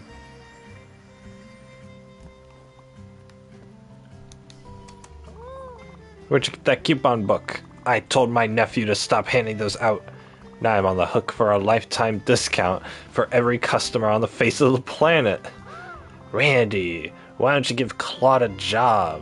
That's the last time I listened to my sister-in-law. Yeah. If you don't tell anyone, you'll get the discount. On everything. Not that I have any choice either way. Enjoy your shopping experience by the customer. Always remember, my name is Randy and my stock can't be beat. Except by you, apparently. Oh, I can buy an obol? Oh, hell yeah, dude. Oh, Good for one mint condition cow. What?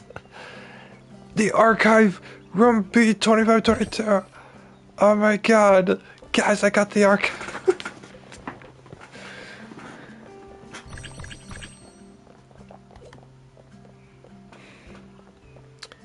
We're buying 2 of them. I want 2 cows.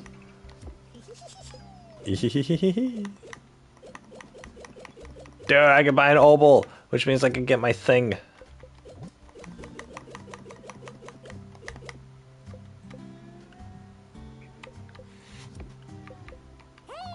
The name's Randy. I know.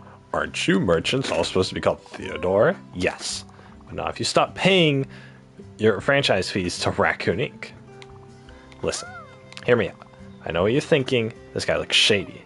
Well, that's right. That's why I'd cut off my arm and my leg to get you the best prices. And not just the best prices, the best items. Take a look and remember. My name is Randy and my stock can't be beat. Where'd you get that coupon book? I told you. It's the last time I listened to my sister-in-law. Why would you ever listen to your sister-in-law? Why would I ever listen to the siblings of my family? Or to the siblings of my spouse? Why would I ever listen to them? And also, why would I ever listen to the spouses of my siblings? In neither situation do I know them personally. Which means that their advice is always going to be said in self-interest. If they tell me something, then I can expect to believe that they seek to benefit from me believing them. That's what you have to consider. When people are out to get you, or when people are out to be selfish and, look out for themselves, then whatever they say is purposed for you to believe in them so that they can make a profit. Regardless of what that profit is. Alright, you're animals. You should be ashamed of your lack of musical knowledge. The best song in the world is The Autumn End. No doubt about it. Fight, fight! That's a bald-faced lie. Lover's Myth is not only the superior song, but also technically more interesting. You don't know music. Liars! It's the same song, you jerk! The words Lover's Myth are in the dang lyrics. No, it's not. You don't have good taste and you don't know nothing. Sell this for us. These dumb idiots. See, The Autumn's End and Lover's Myth are different songs. That's just wrong. Please help me prove these jerks are so wrong. Do you play the guitar? Of course you do. Look at those fingers. What do you mean, look at these fingers? I only use these fingers for one thing, bucko. And that's to play the piano. Calluses the size of mountains. If only you knew the song, you could play it for us. Hey, you know what? Maybe I use these fingers to make bread. All right, or to make sweets, to make sweet bread in a German bakery. Maybe that's what I use these hands for. That's why there are calluses on them. All right, and I'm just a German girl who runs my own sweets bakery, and I just want to fall in love with a Japanese samurai boy who's super serious but likes my rough looking hands. Maybe that's what it is. Okay, I don't play the guitar. If you knew the song, you play for us. Wait a second. I know we can find the sheet music. It's literally a sports anthem from the city I come from. Nordweiler. Here's some pocket change. Keep it, but bring back the music sheet. I can hear the melody in my head. It's so clear.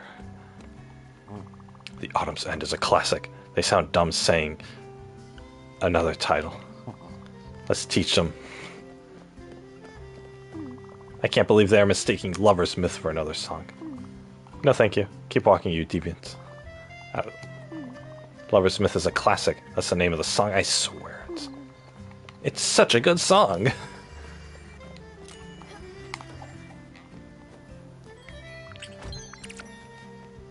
A signed vintage poster. Nice. This is a big city. Oh my gosh.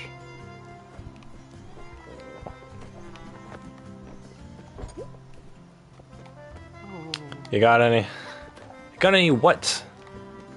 You have ended me.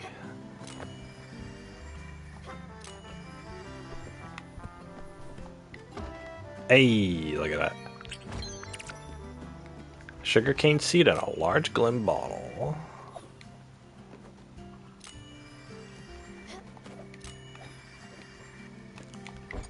Is the plural of the word seed seed or seeds? Look at all that seed he has. A Bovier license and a peach seed? Oh, hell yeah, dude.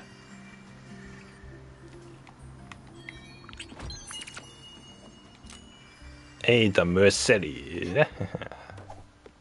Hey, I got the Mercedes.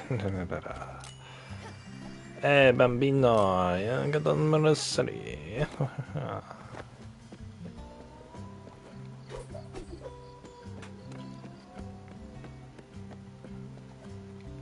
Oh, this is it.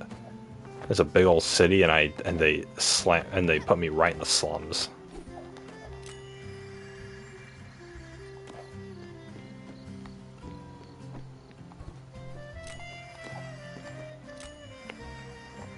All right, you guys, are you ready? I'm gonna go in one shot. Nah, god dang it. Okay, we're gonna try that again. All right. Start over here. We're gonna go. Bam.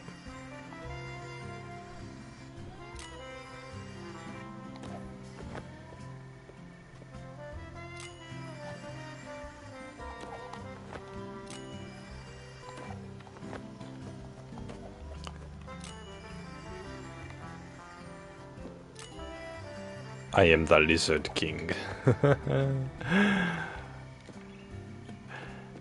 How do poor people talk? Ah, they're a bunch of crazies. I'm sure some guy would stand on top of a building and shout, I am the Lizard King. I'm sure of it.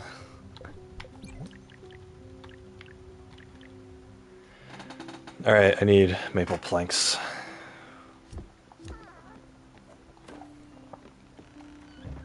I know everybody's sleeping, but you know, we're gonna...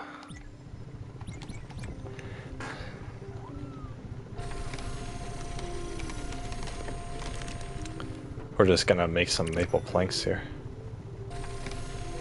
We're gonna turn on the wood cutting thing.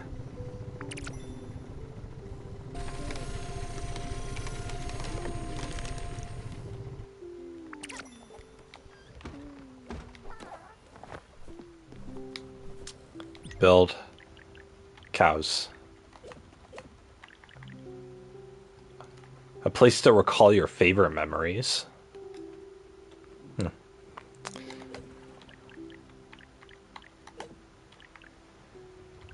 Kyoko ga suru soya.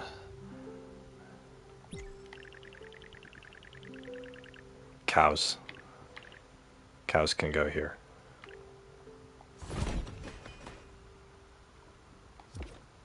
Oh, that's a giant cow.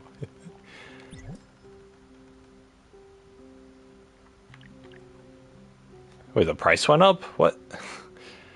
Okay, copper ingots and maple planks.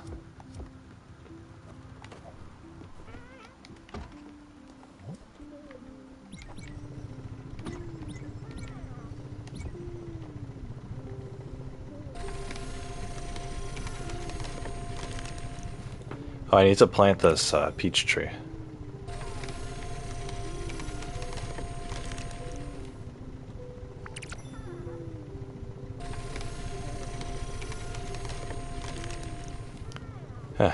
I liked Astro's Playroom. That was a nice game.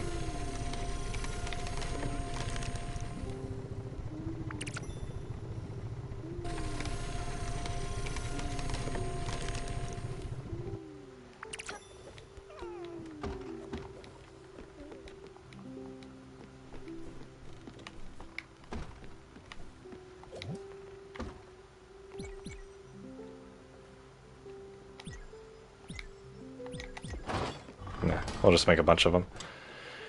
I need these for stuff anyway, so it's not like it matters. My boy, smelting. You know, this has a more advanced smelting system than Minecraft does. Minecraft, the game about mining ore.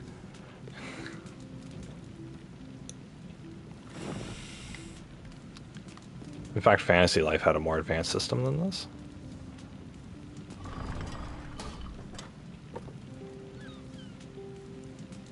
Ten ore, let's go.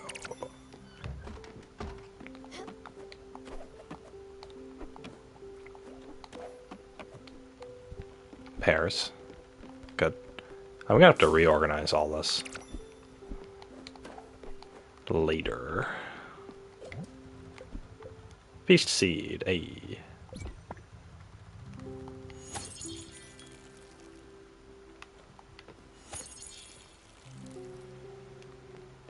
Cool. Wish I could get them to be self-watering.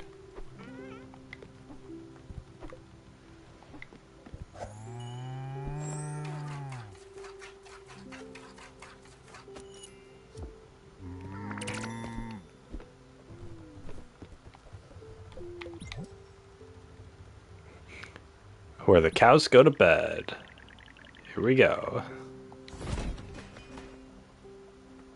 Oh my god, they require even more materials. Oh, okay. The first one took 1 license, and then the second one took 2 license. You know, the license said good for 1 cow, or whatever. 1 mint condition cow. Oh, no, I need that milk. Can I get the beef from the cow, please? It can have a cherry.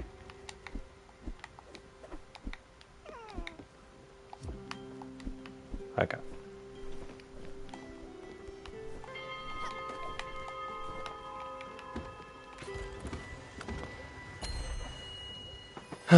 Reveal the area. Oh boy.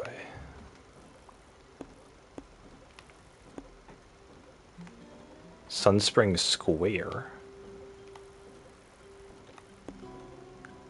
Grey Mist Peaks. Onions and garlic. Ooh, garlic.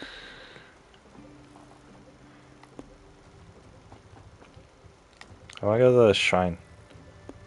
I want to right now.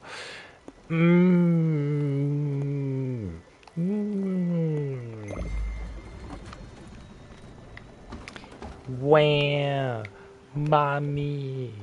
I want to go right now. I want to go right now. XP potion. I want an XP potion. Your cows will be less hungry all the time. I see. Look at how beautiful that is. Oh my gosh. The nebula.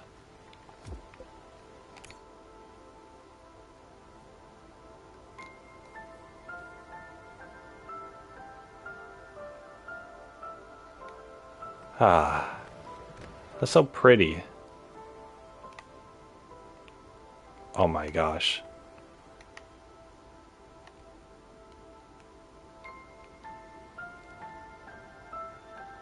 Talk about a beautiful starscape. Oh my gosh. Imagine looking up in the night sky and seeing that. God.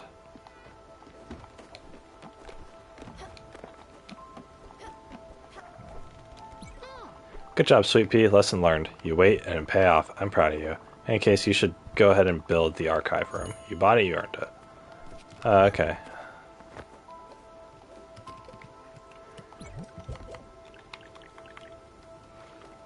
Ash plank, alright.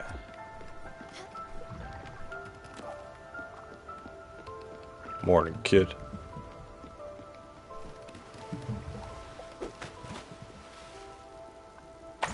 I want to go free diving. But there's no place to go free diving around here. Why would they do this to me?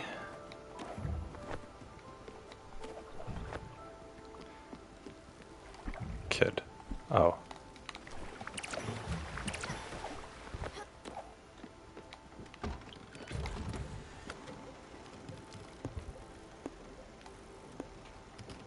Bam, bam, bam, bam.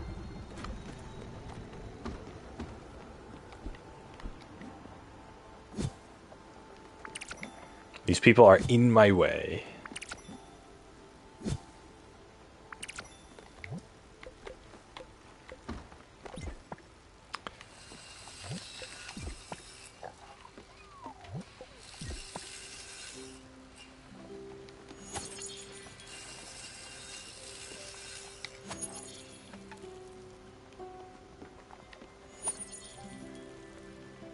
She is not happy that I keep starving her.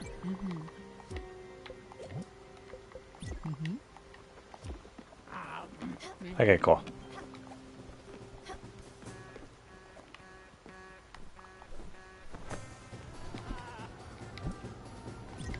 Potato seed. And a leek seed. Here we go.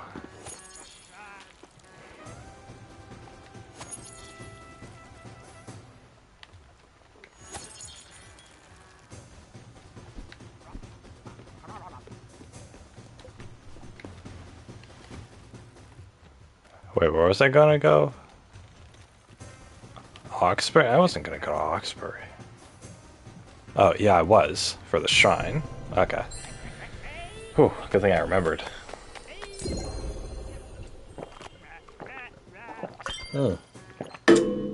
Ah.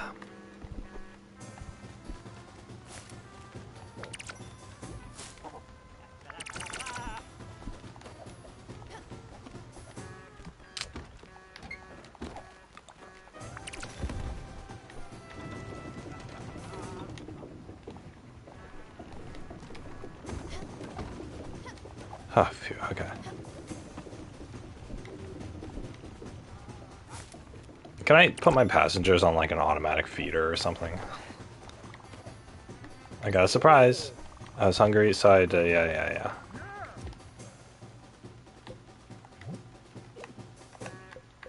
Have a cherry. Have a hug.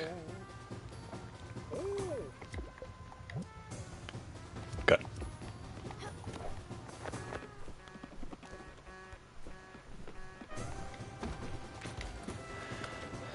Okay, I need to make ash planks.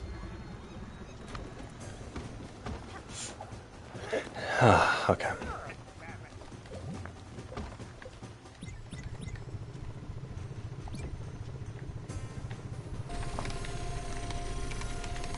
I really screwed that up.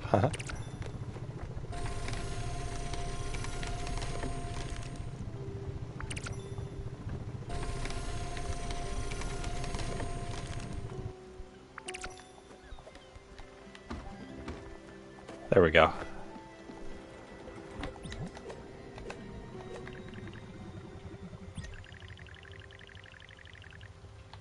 There you go.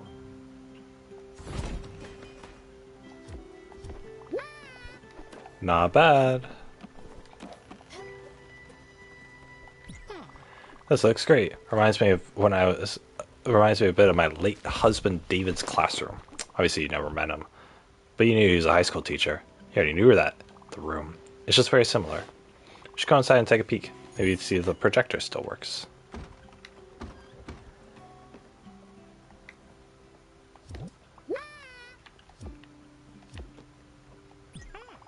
Nothing to show? You could try this. It's my husband's work things. Maybe it'll work. Math 116 lecture notes. Wow, what a formula. I remember that formula.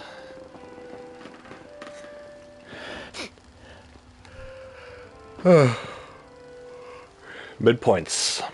Oh boy.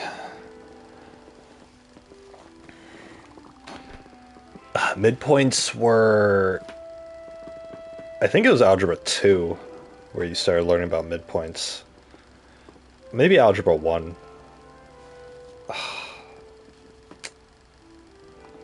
I know by trig Or not trig. By pre-calc, you already know midpoint formula. Ugh, God. Dude was a math teacher. He taught at Chelsea High for 20 years. We met on a blind date. New bachelor is snatched up quickly in a small town.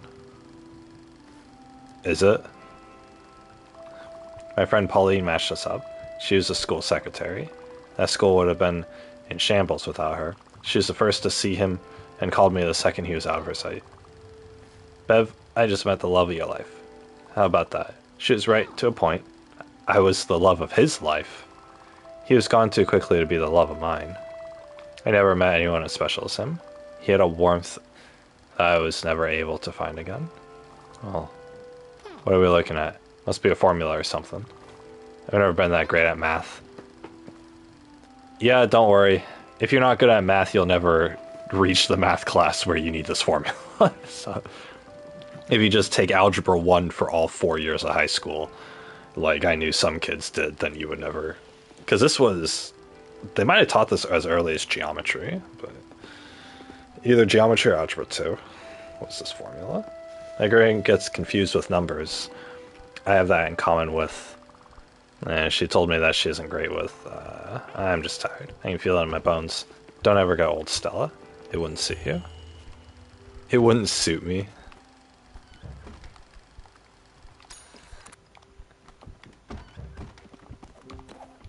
That's sad.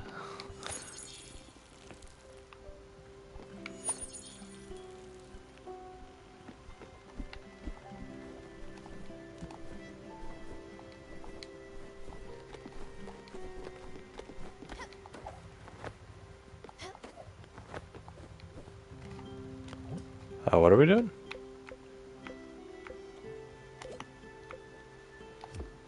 Oh, I'm getting the shrine, that's right. And then with the shrine I can go to the lighthouse and get the next spirit on my list. Okay, that's still going. Did you guys know that wind turbines, which, I mean, they're in California, but, I mean, they're in they could be in other places too. Wind turbines that generate, power through wind. You guys know the huge pinwheels that are, like, made of metal. And, like, a field could have, like, dozens of them. It,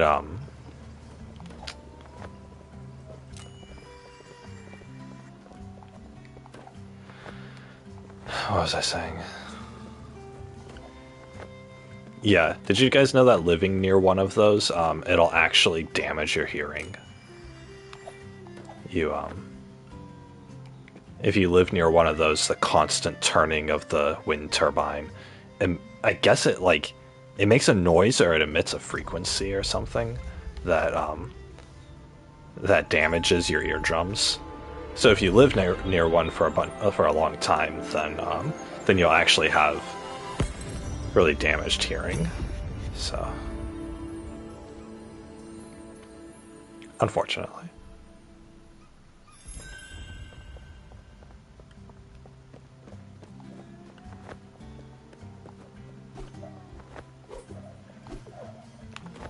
Oh.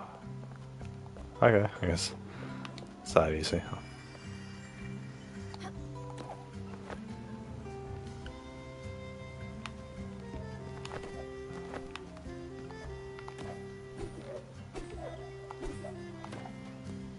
Ah, I see.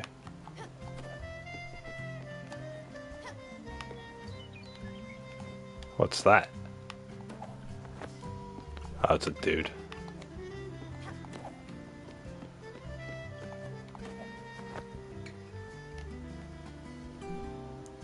I still need the key in order to get everything in this area. Oops. Oh.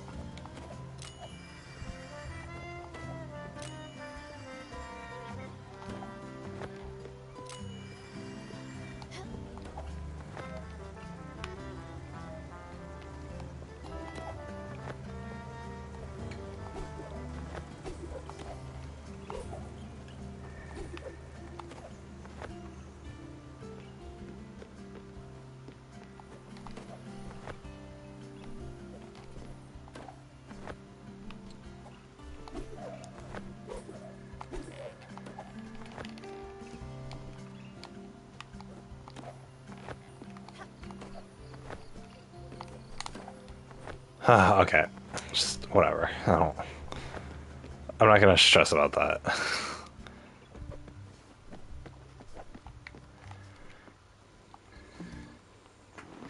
Shoot, what? Oh my god, it's so late. I have to get off pretty soon. It's been 9 hours of streaming. Letter from Albert.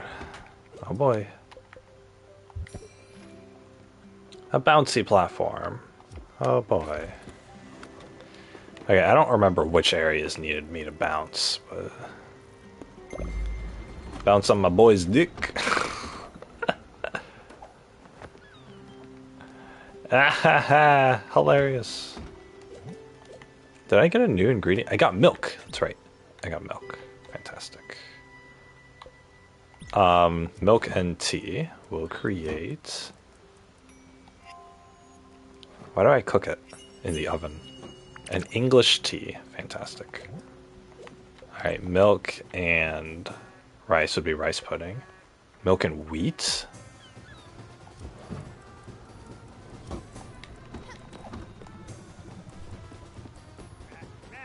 Yeah, those want watering. I don't care all that much. A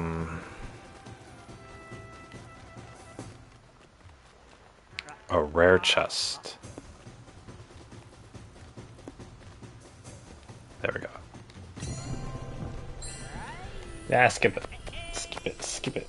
Skipper.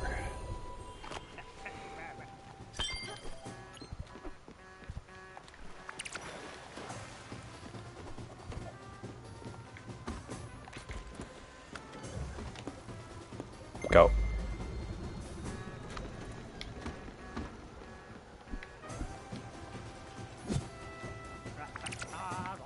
Oh, bye. A little seal.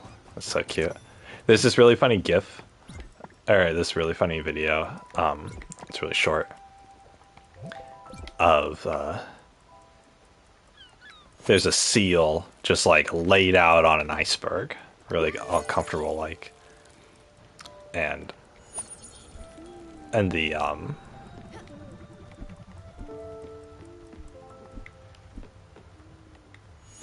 and there's like a camera crew on a boat that just like slowly approaches it, and it gets like all surprised and stuff. It's adorable.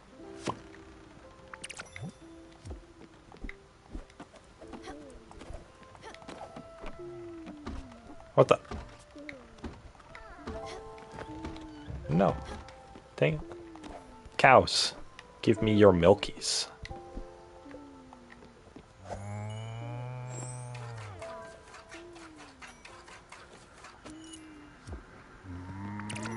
I got my own bucket to milk the cows with, but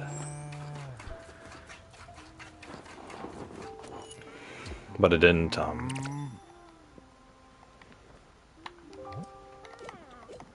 but yet the milk still fell out of,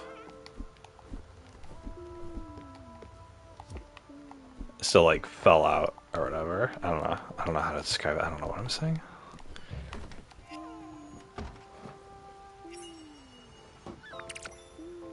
Another cereal bowl? Really? Okay, we're making sweet milk. I don't care.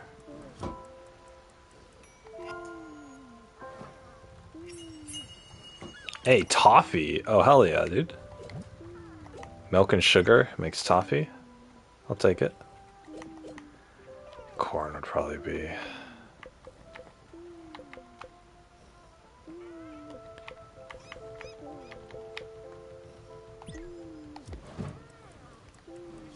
Milk and a clam. Oh, am I making oysters?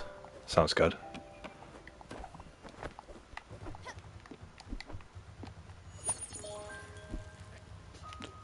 Freaking Xavier should be asleep. Not begging me for food. Fine. Yeah, hungry like a lion. Hilarious.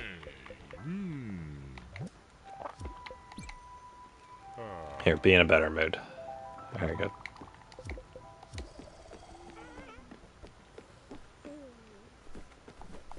Oh wait. I need to do something else in Oxbury. God dang it.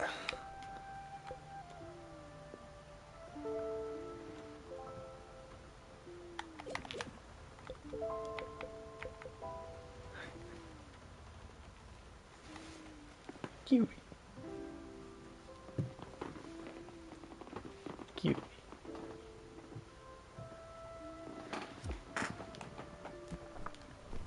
What am I doing? This game takes a while, oh my gosh. I'm trying to do everything.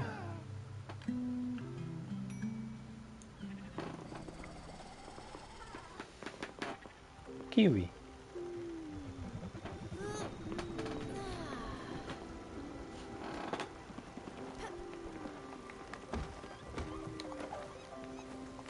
Yeah, what? What? Hmm? Oh, I can smell a little bit of what you're complaining about. Alright, Kiwi. I can let you out if you want. Ooh, clam chowder. Alright. I'll take it.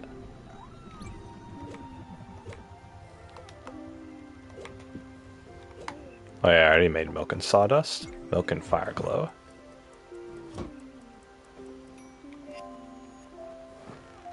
Kiwi. A chai latte. Oh my gosh, how many recipes have I learned?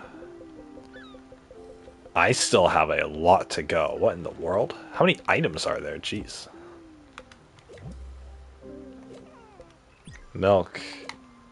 And... oh, corn, I guess.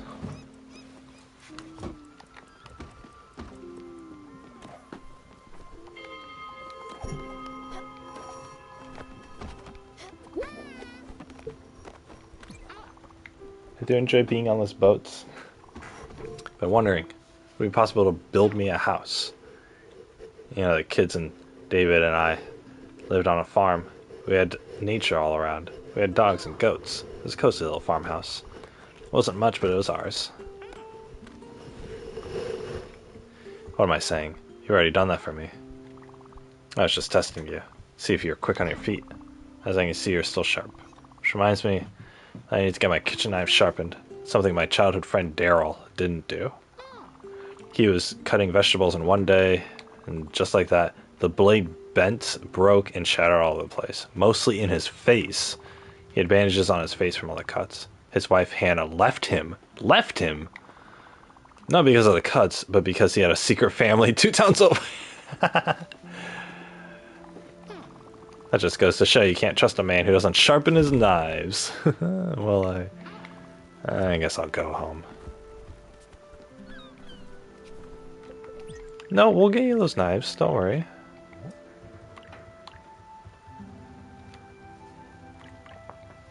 Oh, I guess not. I don't have bottled ectoplasm.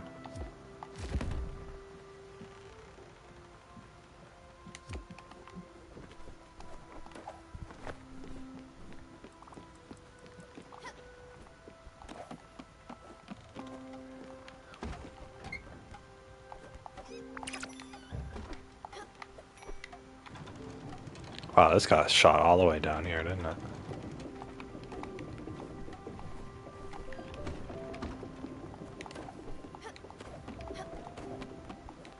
Gotta make sure these are watered. This game's a lot of work. Maybe I should play Demon's Souls next.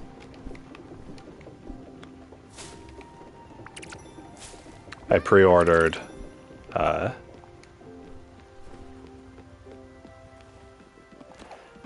Elden Ring.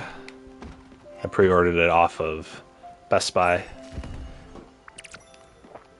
Oh, cereal bowl. Yeah, I'll talk to you in a minute. I already got the stuff off the tree.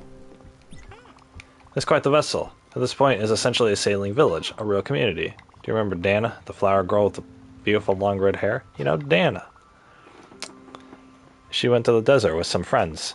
They all followed this man with a long robe and silky hair around. They all called him Jimmy Jim, which always sounded odd to me. Was Jimmy a diminutive of James? Was Jim his last name? It just doesn't really roll off the tongue. You'd think a cult leader would be better at coming up with names. Dana kept telling me they were looking for new kind of water, that the water in cities was too tainted, full of city sweat and bad omens, that they need to find a better, cleaner source of water in the desert. Oh my god. God, people who go into cults are like so insane.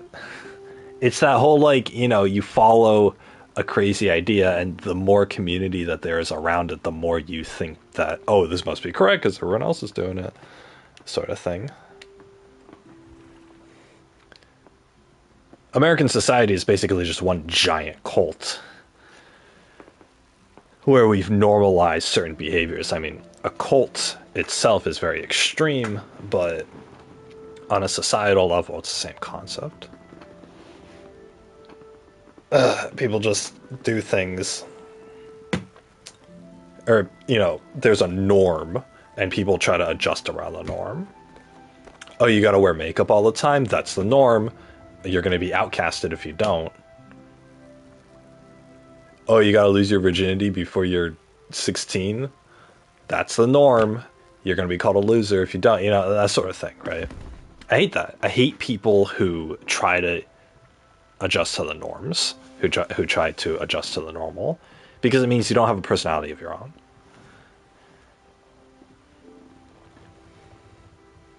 I don't know. I've been such a contrarian where I always go against the norms. That's why I would never fall for like a cult. It's one person who's figured out that people are easily manipulated, and he's figured out how to manipulate them. That's what a cult is. Where society takes a standard for something and then normalizes it, and accepts it, and then everybody has to follow it. They accept it, and then they don't accept when you don't accept it. So that's why if I go on a date with a girl and I ask her like, oh, how many sex partners have you had in the past or whatever, then she's gonna spit in my face, because how dare I ask her that question? Oh, it's none of my business how many people she slept with. It kind of is my business. If I marry a girl and I don't know like her past, then I don't know how much of a psychological effect that's going to have on her, and that effect is going to detriment me, who would be emotionally attached to her. So I wouldn't date a girl who's not honest about that. I wouldn't date a girl who's slept around in the first place. So, but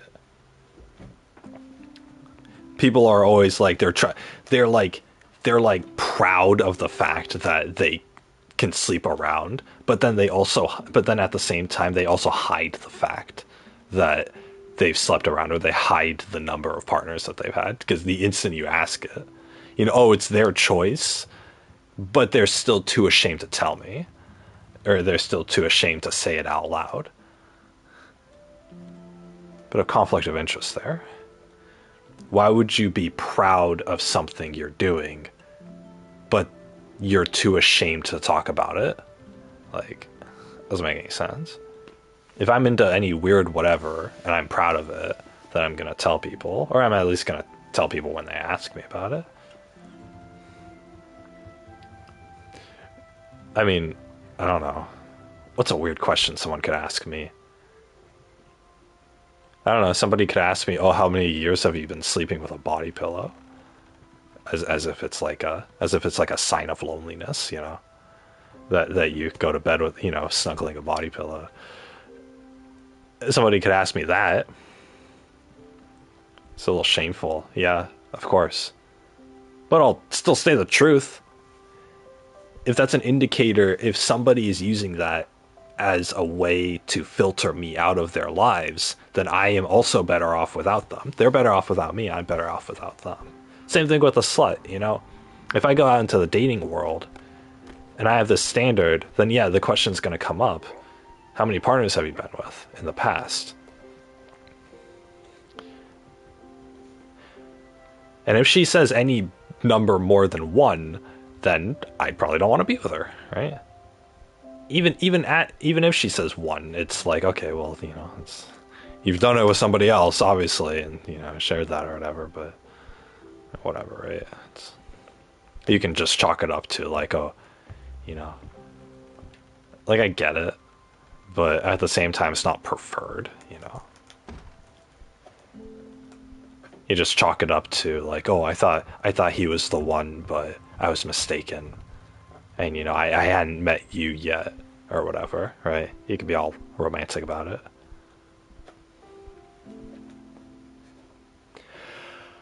I mean, that comes from the heart too. You're.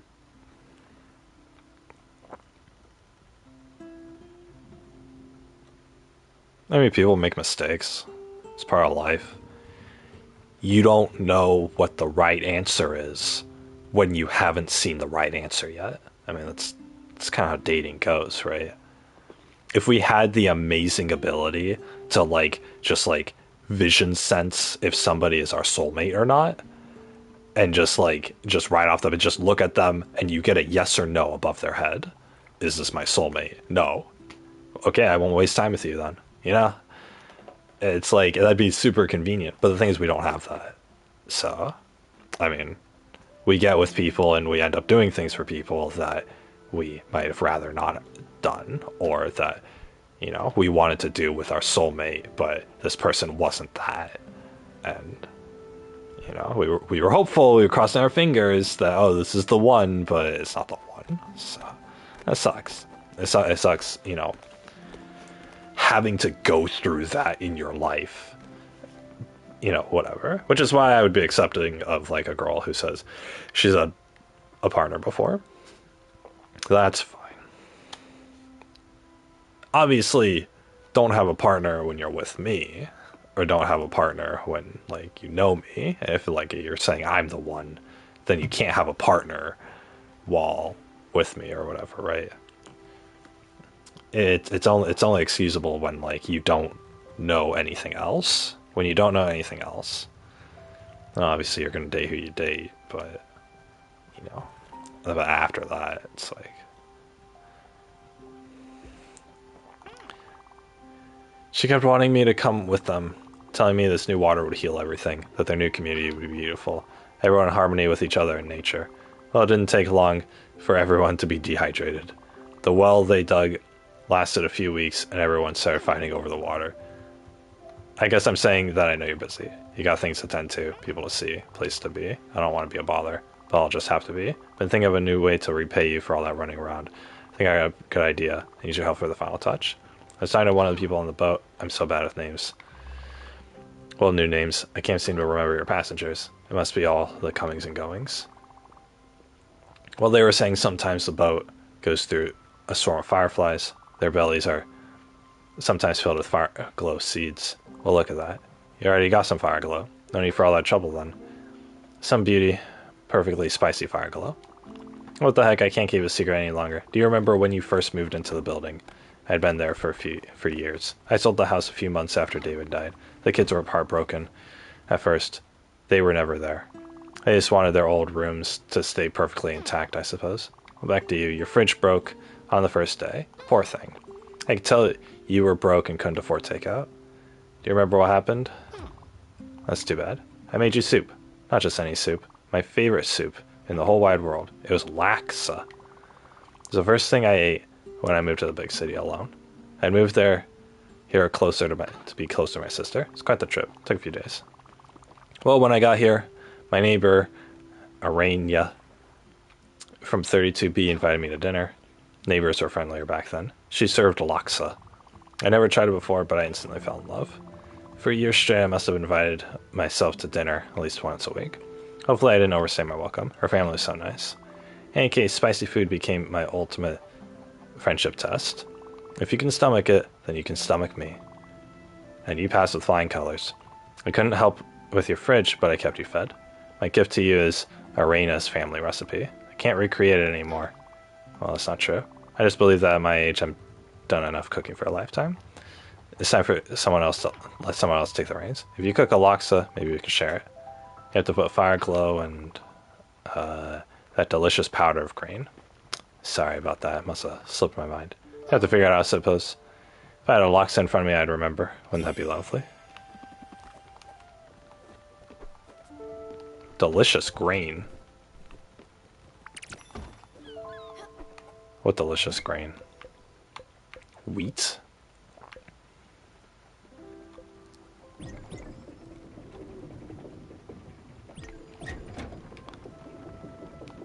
Actually, no, I have enough. All right.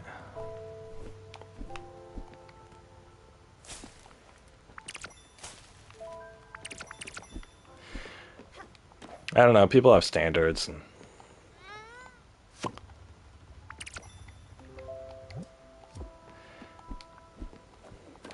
or not standards. What am I talking about?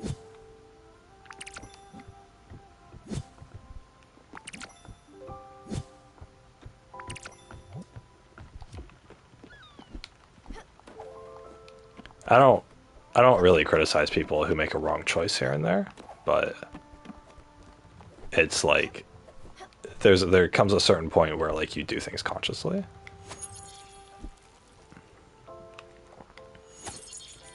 If you think someone's the one for you and they turn out not to be, then it's like it's honest and it's an honest mistake, you know.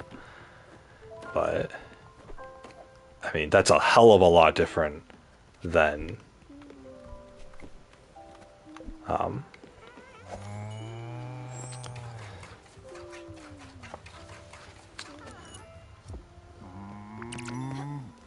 it's a hell of a lot different than, you know, oh, I'm gonna go on Tinder, or oh, I'm feeling a little sad and lonely, so I'm gonna go on Tinder and let someone fuck my brains out for a night, and then never see him again.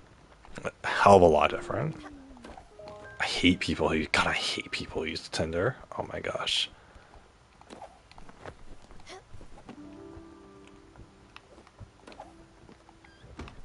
Can I get a different cat?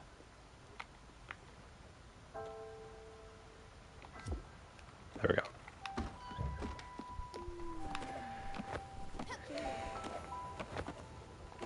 I don't know. I hate people. I hate anyone who participates in like the whole having sex culture.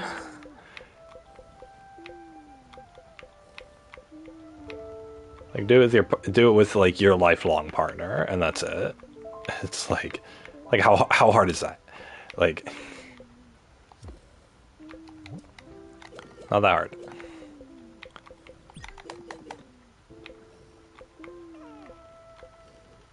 They said delicious grain.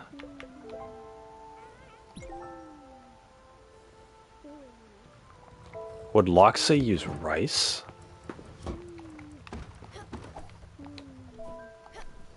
I don't know. I have no idea.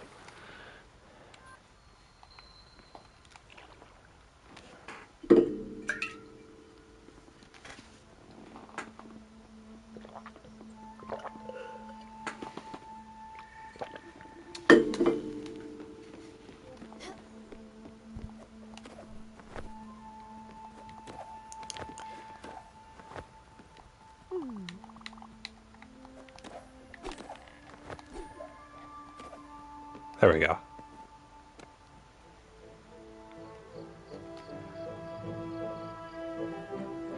Oh no, I gotta save the bird. By the 11 stars, I knew you'd come. The chosen one, the Spiritfarer. Mere glimpse of your white sail on the horizon gleaming with hope and virtue sufficed to brighten my soul. I've been here like hundreds of times. I came here last week. You should have seen it then. Simple glance at your glorious galleon made my heart race in awe. Praise to be Howler. You're here, Commander. One can only bow in front of your illustrious presence. I'm Buck, your humble servant and narrator. My modest presence on your august vessel will guide your footsteps to the path of glory. Oh, may the radiant Fae bless your half forever. This is a grand day.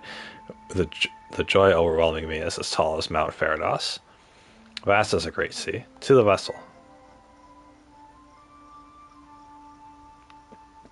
Great vessel. Toyimiksu no Yananda.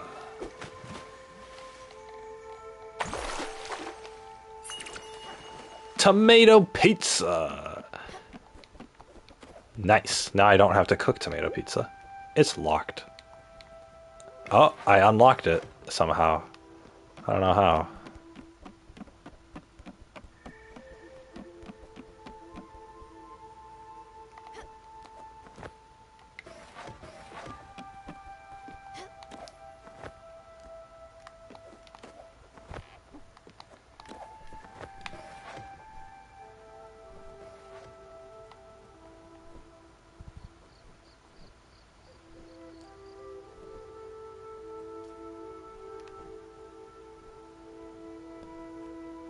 Oh my gosh, wait a second.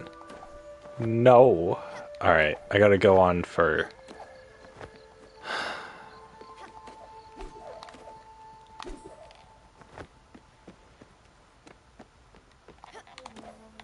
Can I just jump off here? Oh, there's a second one. Okay.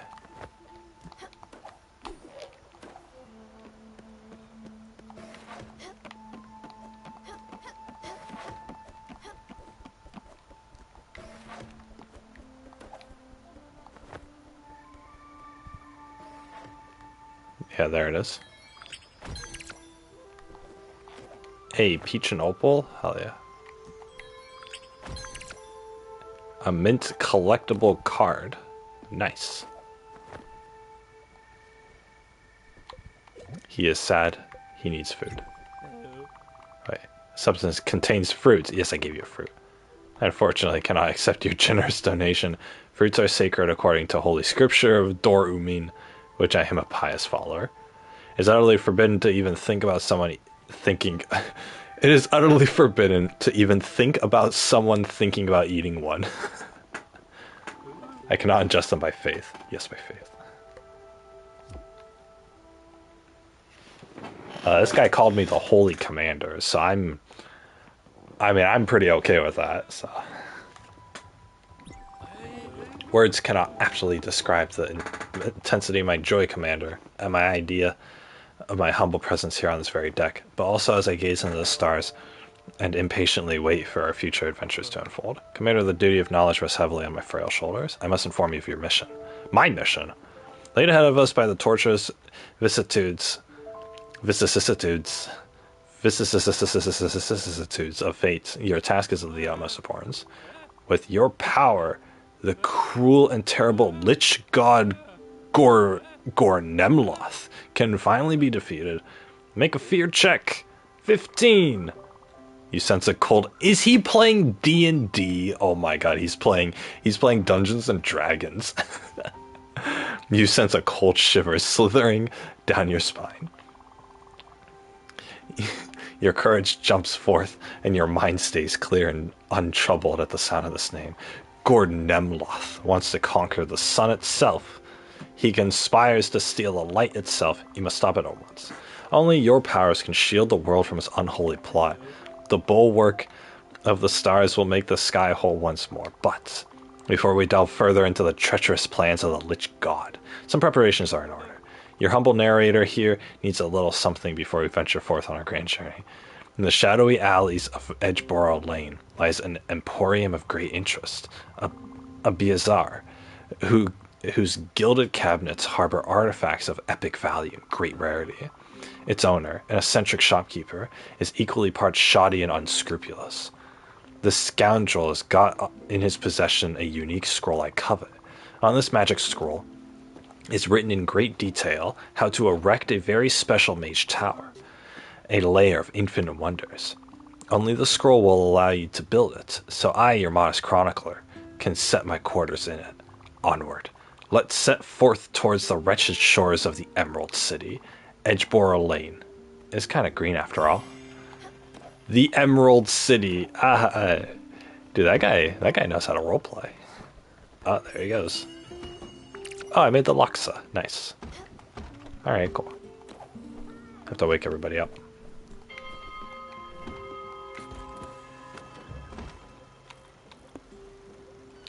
Got the spirit and the chest. Very nice.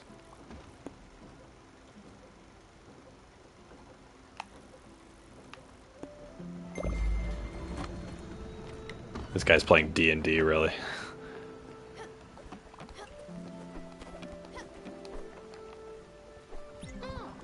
You got all the spices right. It smells amazing. I just threw 2 ingredients in there. Alright, let me give it a try. My stomach's basically a hot pepper at this point. I can handle it.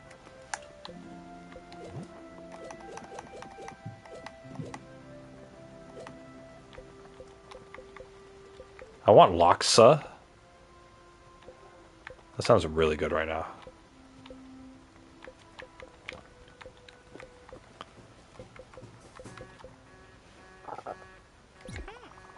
It's just the right kind of tongue burning. I mean, that's incredible. You haven't lost your way around the kitchen. Wow, I can feel my sinuses clearing. Thank you, Sweet Pea. I suppose I got carried away for a bit. Sorry there isn't any left for you. But don't worry, I'll make it up to you. I know this is supposed to be a treat for you as well next time. Well then, do you have a minute? Like I was saying, I was having this dream. Don't worry, I'm not a monster. I won't start telling you my dreams. Is that what makes someone a monster, when they start telling people about their dreams? Well, maybe a little. So in my dream, I was using a projector in the archive room B2522. That was transported inside the images. The first image was, let's see. Oh, I remember. We went sightseeing in the city. We rented an apartment for the whole family. It was luxurious. We had the whole week planned out. Museums, parks, restaurants. Obviously, Henry got sick on the first day. I remember staying by his side knitting. The only thing he was able to do was draw. Poor thing. He was really obsessed with his cartoon show back then. It's probably just giant robots and men in tights. The apartment was somewhere in Old Central District. It's supposed to be our home away from home. For a week at least. The whole time I was eating that giant bag of sweet corn. That's dreams for you. They're always a bit foggy. Hopefully you'll find that acetate. If you find that acetate, it'll jog my memory. Thanks again, Sweet Pea, your lifesaver. Wait, what?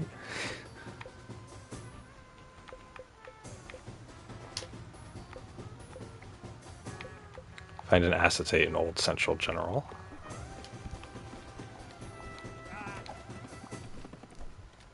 Oh. Yeah, let's go. Where the heck are we? Where the hecky decky do are we going?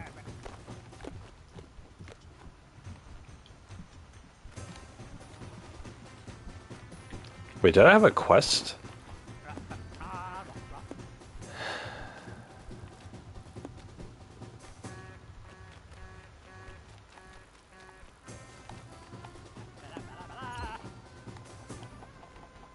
Did I have a quest? Do not tell the workers partner in Oxbury. Oh yeah, I gotta go to Oxbury then. Fantastic.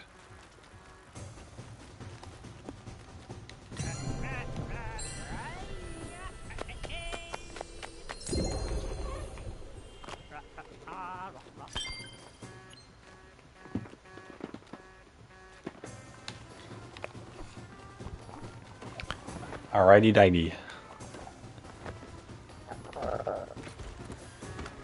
I think I cut off talking about like the whole Philippines thing like part way through the conversation.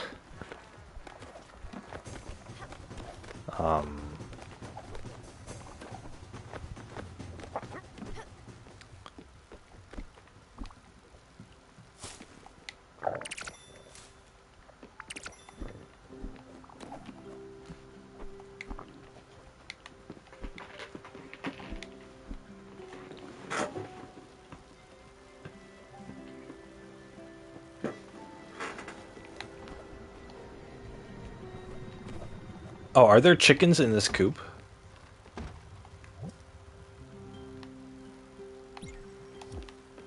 Oh. Oh, I have to add eggs. Oh my god, they didn't tell me that. I need to add eggs to the chicken coop to hatch chickens. They didn't tell me that at all, Kiwi. They didn't tell me that at all.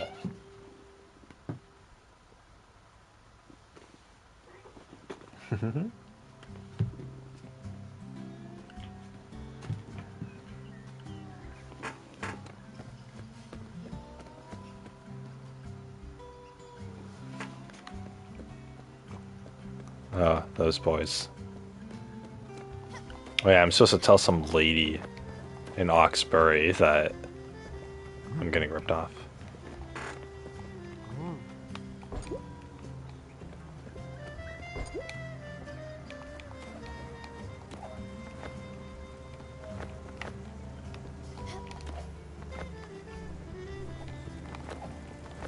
Ah, god dang it.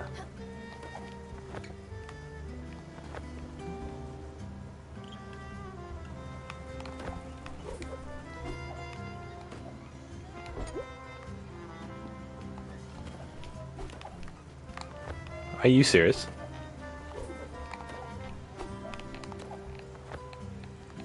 Okay.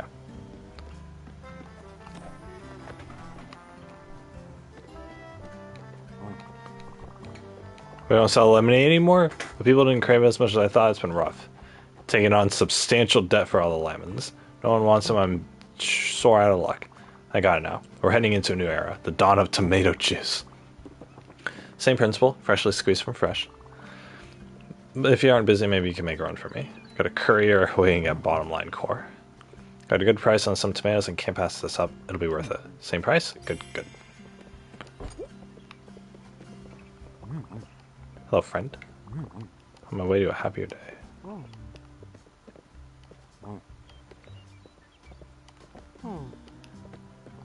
Wait, who was I supposed to not tell? Found him yet? What? How much? 450,000 glims? Seriously, what a hack. That's way above what he normally charges. Where do you even get that number? Oh, I understand. The apartment next to mine is currently on the market. The asking price is 450,000 glims, non-negotiable. Very subtle, man. Also very creepy. Oh. You know what? I can't let him fend for himself. He's so helpless. It's only been 3 days and he's already started conning innocent bystanders. Besides, I was already planning on letting him move back in. I just wanted to teach him a lesson. Just tell him he can come back, okay? Make sure he understands from now on he has to do some chores. I can't do everything for him, I'm not his mom. Oh my god, the dude was living in your place rent-free and he wasn't doing chores. Yeah, but you're still gonna take care of him because you have those maternal instincts,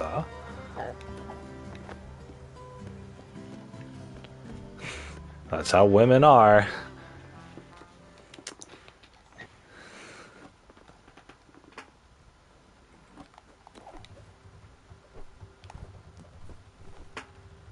Ugh.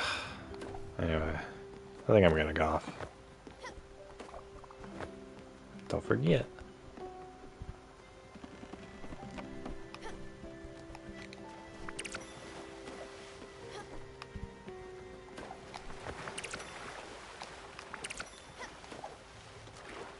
I'm a shell of the man that I once was.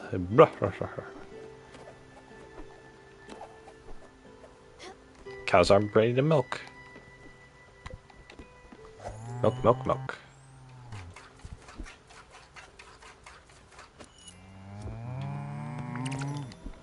Wow, guys, I'm doing the 10-hour stream challenge. Where I stream for 10 hours.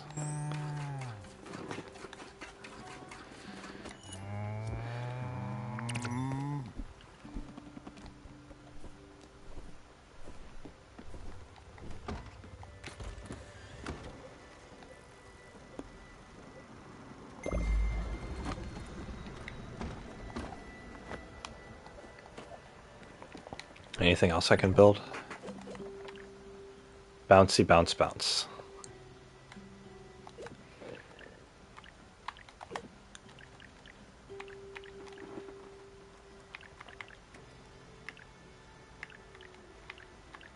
Okay, I've built like one of everything, at least.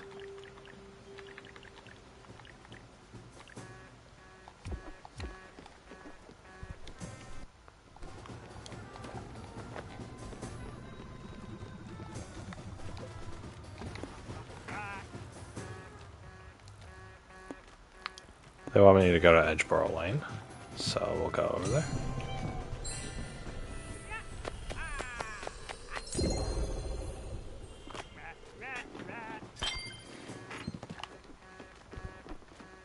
Huey. Yeah? Hey.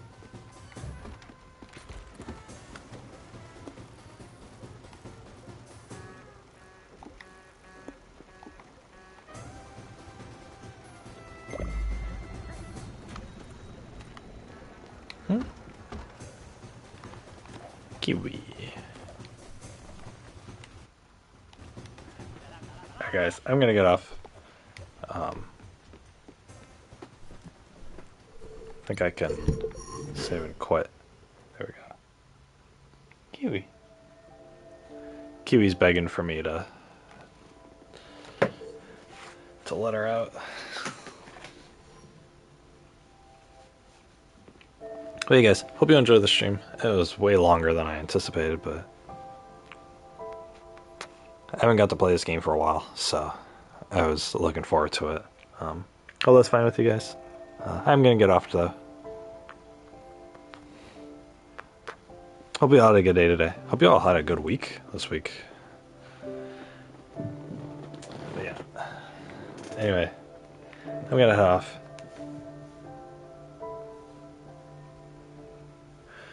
Hope you guys have a good one.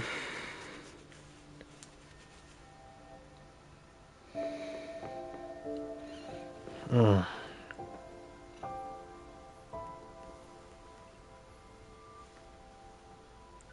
Alright, guys. This is my outro. I'll get on tomorrow, same time, same place. But yeah, guys, that is going to do it for me. This has been Big Pasta Gaming. You guys have been Little Pasta watching. And I will see you all tomorrow. Bye-bye, everybody. Sayonara. Take care, everyone. Hope you all get a good sleep tonight. I'll see you all tomorrow. Bye-bye. Take care, everyone. Good night. Good night. God, 10 hours. Oh, my gosh. Big stream. Good night, everyone.